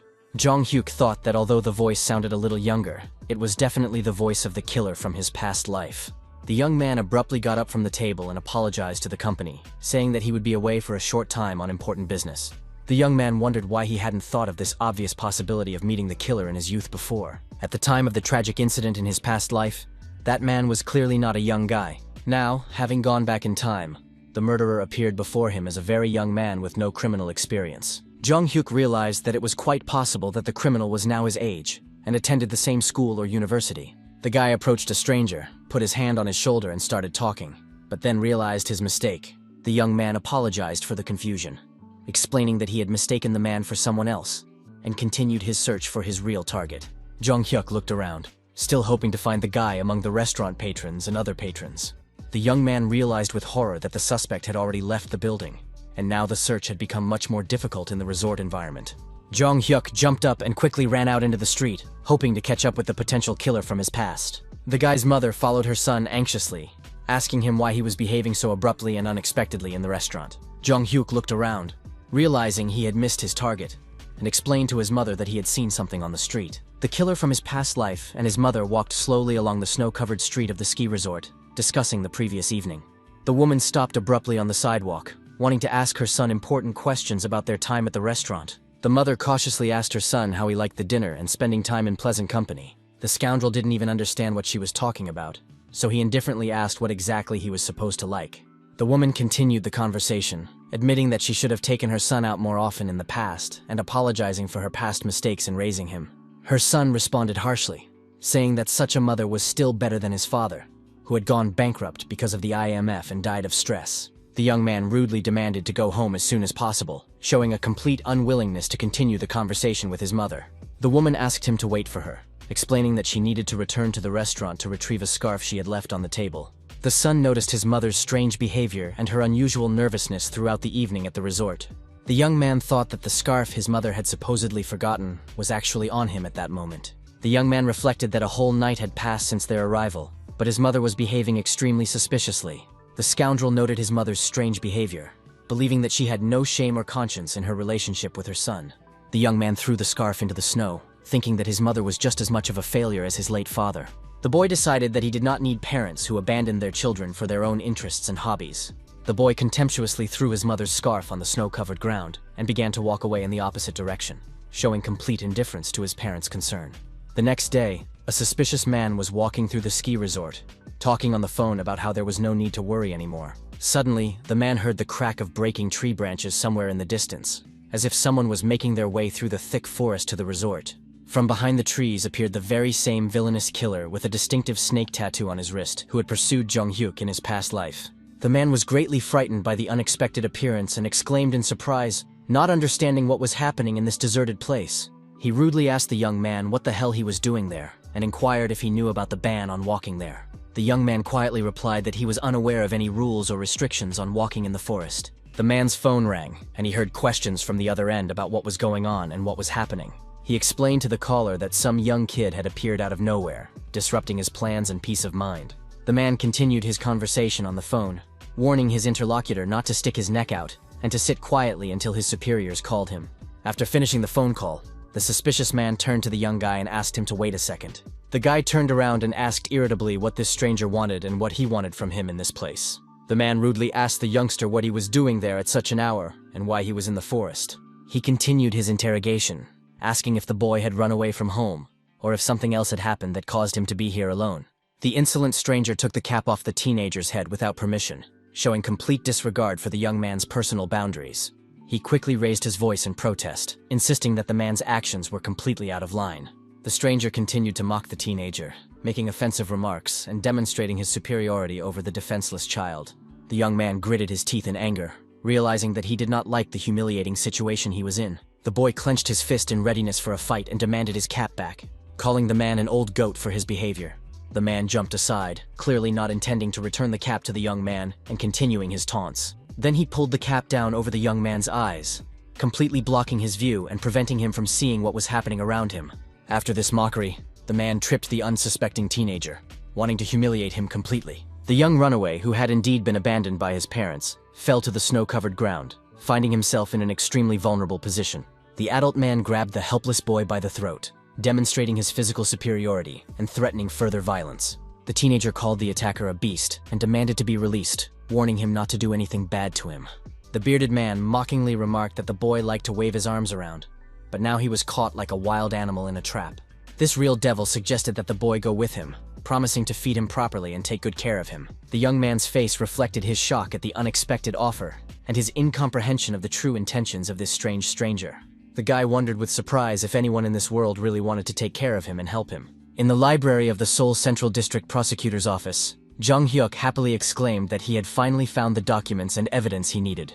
The young investigator realized from the materials he found that the death of official Kim was definitely a murder disguised as a suicide by influential criminals. The individual involved in this case was an advisor with a 3-year term of office and committed suicide immediately after the discovery and start of the investigation. It has been 3 years since this case, and as in Kim's case, all connections to higher-ranking officials have disappeared without a trace from the paperwork. The documents and evidence disappeared as if this person had never existed in nature or in the state system. The criminal organization may have existed for at least 30 years, counting from the time before the murder of Jong-hyuk. Suddenly, an elderly man entered the library and asked in surprise what the young man was doing in the archives at such an hour. The old man curiously asked the young man what he was studying so intently, among the dusty folders and old documents of the prosecutor's office. The man noted the young observer's attentiveness and expressed admiration for his dedication to his work and attention to justice. The old man expressed his wish that science would advance and help solve all the so-called cold cases of the past. Jong-hyuk thought about talking to this experienced man about such cases, and suggested they have coffee together. The man smiled and remarked that the future prosecutor was going to treat him, an old man, to something in gratitude for the conversation. Suddenly, the young man's cell phone rang, which the elderly interlocutor noticed, interrupting their interesting and informative conversation. Jong-hyuk apologized, saying that he knew about the call, but that the phone could wait a little while until he finished talking to the wise man. However, the young man decided to check who was calling, and saw the name of Mr. Kwon, his investment advisor, on the screen. The old man asked understandingly if it was important, and added that he was always here, so they would see each other next time. Jong-hyuk replied awkwardly that he felt uncomfortable leaving like this, and asked if he could come back to continue the conversation. The man kindly confirmed the possibility of future meetings, and asked the young man to leave while he tidied up the archive a little. After that, the young man left the library, and the old man watched him attentively and thoughtfully until he reached the exit. As soon as the young man was completely out of sight, the smile disappeared from the man's face, and his expression became completely different, more serious. He began to carefully put away the boxes of documents that the young investigator had been studying. erasing all traces of his research. The old man quietly remarked that sometimes ignorance really is bliss for curious young people. Jung Hyuk went outside and started talking on the phone with Kwon, apologizing for the delay in answering the call. The guy thought about the long search in the archives for information about this organization, but he couldn't find anything special. If it had been that simple, he would have caught the criminal long ago and uncovered the entire corruption scheme. Jung Hyuk apologized to Kwon for the delay in answering, explaining that he had been busy with important work in the prosecutor's office archives. Kwon reported that the .com investment story was coming to an end and suggested that they finish the project together in the near future. The young man smiled and agreed that it was the right thing to do, promising to come as soon as possible to finish the job. The young man quickly caught the first taxi he saw to get to the meeting place with the investment consultant as quickly as possible. Getting into the car, he asked the driver to take him to his destination as quickly as possible, without breaking any traffic rules. A strange car suddenly appeared behind Jung Hyuk's taxi and began to follow them unobtrusively through the streets of Seoul. The black car seemed to be following Jung Hyuk's taxi the whole time, keeping a discreet distance on the streets of Seoul. The guy arrived at his company, sat down at the conference table, and asked the employees how the move to the new building was going. Kwon admitted that she was completely focused on the .com project, so she completely forgot about other important company matters. She explained her plans to find a few more employees to expand the business, so the move needed to be completed before the staff increased. Jung Hyuk suggested postponing the discussion of the move and asked his colleagues to do one important thing for society first. He shared his idea of creating a shelter for teenagers who run away from home due to family problems and violence. Kwon and Taegyu looked at each other in confusion, wondering about the details of the project, and Jung Hyuk confirmed his desire to help underage runaways. The young man explained the need to help teenagers who want to wait out a difficult period by providing not only shelter and food, but also education. The economist noted that such a project would require a large financial investment, and inquired about the motivation behind this decision. Jung Hyuk froze for a second at this question, as he did not know how to explain the true reasons for his desire. He remembered how he had lost track of the young man at the resort and continued to wander the slopes, but returned empty-handed. He was struck by the number of parents who had lost everything due to the IMF crisis and found themselves in desperate financial straits. Many of them left their children at ski resorts and amusement parks, unable to afford to support them. Jung Hyuk explained that they now earn a lot of money. He used to only think about it, but now it has become a reality. The young man addressed the employees, noting their talent, but also noticing some confusion in the real estate and business sectors. The young man expressed the need for an informant who would act as a reliable source of information, similar to a private detective. Jung Hyuk recalled that Dorian Gray had more than 8 personal informants, including even gangsters. Among the informants were flophouse owners and various convicted criminals willing to cooperate for a fee. While the young man was deep in thought about his future plans, the black car continued to follow him unnoticed. Inside the car sat a journalist who was photographing the young businessman for some article or investigation. There were 2 men in the car, the driver and the photographer, discussing how hungry they were and wanting to take a break. They agreed to take a few more photos and then go to a restaurant that was right in front of them on the street. However, journalists noticed that the young man suddenly disappeared from view, as if he had vanished into thin air among the passers-by. The photographers were upset because they still needed to take several high-quality photos for the article about the young entrepreneur. The men began to argue with each other, blaming each other for the missed opportunity and distraction from the main task. Jung Hyuk suddenly appeared behind the car and grabbed one of the journalists by his clothes, catching them off guard.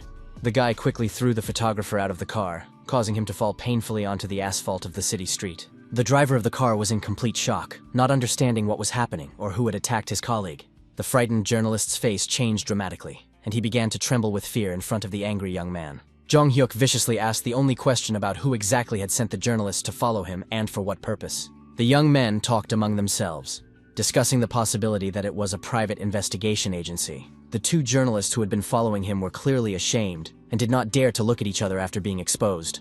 Jung Hyuk demanded that they confirm the truth of the story and explain the real motives behind their actions. The men admitted that they were simply doing a paid job and offered to give the client's contact details if the young man allowed them to. The young man replied that there was nothing more to see, so he advised them to go back to where they came from.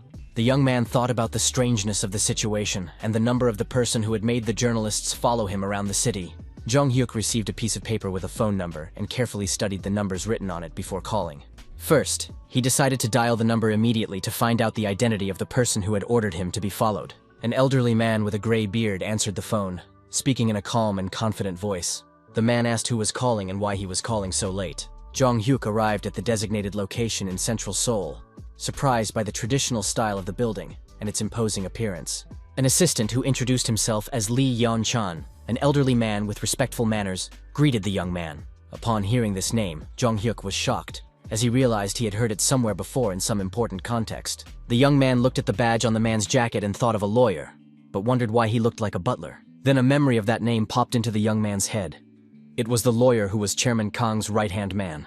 Jong-hyuk realized that he had come to the home of Kwon Ho-soo, who turned out to be the father of his colleague at the investment company. When the young man was led inside the building, he was immediately served fragrant traditional tea in elegant cups. The young man took this as a real blessing, and sincerely thanked them for their hospitality and warm welcome. Jong-hyuk sat in front of the high-ranking man, slowly sipping hot tea and observing the surroundings. A real silence settled between them, and the young man wondered what to expect from this meeting. Mr. Kwon also calmly sipped his tea, studying the young guest with an attentive and penetrating gaze. Jong-hyuk thought he never imagined he would meet the company chairman in such an informal setting. The chairman was the first to break the silence, saying that first of all, he must apologize to the young man for what had happened. The man expressed regret that they had had to spy on the young man and keep him under surveillance for so long. Jong-hyuk realized that this man was much nicer than he had thought, as he spoke politely, despite the difference in status. Kwon explained that there was nothing else to do but drink tea, so he called it the curiosity of a rich old man. The chairman said that in his youth he was involved in so-called usury and accumulated capital in various ways. The man admitted that he had to be strict with his children, so that they would not go down the wrong path in life. Kwon noted that his daughter did not want to get married, and insisted on playing with money.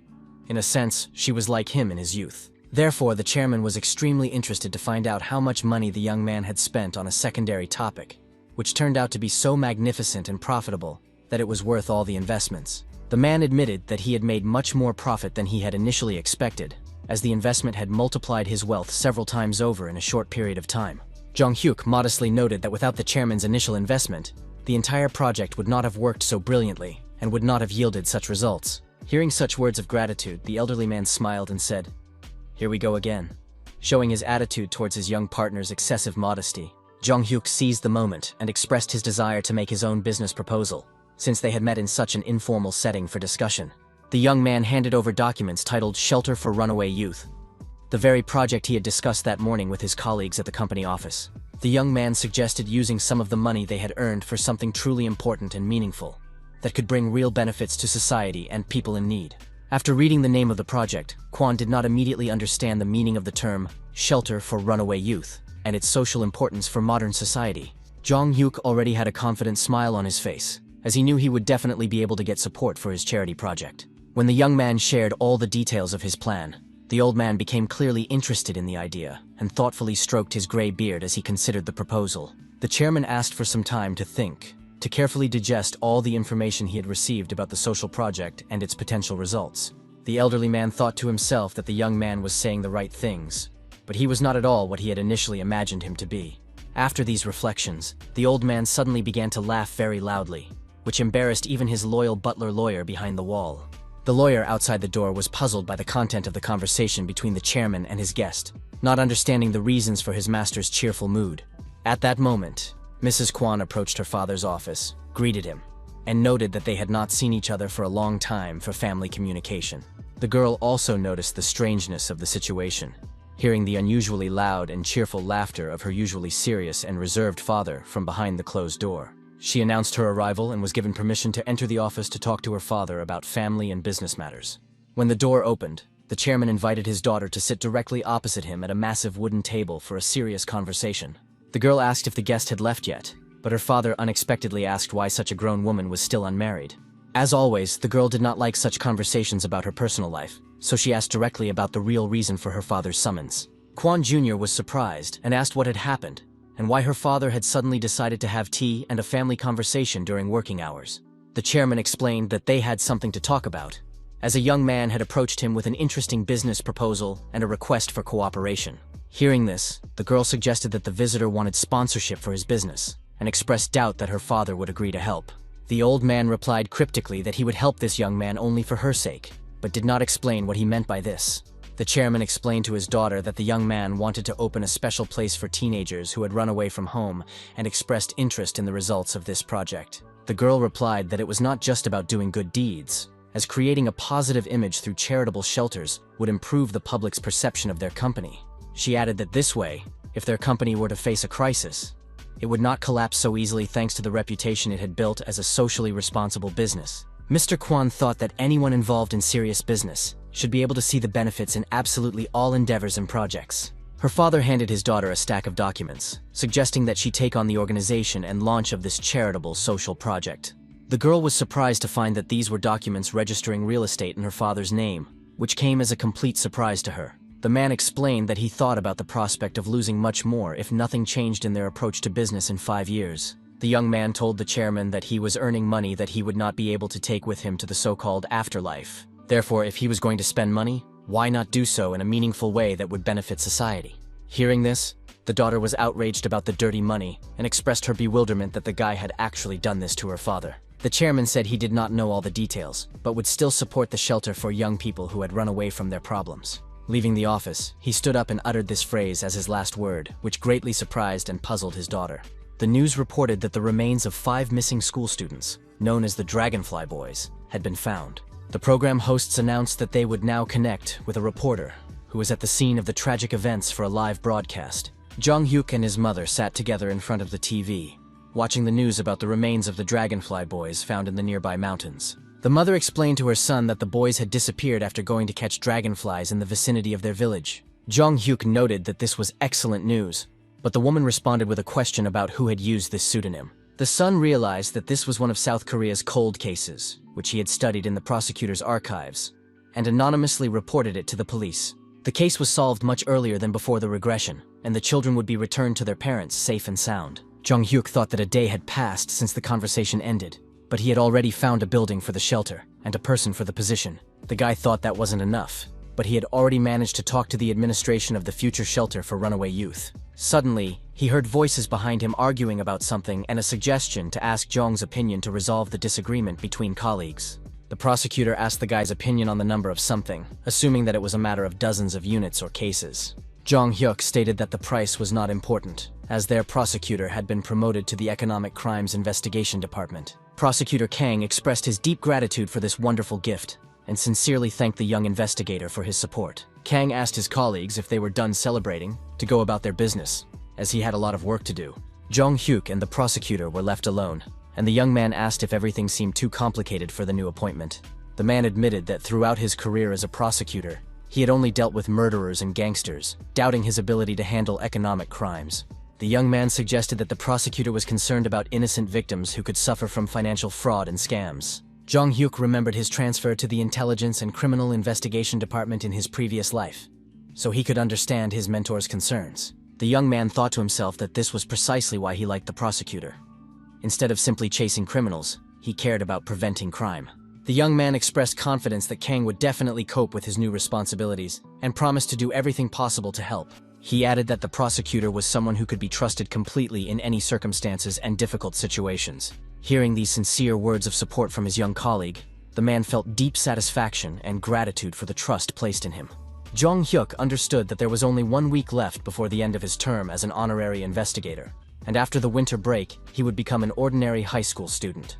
His colleagues regretted that the young man would no longer be able to engage in his favorite investigations, expressing regret at the end of their collaboration. Suddenly, the prosecutor's phone rang, and he noticed the young investigator's popularity, judging by the number of incoming calls. Kang smiled and asked the young man if he really received so many calls from people about various issues and matters.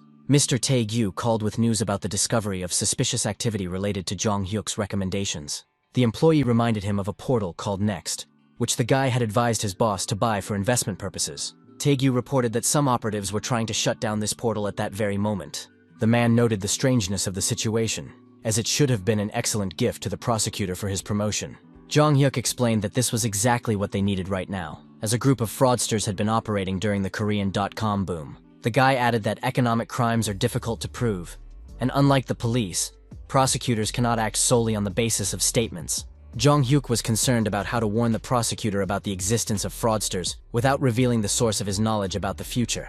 Thanks to the employee's call, the young man had a great idea on how to solve this delicate problem of warning about fraud. The young man approached the prosecutor with a proposal to conduct a so-called targeted investigation to identify financial crimes. At that moment, a group of men were sitting in a club with a large number of alcoholic beverages on the table. One of the men boasted about his love of money and his ability to drink as much expensive alcohol as he wanted. Another participant in the meeting proudly announced that he had earned 4 times the amount he had invested, explaining his excellent mood. The first and oldest member of their group was introduced as Mr. Kim, who was held in high esteem by those present. His companions noted that he had worked with scrap metal his entire life, but still exercised caution in new ventures. The bearded man suggested that Kim was having fun in the brokerage business, but the old man sharply asked him to watch his words. The older participant offered to treat everyone to a strong drink, and turned to Deputy Wang for permission. The deputy modestly replied that he had simply rented the place for the meeting, so there was nothing special about it. Those present asked the deputy to make a toast to their successful cooperation and future plans for enrichment. The man in the business suit raised a glass of expensive alcohol and immediately asked the group an important question. He asked about their common goal, and everyone replied in unison that they wanted to earn 5 times their current income. The deputy logically concluded that in that case, they would have to work 5 times harder to achieve their goals. Huang Zhongsu, a 34-year-old future fund manager, was considered the architect of the stock price manipulation operation. Zhang Hyuk told the prosecutor that, in addition to this man, 4 other colleagues were allegedly involved, one of whom had heard the deputy's drunken confessions. Upon hearing this information, the prosecutor exclaimed in surprise that the colleagues were unaware of this. But it appears that the fraudsters are using secondary accounts. The funds currently being used by the criminal group are estimated at 10 billion won for manipulation. Zhang Hyuk added that it is 10 billion won at the moment, but the amount is expected to increase several times in the future. The guy expressed confidence that many people had committed suicide because of financial losses from the actions of this group. After hearing all the information about the scale of the fraud, Prosecutor Kang clearly sank into deep thought about the upcoming investigation. The investigator energetically declared his readiness to obtain an arrest warrant, even if it meant literally grabbing the criminal by the throat. However, for some reason, the prosecutor's face expressed disappointment and concern about the complexity of the upcoming operation. Then he enthusiastically turned to the young man, expressing his hope that he would also join the arrest operation. Zhang Hyuk was naturally delighted with the offer, as he really enjoyed and was fascinated by this kind of work. The investigators were surprised to hear about the young man's participation in the operation, and asked how they could prove the crimes without evidence. A female colleague expressed concern that Huang and his gang could simply format the computers and destroy all the evidence. Hearing this scenario, everyone present was shocked by their colleague's practical assumption. Zhang Hyuk said that this was possible, but that they had access to digital forensics to recover deleted data. Then the guy realized with horror that digital forensics had not yet appeared at that time and was not available to investigators. The prosecutor also showed interest and asked what this mysterious digital forensics was all about. The young man explained that it was a data recovery program, but immediately heard from his colleagues that such technology did not yet exist. Zhang Hyuk suggested that if the criminals were trading through a brokerage firm, all records would necessarily be stored on the company's servers. After this logical remark, everyone present thought about it and agreed that the young investigator was right on this issue. The employees decided to start by thoroughly checking all the relatives, friends, and acquaintances of the criminal gang's leader. Kosolapi suggested checking whether the stolen money was hidden in their accounts, so surveillance of the suspects should be organized. The investigators agreed to act as cautiously and accurately as possible so as not to be caught by the criminals and scare them off prematurely. Prosecutor Kang urged everyone to give their all, as only they were capable of successfully closing this complex economic case. Zhang Hyuk became much more serious, realizing that they were about to undertake a truly important and dangerous investigation.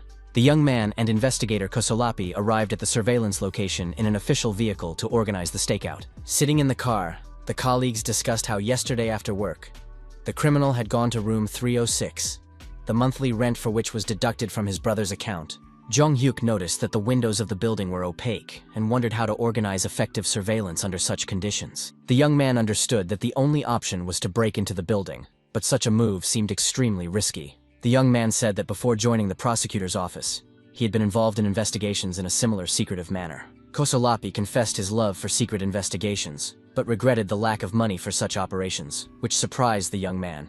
The investigators discussed whether funds should be allocated for such activities, receiving a negative response from management. The young man thought that in that case, he would be able to finance the operation himself and pay for everything. Another man approached their car, and Kosolapi introduced Zhang Hyuk as the youngest member of their team. The man, named Go Seon-soo, politely replied that it was a pleasure to meet the new prosecutor. The investigator explained to the young man that this man was their reliable informant in this area of the city. Bow-legged expressed hope that the informant had some useful information to advance the investigation.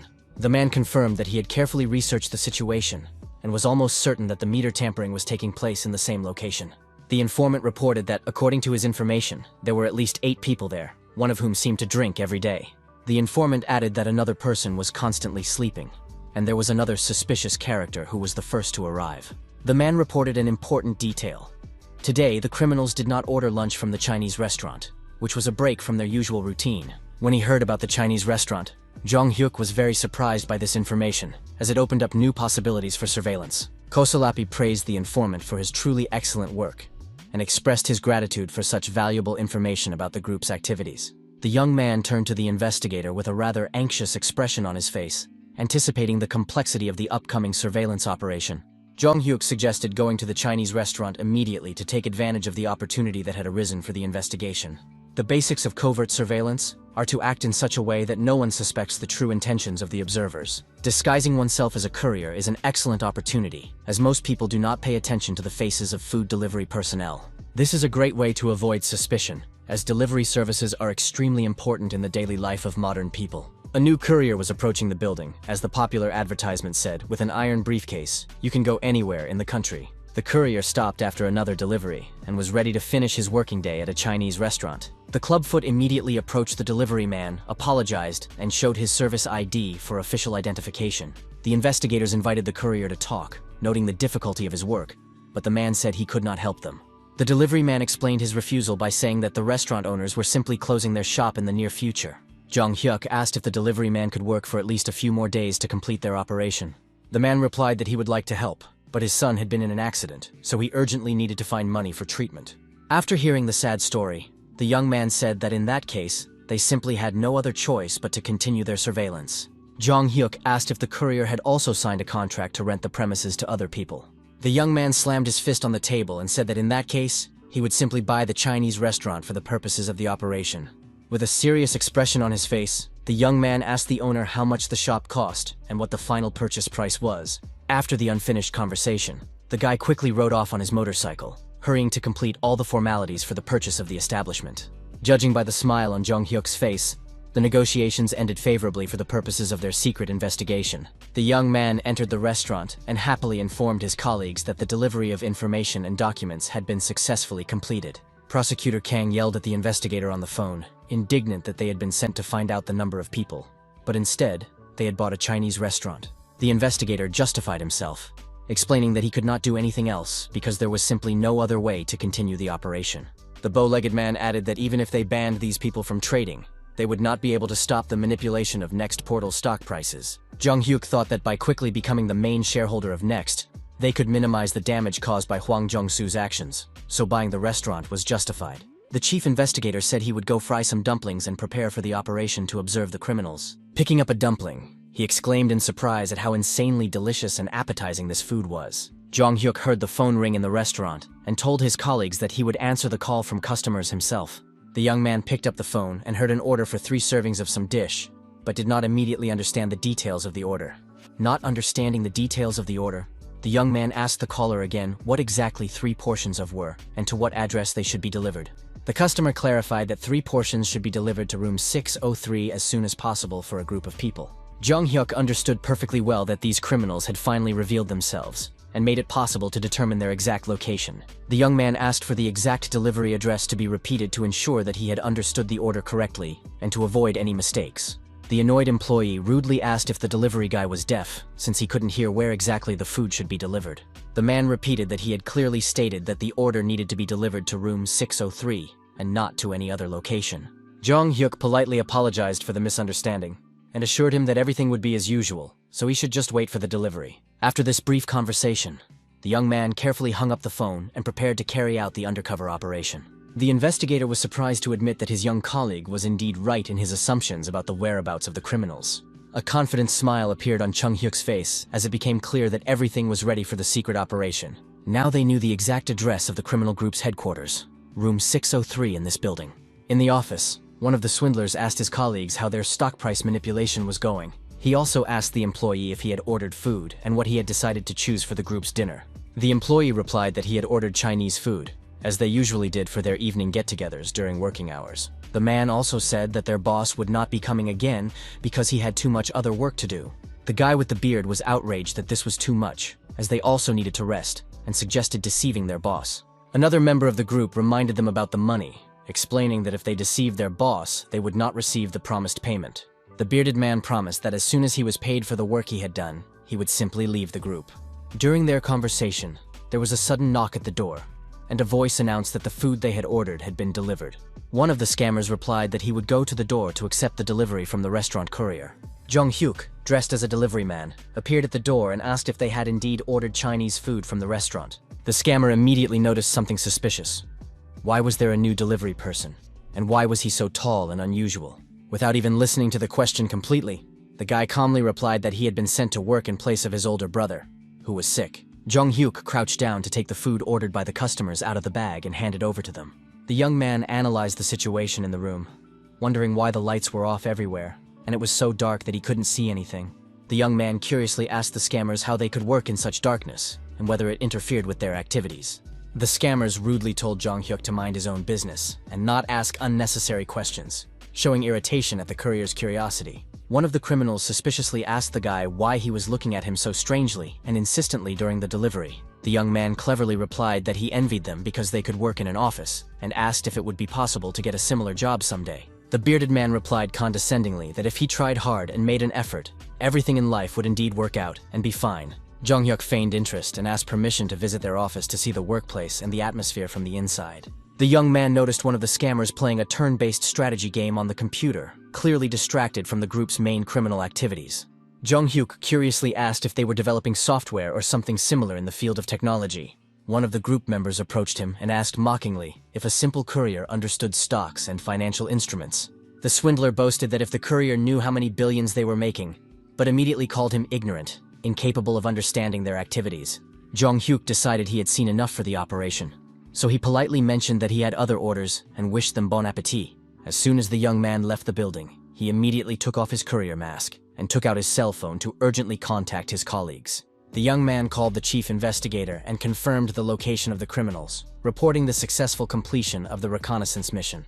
Jong Hyuk said that he had seen documents that the fraudsters were working on simultaneously on several computers to coordinate their actions. The young man assured his superiors that he had learned absolutely all the information necessary to carry out a successful operation to detain the criminal group. He suggested arresting the fraudsters tomorrow, as soon as they started their usual dirty work of manipulating stock prices. The next day, a whole crowd of armed police officers in heavy gear climbed the stairs to the right floor of the building. Kosolapi stopped the group of riot police at the entrance and gave them final instructions before storming the premises where the criminals were located.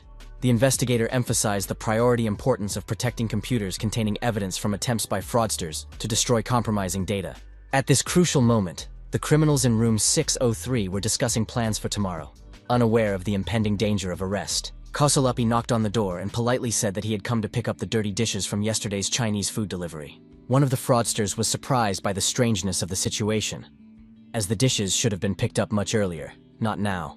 The investigator explained that there were no dirty dishes under the door, so he asked them to open the door to check and collect the used utensils. The annoyed criminals agreed to open the door, complaining about the restaurant staff's intrusiveness and their constant visits. One of the crooks headed for the door, grabbed the handle and muttered under his breath about how annoying the Chinese restaurant workers were. As soon as the door opened, the man was blinded by a bright flash of light and instinctively covered his eyes with his hands in surprise. After the blinding flash, the criminal was literally knocked aside, and the riot police received the order to immediately enter the premises. The fraudsters were in complete shock and bewilderment, not understanding where such a large number of armed special forces officers had come from. The leader of the group began hysterically shouting at his subordinates about the need to urgently delete all data from the computers in order to destroy evidence of criminal activity. The fraudster was quickly grabbed and his throat was squeezed so that he could not shout orders to his accomplices and coordinate resistance to the arrest operation. The police rushed to the computers to block access as quickly as possible and prevent the destruction of important evidence of criminal activity. One of the criminals desperately tried to do something to save the situation, but his actions were chaotic and fruitless. Special Forces officers pinned the resisting fraudster to the floor so that he could not do anything to interfere with the arrest of the group. Kosolapi quickly contacted his superiors via radio to report on the progress of the operation and the current state of affairs. The investigator was happy to report that everything had gone smoothly and that all the important evidence of criminal activity had been preserved on the fraudster's computers. Prosecutor Kang, with a broad smile on his face, praised his colleagues for their excellent work and the successful execution of the complex arrest operation. Kang turned to Jong Hyuk and asked hopefully if the young man was ready for the next stage of the operation to arrest the ringleader. With a determined smile on his face, The young man made it clear that he was absolutely ready to continue the investigation and bring the case to its logical conclusion. Below the Foundation building, additional police units stood ready to carry out the second part of the large-scale arrest operation.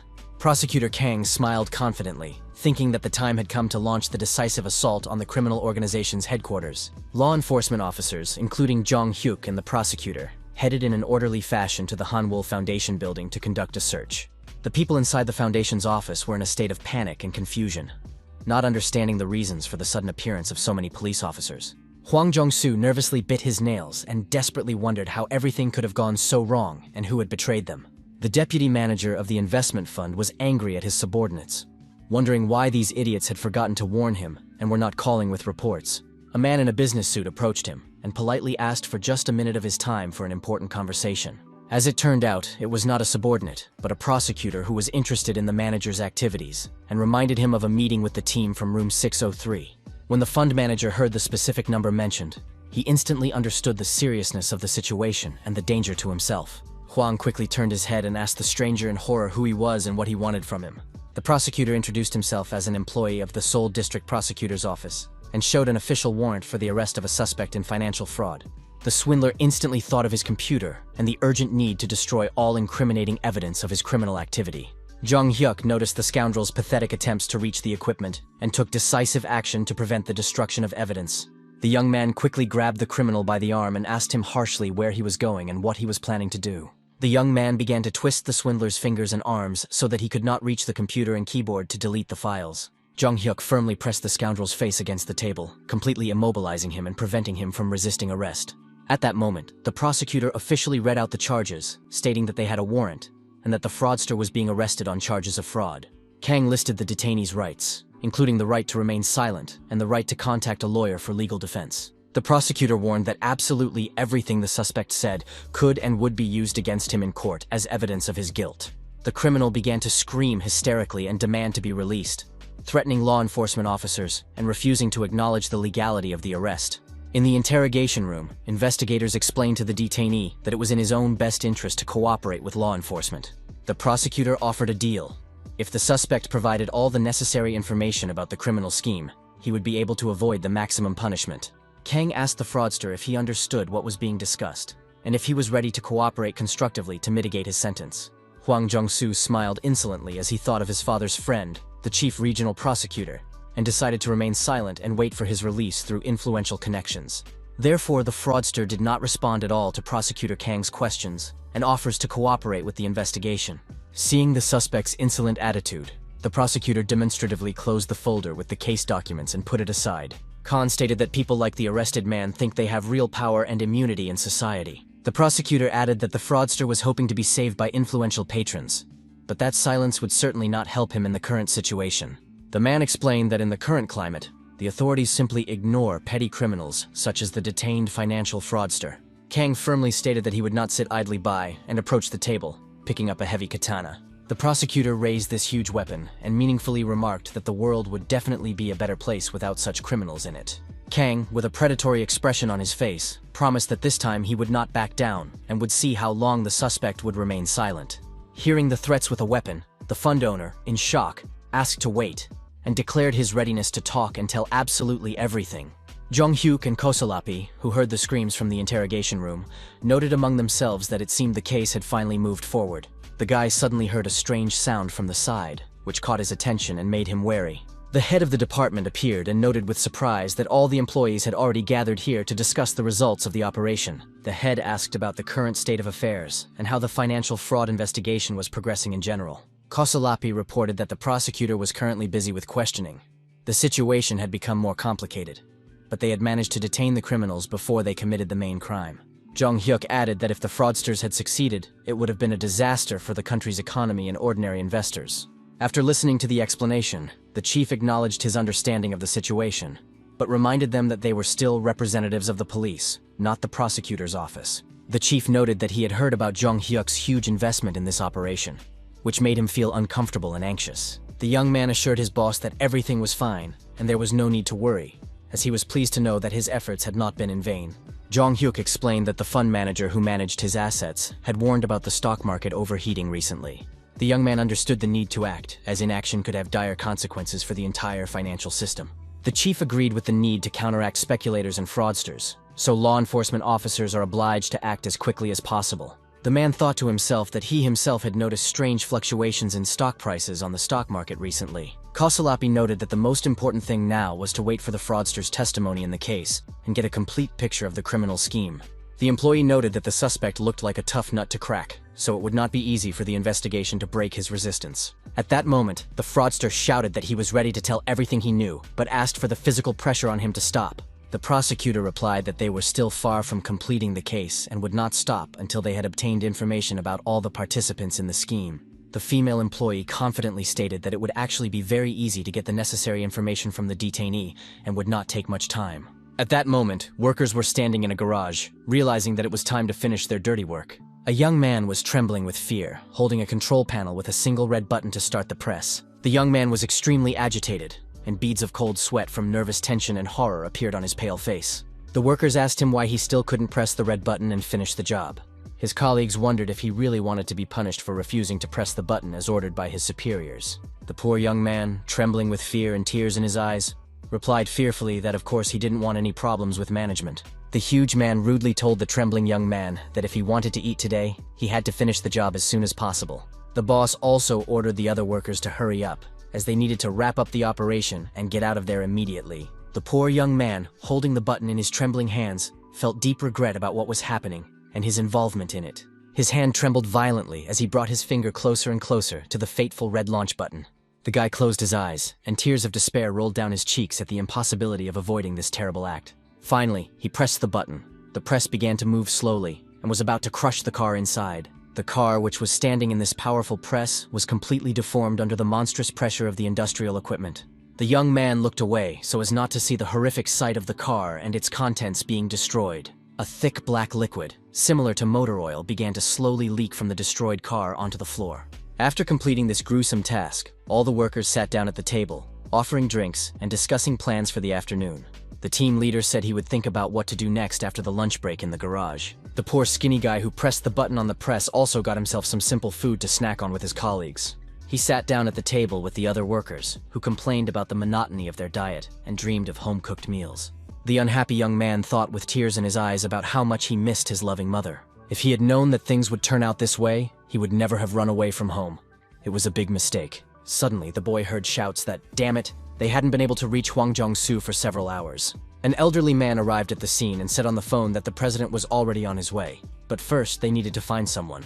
The old man continued talking on the phone, demanding that the situation at the airport be dealt with first before anything else. At this critical moment, Kosolapi, Prosecutor Kang, and Jung Hyuk entered the garage to search the premises. The prosecutor's first question to those present was whether a certain Kim Deok-soo, who was wanted in connection with the case, was there. The huge worker replied that he worked there, but today was supposedly his day off, and he was not there. They approached the huge, insolent guy and put their hands on his shoulders, preparing to take decisive action against him if he resisted. It was Jung Hyuk who began to squeeze the man's collarbone very hard with his hand, calmly saying that everything was fine and would be over soon. The other workers quickly jumped up from their seats, indignantly asking what this guy was doing to their comrade and brother. Jung Hyuk threatened that if they interfered, they would find out why he had come here and what he was capable of. The poor, skinny little guy who had run away from home had no idea what was going on around him and was completely confused. The prosecutor approached the elderly director and imperiously ordered him to come closer for official arrest by warrant. Kang introduced himself as an employee of the Seoul District Prosecutor's Office and announced Kim Deok-soo's arrest on charges of financial crimes. Hearing the charges, the director gritted his teeth and thought furiously about financial crimes, cursing Hwang Jong-soo for promising that there would be no problems. The man began to scream hysterically that law enforcement officers had no right to do this, and were exceeding their authority in relation to him. The prosecutor ordered the police to immediately arrest all the fraudsters present who had participated in the criminal scheme. Jung Hyuk noted with satisfaction that their detective work was going very well and was effective. The young man continued to hold the scoundrel in his hands, warning him not to do anything stupid and to sit quietly without resisting. The huge worker clenched his fist and tried to strike Jung Hyuk, but he misjudged his opponent's strength and speed. The young man quickly reacted to the aggression and delivered a powerful blow to the attacker's nose, causing him to scream in pain. The victim indignantly asked how the young man dared to say anything to him and use force against him. Jung Hyuk smiled and invited the others to come forward if they wanted to stand up for their beaten colleague. The director thought about the money he had spent, and that if he were caught, he would certainly not be able to avoid serious punishment. When Jong Hyuk looked away, he noticed that the old man was clearly about to flee the scene. Sure enough, a second later, the director suddenly began running very quickly toward the garage exit, trying to escape. Jong Hyuk jumped up and quickly caught up with the fleeing criminal, preventing him from escaping justice. The young man grabbed the director and literally threw him over his shoulder, demonstrating his physical superiority over the elderly man. Like a true judoka, the young man wanted to throw the old man onto his back and dramatically flipped him in the air before he fell. The prosecutor, seeing this scene with his own eyes, literally opened his mouth in surprise and shock at what was happening. The rest of those present, including investigator Kosolapi, were also in shock from the demonstration of martial arts skills. Everyone saw the old man lying on the floor, shaking and crying from the pain in his back after the unsuccessful landing. The director groaned and said that he knew that this is how it would end for him and his people. Jong Hyuk was worried that he had hit the old man too hard, and that he had died from his injuries. The prosecutor warned the young man that if he used force again, he would have to call his superiors. Kang noted that the young man seemed to have broken the old man's spine, as he could no longer move normally. The prosecutor decided that the only thing to do now was to call an ambulance so that the medics could take care of the victim. The prosecutor scolded the young man, saying that he had asked him to be careful and not to use excessive force against suspects. When Jong Hyuk looked ahead, he noticed something in the warehouse that surprised him greatly and drew his attention to the details. The young man saw 3 boys who looked too young for this place and wondered why the children were here. The young man approached the teenagers and cautiously asked if they also worked here alongside the adult men. Jong Hyuk noticed that the children were shaking with fear, and one of them asked fearfully if they lived here permanently. Noticing the condition of these kids, he realized that they all looked completely exhausted and frightened by what was happening. So the young man asked a question that greatly surprised the teenagers. He asked if they had run away from home. The poor kids replied that yes, they had, confirming the young investigator's guesses about their origins. Jong Hyuk suggested that they had been brought here and promised good money for work at the train station or bus terminal. Hearing these words, one of the young men was shocked, as the investigator had hit the nail on the head with the circumstances. Jong Hyuk said that everything was clear from the expressions on their faces, and that he did not need any further explanation of what was happening. The young man explained that brokers simply sold people to those who could pay, and at that time it was not considered unusual. The young man added that everyone had their own circumstances, so life was clearly not easy for teenagers. With a warm smile, he told the children that they were actually very brave for their resilience and survival. Jong Hyuk noted that not everyone would have the strength to escape and survive the whole nightmare they had to go through. When the young boys heard these words of support, they couldn't hold back and cried with relief and gratitude. All these days had been very difficult for them. They didn't know what to do or how to get out of this terrible situation. Jong Hyuk understood the seriousness of the situation, so the smile disappeared from his face, giving way to concentration and determination. He asked the young men to tell him absolutely everything that had happened here during their stay. Jong Hyuk took the young boys to the police station and cautiously asked if they were very frightened by what had happened. The guy thought to himself that the children were definitely not to blame for anything, that this was a mistake and a crime committed only by adults. One of the teenagers in a green jacket looked particularly pale and exhausted from the ordeal. Jong Hyuk reassured the children, advising them not to pay attention to the stern prosecutor and to just relax during the conversation.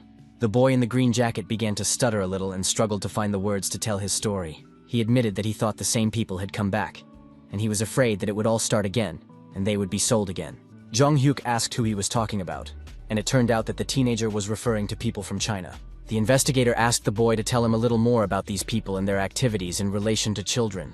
Then they got some info that this place was pretty much like a regular auto repair shop, or more accurately, it was just a cover for it. The teenager recalled how his bosses yelled at them in Chinese to hurry up and go there, and how people from China brought him and his brothers to this place. He said that the boss told them to go home, but it was a lie to calm the children and their parents. Kim Daik-soo then asked the children about the house where their new families were supposedly waiting for them, misleading them about his true intentions. The boy recounted how he was grabbed and tied to a chair when he failed to complete the task, and how he shouted that he was only doing what he was told. The teenager desperately shouted that he had never stolen anything, never informed on others, and never done anything against the will of the criminals. The poor guy was beaten before being captured and tied to a chair as punishment for disobedience. One of the criminals noted that workshops and landfills really have a lot in common in terms of disposing of unwanted items. With a crazy look in his eyes, he added that what was destroyed there simply could not be restored or traced. The tied-up guy screamed, begging them to look at him and believe that he was telling the truth about his actions.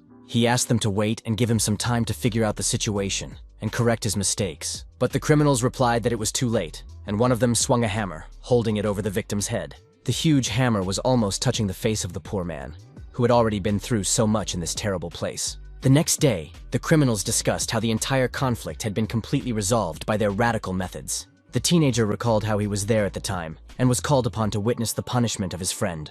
A thug approached him and said that he had done a good job, so now it was his responsibility. The poor guy, looking guilty, just slumped down, realizing that he had become an accomplice to the crimes.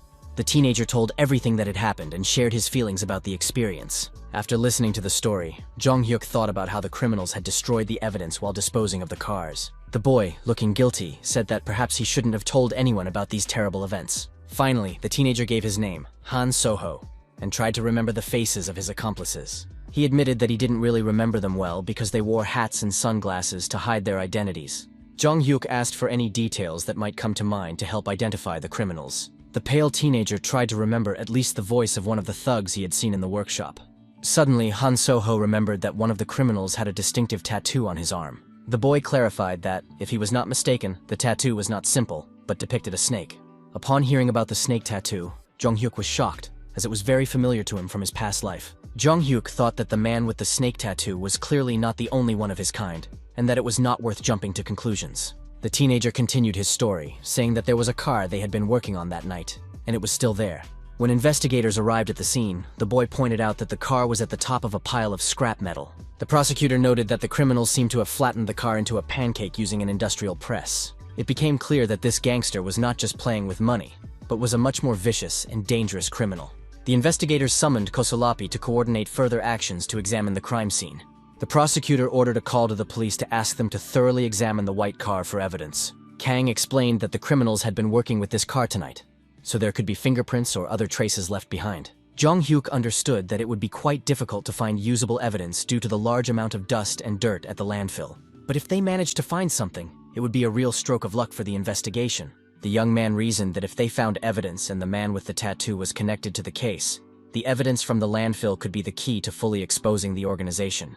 The young man analyzed the information a little, and suddenly he had an important realization about the connection between the cases. Jong-hyuk understood the difference between the case of Representative Kim and the case of the official from 1996 in the presence of fingerprints on the car. The case involving the official from 1996 was quite old, so there was virtually no chance that the evidence would still be intact. But in the case of the deputy, only a month had passed, and they might have a real chance of finding some useful information. The guy asked his colleagues what kind of cars were used to transport the deputy to the place of his death. Jong-hyuk regretted the lack of CCTV cameras near the entrance to the landfill, which would have been very helpful to the investigation now. Prosecutor Kang addressed the teenagers, saying that the case was closed, and suggested conducting an identity check before sending them home. The poor kids looked at each other, and it was clear that they didn't really want to go home. Even the prosecutor noticed their reluctance and was surprised, asking why they didn't want to go home since their parents were surely worried. Jong-hyuk understood that everyone had their own reasons, and that the children were simply afraid to return to their previous circumstances. So he decided to ask the kids directly if he was right in thinking that they were simply afraid to go home. The young man suggested that the teenagers needed time to feel safe, otherwise they might run away again. The kids began to explain their fears, but the prosecutor objected that they couldn't take care of the children forever and had to return them. Jong-hyuk really thought about the fact that these weren't his kids, and suddenly remembered his idea to create a shelter for teenagers who run away from home. Han Soho, literally with his mouth open, exclaimed enthusiastically that it was really cool and wonderful for kids like them. All three teenagers asked the judoka in amazement, and with their mouths open, where exactly they were and what kind of place it was. Jong-hyuk explained that they were in a shelter for runaway youth, where they could stay safely and recover for a while. Suddenly, a familiar voice greeted the young man, and it turned out to be the chairman of the foundation, who had come to check out the new facility. Chairman Kwon Soho noted that he and the young man had not seen each other since their last meeting a long time ago. He introduced himself to the teenagers and explained to the children that this man had made a huge contribution to the construction and organization of the center. The elderly man modestly replied that it was nothing special, as he had only helped to realize the young man's wonderful idea. The chairman addressed the children, explaining that he had heard about their difficult situation, and that the center had been created specifically to help teenagers like them. Kwon suggested that from now on, they should live in peace and harmony, helping each other to overcome life's difficulties and problems. Without a doubt, these teenage boys were sincerely happy about this favorable turn of events and the prospect of a safe life. When they entered the reception room, the chairman first introduced the person who would be responsible for the day-to-day running of the shelter. It was Ms. Park Yeonja, a woman with 20 years of experience working with orphans, who would take care of the children as if they were her own. The experienced teacher modestly replied that the chairman was flattering her, but that she was very pleased to meet her new charges and help them.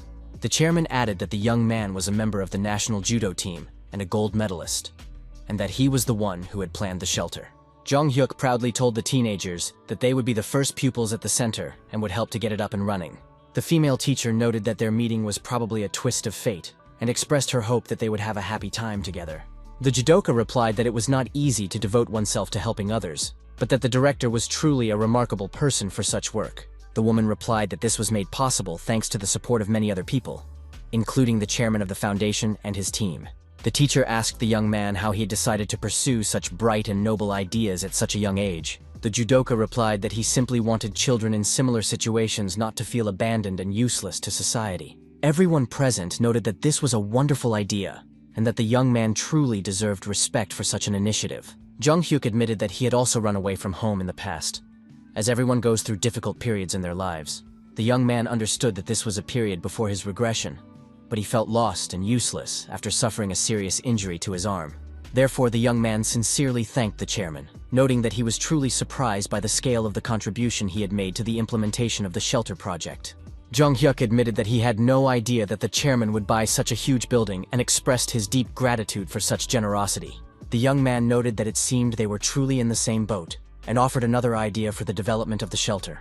He suggested setting up a free shop and cafe on the first floor for children and visitors to the center. Jong-hyuk explained that in such a place, children could eat normal, high-quality food without financial restrictions. The young man believed that teenagers could run this shop themselves under adult supervision, which would help develop their independent skills. Upon hearing this idea, the chairman paused to think, scratching his gray beard thoughtfully as he considered the proposal.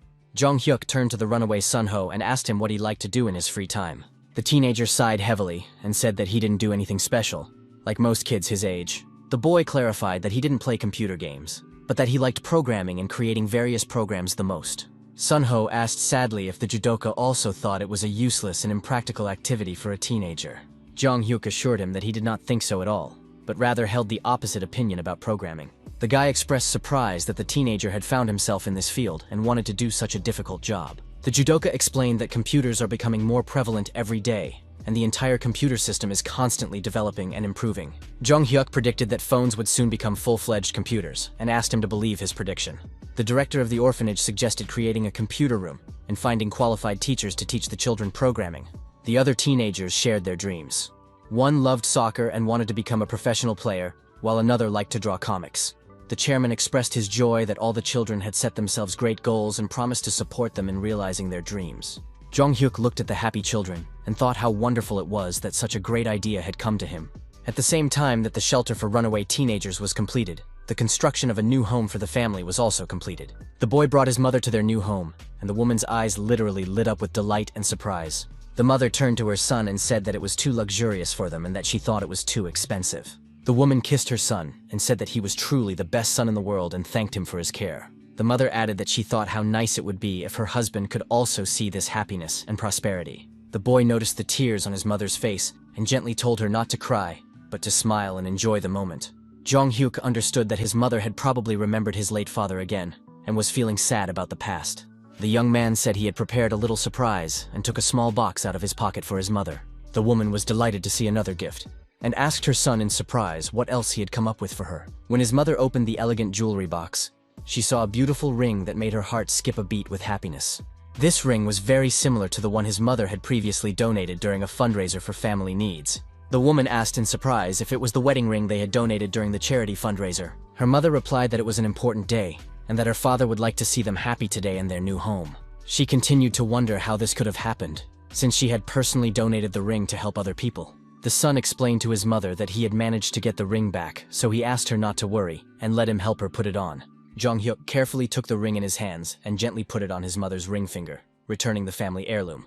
The young man said there was no need to thank him for this, and asked his mother to always wear the ring with her now. The young man understood that he wanted to fill this new home with joyful moments and happy memories for the family. Investigator Kosolapi turned to the judoka with a joking demand to confess why he was leaving their prosecution team. The man continued, saying that there was no need to avoid the question, because without Jong-hyuk, it would be difficult for him to enjoy his work.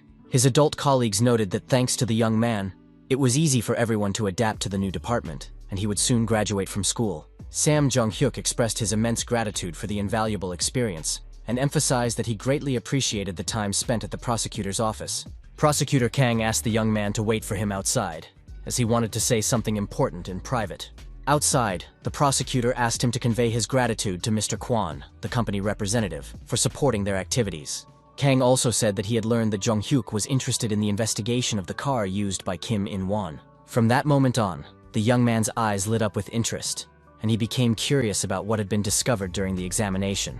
The young man stood waiting and asked hopefully if there were any fingerprints on the car. Jung-hyuk continued to ask about why they had taken the car for examination and what they planned to do next. His colleagues reported that it was the same make of car that the deputy had been driving before his tragic death. The prosecutor explained that their specialists had carefully examined and completely dismantled the car to search for evidence. The experts found only one fingerprint, which appeared to consist of several overlapping marks. The young man inquired about the possibility of separating these overlapping prints, if such a technical possibility existed. The prosecutor ironically remarked that they were not in a detective movie and reminded him of the real limitations of forensics. Jung-hyuk seriously understood that without modern technology, they could not separate the prints, and there would always be difficulties in analysis. The young man asked the prosecutor what was needed to invent new technologies in the field of forensic research. The man explained that a qualified developer was the most important thing, but time and a sufficient budget played an equally important role in creating innovations. Therefore, with a smile, Jung-hyuk remarked that if the developer is truly talented, then you couldn't ask for better conditions, right? The young man suggested investing in university research, which left the prosecutor in a state of complete shock and bewilderment at such an unexpected proposal. Jung-hyuk explained his philosophy by saying that only those who are thirsty dig a well, hinting at the need for active action to achieve goals. At the airport, the young man was already walking through the waiting room and managed to call someone to resolve important business matters. He was talking to the director of the agency, Jung, with whom he had not communicated for a very long time. Jung was the head of the company that the young man used to visit with his friends. The director said that nothing special had happened before the team was formed with David, but now he was concerned about possible personnel changes in the team. Hearing this, the guy shouted throughout the airport, indignant that they were looking for replacements for employees, and inquired about the fate of the current workers. Then Jung-hyuk apologized for his outburst, but still asked about the reasons for the sudden decision to look for replacements for the current members of the group. The director explained that the team currently belongs to another company that wants to take the rest of the team members. When the guy heard this, he thought that JYP would become one of the largest entertainment companies in the future, according to his knowledge from his past life. Jung-hyuk remembered that before returning to the present, he knew about Jin Young's participation in the group's debut, and how everything was supposed to unfold. The guy understood that if all the members were transferred to JYP, the CEO of the current agency would suffer significant financial losses. Therefore, he realized that it was impossible to simply replace the lead singer, and looked for a way to bring all the members of the group together in one place without harming anyone. Jung-hyuk suggested buying JYP shares, which shocked the CEO, as he couldn't believe what he was hearing. The guy explained that the company only recruits already famous artists, without trying to find new talent among young people. Therefore, the company is not in the best situation right now, and may not even pay dividends to shareholders on time. Jung-hyuk thought to himself that even if he paid more, it was still a business that would stay afloat for at least 10 years. Even if he ended up in the red, the guy saw no other way out, as he wanted to see all 5 guys together. The young man found it unfair to separate his friends after their joint creative journey and many years of collaboration in the entertainment industry. Therefore, Jung-hyuk emphasized that he had known these guys since they worked under the previous management of the agency. The young man asked the director to do absolutely everything in his power to preserve the integrity of the music group. After this conversation, the judoka thought that if everything went according to plan, the director would no longer have any reason to refuse investment offers. Thinking that it was already time for the meeting, he noticed someone approaching him at the airport. Jung-hyuk smiled and addressed the approaching people, noting that they had arrived right on time as agreed. They were his classmates, including a female friend and a guy with whom he planned to spend time during the school holidays. Suho said that they wanted to congratulate Jung-hyuk, noting that he was truly a great guy and deserved recognition for his achievements. Jung-hyuk replied with a sincere smile on his face that he was very pleased to hear such warm words from his close friends. Suho added that he had prepared a celebratory dance in honor of the occasion, predicting that the guy would one day become a very popular person. But the guys didn't even have time to watch the dance performance, as they and their girlfriend were in a hurry, saying they were late for their flight. When they arrived at the hotel in Japan, the friends admired the beauty of the place and how incredibly cool it was decorated. Jong Hyuk thought his mother was against the trip to Japan, considering it dangerous, so he took his classmates with him for safety. The guy noticed that the place hadn't changed at all, and suddenly his friends asked if he had been here before. Jong Hyuk remembered his past life, when he had to fly to Tokyo to capture the leader of a Busan smuggling organization, who was hiding in this hotel. He stayed overnight and took the opportunity to enjoy the hot springs, fortunately resting without any problems the next day. So the guy lied to his friends, explaining that he had been here several times for international judo competitions. So Yeon asked about the cost of a taxi, but the guy admitted that he didn't know the local transportation rates. The girl waved her hand dismissively and jokingly said that she would no longer travel with him because of his disorganization. Jong Hyuk thought he had done well to think about who would sponsor the trip in advance, as he couldn't bring himself to ask his friends to pay for his entertainment. The guy asked about plans for tomorrow, and his friends replied that they wanted to visit the famous hot springs. Jong Hyuk agreed, but honestly admitted that there was someone in Japan he absolutely had to see before his vacation.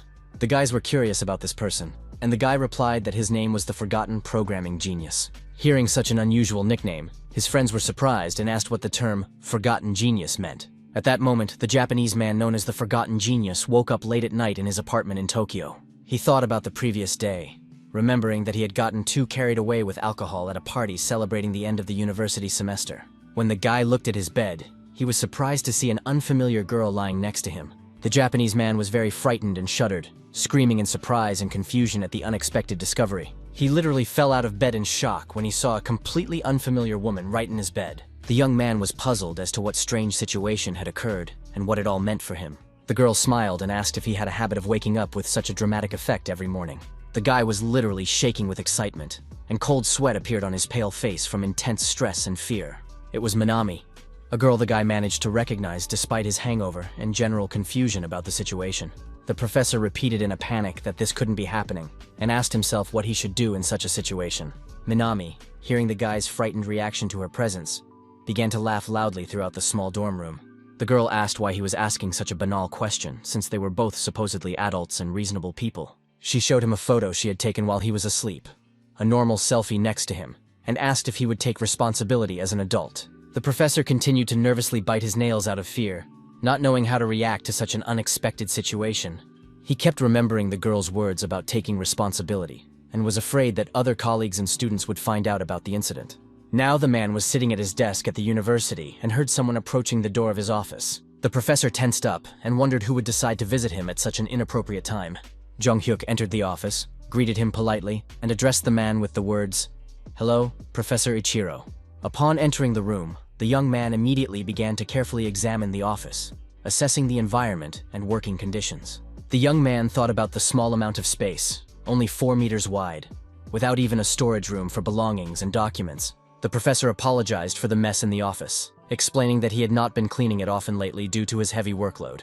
Jong Hyuk assured him that it was not worth worrying about, as he was not the type of person to pay attention to such trifles. The young man noticed that the man looked overly tense, which seemed very strange to him for a normal business meeting. The professor asked if the guest was really an investment consultant, noting his youthful appearance and knowledge of Japanese. Jong Hyuk smiled and replied that the professor, at 30 years old, was also young enough for science. The young man began to talk about the professor's notoriety as a dirty rabbit, but the professor immediately asked him to forget about that old incident.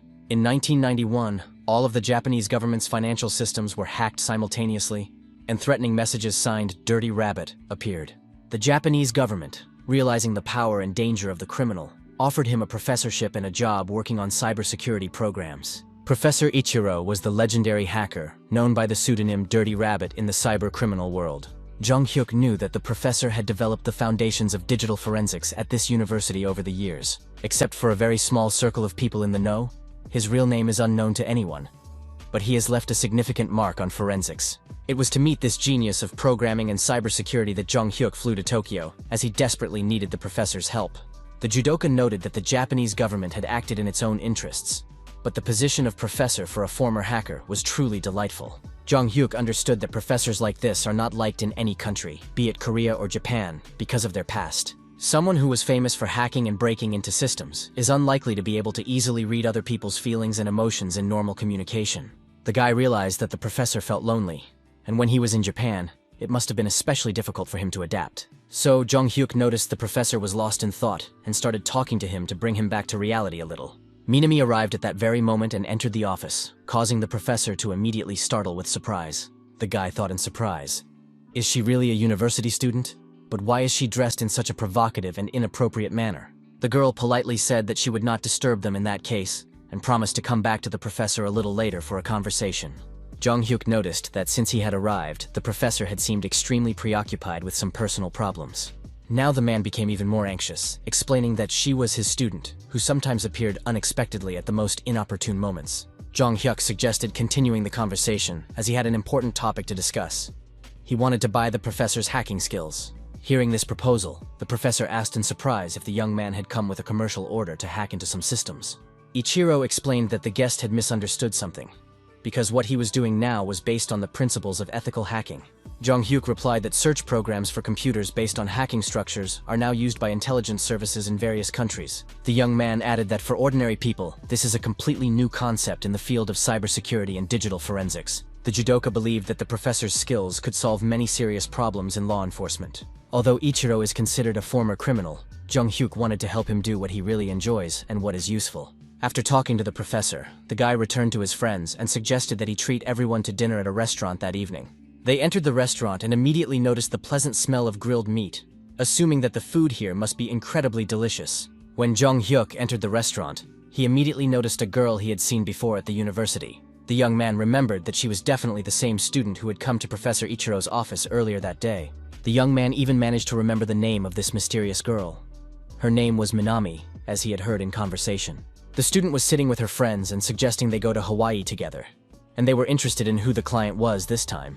Minami admitted slyly that she had tried to hide it, but she had confidential information about the new client. Jong-hyuk, passing by their table, heard the girl say that her client was actually a professor from their university. Jong-hyuk thought he hadn't misheard. The girl had definitely said the word professor in her conversation with her friends. The guy understood that the restaurant was quite noisy due to the large number of visitors, so it was difficult to make out the exact words of the conversation.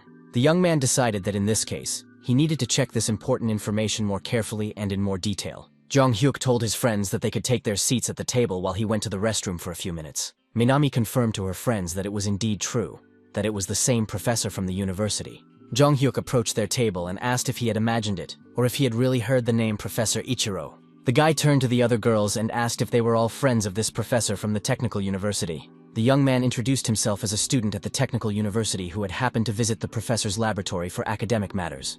Minami didn't like how the situation was unfolding, so she reacted angrily to the stranger's interference in their conversation. The girl addressed the guy, noting that they were having a serious conversation about their personal affairs without any outside listeners. Jong-hyuk apologized to the girls, explaining that he was simply surprised by their appearance, and wished them a good evening.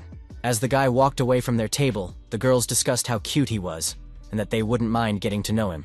Minami contemptuously remarked that there was nothing special about him, and besides, he was just a technical college student. She suggested that he was definitely a student of that stupid professor, which explained his interest in their conversation.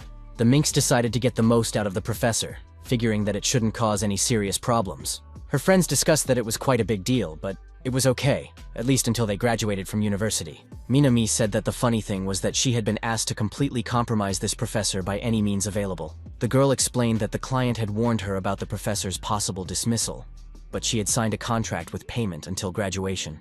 Minami decided to whisper the confidential information, warning that it should remain between them. She began to share the secret information very quietly, speaking almost inaudibly to the other restaurant patrons. Jong-hyuk staged this whole performance specifically to discreetly place a recording device under their table to record the conversation. After listening to the recording, the guy heard the girl admit that initially she was only supposed to observe the professor. It turned out that the university dean had personally asked Minami to take on this delicate matter against the professor. The funniest thing, according to the girl, was that she had absolutely nothing to do with this stupid professor in reality. Jong-hyuk brought the tape with the recording to the professor's office and played him the compromising information. The professor realized that the girl had nothing but a photo and that nothing had happened between them that day. The professor was shaking with shock and wondered what the hell was going on in his life. He was ready to cry out of despair and helplessness. Ichiro wondered why the dean had requested a meeting with Minami in the first place, and admitted that he had not thought about this possibility at all beforehand. Jong-hyuk understood that the professor had been drawn into an extremely unpleasant and compromising incident that could destroy his career and reputation. Perhaps that was why the man had been so anxious during their first meeting in the university office. Or perhaps the professor had already encountered something similar before and feared a repeat of unpleasant events in his life. So Jong Hyuk asked directly why the dean needed to follow the professor and ask a student to do such nasty things. The man admitted that he had absolutely no idea about this and did not even understand what the problem could be. The young man suggested that he think carefully and analyze the situation, as there must have been some misunderstanding or conflict between the professor and the dean.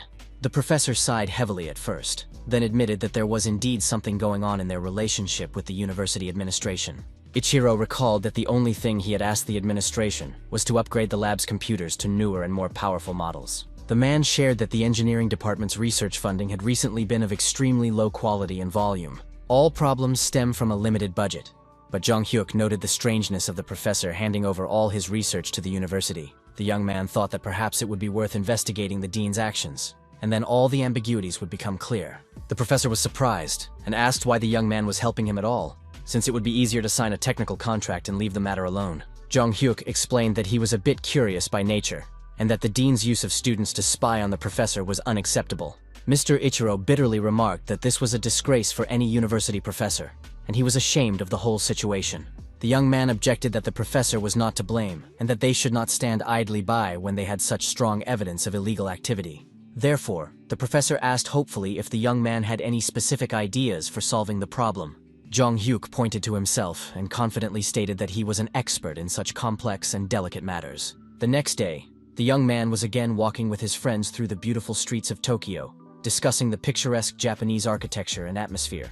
Suho noted the really good weather and suggested that they all go to a sushi restaurant to get acquainted with Japanese cuisine.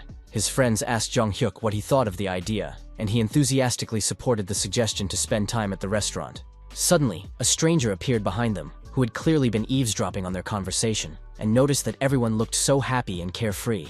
This man addressed Jong Hyuk directly, calling him by name, which surprised and alarmed the young Korean. Jong Hyuk was taken aback, not understanding who had addressed him on the street in Japan, as he did not expect to meet anyone he knew in a foreign country. The stranger introduced himself as Yoshida, and explained the reasons for his appearance and interest in Korean tourists in this area of Tokyo. The courier handed over the documents and said that they were the materials requested by his boss, as agreed in advance. Jong Hyuk knew that before returning, he had obtained information through his acquaintance with the Japanese police, having arranged a meeting in advance. The guy used the services of a Korean courier center to obtain confidential information about this university dean. Jong Hyuk read the materials and was surprised that the detectives had managed to gather so much information in just half a day. They were true professionals. When the courier left, the young man continued to carefully study the documents and investigation materials he had received. The young man saw the dean's name, Kitamura Ryuichi, and realized that the name seemed familiar from some source. As he continued reading, the young man was surprised at how this dean could have so many hidden financial transactions. At that moment, in the office of the head of the department, the dean was on the phone saying that the professor had received 700,000 and asking for all the money to be collected. The insolent man with big cheeks demanded to know if the person on the other end of the line understood what he was talking about. The person on the phone replied that, of course, the contractor would definitely complete the task without any problems. The dean warned not to put too much pressure on the professor, as he might start to panic and make things worse. The girl on the other end of the line assured him that she would definitely do everything in the best possible way, and the conversation continued. The dean thought that the professor cost a lot of money, but thanks to this person, it was possible to earn even more. Third-rate universities have their own limits on how much you can officially earn from research. Thanks to the professor, the administration receives money it could not have dreamed of before, and the scientist is inexperienced, but easily controlled. How many times had these petty studies brought truly incredible income to the university administration? The man looked at his watch and realized how quickly time was flying by. Important guests were due to arrive soon. Just then, he heard the footsteps of a man in a business suit heading for the dean's office. The dean perked up and thought he heard the arrival of his long-awaited guest for an important meeting. The man invited the visitor into the office, telling him to make himself comfortable and feel at ease. When the dean saw his guest, he was completely confused and did not expect such a turn of events. It turned out to be Professor Ichiro, whom the dean clearly did not expect to see in his office. The professor asked the dean in surprise what he was doing there at such an hour, and for what reason. The dean rudely told the professor to come back later, as he was expecting a very important guest. Then the head repeated his request, asking if the professor had not heard him, or if he lacked the manners to leave the office. The dean insultingly remarked that the professor did not even know the basic rules of politeness, and questioned the upbringing of the scientist's parents. At that moment, another man in a light-colored suit approached the office door with documents in his hands. An elderly woman asked what had happened, and why there were shouts and raised voices in the university corridor. The dean turned toward the voice, and was even more surprised by who he saw standing in the doorway of his office. The elegant woman addressed the man, noting that they had not seen each other for a long time and had not communicated on work matters. It was a pretty elderly lady who had come with Jang Hyuk, looking very elegant and respectable in a business suit. Kitamura asked the woman what had brought her to the university, expressing concern about the unexpected visit. The director inquired whether there were any closed doors or similar restrictions at her own university. Jang Hyuk politely introduced himself, saying that it was a pleasure to meet her, and identified himself as a representative of Kwon and Park. Hearing this, the dean realized that he was the investor with whom the meeting had been scheduled, but did not understand the reasons for their joint arrival. The woman suggested that everyone present sit down at the negotiating table and calmly discuss the situation in a civilized manner. Professor Ichiro apologized to the dean for the disturbance and unexpected intrusion into his workday and plans. The dean was in a state of utter shock, completely unable to comprehend what was happening in his office, and how all these people had ended up there. The principal explained that an investor had requested cooperation with their university, so she had personally returned to participate in the negotiations. Jang Hyuk clarified that he had originally planned to meet only with the university president to discuss business proposals, but since the meeting had already begun with this group, he suggested that everyone sit down together and discuss the prospects for cooperation. The young man thanked the woman for finding time for the meeting, despite her heavy administrative workload. The director asked if the investor wanted to gain access to the program for foreign students at their engineering faculty. Jang Hyuk explained that his company runs a shelter for runaway teenagers, and they were considering providing educational opportunities for those who aspire to a career in engineering. After listening to the explanation, the dean thought that it was understandable that the young man looked very young, but what talent had made them focus their attention on him? The principal asked what principle the investors had used to choose their university, among many other educational institutions. The judoka replied that he had personal connections with Professor Ichiro, and that was why they chose this university. Ichiro talked about the development of a program capable of researching and restoring data on calls and messages that had long been deleted from mobile phones. The investors' offer to finance this particular project was indeed of great interest to the university and the scientific community. If the development was successfully completed, it would truly be a huge technological breakthrough for the entire global community. The dean thought that he also had a similar idea for commercializing research, but for some reason the professor did not tell him anything. Jang Hyuk expressed his delight that everyone was interested in the project and asked about the possibility of demonstrating the program right in the office. The director confirmed her readiness for the demonstration and noted that the developers had already prepared a file with the program to show its capabilities. Jang Hyuk politely apologized for the disturbance and asked the dean to lend him his cell phone to demonstrate the program. The young man explained that as investors and developers, they had to be as unbiased and objective as possible in their work. The dean, upon hearing the request, thought it looked suspicious, but still decided to give his phone for the demonstration. Suddenly, the man's pupils narrowed as he realized the danger. The program could restore all deleted messages and calls from the device. Jang Hyuk noted that mobile phones are connected to people's personal lives, so it is probably not a good idea to use them for testing. The young man suggested an alternative, using a desktop computer instead of a mobile phone to demonstrate the program's capabilities. At this point, the dean became even more nervous, realizing the risks involved in checking a computer with his data on it. The man realized that he had stored hidden bank accounts and stolen research data on this very computer. Therefore, the dean objected that the computer was used for official work files, and if important documents disappeared, serious problems would arise. The director insisted on trying, noting that such an opportunity to evaluate technology was very rare. The woman assured him that if anything went wrong, she would take full responsibility, so she asked to give it a try. The principal continued to insist that all important documents were stored on the university server, so everything should be fine. Ichiro intervened in the dialogue and suggested that he had an idea why the dean did not want to share the computer for demonstration purposes. The professor suggested that it was quite possible that the dean was simply hiding something from his colleagues and superiors. Hearing the accusation, the man indignantly asked the professor what he was talking about and on what he based his suspicions. The headmistress noticed that the dean was clearly frightened by the accusations and asked what had happened to him recently. Jang Hyuk added that if the dean continued to refuse to give a demonstration, it would look even more suspicious. Therefore, the elderly lady resolutely suggested that in that case, they should simply try to run the demonstration on the dean's computer. The man realized that the situation was really bad for him, and that there was practically no way out. The dean reluctantly got up from his seat to go to the computer, trembling with fear of his machinations being exposed. The man hoped that the files on the computer were always completely deleted, and even if someone tried to recover them, nothing would be found. despite all his efforts to cover his tracks. The dean understood the vulnerability of his position in the face of new technologies. Jong Hyuk sat down at the professor's computer and was surprised to find something unexpected in the device's system. The young man asked in confusion why there were so many deleted documents here, which seemed extremely suspicious. The judoka leaned over the screen and discovered that these were research articles written not in the name of the university, but in Kitamura's personal name. The young man continued his analysis, noting a strange discrepancy between the faculty's official funds and the actual research expenses in the documents. The dean tried to push the young man away from the computer, demanding that he step aside and give way to other people. Professor Ichiro finally lost his temper, as this was beyond all conceivable limits for him, and began shouting the dean's name. The scientist grabbed the scoundrel by his suit and lifted him into the air, demonstrating physical strength unexpected for his build. The professor demanded an explanation as to why the dean's name was on his research and asked for a normal, honest answer. Ichiro shouted, asking how the dean could do such a thing, and how he could even have the conscience to engage in such machinations. The dean responded by asking to be released, claiming that he had no idea what was going on, or what he was being accused of. Jong Hyuk tried to calm the situation down, asking everyone to calm down while he called the police to investigate what was happening.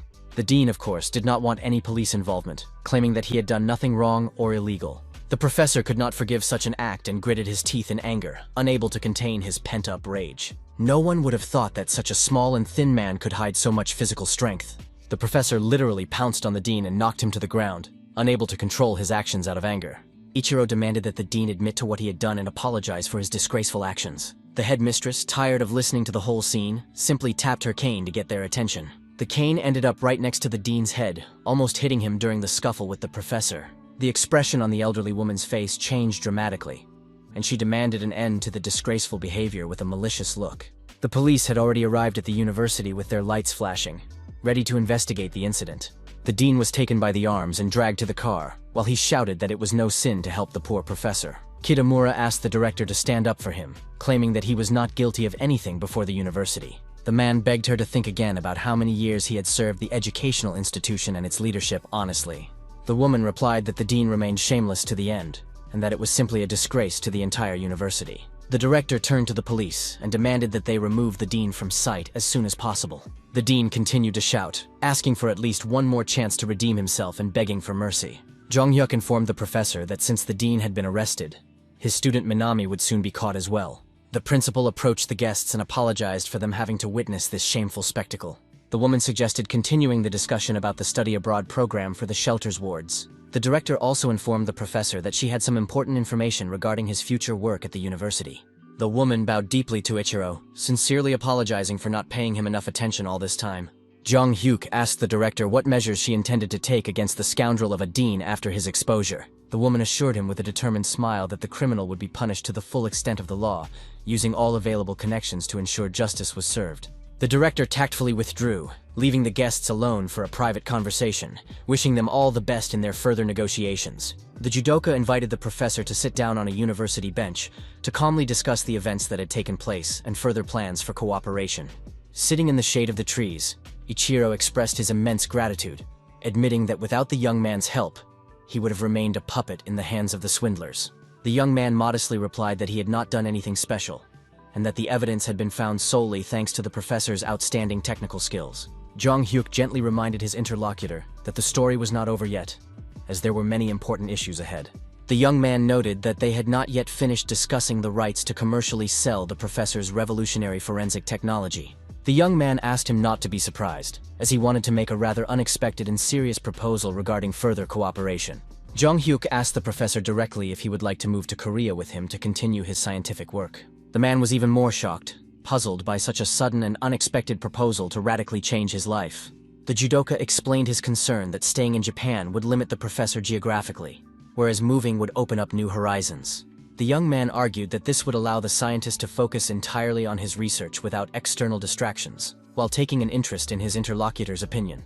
It was clear that the professor understood the appeal of the idea, but he was clearly hesitant and felt some internal resistance to the proposal.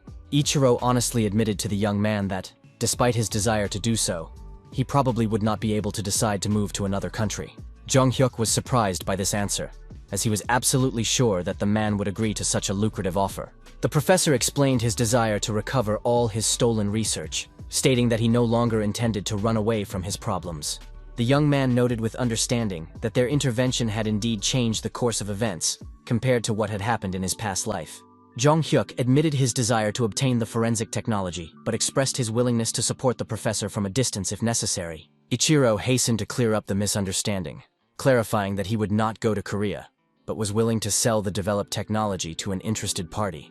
Jong Hyuk was so delighted to hear this that at first he couldn't believe his ears, thinking it was too good to be true. The professor firmly stated that it was here in Japan that he would complete the development of innovative technology for forensic research and law enforcement agencies. The young man thanked the professor, assuring him that their company would provide him with comprehensive and unlimited support in his further research. The professor asked if it would be possible to support another person who found himself in a similar situation to his own. Ichiro told him about a friend who was in a very similar situation and needed help to continue his scientific work. This man had immigrated to Japan with his parents 12 years ago and was now working alone on developing a car video recorder. Jong Hyuk thought about it, as the mention of a car video recorder brought back vague memories from his past life. The professor noticed the young man's strange reaction and was surprised by the sudden change in his expression when the development was mentioned. The young man asked with interest where exactly the professor's friend and his laboratory were located at the moment. After receiving a tip from Ichiro, Jong Hyuk arrived at the specified location with his classmates for the meeting. So Yeon checked the address and asked the guy if this was the place he had written down on a piece of paper. Jong Hyuk confirmed that the address was correct and thanked his friend for her attentiveness and help in navigating an unfamiliar city. The guy apologized to his friends for making them come with him to Kyoto, assuming that they must be tired of traveling. His girlfriend replied that since they had come on business, it was worth spending the time in a way that would benefit everyone involved in the trip. Jong Hyuk got the hint and asked anxiously if his friends had spent all their money on entertainment in Japan. After talking, the whole group approached the intercom of the right house and pressed the call button to contact the resident. They pressed the button once or twice, but no one answered the call, which seemed rather strange to them. Jong Hyuk began to worry, and various negative scenarios involving the developer began to run through his head. Finally, a tired voice came from the intercom, irritably asking who they were and what they wanted. The young man politely greeted him and asked if this was indeed the home of Mr. Kitara Kunihiro, as indicated in the address. Jong Hyuk introduced himself as an employee of Kwon and Park, who had called yesterday on the recommendation of Professor Ichiro. Kunihiro approached the door, grumbling that he had already told the professor he didn't agree, but decided to open the door to the guests anyway. The man looked extremely exhausted and tired, asking the visitors to simply leave and not bother him anymore. The developer explained that he was not feeling well and promised to explain everything to the professor himself regarding his refusal to cooperate. Jong Hyuk objected that this would not work and held the closing door open to continue the conversation. The young man explained that he was traveling with friends in Japan, leaving for Korea tomorrow, and only had one day for negotiations. His friends were surprised by Jong Hyuk's persistence and his strong desire to talk to this unfamiliar developer. Even the developer himself was shocked by the young man's passion and persistence in wanting to talk to him. After these words, the man simply lost consciousness and seemed to melt away, falling forward in one place. Suho saw the falling guy and quickly rushed to his aid to support him and prevent him from falling. Kunihiro approached his fallen friend, his face expressing complete shock and incomprehension of what was happening to the guest. The developer asked Suho if he was the Hiroshi they were expecting. Kunihiro apologized for his strange behavior, explaining that he had confused the people and the situation as a whole. When everyone was sitting inside the house, Jong Hyuk assured them that it was nothing serious, that it was their fault for coming without prior warning. The man asked if the professor had told them about their situation, and clarified whether the guest was indeed an investment consultant. The developer introduced himself, handing over his business card, and saying that his name was Kunihiro, and his Korean name was Su Cheng. The man talked about his previous job at a semiconductor company, but after being laid off, he had been doing small development projects on his own. Jong Hyuk expressed his admiration for the research, noting his particular interest in the development of a car video recorder among all the projects. The young man honestly admitted that he did not fully understand the essence of this development and how such a device works. Therefore, Jong Hyuk asked the developer to explain in more detail what this technological innovation is. Kunihiro confirmed that the guest's understanding of the essence of his development was correct and was ready to explain the details. The inventor explained that this device is attached to a car and continuously records video during trips. Recording continues regardless of whether the car is moving or stationary in standby mode. Jong Hyuk thought with satisfaction that this was exactly the device he'd been thinking about from his memories of his past life. The car video recorder, also known as a black box, was an extremely important invention for law enforcement agencies. In his past life, after the introduction of these video recorders, the crime detection rate increased significantly across the country, Thanks to surveillance cameras on the streets, in restaurants, and dash cams, a network was created that made it difficult for criminals to escape. The guy asked the developer to at least show him a working prototype of the device, if there was one. Kunihiro regretfully replied that there was no prototype yet, but he could show him the available drawings and development diagrams. Jong-hyuk knew he didn't understand technical drawings at all, but the shape of the device seemed to be what he expected. The guy inquired about the time frame for completing the development and was told that it would take several more years of work.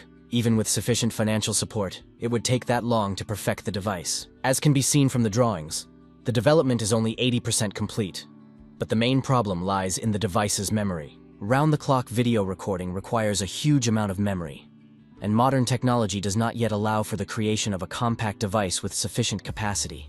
Therefore, it will take at least 7 years for memory technology to develop to a level acceptable for the full functioning of a video recorder. Jong-hyuk understood that the technological limitations remained the same as in his memories of the future development of such devices. Suho, sitting on the sofa, quietly chatted with his girlfriend. Noting that their business conversation had somehow dragged on for too long, So-yeon suddenly looked toward the wall, where something among the photos and documents hanging there caught her attention. The girl pointed to one of the photos, noting that the boy in it really looked a lot like Suho. So-yeon insisted that her friend take a closer look, as they even had a similar aura and facial expression. Jong-hyuk became interested in his friend's conversation and also noticed the photo that had caught their attention. The guy really saw that this boy was constantly smiling with a big sincere smile on his childish face. Jong-hyuk asked the developer who this cheerful boy in the family photo was. Kunihiro replied sadly that it was his son, who was no longer with him, but who had been incredibly dear to him. The man added with difficulty that his son had gone very far away and would never return to his father's home. The boy had died in a car accident because he loved riding his bike so much and was always riding it. The child always rode his bike to school and back home, but one day he had a terrible accident on the road. The father still cannot come to terms with the loss of his only son and is tormented by guilt over his inability to protect his child.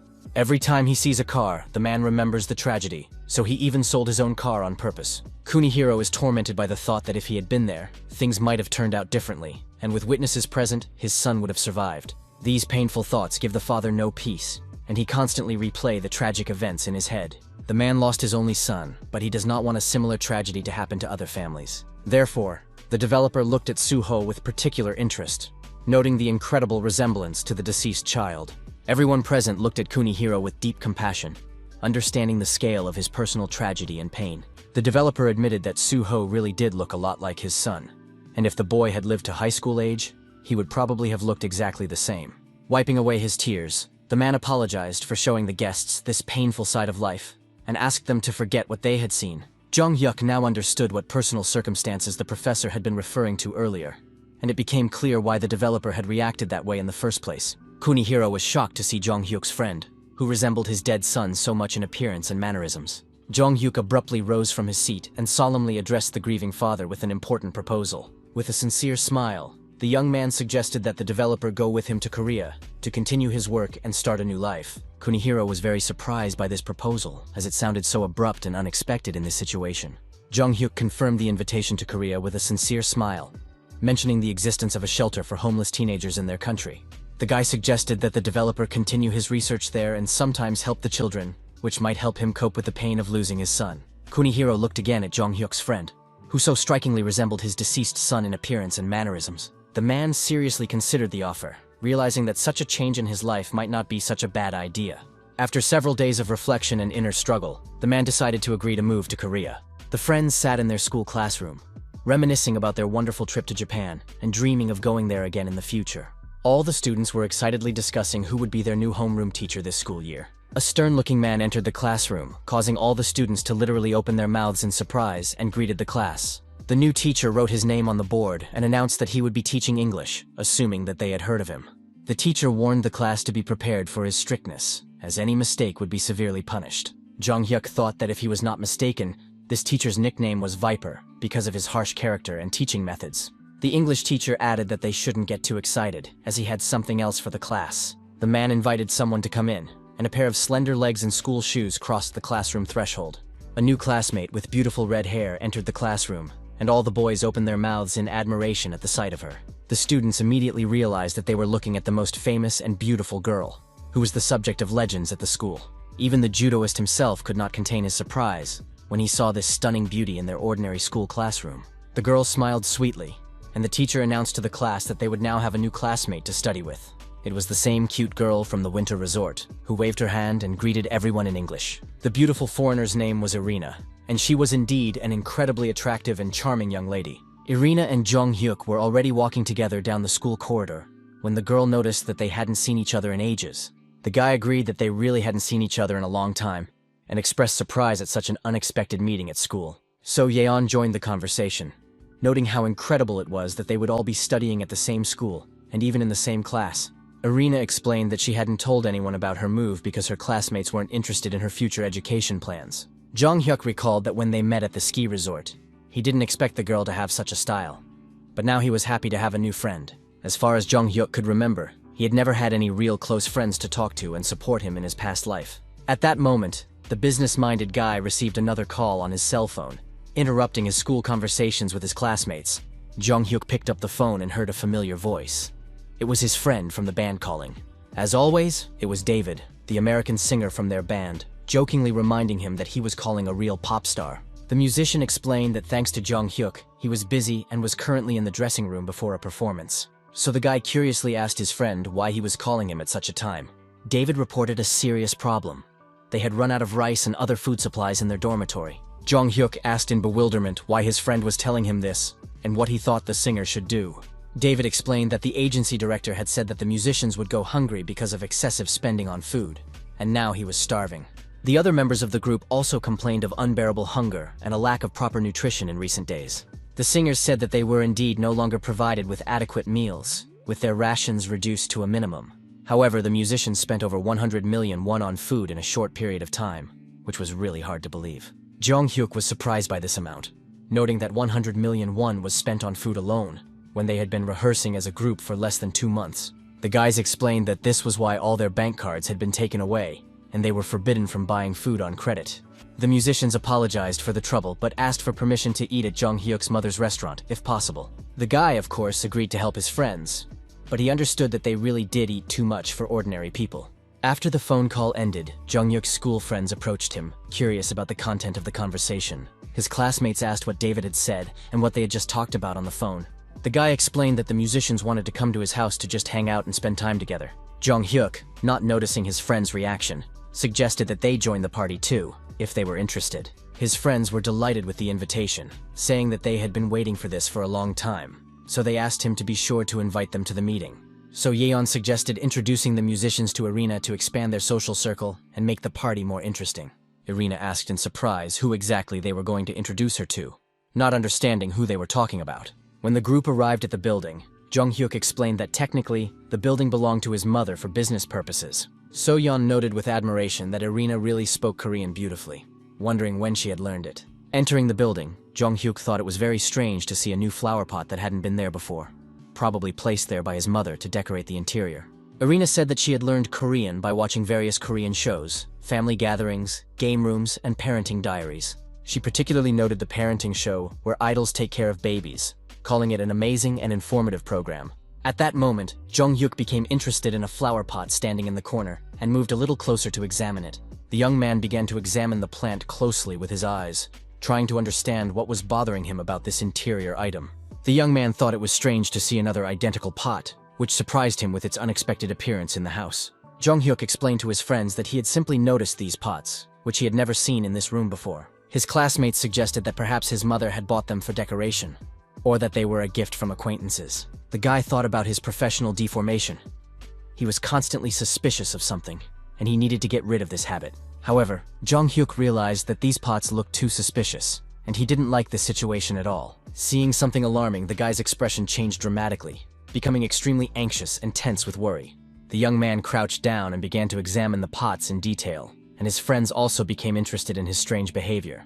Inside one of the pots, Jung Hyuk noticed something hidden that seemed extremely strange and suspicious to him. The guy quickly ran away after this discovery, heading for the stairs leading to the apartment. He began to climb up to his home, shouting loudly, and asking his mother if everything was all right and if anything had happened. After climbing upstairs, the young man was completely stunned by the unexpected sight that met his eyes. His friends didn't understand what was going on and asked him in bewilderment what was wrong with him, suggesting that he just go about his business. When he went upstairs, the guy saw a pop group busy filming some kind of TV show in their house. The musicians greeted him cheerfully, explaining that it was a surprise for their friend and an unexpected gift.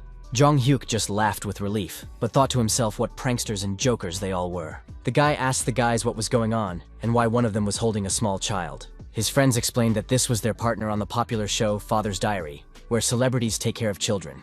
The girls, upon hearing the name of the program, excitedly noted that it was indeed a very popular and trendy show right now. The friends apologized, explaining that they had told the director about their acquaintance, and he really wanted Jong-hyuk to participate as well. Jong-hyuk thought that the musicians had collected money for the rental, but the guys assured him that everything had been organized in a completely honest way. Soo-ho approached the actress on the set and confessed that he was a huge fan of hers and her work. The actress was extremely embarrassed by the compliment, and modestly thanked him for his support and kind words. Jong-hyuk asked his friend what this girl was doing there, whether she was a host, a guest, or a participant in the show. The guy began to try hard to remember who this familiar girl was and where he might have seen or met her before. Jong-hyuk analyzed the actress's behavior, realizing that she looked awkward and was very nervous for no apparent reason.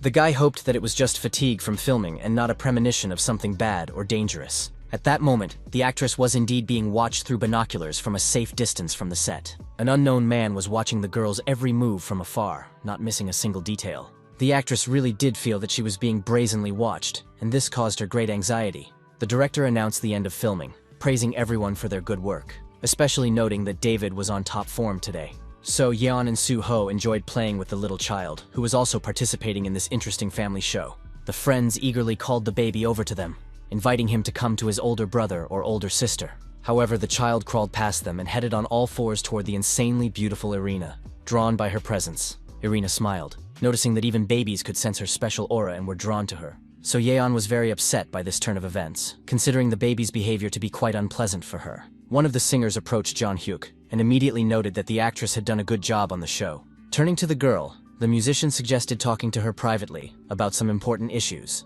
Jong-hyuk realized that something was wrong and that the conversation would be about the actress's problems. The three of them went into a separate room and sat down at a table for a private conversation about serious matters. The guy asked for details, and the famous girl admitted that she had a persistent stalker. The actress said that at first she thought it was just prank calls from bored fans. She recalled how she got into her minivan after work once again, complaining of extreme fatigue. The girl wondered why she was so tired today. Perhaps she was getting sick or had simply been overworking lately. The driver said that she had no plans for tomorrow, so she should go home and get some rest. The actress agreed with him, admitting that she had probably been working too much in recent weeks without a break. The girl got out of the minibus, which immediately continued on its route. Suddenly, her phone started ringing very actively, which seemed strange to her at such a time. She quickly took her cell phone out of her bag and answered it, expecting to hear a familiar voice. A stranger said her name in a very scary and frightening voice, which made her jump with surprise. The man asked why she hadn't answered his calls, as he had been waiting a long time for her to finally respond. This stranger indignantly said that she should be ashamed of herself for not recognizing his voice, since they were such good friends. The stalker continued to speak in a disgusting voice, saying that he had been thinking about her all day and had been collecting unpleasant personal information for his own purposes. It was with this phone call that all the nightmarish events began to unfold in the young actress's life. Since then, the criminal has called her every single day and told her about her every little move in his disgusting voice. Every day, terrible gifts were delivered to the actress's home, even though she repeatedly asked him to stop and leave her alone. Hinem desperately shouted into the phone that she was not his girlfriend, and if he did this again, she would really call the police. The stalker calmly replied in a gentle tone that his dearest was very angry and asked why she was behaving this way. The criminal said that he knew how she would react, so he had prepared a special gift for today, which further angered the frightened girl. Left completely alone in her apartment, the actress noticed traces of men's shoes on the floor by the front door. The girl wondered where this man got all the detailed information about her personal life and daily routine. When she went into the bedroom, she was so horrified and disgusted by what she saw that she was simply speechless. Red roses were scattered across the bed as a creepy romantic gift from the stalker. The actress was extremely frightened by this invasion of her personal space and violation of the security of her own home. Her nightgown lay on the bed, surrounded by photographs of the girl taken during the secret surveillance, and all of it was strewn with rose petals. Now she is in a constant state of high anxiety because of this whole situation, and is afraid to go outside unnecessarily. Jong-hyuk first asked about the police report, and the girl said that the police had conducted covert surveillance. But whether it was a coincidence or the stalker somehow found out about the police measures, as soon as the police showed up, the calls and visits stopped. The celebrity explained that the police had come several times, but nothing happened, so the officers decided that she was overreacting.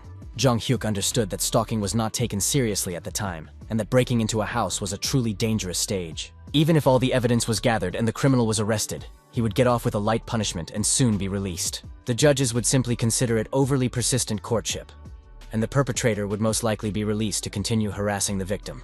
So the guy stood up decisively, turned to the girl, and assured her that the most important thing was not to worry about anything. Jong-hyuk gave a 100% guarantee that they would definitely put this criminal behind bars for a long time.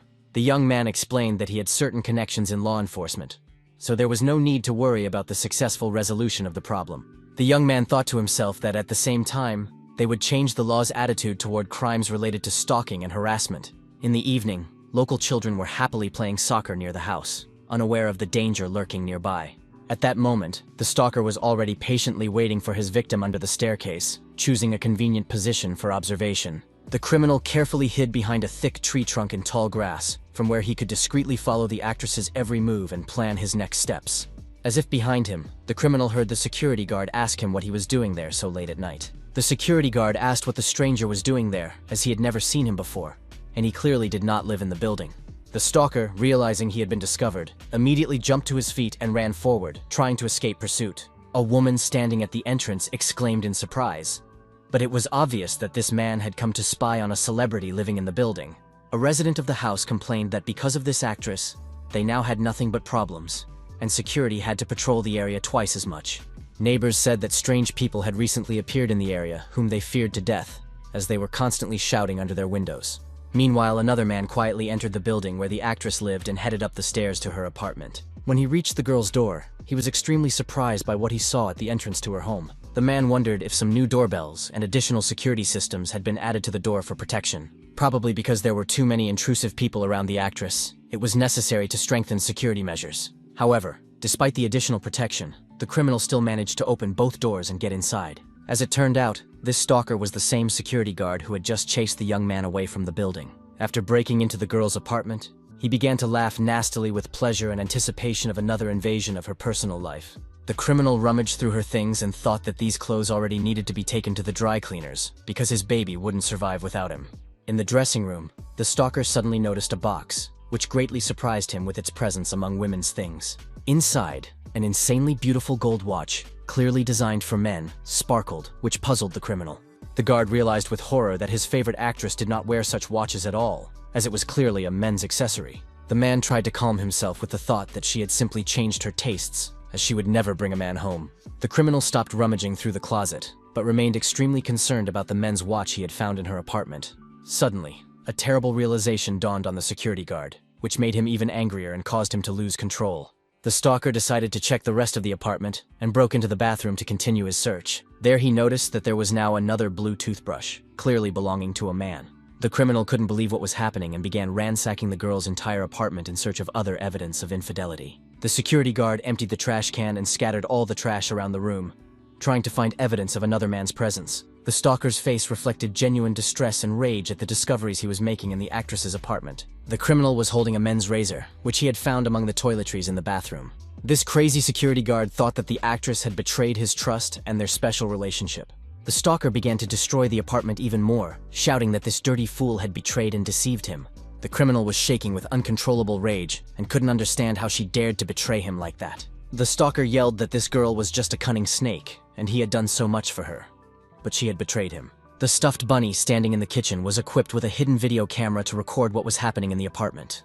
Jong-hyuk had deliberately installed this surveillance system in advance to obtain irrefutable evidence for the police. The investigators who watched the recording understood that this man was truly mentally ill. Poor actress Hae-neom, watching this horrific recording, was shaking with fear and crying profusely. Jong-hyuk tried to calm the girl down, telling her that she didn't need to watch it anymore and traumatize herself. The young man turned to the investigators, emphasizing that they already knew the situation from the victim and could see how the stalker had crossed all boundaries. The young man insisted that if immediate action was not taken, the actress could be in mortal danger. One of the investigators, outraged, slammed his fist on the table with all his might, expressing his anger at what had happened. The police officer said he was ready to kill the criminal right then and there without any ceremony for such behavior. The law enforcement officer suggested not wasting time and immediately arresting the scoundrel who was treating a defenseless girl this way. Jong-hyuk stopped the angry police officers with a stern look, explaining that it was too early to take such action. The The young man explained that even if a complaint was filed for trespassing and threats, the criminal would be sentenced to a maximum of 2 years in prison. Such a punishment was too lenient to reform the criminal with his dangerous delusions of love for the actress. The senior investigators asked the young man what plan he proposed to resolve this difficult situation. A week later, a guy in the parking lot was talking on the phone, saying that he would soon go upstairs to the girl. The man reassured the woman on the phone, saying that she should not be afraid because he was there to protect her. The guy called Hey-nem a coward, and all this was overheard by a nasty security guard stalker lurking nearby. The young man promised the girl that he would be with her soon, and that she had nothing to worry about in his presence. He assured her that tonight, no one but him would dare lay a finger on her. These words enraged the stalker, and he was determined to kill the scoundrel who dared to approach his girlfriend. So the security guard went up to the floor where the actress lived, clutching a sharp dagger in his hands for revenge. The criminal waited until late at night and quietly made his way into the apartment through the locks he had broken. The stalker approached the sleeping girl's bed and stood over her like a black, ominous shadow of death. He saw confirmation of his suspicions. The actress had indeed found herself a new lover. The guard whispered about how much he loved her, and couldn't understand how she could treat him so cruelly. The criminal reminded her of his vows to love her forever, wondering if that wasn't enough to make her happy. The stalker climbed onto the bed, swung his dagger, and began shouting throughout the apartment, preparing to commit the crime. But at that moment, the police arrived and apprehended him. Suddenly, an investigator appeared from the closet and quickly and powerfully kicked the scoundrel right in the face, knocking him off his feet. The security guard stalker flew sideways from the force of the blow and lay on the floor, barely breathing from the pain and shock of the unexpected attack. The criminal, confused, asked the police officer who had appeared who he was and where he had come from. The investigator coldly replied that it didn't matter who he was, but rather that he explained what he was doing in someone else's apartment with a knife.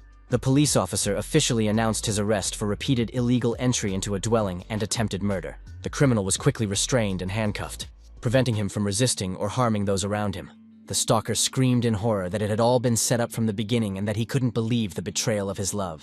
As it turned out, it wasn't even an actress lying in bed, but a male police officer who had participated in the operation to capture the criminal. Seeing this, the security guard was in complete shock, realizing that it was not his beloved actress in front of him, but a decoy. The criminal was already being led out of the building, where police cars with flashing lights had gathered to complete the operation. Many residents of the building came out onto the street and discussed the shocking fact that the security guard from their own building had been stalking the unfortunate girl. Neighbors expressed sympathy, saying that such a young girl had already endured so many terrible trials in her life. The stalker noticed the actress standing outside the building surrounded by police officers, watching his arrest from a safe distance. The criminal began to hysterically yell at the girl, calling her a bitch and promising not to leave her alone after his release. The security guard threatened that as soon as he got out of prison, the first thing he would do would be to kill her for deceiving him. The stalker confidently stated that this was not the first time he had been caught, and that he would serve a maximum of only 1 year for such acts. Therefore, the criminal promised to take revenge on the actress 1,000 times more severely, so that she would know how to treat him in the future. Jung-hyuk approached the scoundrel and put his hand on the arrested man's shoulder, looking him straight in the eye. The young man told the criminal that he had no idea that his real torment had not even begun yet. The stalker didn't even understand who this confident young man was and where he got such information. The police officer intervened in the conversation, advising him to ignore the threats and simply walk away. Law enforcement officers put the criminal straight into a police car to take him to the station.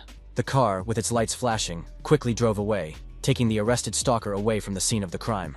Jung-hyuk dialed Chairman Kwan's number and apologized for disturbing him at such a late hour, but he had an important request. The young man explained that he needed the help of an influential person to resolve issues related to this criminal case. The next day, the newspapers were full of news about the incident caused by a fan's obsession and discussions about the fairness of the punishment.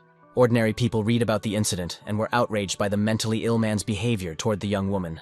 Many felt that arrest was not a severe enough punishment for the criminal's perverse pursuit of the actress. In the courtroom, the judge announced to the defendant, Kang Moon-chik, that he would be given the last word before sentencing in the stalking case. The stalker cowered in fear, crying and shaking, realizing the seriousness of his situation in the courtroom before the face of justice. The criminal said he deeply regretted what had happened, admitting that he loved the girl too much and had made a terrible mistake. Kang Moon-chik addressed the judge, saying that while in detention, he had repented of his actions and written a letter of apology to the victim. The stalker swore that nothing like this would ever happen again and begged for another chance to reform and become a normal person. Listening to these words, Jung-hyuk thought about what hypocrisy and a terrible attempt to manipulate the court it was. Even through the criminal's tears, One could sense his hidden, terrible smile and confidence that he would receive a light punishment. The stalker thought to himself that the maximum sentence for such crimes was 3 to 4 years, and he would definitely not receive the maximum sentence. The judge's assistant announced to everyone present to prepare for the sentencing in the case of stalking and attempted murder. Everyone sat in tense anticipation of a fair court decision, hoping for an adequate punishment for the criminal. The judge began by stating that the defendant's crimes remained at the attempt stage, which was taken into account when passing sentence. The court took into account his ostensible remorse and desire to reconcile with the victim in order to mitigate the punishment. However, the judge took into account that the defendant had asked for leniency not from the victim, but from the court, and that this was not his first such crime. Furthermore, the high probability of reoffending makes it necessary to isolate the defendant from society for a long period of time. Therefore, Kang Moon-chik is sentenced to 22 years imprisonment in a strict regime correctional colony. The sound of the judge's gavel striking the table was heard in the courtroom, officially concluding the sentencing. The criminal was in shock, as he had expected any sentence, but certainly not 22 years in prison. Stalker began to scream hysterically at the entire courtroom, saying that it was ridiculous and that such a thing could not even be possible in theory. He reminded everyone of the 100 pages he had written about his remorse and that he had been intoxicated at the time. No one wanted to listen to his excuses, so the guards quickly grabbed him by the head and pinned him to the table to calm him down. The stalker continued to protest, not understanding how he could be given such a sentence for simply courting a girl. Jong Hyuk was pleased with the outcome and smiled contentedly, seeing justice prevail. The criminal was led away in handcuffs, and he continued to shout that such a sentence simply could not be real. Someone approached the young man and asked if he now felt relieved after the fair sentence had been handed down. Kwon, who was also present in the courtroom, addressed Jong Hyuk, calling him sir. The young man acknowledged that all this was made possible thanks to the girl's father, as he had initially expected a maximum of 10 years in prison. Kwon replied that his efforts should not be underestimated, as this was an important precedent and not just a routine sentence. As a woman who deeply understood the fear experienced by the actress, she noted that until now, the penalties for stalking had been too lenient.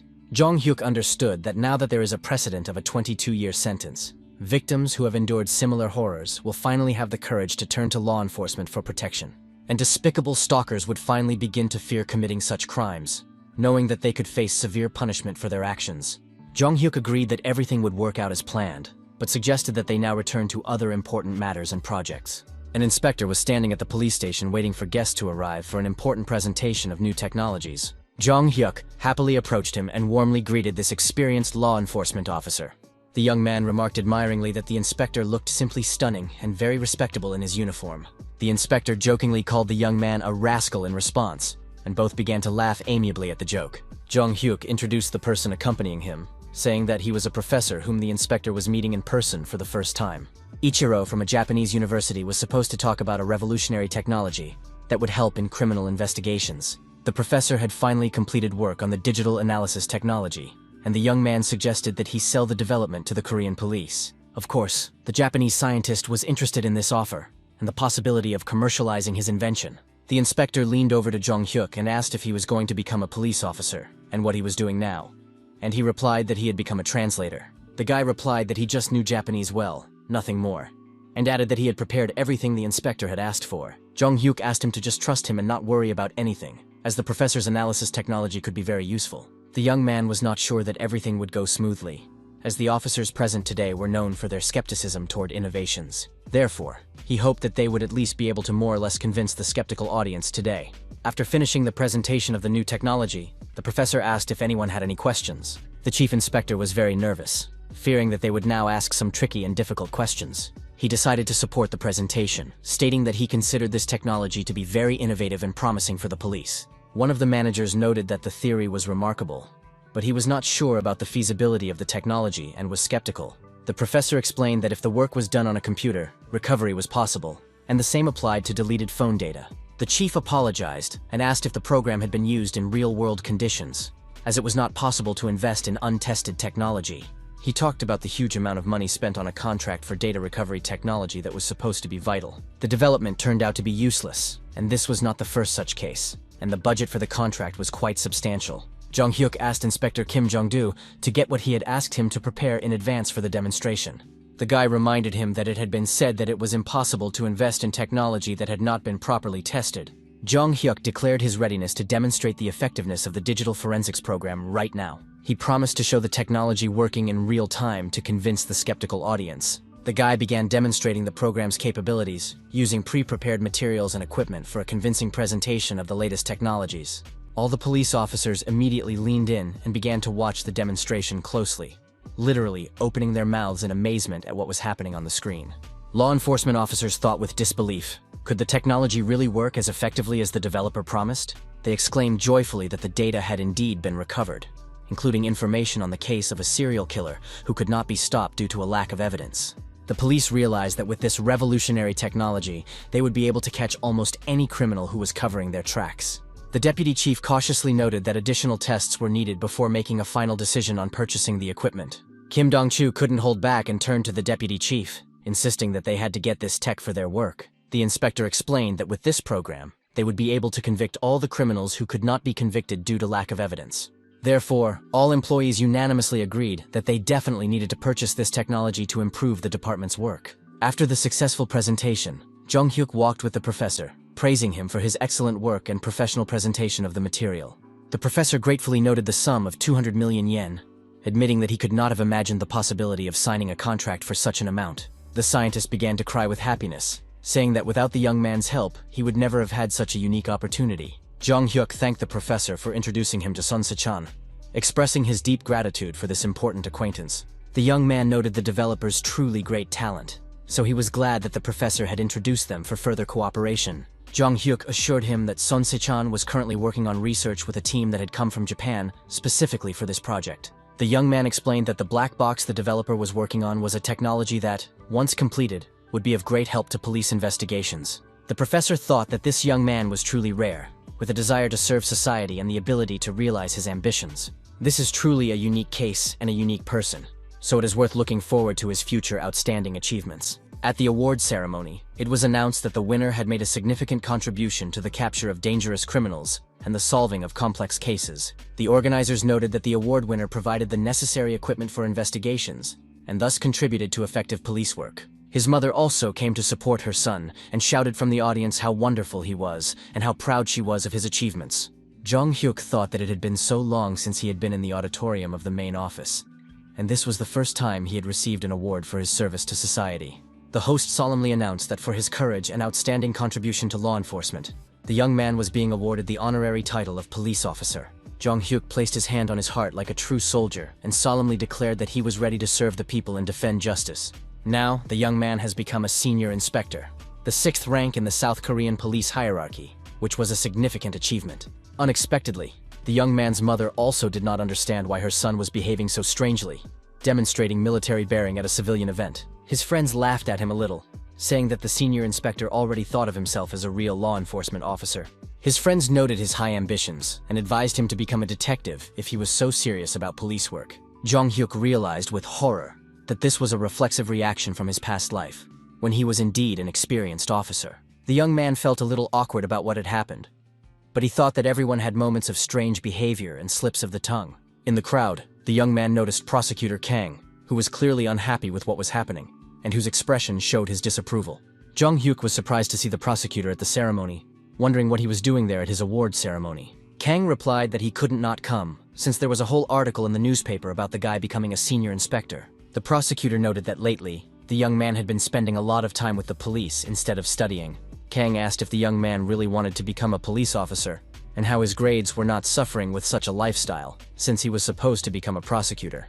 Jung-hyuk assured him that there was no need to worry, as he'd received good grades this time, and was going to a competition in a few days. The young man planned to buy his mother her favorite pastries as a gift for her support and understanding. The young man had a strange expression on his face, which the attentive and experienced prosecutor immediately noticed. Kang said that the young man was born to be a prosecutor and seemed to have strayed from the right path, as there was no job more convenient than that of a prosecutor. Jung-hyuk thought that it was certainly enviable that prosecutors had a much easier job than police officers. If he had become a prosecutor instead of a police officer, he could have investigated many crimes differently than in his previous life. Unlike the police, a prosecutor could have a more direct influence on the sentencing of criminals and the course of trials. But how to respond to crimes that had not yet occurred in the present remained a mystery. So the young man once again addressed the prosecutor with respect, calling him his mentor. Jung-hyuk asked what prosecutors would do if they knew a crime was about to happen. The man thought about the question. wondering what kind of crime should happen, as it was a strange and silly question. The young man asked him to imagine a situation where he knew for sure about a future crime and could prevent it in advance. The prosecutor understood that this was an extremely rare event in law enforcement practice and did not happen very often. Kang admitted that even he, as an experienced prosecutor, honestly did not know how to answer such a hypothetical question.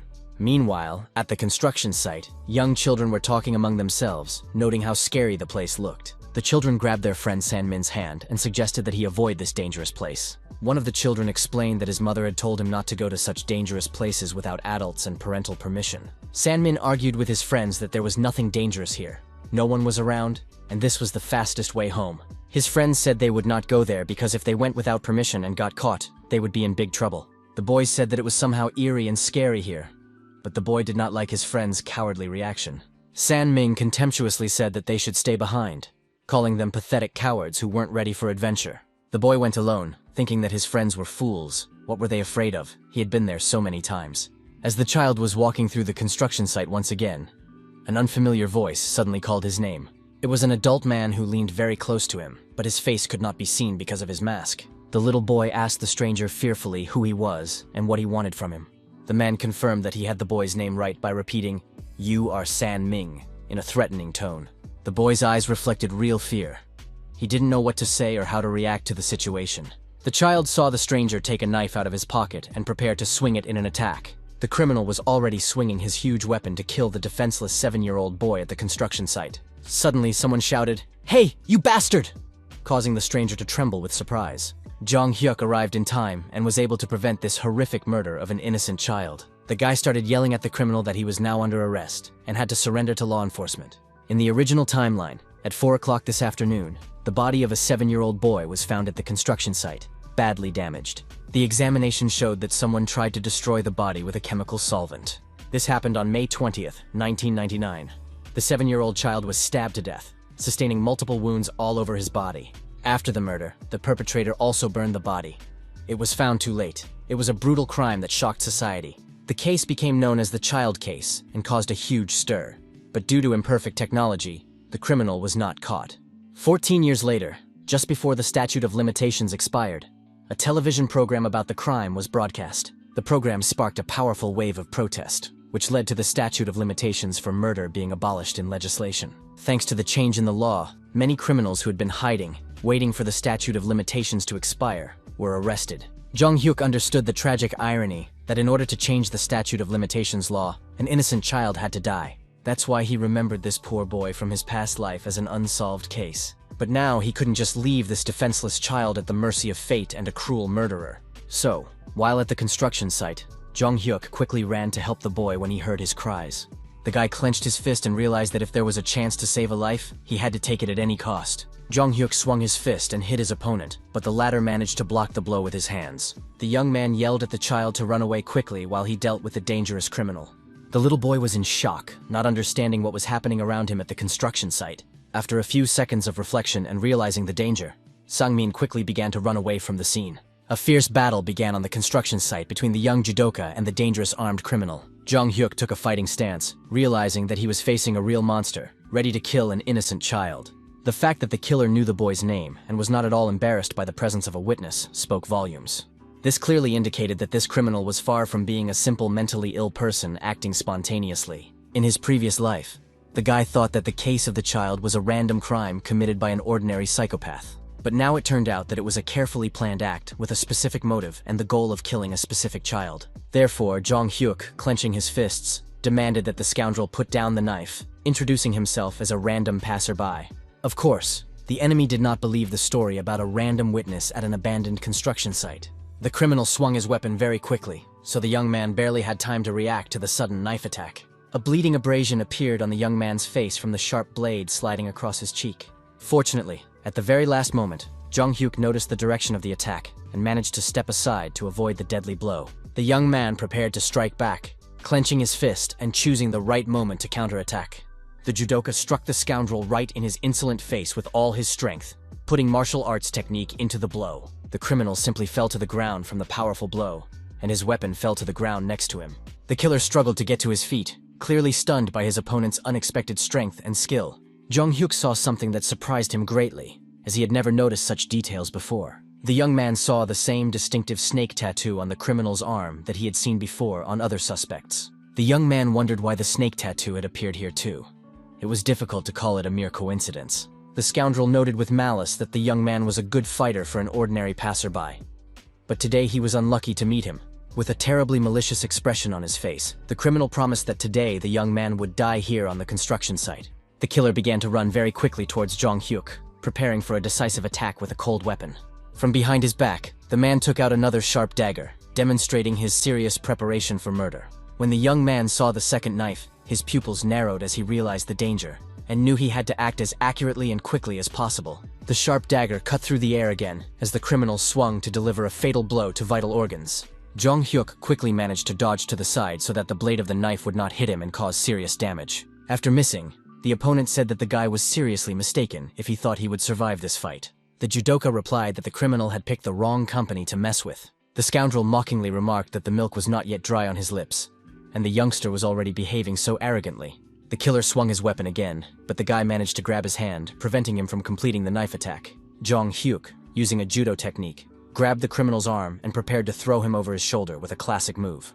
The judoka succeeded, throwing his opponent onto his back with great force. There was a very loud crack in the shoulder, and it was clear that the bone had been broken by the impact with the hard surface. The criminal was in shock, thinking about his injured shoulder, unable to believe in such incredible strength from an ordinary schoolboy.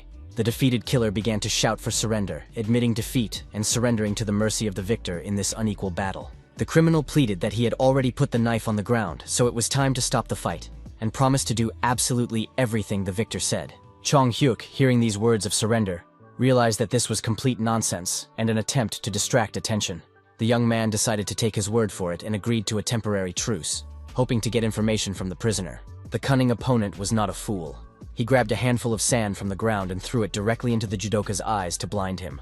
While the criminal had a few precious seconds to think, he quickly jumped up and ran away. The judoka quickly set off in pursuit of the fleeing killer, shouting at him to stop and surrender.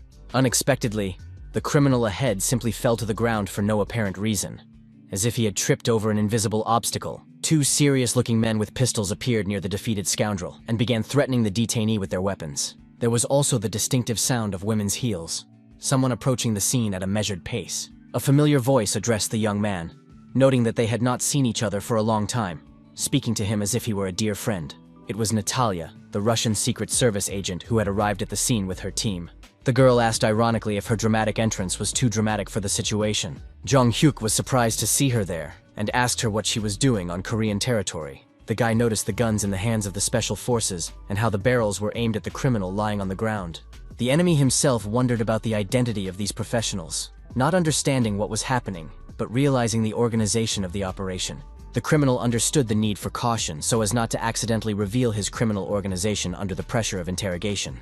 The killer realized the hopelessness of the situation, so he said goodbye and took a red stone out of his ring, intending to swallow it. Natalia tried to stop the scoundrel, shouting at him to freeze in place and not take any action. The criminal still managed to swallow the poisonous substance, not wanting to fall into the hands of law enforcement alive. Jong-hyuk grabbed the dying man by his clothes and demanded an explanation for what he was doing. The judoka turned to the poisoner and demanded an answer as soon as possible, while there was still time to get information. Literally, a second later, the criminal's face was covered with purple veins, and foam from the strong poison began to pour from his mouth. The killer was clearly unable to answer any of the investigators' questions, and he died in a matter of seconds. The judoka was indignant, realizing that he had missed such an important clue to uncovering the activities of the criminal organization. Natalia and the guy stood together after the incident, thinking about what had happened at the construction site. Jong-hyuk sighed heavily, realizing that he had acted too rashly at the critical moment of the criminal's arrest. The guy thought that, in theory, the police should have solved the case through interrogation, but the killer had committed suicide. Now there was a risk that the case would simply be closed, and it was definitely the work of organized crime. This organization undoubtedly uses the image of a snake as its distinctive symbol and emblem. The guy clutched the ring in his hands and thought that he had finally found the first clue that would help him find those who wanted to kill him. Natalia turned to the guy and said confidently that he shouldn't worry, because they would take care of the criminal's body and remove all traces. Even though such a serious incident had occurred, the girl still had a slight smile on her face and seemed completely confident in her actions. The KGB agent wondered if the young man would ask boring questions about the reasons for her presence, but suggested that they meet officially first. Natalia briefly explained that Russia had decided to take Jong-hyuk under state protection and patronage. The girl mentioned the artifacts provided by Victor as proof of the guy's ability to foresee future events and disasters. The agent added that, considering all of the young man's other talents, it was necessary to establish a close cooperative relationship with him. When the young man heard this proposal, he literally stood and listened to the information with his mouth wide open in surprise.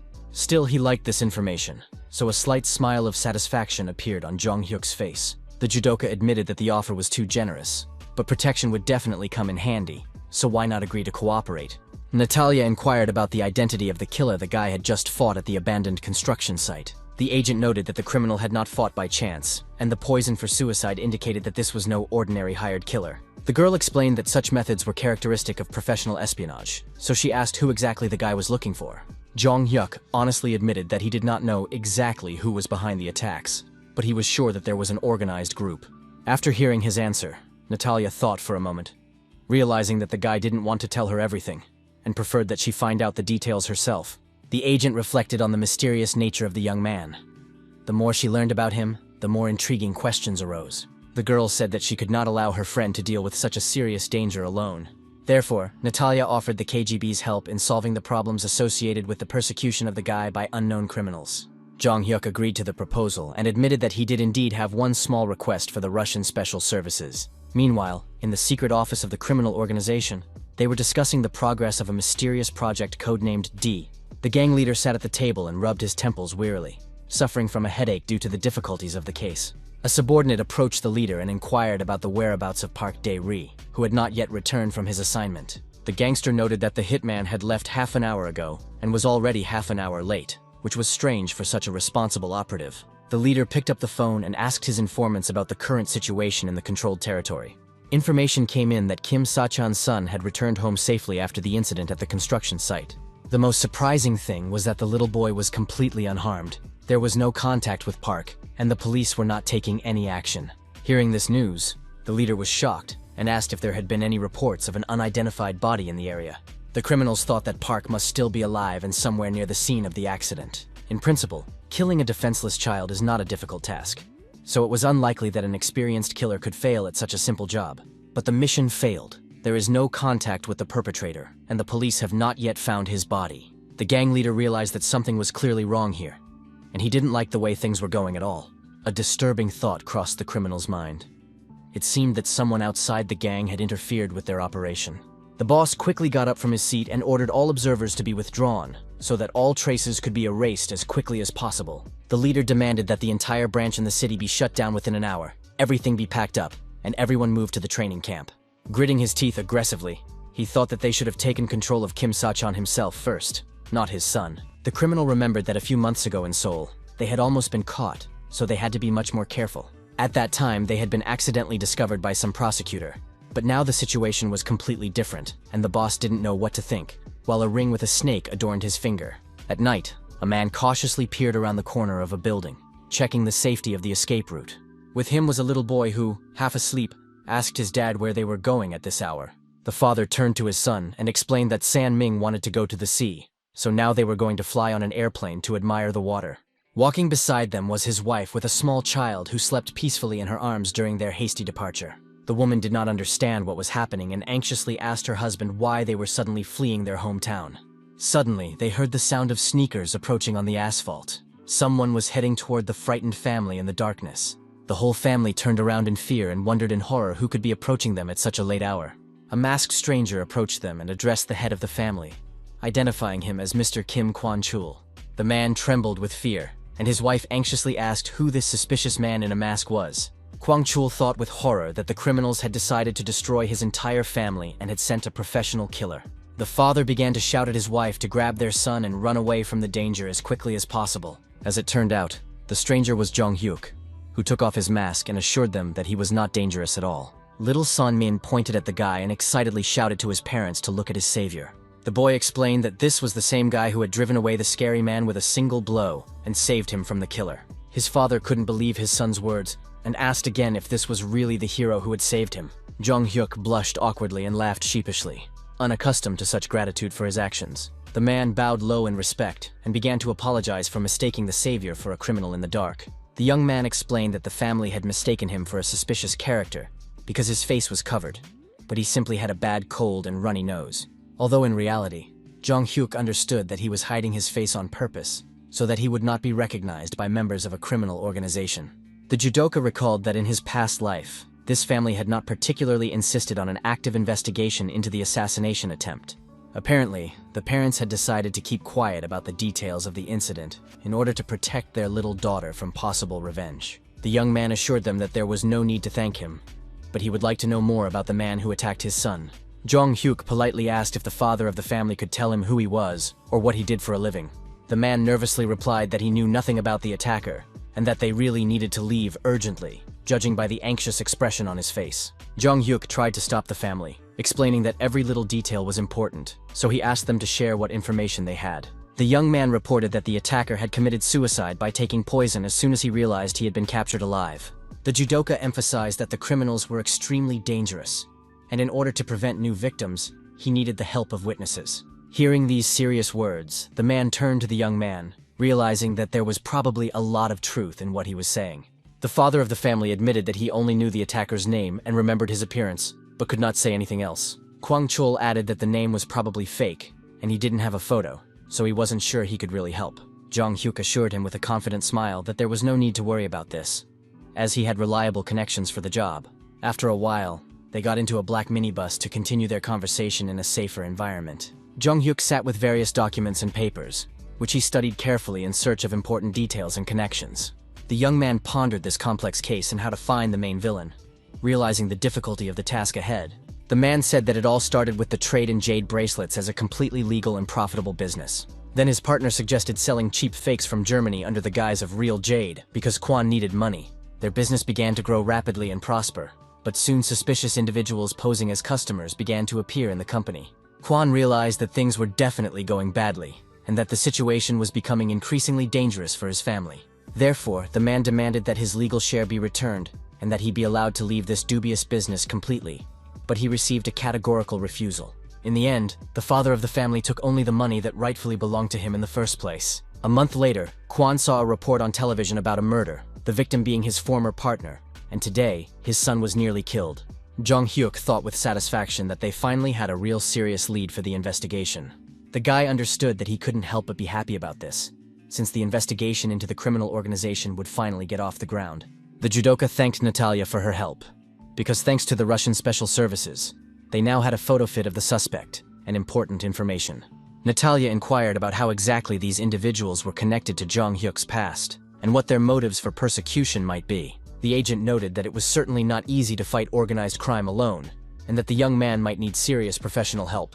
The judoka's expression clearly showed that he really needed help, and couldn't handle the threat on his own. Jong-hyuk asked the girl to look after his mother, ensuring her reliable protection and safety. The young man explained that he did not want his mother to suffer in any way because of all the dangerous situations in his life. The judoka really needed someone reliable who would discreetly and professionally protect his only family member. Of course, Natalia agreed to this request, assuring him that this would not be a problem at all for the Russian special services. The agent admitted that she had hoped for a completely different answer from the young man, but he turned out to be quite stubborn. The girl added regretfully that she did not think she would be so persistent in recruiting the talented young man. Natalia asked, trying one last time to change his mind, if he was sure he definitely did not want to work for the KGB. The young man had already heard this tempting offer of long-term cooperation with the Russian special services many times. Jong-hyuk thought that perhaps he should seriously consider his future, since he was only 6 months away from coming of age. He needed to make a final decision about where to study or work in order to find a criminal organization and fight it. The KGB was not an option.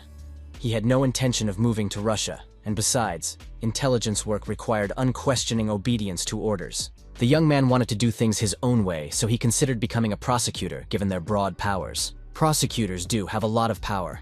They have access to classified information that even the regular police don't have. But there was one serious but that the young man did not like at all and still had on his mind. It was Prosecutor Kana's answer to the question of preventing crimes.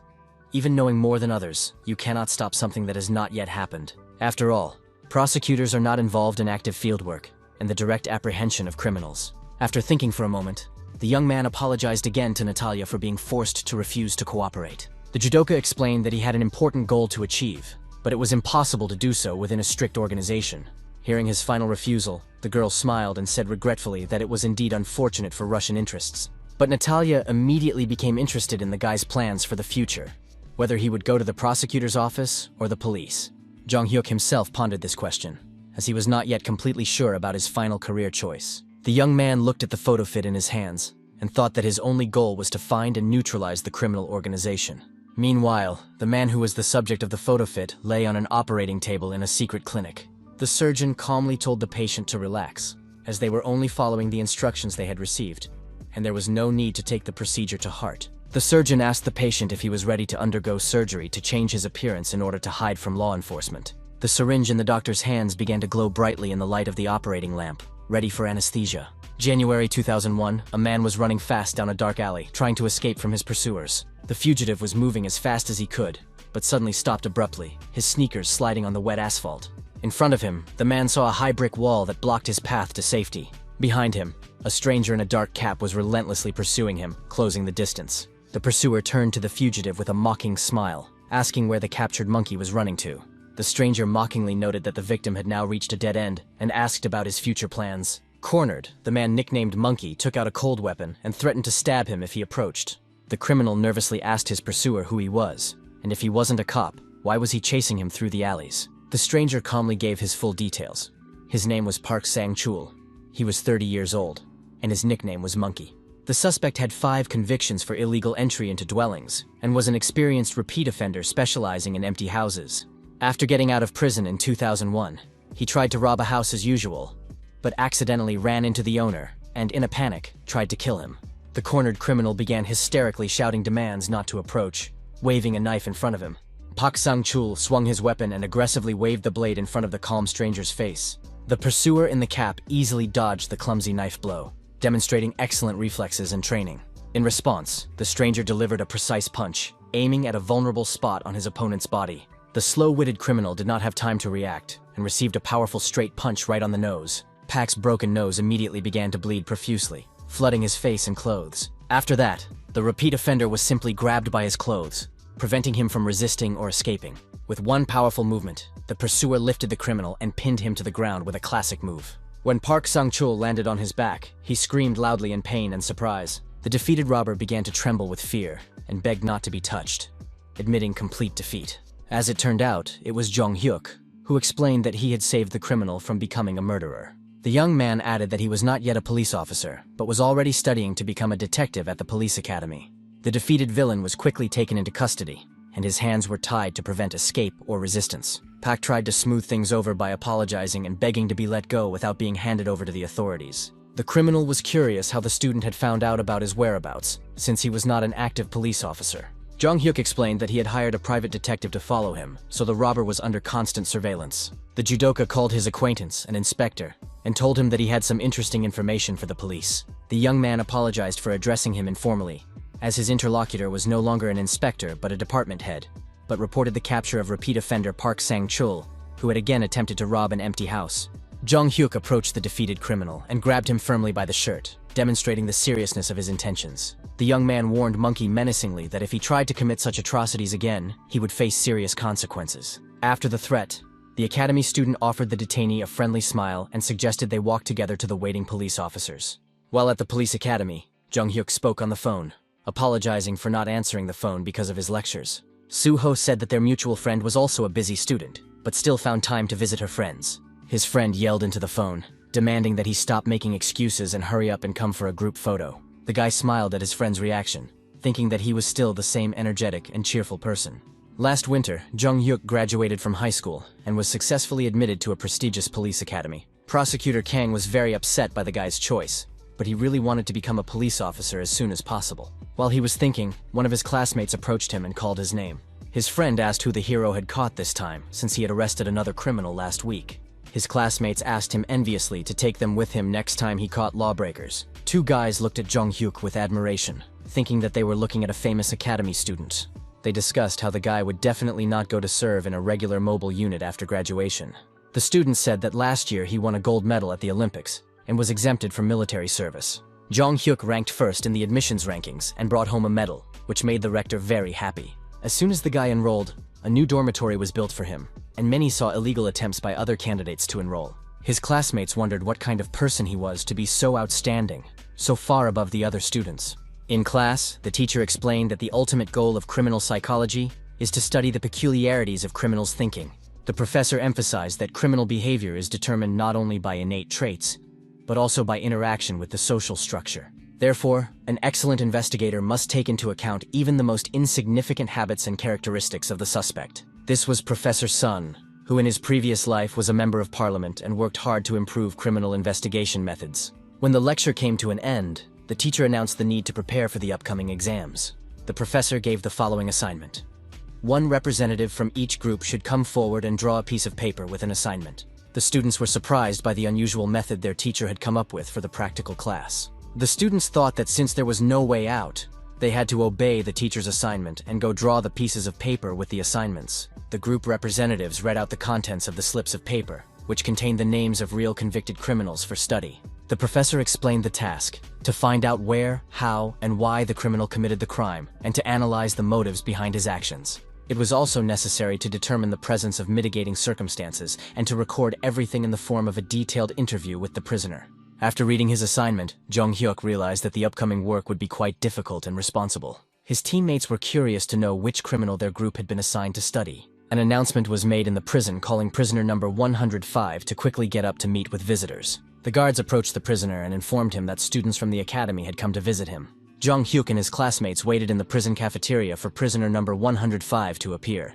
The young man thought it was his first time in prison and wondered why the meeting was taking place in the dining room rather than in a special visiting room. His friend noticed the tense expression on Jung Hyuk's face and asked why he was so nervous. The academy student admitted that he had some unpleasant memories from the past with this prisoner.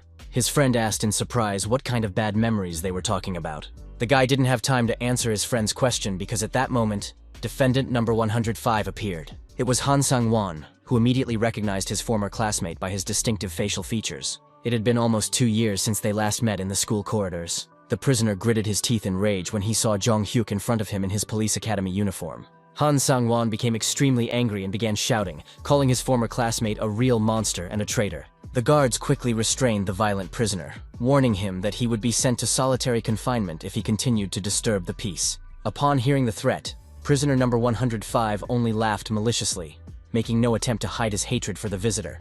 Jung Hyuk moved closer to the prisoner's head and said ironically that he had not thought about the possibility of a new meeting. The student added that he did not expect such violent joy from his former classmate, who could not control his emotional outbursts. The young man hinted that he could break the prisoner's arms and legs in prison, and no one would object to such treatment. The criminal realized that the situation was not going in his favor, and that it was better not to provoke a conflict. The future police officer enjoyed psychologically pressuring the former school bully, demonstrating the change in the balance of power, and the prisoner immediately began to apologize. The students' friends asked in surprise if they really knew each other, and what Jung Hyuk had done to this man. The guy replied with a satisfied smile that he had put Han Sang-won behind bars, so he suggested interviewing him as soon as possible. The students prepared paper and pens to write down all the important information they were going to get from the prisoner during the interrogation. Jung Hyuk explained to the prisoner that he probably understood the general purpose of their visit to the prison for an academic assignment. The student demanded that the criminal tell him in detail about his entire life and the circumstances of the crime. The young man noticed that Han Sang-won was not listening to the explanations at all and rudely sent the students away. The prisoner frankly stated that it was unpleasant for both of them to see each other after everything that had happened between them. The future police officer said with a sly smile that he knew how he would react. So he brought something really interesting. When the criminal saw what the student took out of his bag, he was truly shocked by the unexpected gift. In front of the prisoner lay an appetizing meal, a delicious fried chicken in golden breadcrumbs with aromatic spices. Jung Hyuk explained the terms of the deal. If the interview was informative and useful, the prisoner could eat the food before it got cold. Although Han Sang-won was initially interested in the offer, he then turned his head away and asked contemptuously if the student thought he would be bribed. The prisoner reminded him that Jung Hyuk's girlfriend was also in prison, so the young man should not even dream of getting any help. The student added that the criminal had no money in his account either, so during that time he had only eaten tasteless prison food. These words hurt Han Sang-won even more, and he could barely contain his boiling emotions and rage. After that, the prisoner opened his mouth and began to shout to the entire dining room what a despicable monster and manipulator Jung Hyuk was. When the chicken was eaten down to the last crumb, the student noted with satisfaction that with such material, the group would definitely get a high grade. The guy thanked the defendant for his unexpected cooperation and for providing information for the academic project. Then Jong Hyuk turned to his friends, who were surprised by the guy's sudden desire to talk to them alone. The student asked his friends to leave the dining room for a moment, as they needed to discuss something important with the prisoner. His classmates understood the hint perfectly, and decided to quickly leave the prison cafeteria, leaving the two alone. The criminal suspiciously asked what the student really wanted to hear from him in a private conversation. Jong Hyuk showed the prisoner a piece of paper, and asked him to look closely at the face depicted on it. The young man showed him the same photo fit that had been compiled in Natalia's car after the incident at the construction site. The student made an unexpected proposal to the criminal to work together on a very interesting and important case. When Jong Hyuk left the prison, his friends joyfully greeted their comrade and began to ask him about the results of the conversation. His classmates noted that he had been gone for a long time, and asked about the content of his private conversation with the prisoner. Jong Hyuk did not want to tell his friends all the details of the negotiations, but he thought to himself that the criminal also did not know about the organization, but they had obtained valuable results for further investigation. Strange as it may seem, there are few places where crimes are planned more often than within prison walls among prisoners. His friend thanked Jong Hyuk, saying that thanks to his help, he would definitely get an excellent grade on the upcoming exam. Suddenly, the guy's cell phone began to vibrate violently from an incoming call, interrupting the conversation with his friends. The student apologized to his friends, explaining that he urgently needed to answer this important call. Jong Hyuk stepped aside while his friends continued to chat among themselves on various topics. The first thing the guy heard from the phone was an impressive sum of $3.5 billion US. His economist colleague reported that at least $1.5 billion was their net profit from operations. In early 2000, when the shares of internet companies soared to abnormal heights, the bubble burst sharply with the rise in interest rates. The employees foresaw the crash, so they sold all their shares before the fall, and then invested in short sales to make a profit. Jong Hyuk admitted that the crash did indeed begin as predicted, but he did not think that everything would be so accurately predicted. The young man agreed with the economist that he would monitor the situation on the financial markets as closely as possible. When the conversation ended, the student thought anxiously that the main thing was that their activities should not be disclosed to the authorities. If their company came under close scrutiny, they had created fictitious companies several years ago with Natalia's help. This was done to conceal stock transactions. But he could not completely trust Russia and did not want to attract attention.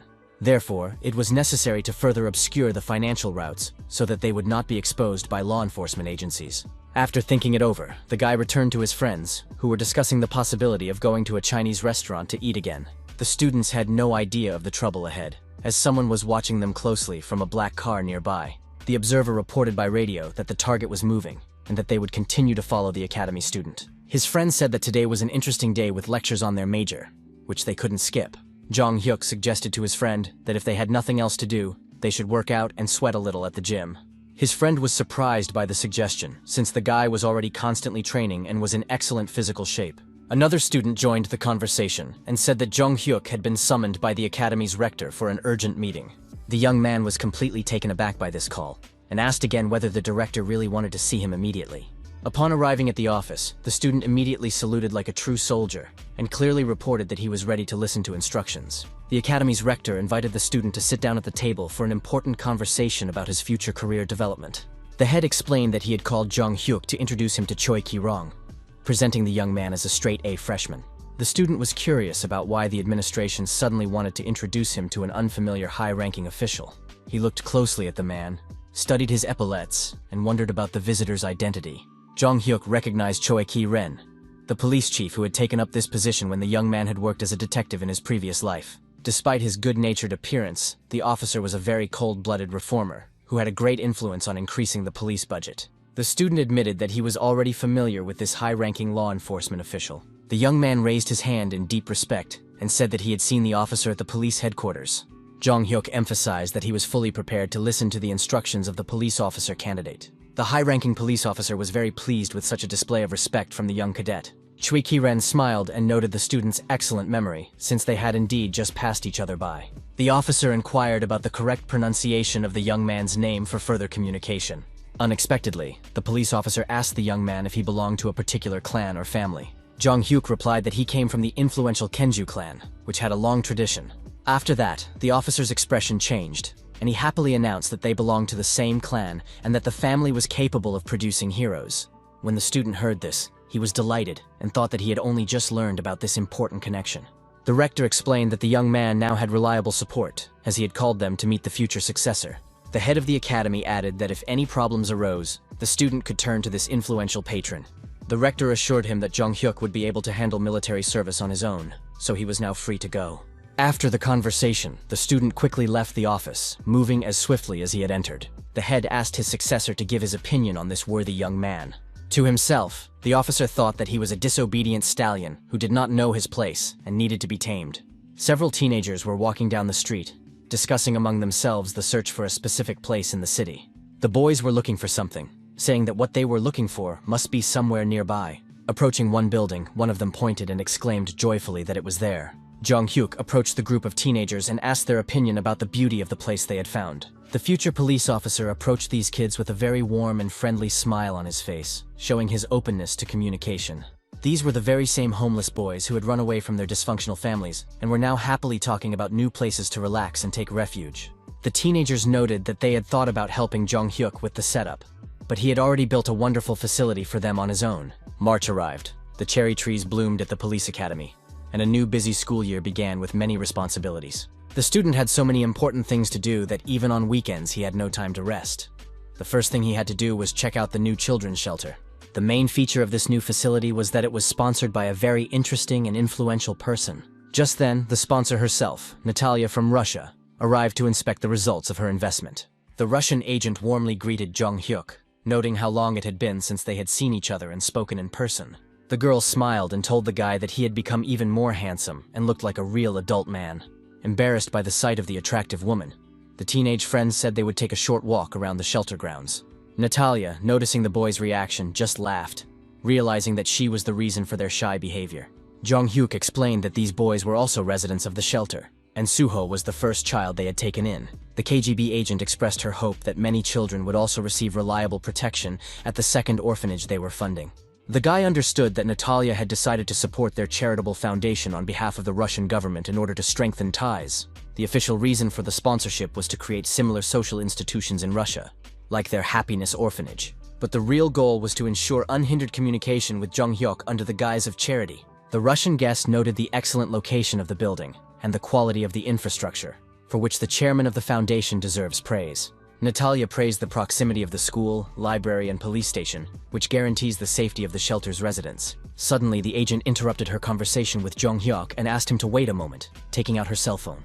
The girl immediately started calling someone, which puzzled the guy, who did not understand the reasons for the sudden change in mood. The student anxiously asked Natalia what had happened and why she was so wary of her surroundings. The agent replied that it seemed they were being followed and that someone clearly wanted to ruin their important meeting. Indeed, professional surveillance was being conducted from a nearby minibus, and conversations were being broadcast in real time. The man sitting in the surveillance vehicle realized he had been discovered and became very angry. The spy immediately recognized Natalia, thinking that she was the legendary Russian intelligence officer who had repeatedly stumped his American colleagues. The observer wondered what such a high-ranking person was doing in Korea and why she was involved in local affairs. The stalker wondered why this Korean schoolboy had gotten involved with a dangerous Russian spy, and what interests they might have in common. Another agent suggested that the Russian intelligence representative had come to study the workings of the Happiness Orphanage in order to implement it in Russia. The observer dismissed his colleague's explanation with disbelief, saying that he did not believe such nonsense and considered it to be clearly untrue. Suddenly, the listening system's headphones began to emit very loud interference, disrupting the sound quality. The agent quickly ripped the headphones off his head and threw them aside, nearly deafened by the sharp sound. Natalia resolutely approached the surveillance van and began knocking, asking what was going on inside. The Russian agent suggested that the observers join her for a cup of coffee, since they were watching her so closely. In fact, the group did not go to a coffee shop at all, but to some abandoned construction site for a confidential conversation. The stalker noticed that this place was not very suitable for a friendly conversation over a cup of coffee in a relaxed atmosphere. Natalia apologized and explained that she was only interested in quiet places without outside observers. The agent added that it was also more comfortable for the interlocutors to communicate when there were no extra eyes watching their every move. The man suggested skipping the preliminary conversation and getting straight to the point to save time. The stalker immediately asked a direct question about what Natalia had forgotten in Korea and what the goals of her mission were. The Russian agent replied that it was cherry blossom season, so she was just a regular office worker on a business trip. Natalia explained that she had been sent by Russia to support the Happiness Orphanage, as Russia had similar problems with young people. According to the agent, the president had instructed her to take care of these children and study the experience of her Korean colleagues. Of course, the stalker did not believe this version and advised her to tell such stories to someone else. The observer turned to Natalia with a proposal to be honest with each other, as he understood her real profession. The Russian agent realized that she had encountered a person who was far from stupid and who was well aware of her true activities. Natalia's bodyguards simply stood and waited tensely to see how this dangerous situation would unfold. One of the guards reached behind his back to be ready for a possible violent turn of events. The stalkers also quickly reached for the pistols hidden in the inside pockets of their jackets for self-defense. Natalia stopped her bodyguard with a wave of her hand, asking him to wait and not take any hasty action. The agent agreed to speak as honestly and openly as possible, without diplomatic evasions or official versions. Natalia began to admit that she actually had a completely different secret mission in Korea. The Russian side wanted to get hold of Jong Hyuk and convince him to move to Russia to cooperate. Hearing this confession, the stalker was shocked and asked her to repeat the information he had heard to be sure. The observer was surprised that the Russians were really interested in this young athlete, considering such interest very strange. Natalia laughed and noted that even if the Koreans learned of Russia's true intentions, they would not be able to effectively counteract them. The agent added that Russia does not consider the resources expended when it needs to take something that is of strategic interest. After these words, Natalia simply turned around and headed back, demonstrating confidence in her actions. The stalker was puzzled by Natalia's words about the Russians simply coming and taking what they needed. The agents returned to their office and quickly began typing on their keyboards, gathering information about the mysterious young man. They tried to find detailed information about the young man who had attracted the attention of Russian intelligence to such an extent. All the scoundrels could find was his name, 2 gold Olympic medals, and his status as the best student at the police university. Jong Hyuk had a very impressive track record, but that wasn't enough to understand why Natalia was so interested in him. Even the support of the influential Kwon and Park for the foundation did not seem like something to be afraid of or wary of. The stalker understood that there must be some deeper scale of this guy's enormous potential, hidden from prying eyes. The man realized that there must be something very special and unique about the academy student's personality or abilities. The agent then found additional information and ordered his subordinates to contact the Judo Association for data. His subordinates immediately obeyed their boss's instructions and assured him that everything would be done immediately and as quickly as possible. Stalker understood that if Russia's intentions were so serious, then in that case, Jong Hyuk should cooperate with them. Meanwhile, the young man himself was on his way to training, talking on his cell phone with someone he knew. The person on the other end of the line asked why Jong Hyuk said they were going to teach him to work late at the academy. During the phone call on the street, someone called out to the student, interrupting his conversation with his friend. It was the same stalker from intelligence who appeared right in front of the guy in a crowded place. Jong Hyuk didn't even understand who it was, so his first question was about the stranger's identity. The agent apologized for his unexpected appearance and politely asked for a chance to talk to the young man. The student asked in confusion who this man was and what he wanted to know from him. The stranger showed him a photograph, and the young man was completely shocked by what he saw. As it turned out, the man's name was Han Sang-jin, and he worked for the National Intelligence Service of Korea. They went to the nearest coffee shop to discuss important matters and questions in a calm atmosphere. Jong Hyuk wondered why representatives of the National Intelligence Service had suddenly started following him and had come to see him. Perhaps he had come under suspicion, or attracted attention because of his unusually high income at such a young age. The young man thought that this was clearly not something that should arouse the suspicion of the special services. He had literally created thousands of shell companies, and Director Park had confused the financial routes several times. The agent put his cup of coffee on the table and said he would ask a direct question without beating around the bush. Han Sang-jin asked if the student knew a woman named Natalia and who she really was. The young man did not expect such a direct question from a representative of the intelligence service. Jong Hyuk replied that yes, she was a diplomat at the Russian embassy who supported their shelter, happiness, with charitable donations. Jong Hyuk asked in bewilderment why the intelligence agents had suddenly decided to question him about this particular woman. Han Sang-jin explained that although this woman presented herself as a diplomat, she was in fact a dangerous Russian agent. The intelligence officer added that they were not even sure that Natalia was her real name, as used in documents. The agent did not want to go into details, but emphasized that she was a legendary spy, trained from a very early age. Han Sang-jin reported that the US had attempted to physically eliminate this dangerous woman several times because of her activities. The intelligence officer warned that she is extremely dangerous, and any assistance from her is also extremely dangerous for the country. The agent noted that the more the special services studied Jong Hyuk, the more interesting and mysterious he became to them. Han Sang-jin admitted that even forgetting all the guy's gold medals, his academic successes, and athletic achievements, the scout emphasized that it was very strange to verify the fact that they had never heard of such a talented young man before. The agent clarified that they had only heard about the student for the first time now, and that until that moment he had been completely unknown to the services. Therefore, The man honestly admitted that he did not understand why the Russian agent was so insistent on getting this particular guy. Jong Hyuk was really stressed out and asked again what the intelligence representative meant. The national intelligence officer literally grabbed the student by the arm, demonstrating the seriousness of the moment and his intentions. Han Sang-jin begged the young man not to leave his homeland and to think about the good of Korea first and foremost. The student literally sat with his mouth open, completely unexpected such emotional and patriotic behavior from an intelligence officer. Jong Hyuk was thinking about what was happening when the agent continued to explain that the Russians wanted to take him to Russia for their own purposes. The spy tried to convince him that the only thing they were trying to do was use the guy for their national interests. Han Sang-jin warned that the Russians wanted to turn the talented student into a weapon against his homeland and nothing more. Jong Hyuk breathed a sigh of relief, realizing that he had been afraid of what this serious man might say to him for nothing. The agent continued to convince him that the student should return to the sports school and help his coach train young athletes. The intelligence officer noted that the training materials and methods developed by the young man were indeed very impressive and valuable to the country. Jong Hyuk replied that he had heard similar proposals many times before, and was well aware of this opportunity. The student explained that when they met with Natalia, she had indeed tried to lure him to Russia last summer. The young man emphasized that, understandably, he simply declined this tempting offer to move and collaborate. Jong Hyuk assured her that he had absolutely no intention of leaving Korea, so the agent need not worry. The man was literally delighted and relaxed when he heard these patriotic words from the talented young man. After the conversation ended, the young man quickly ran off to attend to his academic affairs, and the scout shouted after him that he was a hero of the Republic of Korea. Jong Hyuk continued on his way, thinking gratefully that nothing serious had happened and that Director Park had indeed covered up the financial fraud well. Jong Hyuk honestly admitted to himself that he was already sure that he had been caught red-handed in financial fraud. Once again, as the guy was thinking aloud about what had happened, he received an unexpected call on his cell phone. The person on the other end of the line literally started yelling at him, asking why he wasn't at the meeting place with his friends yet. The student started running to his destination, apologizing and promising to arrive in 5 minutes at the most. A new semester had begun at the academy, and the guy had promised to meet his classmates over the weekend for joint training. It was the last semester he was helping his old coach, but the new coach had also asked for his support, so the student came.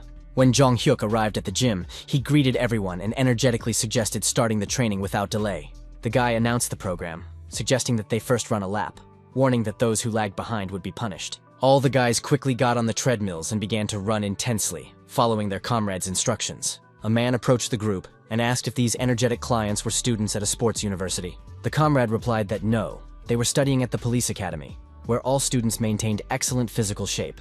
The stranger assessed that the guys' figures were quite good, but there were problems with muscle lines and technique. The self-proclaimed coach suggested that they work with a personal trainer to improve their results and exercise technique. Jong Hyuk did not like such unsolicited comments and advice from a stranger in the gym. The guy looked at the man and thought that it was obvious that he was just a charlatan and a fraud. The student noticed the stranger's unnatural muscles and smelled an unpleasant chemical odor coming from his body. Jong Hyuk politely declined the offer, saying that they preferred to train on their own without outside help. The persistent coach insisted that the students were training incorrectly and warned them that they would regret not taking his advice. The young man's protégés were already barely breathing from the intense cardio workout on the treadmills, but they continued to do the exercises. Jong Hyuk announced to his friends that he was ready to move on to lower body training for a comprehensive muscle workout. The annoying coach continued to criticize the students' technique, claiming that they were doing the exercises completely wrong. The man intervened in the training again, saying that the guys had been taught incorrectly and offered his professional help. Jong Hyuk was already completely fed up with such intrusive behavior from a stranger. The pseudo-trainer continued to insist that they sign up for personal training sessions with him, claiming that he rarely offered such an opportunity to anyone. The young man asked his friends to leave their sports equipment behind and finish their workout in this gym. The intrusive instructor inquired about the cost of their monthly membership, continuing to pursue potential clients. The personal trainer continued to smile and insist, calling the students his future clients. Jong Hyuk said that today would be his last workout, and that he would no longer be attending this gym, demanding a refund. Hearing the demand for a refund, the male athlete was shocked and began to explain the rules for refunds. Jong Hyuk calmly told the owners that he was not going to cause any trouble. Suddenly, another muscular man entered the gym and aggressively inquired about the cause of the noise and commotion in his establishment. The voice of this new character immediately betrayed his outright hostility. The huge bald thug with tattoos indignantly asked why there was so much noise when there were other paying customers in the gym. Jong Hyuk instantly understood from the atmosphere and the behavior of the staff that the situation was not going to develop very well. The young man patiently explained the essence of the conflict. The trainer was too insistent on selling expensive personal training sessions, so the student was willing to pay for the day and get a refund for the remaining funds. Hearing the unexpected demand for a refund, the chief gangster, with undisguised surprise and anger, asked again about the seriousness of the young people's intentions to return the money they had paid. Unable to contain his boiling rage at his subordinate, the angry leader abruptly approached the annoying coach and slapped him hard in front of everyone. The three student friends were completely stunned and shocked by such openly aggressive and violent behavior on the part of the sports facility's management. The chief thug angrily reminded his subordinate of the categorical prohibition on imposing expensive personal training sessions on clients. The beaten instructor plaintively justified himself by saying that he had been directly instructed by his superior to meet a strict minimum quota for attracting customers to additional paid services. The bald thug formally and insincerely apologized to the students, routinely explaining it away as the inexperience and incompetence of a new unqualified employee. Then the man showed his true criminal nature, demonstratively rolling up his shirt sleeves and showing off numerous tattoos from the criminal world on his muscular arms. The threatening thug bluntly and categorically told the students that there would be no refunds under any circumstances at their institution. Jong-hyuk's friends were literally speechless from the unexpected shock, beginning to realize that they had accidentally stumbled into a real den of thieves. The frightened comrades turned to their more experienced friend, with an anxious question about the safest course of action in the critical situation that had arisen. The young man noted with sincere surprise the complete madness of the modern world. Hearing the offensive word bandit spoken aloud, the bald man indignantly and aggressively asked the young upstart what he meant by such a bold accusation. Finally enraged, the massive thug quickly grabbed a heavy metal weight and contemptuously called the insolent guy a petty, pathetic freak. The dangerous gangster held the huge, heavy weight threateningly directly above the defenseless student's head. The enraged criminal grabbed Jong-hyuk firmly by his clothes with one hand and pulled him close to him. The police academy student was not afraid at all in this situation, thanks to his full awareness of his own exceptional physical strength and excellent combat skills. The dangerous bandit, with a heavy dumbbell in his muscular hands, swung very quickly and sharply to deliver a crushing, deadly blow to his victim's head. Jong-hyuk unexpectedly shouted standard military commands to his comrades, acting like a real experienced police officer in a critical situation. The bald gangster completely misunderstood the meaning of this strange performance and suspected that the young man was having a serious nervous breakdown or mental disorder. All of the academy students' loyal friends instantly picked up on the game and began to repeat the military commands in unison with their leader. The young people began to greet each other in a strict military manner.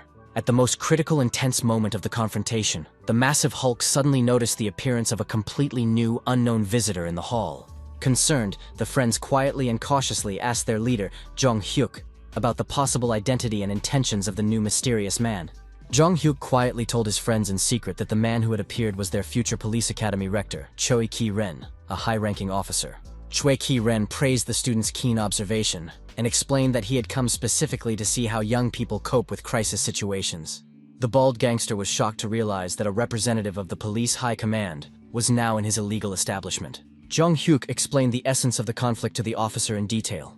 They politely asked for a refund for the membership, but the owners began to threaten physical violence. The officer candidate asked with interest whether this was really all that had happened at the sports facility. The student added that the criminals might be part of an organized group because they had distinctive tattoos and were very confident in threatening to use force. Upon hearing this additional information, the future rector of the academy began to laugh loudly. Then the officer's expression turned serious, and he offered the students his help in resolving the conflict with the criminal elements. Jong-hyuk, seeing such a favorable reaction from his high-ranking patron, also began to smile, thinking that now everything would go smoothly. However, the student politely declined the offer of help, assuring him that they would be able to deal with the problems themselves without interference. The officer candidate was pleasantly surprised by the young people's independence and confidence in their own abilities. Choi Ki-ren agreed that in this case the young people should deal with the situation themselves in order to gain experience. The high-ranking man said that he would go take a shower after training and see them later in a more relaxed atmosphere. The bald gangster watched with disbelief as the influential man calmly left the hall, leaving the students alone with the criminals. With an ironic smile on his face, Jong-hyuk reminded the gangsters that he had heard about the no-refund policy at their wonderful establishment. The leader hissed viciously with irritation, realizing that this insolent young man was not as simple as he initially seemed. The student continued to taunt them, suggesting that the gangsters find other visitors and beg them on their knees to return the money for their services. Hearing such insolence, the criminal began to smile maliciously, noticing that the youngster did not even fully understand how dangerous the situation was. The enraged thug turned to his subordinates. declaring that this insolent youngster needed to be taught a harsh and painful lesson that would last a lifetime. The leader called 2 of his assistants and ordered them to come out of the back room to help deal with the insolent customers by force. The subordinates quickly came to the rescue and were told that these customers were now causing a disturbance in the establishment, so they needed to be shown their place. Jong-hyuk assessed the thugs who had appeared. They were quite large and unrealistically serious men with criminal experience. The gangsters who had arrived asked the students to go to the back room quietly, without making any unnecessary noise, so as not to disturb the other customers who were training peacefully.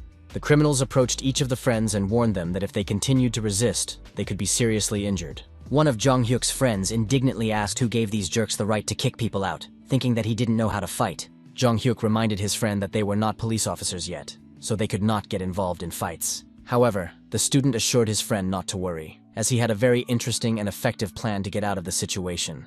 Jong-hyuk did not explain his plan when the bald thug approached and grabbed another heavy dumbbell to intimidate the students. The criminal raised the sports equipment into the air again and aggressively asked the young men why they were still standing there and not listening to his commands. Suddenly, the bald thug was very surprised by the unexpected sight he saw right in front of him at that moment. A fresh bruise suddenly appeared on Jong-hyuk's cheek, which the student cautiously touched with his hand to check the damage. After discovering the injury, the guy took out his cell phone and prepared to call someone to resolve the situation.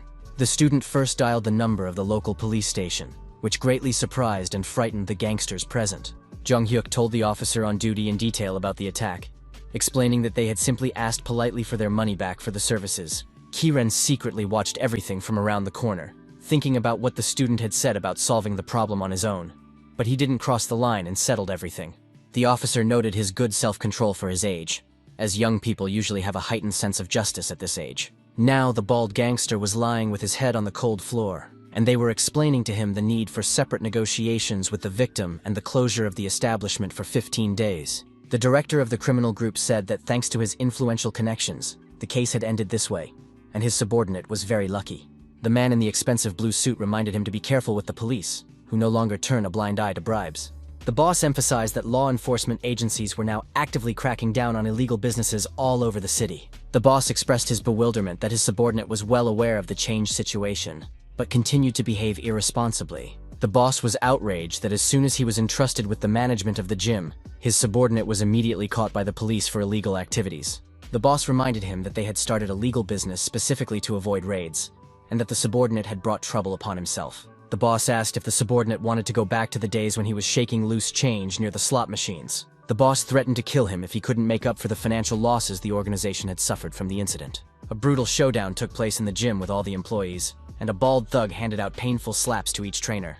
The enraged manager asked his subordinates if they knew the reason for the emptiness in the gym's cash register. One of the trainers explained that the compensation paid to the victims of extortion was large, which led to rumors and visitors stopped coming. The bald thug did not stop at slapping him and punched the employee hard in the chest for giving the wrong answer. The manager said that this was a completely wrong explanation for the financial problems at the establishment. The thug continued his accusations, stating that all the trouble was caused by the carelessness of the subordinate who had set them up. The bald gangster thought bitterly about how long and hard he had climbed the criminal hierarchy to reach a managerial position. All his years of hard work and achievements had been lost in a single day because of a conflict with an insolent young student. One of the subordinates approached the manager with an alarming message that he had to see for himself what was happening outside the window of the establishment. The employee urged the boss to look out the window and assess the situation developing outside for himself. The manager, his pupils narrowed with a sense of impending doom and fear, quickly ran to the designated window to survey the area. Looking outside, the gangster saw a bright advertising sign opposite and wondered what it could be. The sign read, "Fitness Center, all sports in one place." This new building had opened right across from their gym.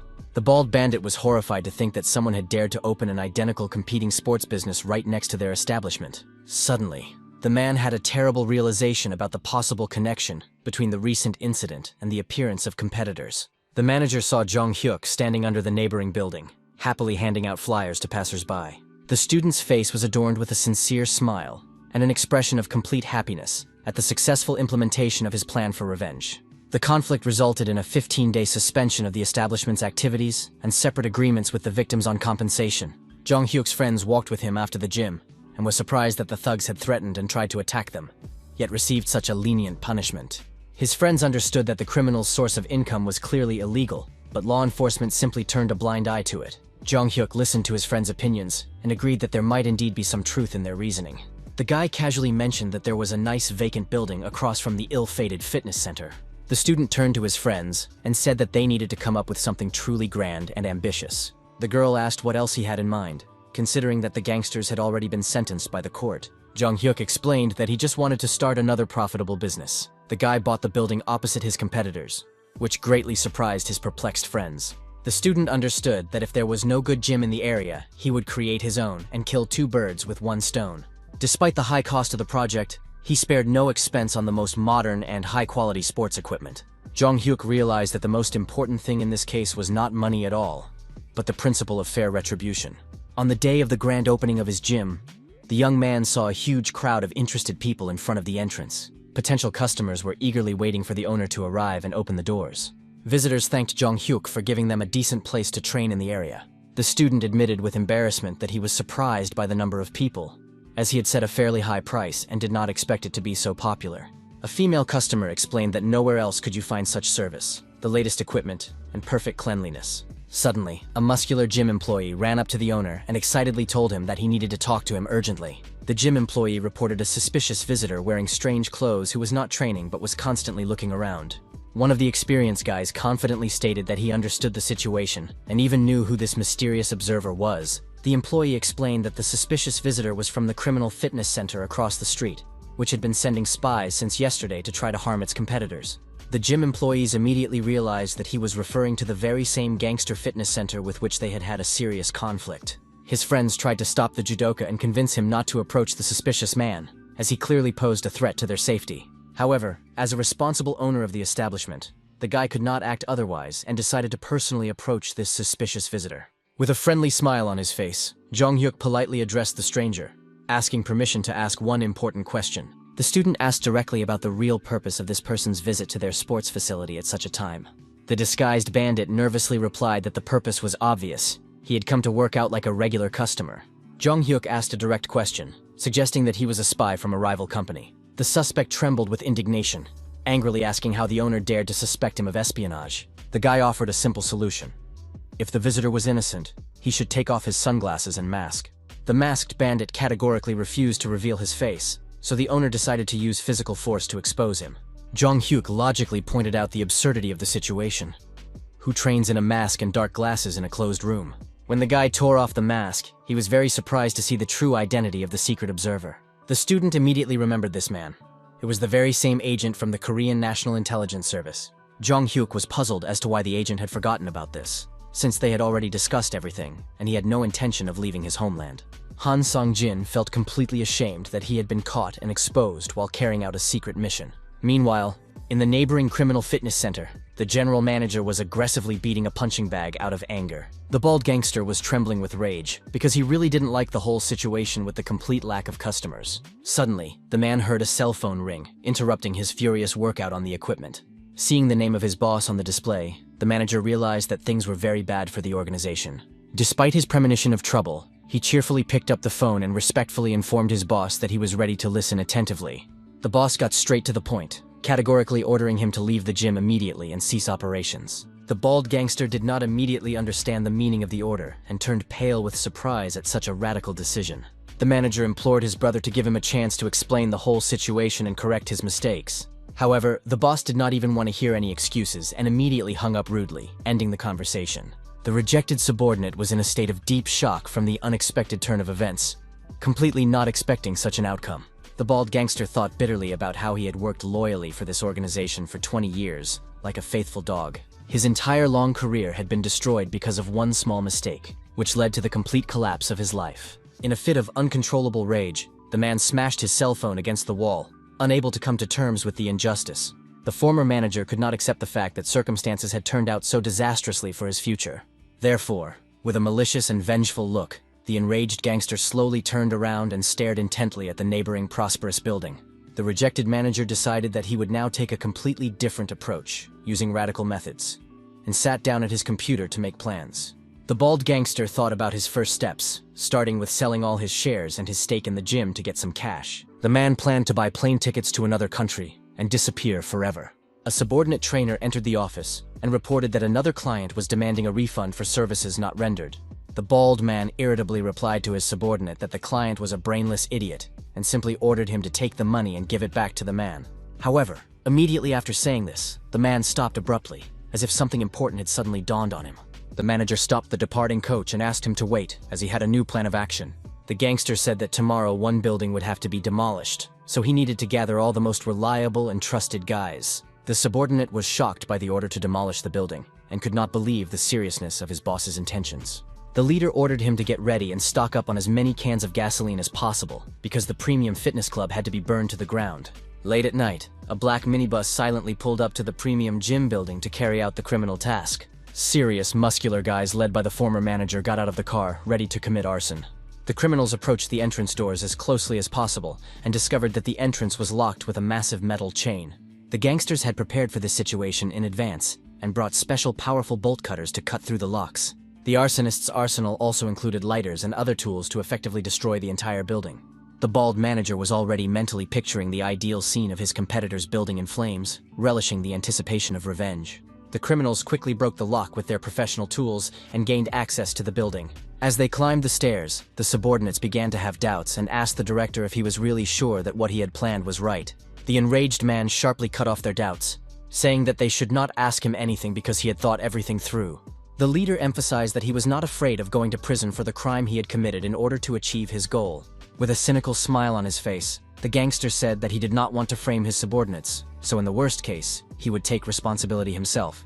The bald man added that if the organization was exposed, he would not turn anyone in to law enforcement. The cunning man thought contemptuously to himself that his subordinates were idiots for falling for this primitive ploy of nobility. A huge number of pumped-up guys followed their leader straight into the building to carry out a large-scale arson attack. The manager ordered them to evenly douse all the rooms with gasoline, so that absolutely nothing would remain of the building after the fire. His henchmen eagerly carried out the order, pouring the flammable liquid throughout the building without leaving a drop behind. The arsonists spared no gasoline, pouring it into every corner of the room and onto every expensive piece of equipment. The bald gangster noted with satisfaction that the plan was going perfectly, and that there was very little left to do before the preparations were complete. The vengeful manager thought triumphantly that all those who had set him up and betrayed him would soon meet their deserved end. Suddenly, a bright electric light came on in the dark room. Someone had turned on the lights at the most inopportune moment. The criminals looked around in fear, thinking that the building was surrounded by the police or other law enforcement agencies. All the gangsters began to panic and shout to each other that the building was indeed surrounded, and that this was a real police operation. The chief police inspector suddenly appeared on the floor with a group of operatives ready to arrest the criminals. The experienced officer addressed the bald gangster with an ironic greeting, noting that they had not seen this repeat offender for a long time. The police really did surround all these armed gangsters in a tight circle, depriving them of any possibility of retreat. The bald leader thought desperately, cursing what kind of monsters these were and why all these misfortunes had befallen him. The chief inspector calmly advised the criminals not to waste their energy resisting, and to simply surrender without unnecessary bloodshed. The enraged bald man wondered where the police had come from at such a critical moment. They definitely had a rat among them. In a fit of madness, the leader began to scream hysterically, demanding to know the name of the traitor who had leaked information about the secret plan. The gangster demanded that someone point out the traitor who had dared to reveal the planned arson. One of his henchmen simply stood aside and remained sardonically silent, watching the hysteria of his former boss. The massive thug understood from his subordinate's behavior that it was this man who had set him up for the police operation. The guy in the business suit brazenly declared that it was indeed him and asked what the boss didn't like about it. The traitor explained his motives, saying that all this time he had been treated like trash, so now it was time to get even. When the informant was called a traitor, it only amused him and brought a cynical smile of satisfaction to his face.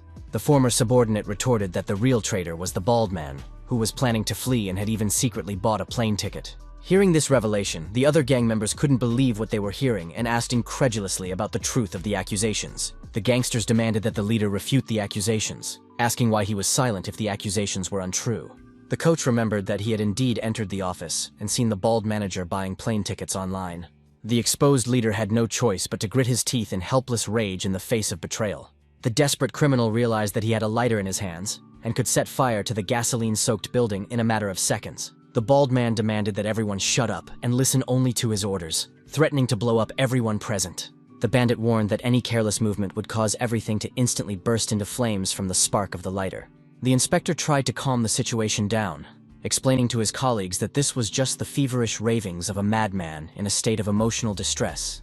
The officer understood that it would not be difficult to get out of the building, but with so much gasoline, the structure would burn to the ground along with the evidence. However, it was also categorically impossible to obey the demands of this monster. A way out of the stalemate had to be found. The desperate scoundrel continued to make his demands, insisting that he be allowed to pass through the police cordon. The criminal insisted that they simply let him go and leave him alone, threatening to set fire to the building if they refused. Unexpectedly, the chief inspector received a call on his cell phone, and he decided to answer it despite the tense situation. The officer was very surprised by the identity of the caller when he heard a familiar voice on the phone. It was Jong-hyuk, who reported that he was monitoring the situation through the building's security camera system.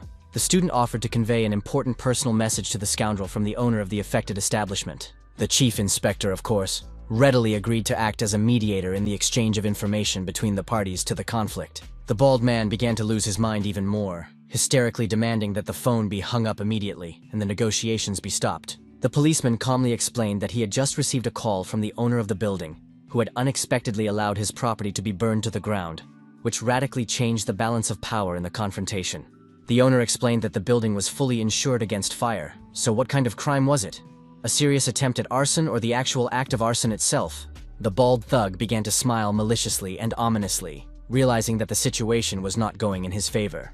His subordinates tried to stop the crazed leader, begging the director not to do anything stupid or rash. The desperate man thought only of getting to the airport at any cost and leaving the country.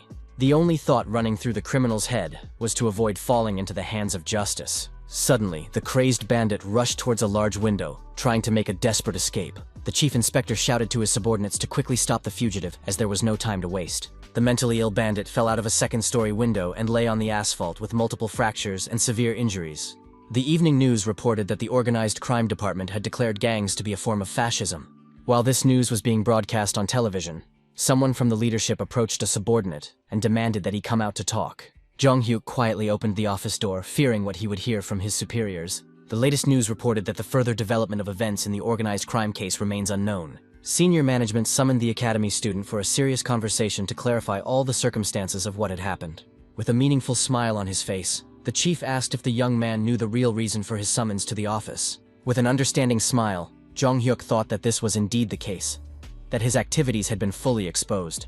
The head informed him about the investigation into the criminal gym owned by organized crime. During the investigation, it was discovered that a competing gym had been opened nearby by this very police academy student. The chief asked seriously if the young man wanted to take the law into his own hands, or if he thought he was a real police officer. The young man honestly replied that he had not acted like a future police officer at all, but had been guided by other motives. The student explained that he had first tried to seek justice through the official police, but had suffered a huge setback due to the lenient punishment. The rector asked if the young man thought that this somehow justified his arbitrary actions against the criminals.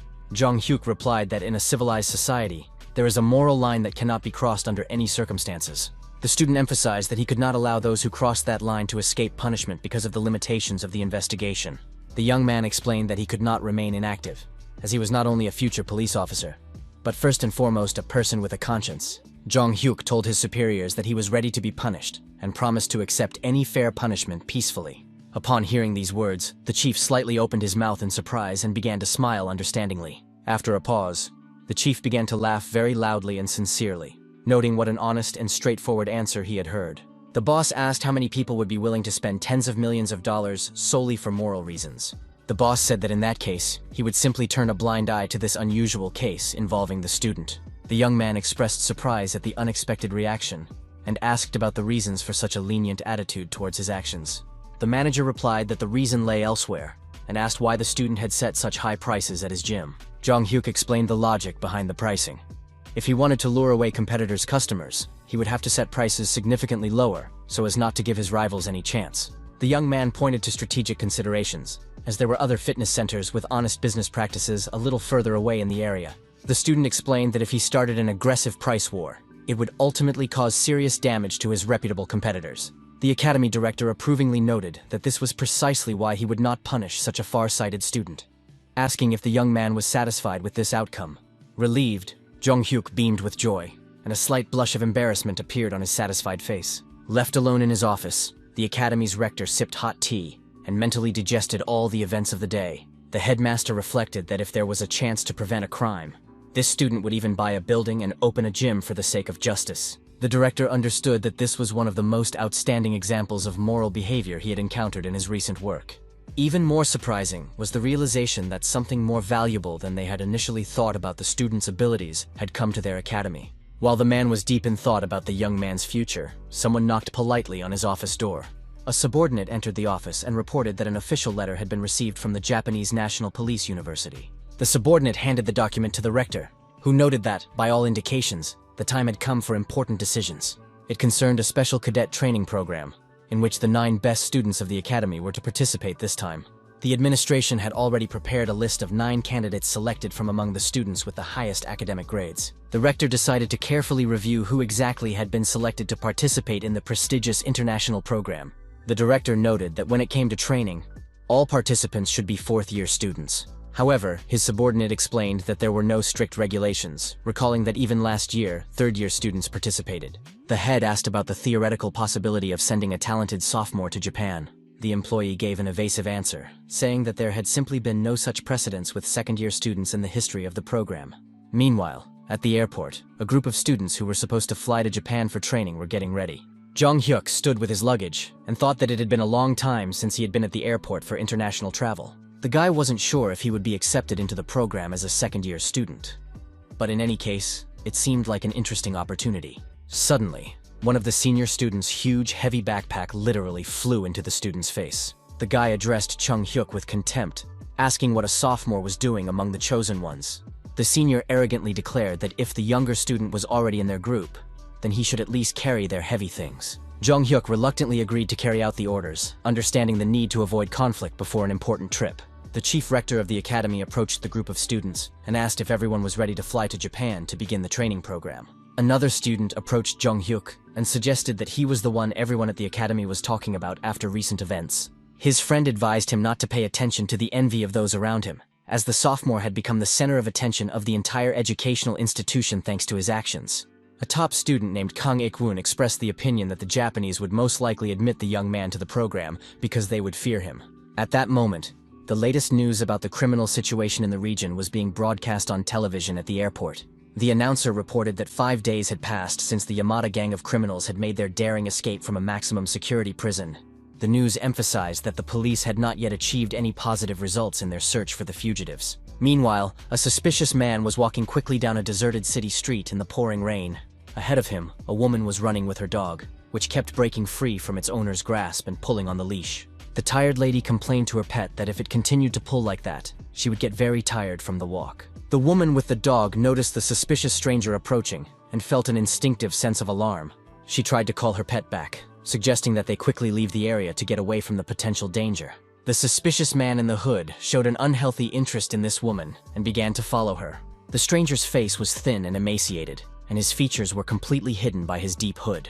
At the Japanese Police Academy, the new students were met by a guide who introduced himself as Saido and promised to be their mentor. The chief representative of the Korean side, Song Won-so, asked his Japanese colleagues to take care of their students during their training.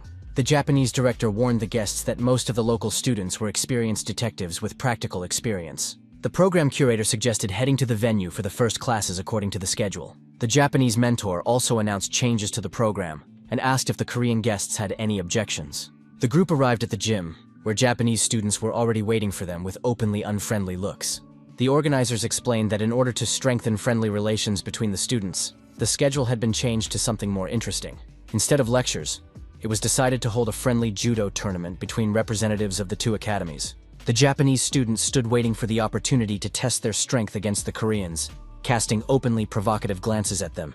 Jong Hyuk reflected that although they were called experienced detectives, the Japanese had an animalistic look in their eyes, and he had a guess as to why. One of the Korean students asked the organizers about the real reason for such a sudden change in the academic schedule. The Japanese instructor explained that there was one Korean student who had particularly attracted the attention of their university and teaching staff. Therefore, after receiving news of the Olympic champion's visit, Japanese students literally flooded the organizers with requests to spar with the medalist. Jong Hyuk understood that the Japanese still wanted revenge on the Koreans for taking Japan's gold medals at the last Olympics. The program guide, now acting as the referee for the matches, announced to both sides that they needed to prepare for the competition. The first to be called was a representative of the Japanese team, a fourth-year student and top student at their police academy. Kang Ik-woon stepped onto the tatami mat against this huge Japanese man, who defiantly asked about his Korean opponent's readiness. The Japanese judoka said that the Korean had nothing to worry about and suggested that he simply call his famous friend Jong for a real fight.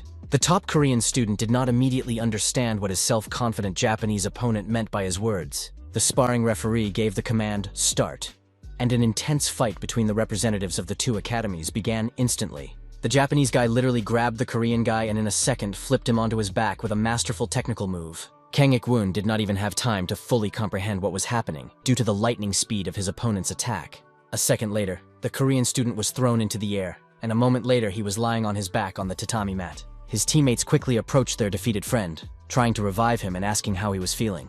Ryunosuke, the Japanese judo champion, confidently declared that he had not even shown his true strength in this match. Jong Hyuk carefully analyzed his opponents, wondering who they were and why they looked like such formidable rivals. The referee called the next player from the Korean team to continue the tournament between the academies. Jong Hyuk said he would go out himself, asking his seniors not to worry about the outcome of the match. With a confident smile, he promised his comrades that he would do everything in his power to win. The second-year student faced an experienced fourth-year student from the Japanese police academy. Ryunosuke immediately recognized the Korean guy, as he had heard a lot of talk and rumors about him. The Japanese man stated outright that he had heard many rumors that this was the very same guy who had become famous at the Japanese Olympic Games. The referee asked the fighters if they were ready and asked them to raise their hands in confirmation. After checking their readiness, the referee abruptly lowered his hand and announced that the match had officially begun. The confident Japanese fighter promised his Korean opponent that he would show him what real traditional Japanese judo was all about. However, immediately after these boastful words, the gold medalist simply took hold of the Japanese fighter and instantly threw him to the ground.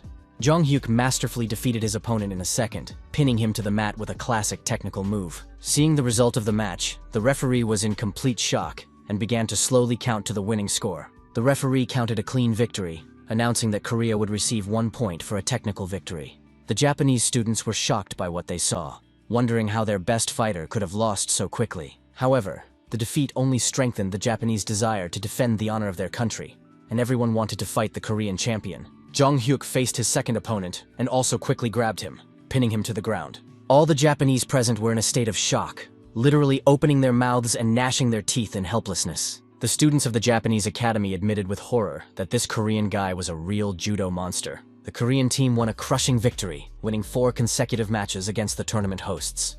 The Japanese students admitted that they knew about the strength of this Korean guy, but he turned out to be too powerful an opponent for all of their fighters. Jong Hyuk continued to methodically defeat all the Japanese guys, who one by one found themselves on their backs after his moves. With a satisfied smile on his face, the guy turned to his last remaining opponent, confirming that he was indeed the final opponent. Suddenly, another person entered the gym door, interrupting the tournament between the academies. This stranger said that he found what was happening quite amusing, so he also wanted to join the competition. Mr. Miroy, already a grown man, regretted that the Korean champion had not even given him time to change into his special judo uniform. When Jong Hyuk saw this man, he was truly shocked and concerned about the appearance of such an opponent. The young man knew from his memories of the future that this was the youngest leader of an elite Tokyo police unit. Miroy had worked with Jong Hyuk on an investigation in his past life, and now he had returned to participate in the tournament. The Japanese officer asked if the Korean champion would mind fighting him as the final and strongest opponent. Jong Hyuk agreed to the duel with a confident smile, saying that if his opponent so desired, he would of course accept the challenge. The Japanese man also smiled slyly, realizing that a truly interesting and exciting high-level match was about to take place. The referee gave the command to start, and the young Olympic champion began to attack his opponent very quickly. The Korean quickly closed in on his opponent and grabbed the Japanese man by the collar of his kimono to throw him. Jong Hyuk thought he could easily pin his opponent with his signature move. However, unexpectedly, the young man saw the Japanese athlete's hand in front of his face, reaching for his throat to grab him. Miroy grabbed the Korean by the collar, which he did not expect at all from a seemingly ordinary instructor. Jong Hyuk saw a serious Japanese opponent in front of him, who really grabbed his kimono tightly. The young man realized that this fight would not be as easy as he had expected, and his face showed his surprise. The Korean champion tried to stay on his feet and make his stance more stable in order to resist.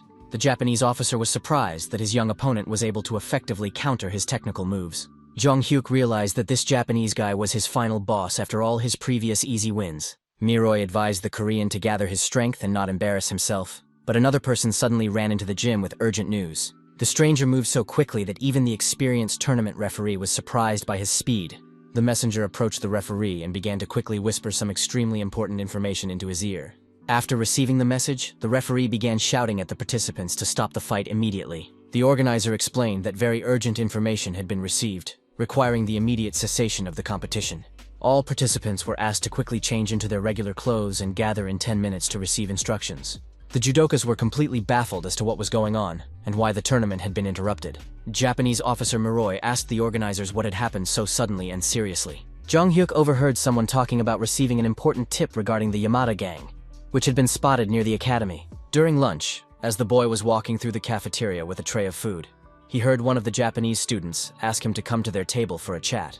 A friend approached Jong Hyuk and kindly advised him to eat much more in order to continue growing and gaining weight for sports. Sang Won-so smiled contentedly and remarked that it would have been even better if the guy had saved their faces yesterday by standing up for the seniors.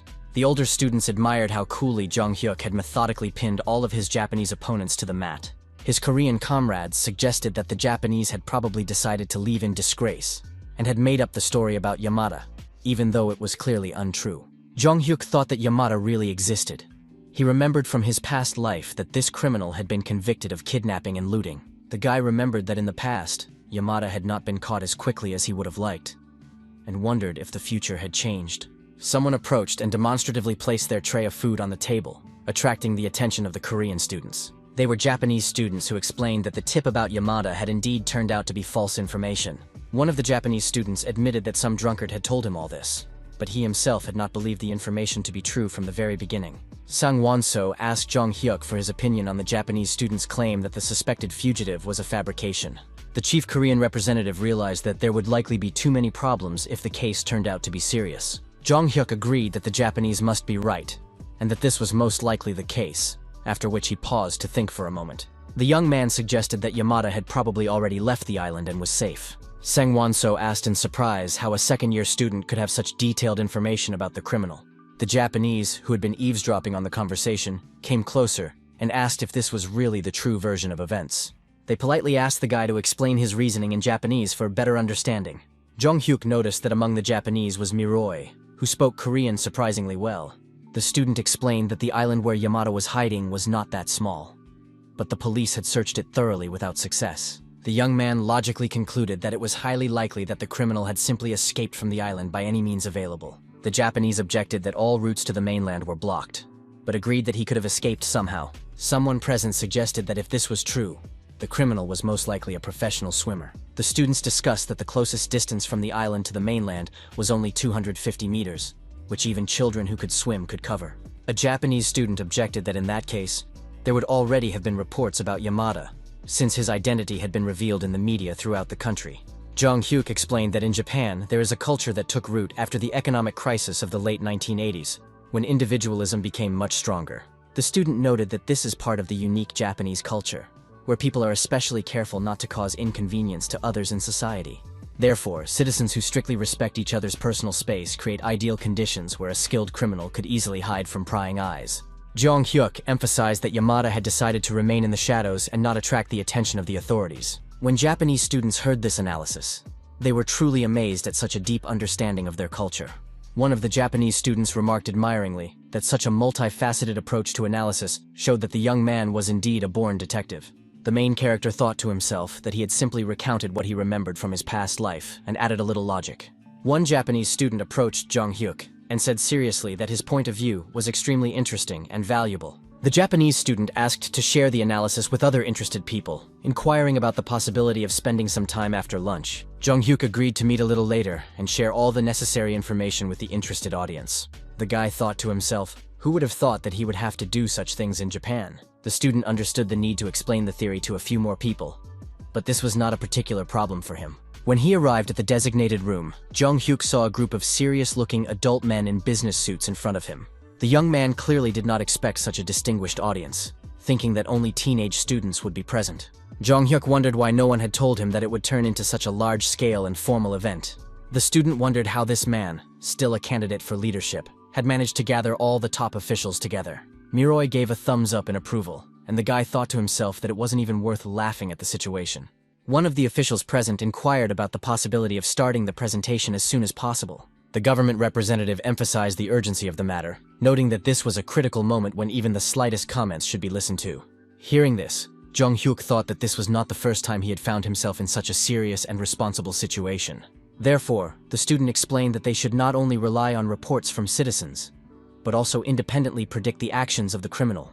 Jong-hyuk suggested that if Yamada had no connections, it would be difficult for him to find food or money, and asked if there had been any recent robberies on the mainland near the island. One of those present raised his hand and reported that there had been several robberies, but all the criminals had been caught by law enforcement. The man concluded that in that case, Yamada's specialty was murder, and he was also skilled at hiding the bodies of his victims, which made him a particularly dangerous and elusive criminal. Jong-hyuk explained that this meant Yamada was skilled at hiding in the blind spots of CCTV cameras throughout the city. The student added that the criminal could get food from trash cans, which is not that difficult for an experienced fugitive. The young man summed up that, in a word, Yamada would act like a real ghost, avoiding any detection. When Jong-hyuk uttered these words, all the high-ranking officials present were shocked by the accuracy of his analysis. Miroi raised his hand and asked how best to conduct the investigation under the circumstances. The student replied that there is a saying in Korea that to catch a tiger, you must first find its lair. So Jong-hyuk hinted with a sly smile that he hoped everyone understood what he was getting at. The young man asked those present for their opinion on what this so-called Yamada ghost was doing now. Meanwhile, some teenagers were sitting near an abandoned building and telling each other scary stories for fun. The kids laughed and teased each other, saying that the stories weren't scary at all, but their friends' faces were scarier than the stories. The girl asked her friends not to shout so loudly, in case someone else heard them. The teenagers discussed local legends that there used to be a cemetery here, so it was a suitable place for scary stories. For some reason, the girl felt a growing anxiety, and her friends asked her with concern what was wrong.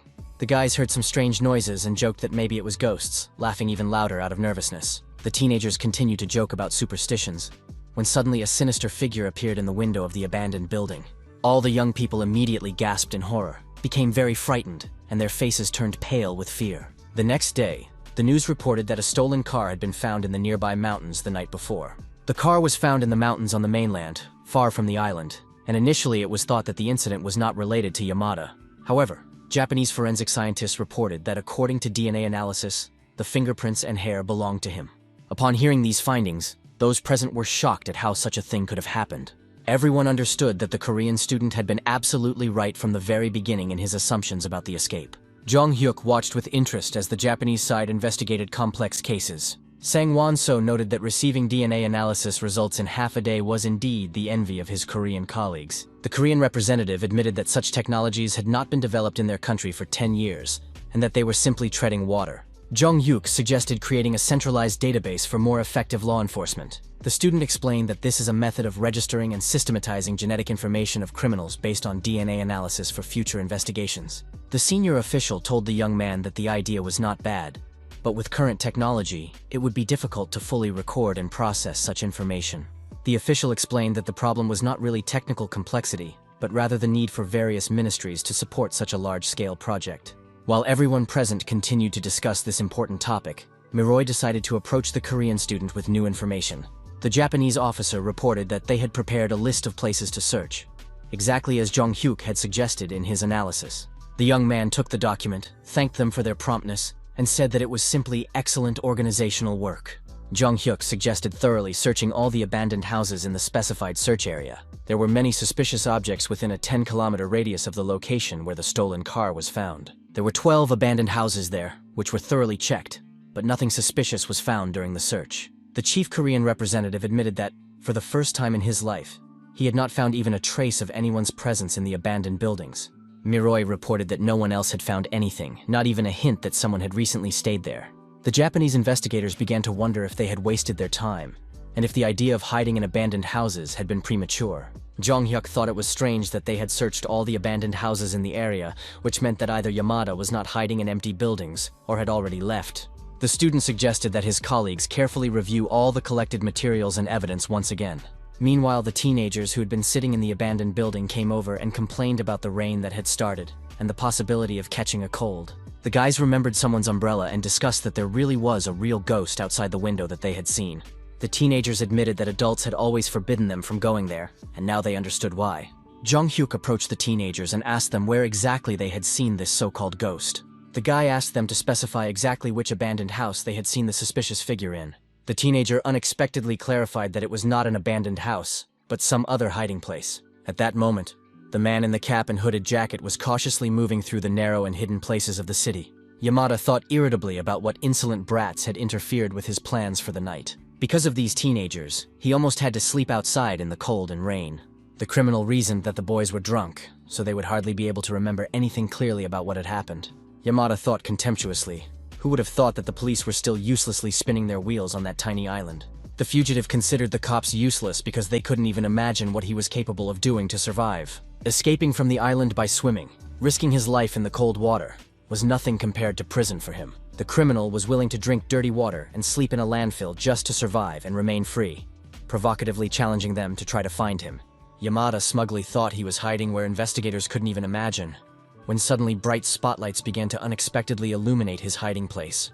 A man with a powerful flashlight loudly asked who was in this place at such a late hour. The Japanese police reported via radio that a suspicious person had been found and relayed his current location to the task force. Yamada immediately became angry at the surprise and gritted his teeth viciously, realizing that his hiding place had been discovered. The criminal realized that the only thing left for him to do in this situation was to try to escape from his pursuers. The fugitive was puzzled as to how the police had been able to find him and discover the exact location of his secret hideout. Yamada understood that he could not simply give up without a fight and had to break away from the law enforcement officers pursuing him at all costs. Suddenly, another police officer appeared right in front of him, completely blocking his path of retreat. Desperate, Yamada quickly grabbed his heavy backpack and threw it with all his might at the police officer. The criminal knocked the officer down like a bowling pin and laughed maliciously, calling all the police officers complete idiots.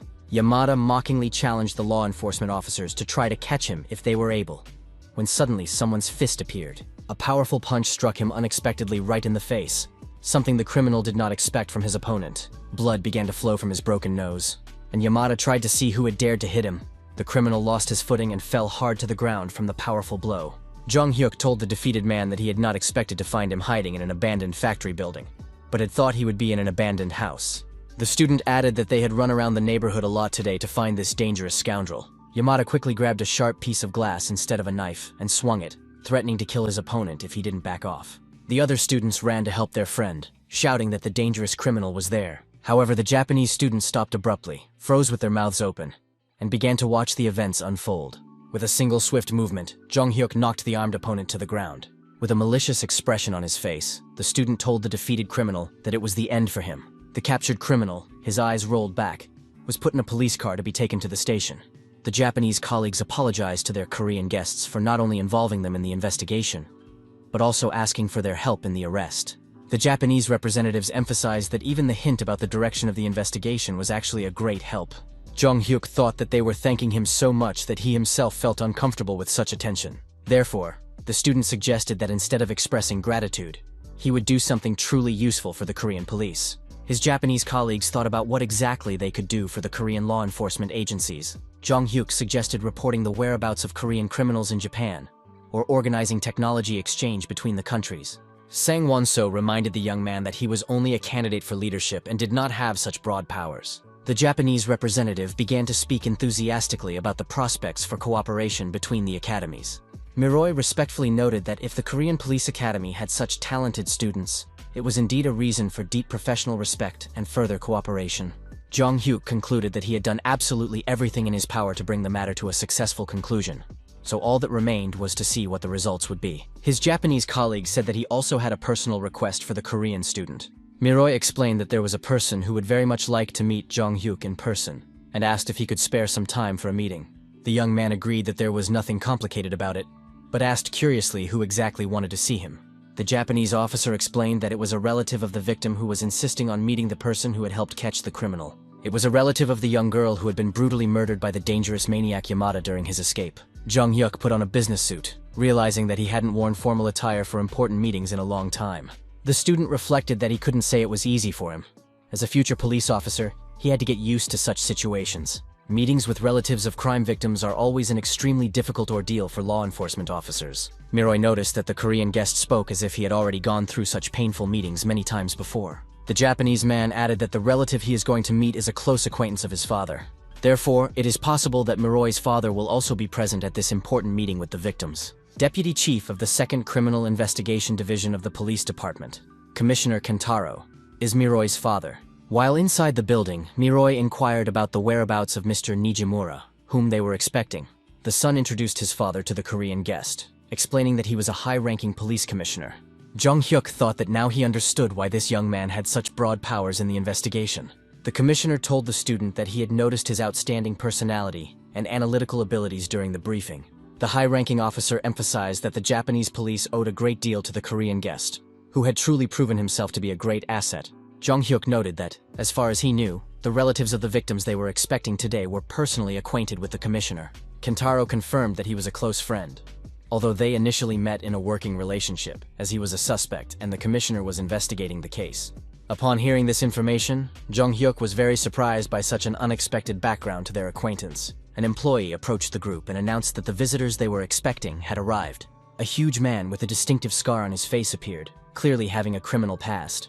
Jung Hyuk was shocked, wondering if these imposing men were really acquaintances of the respected police commissioner.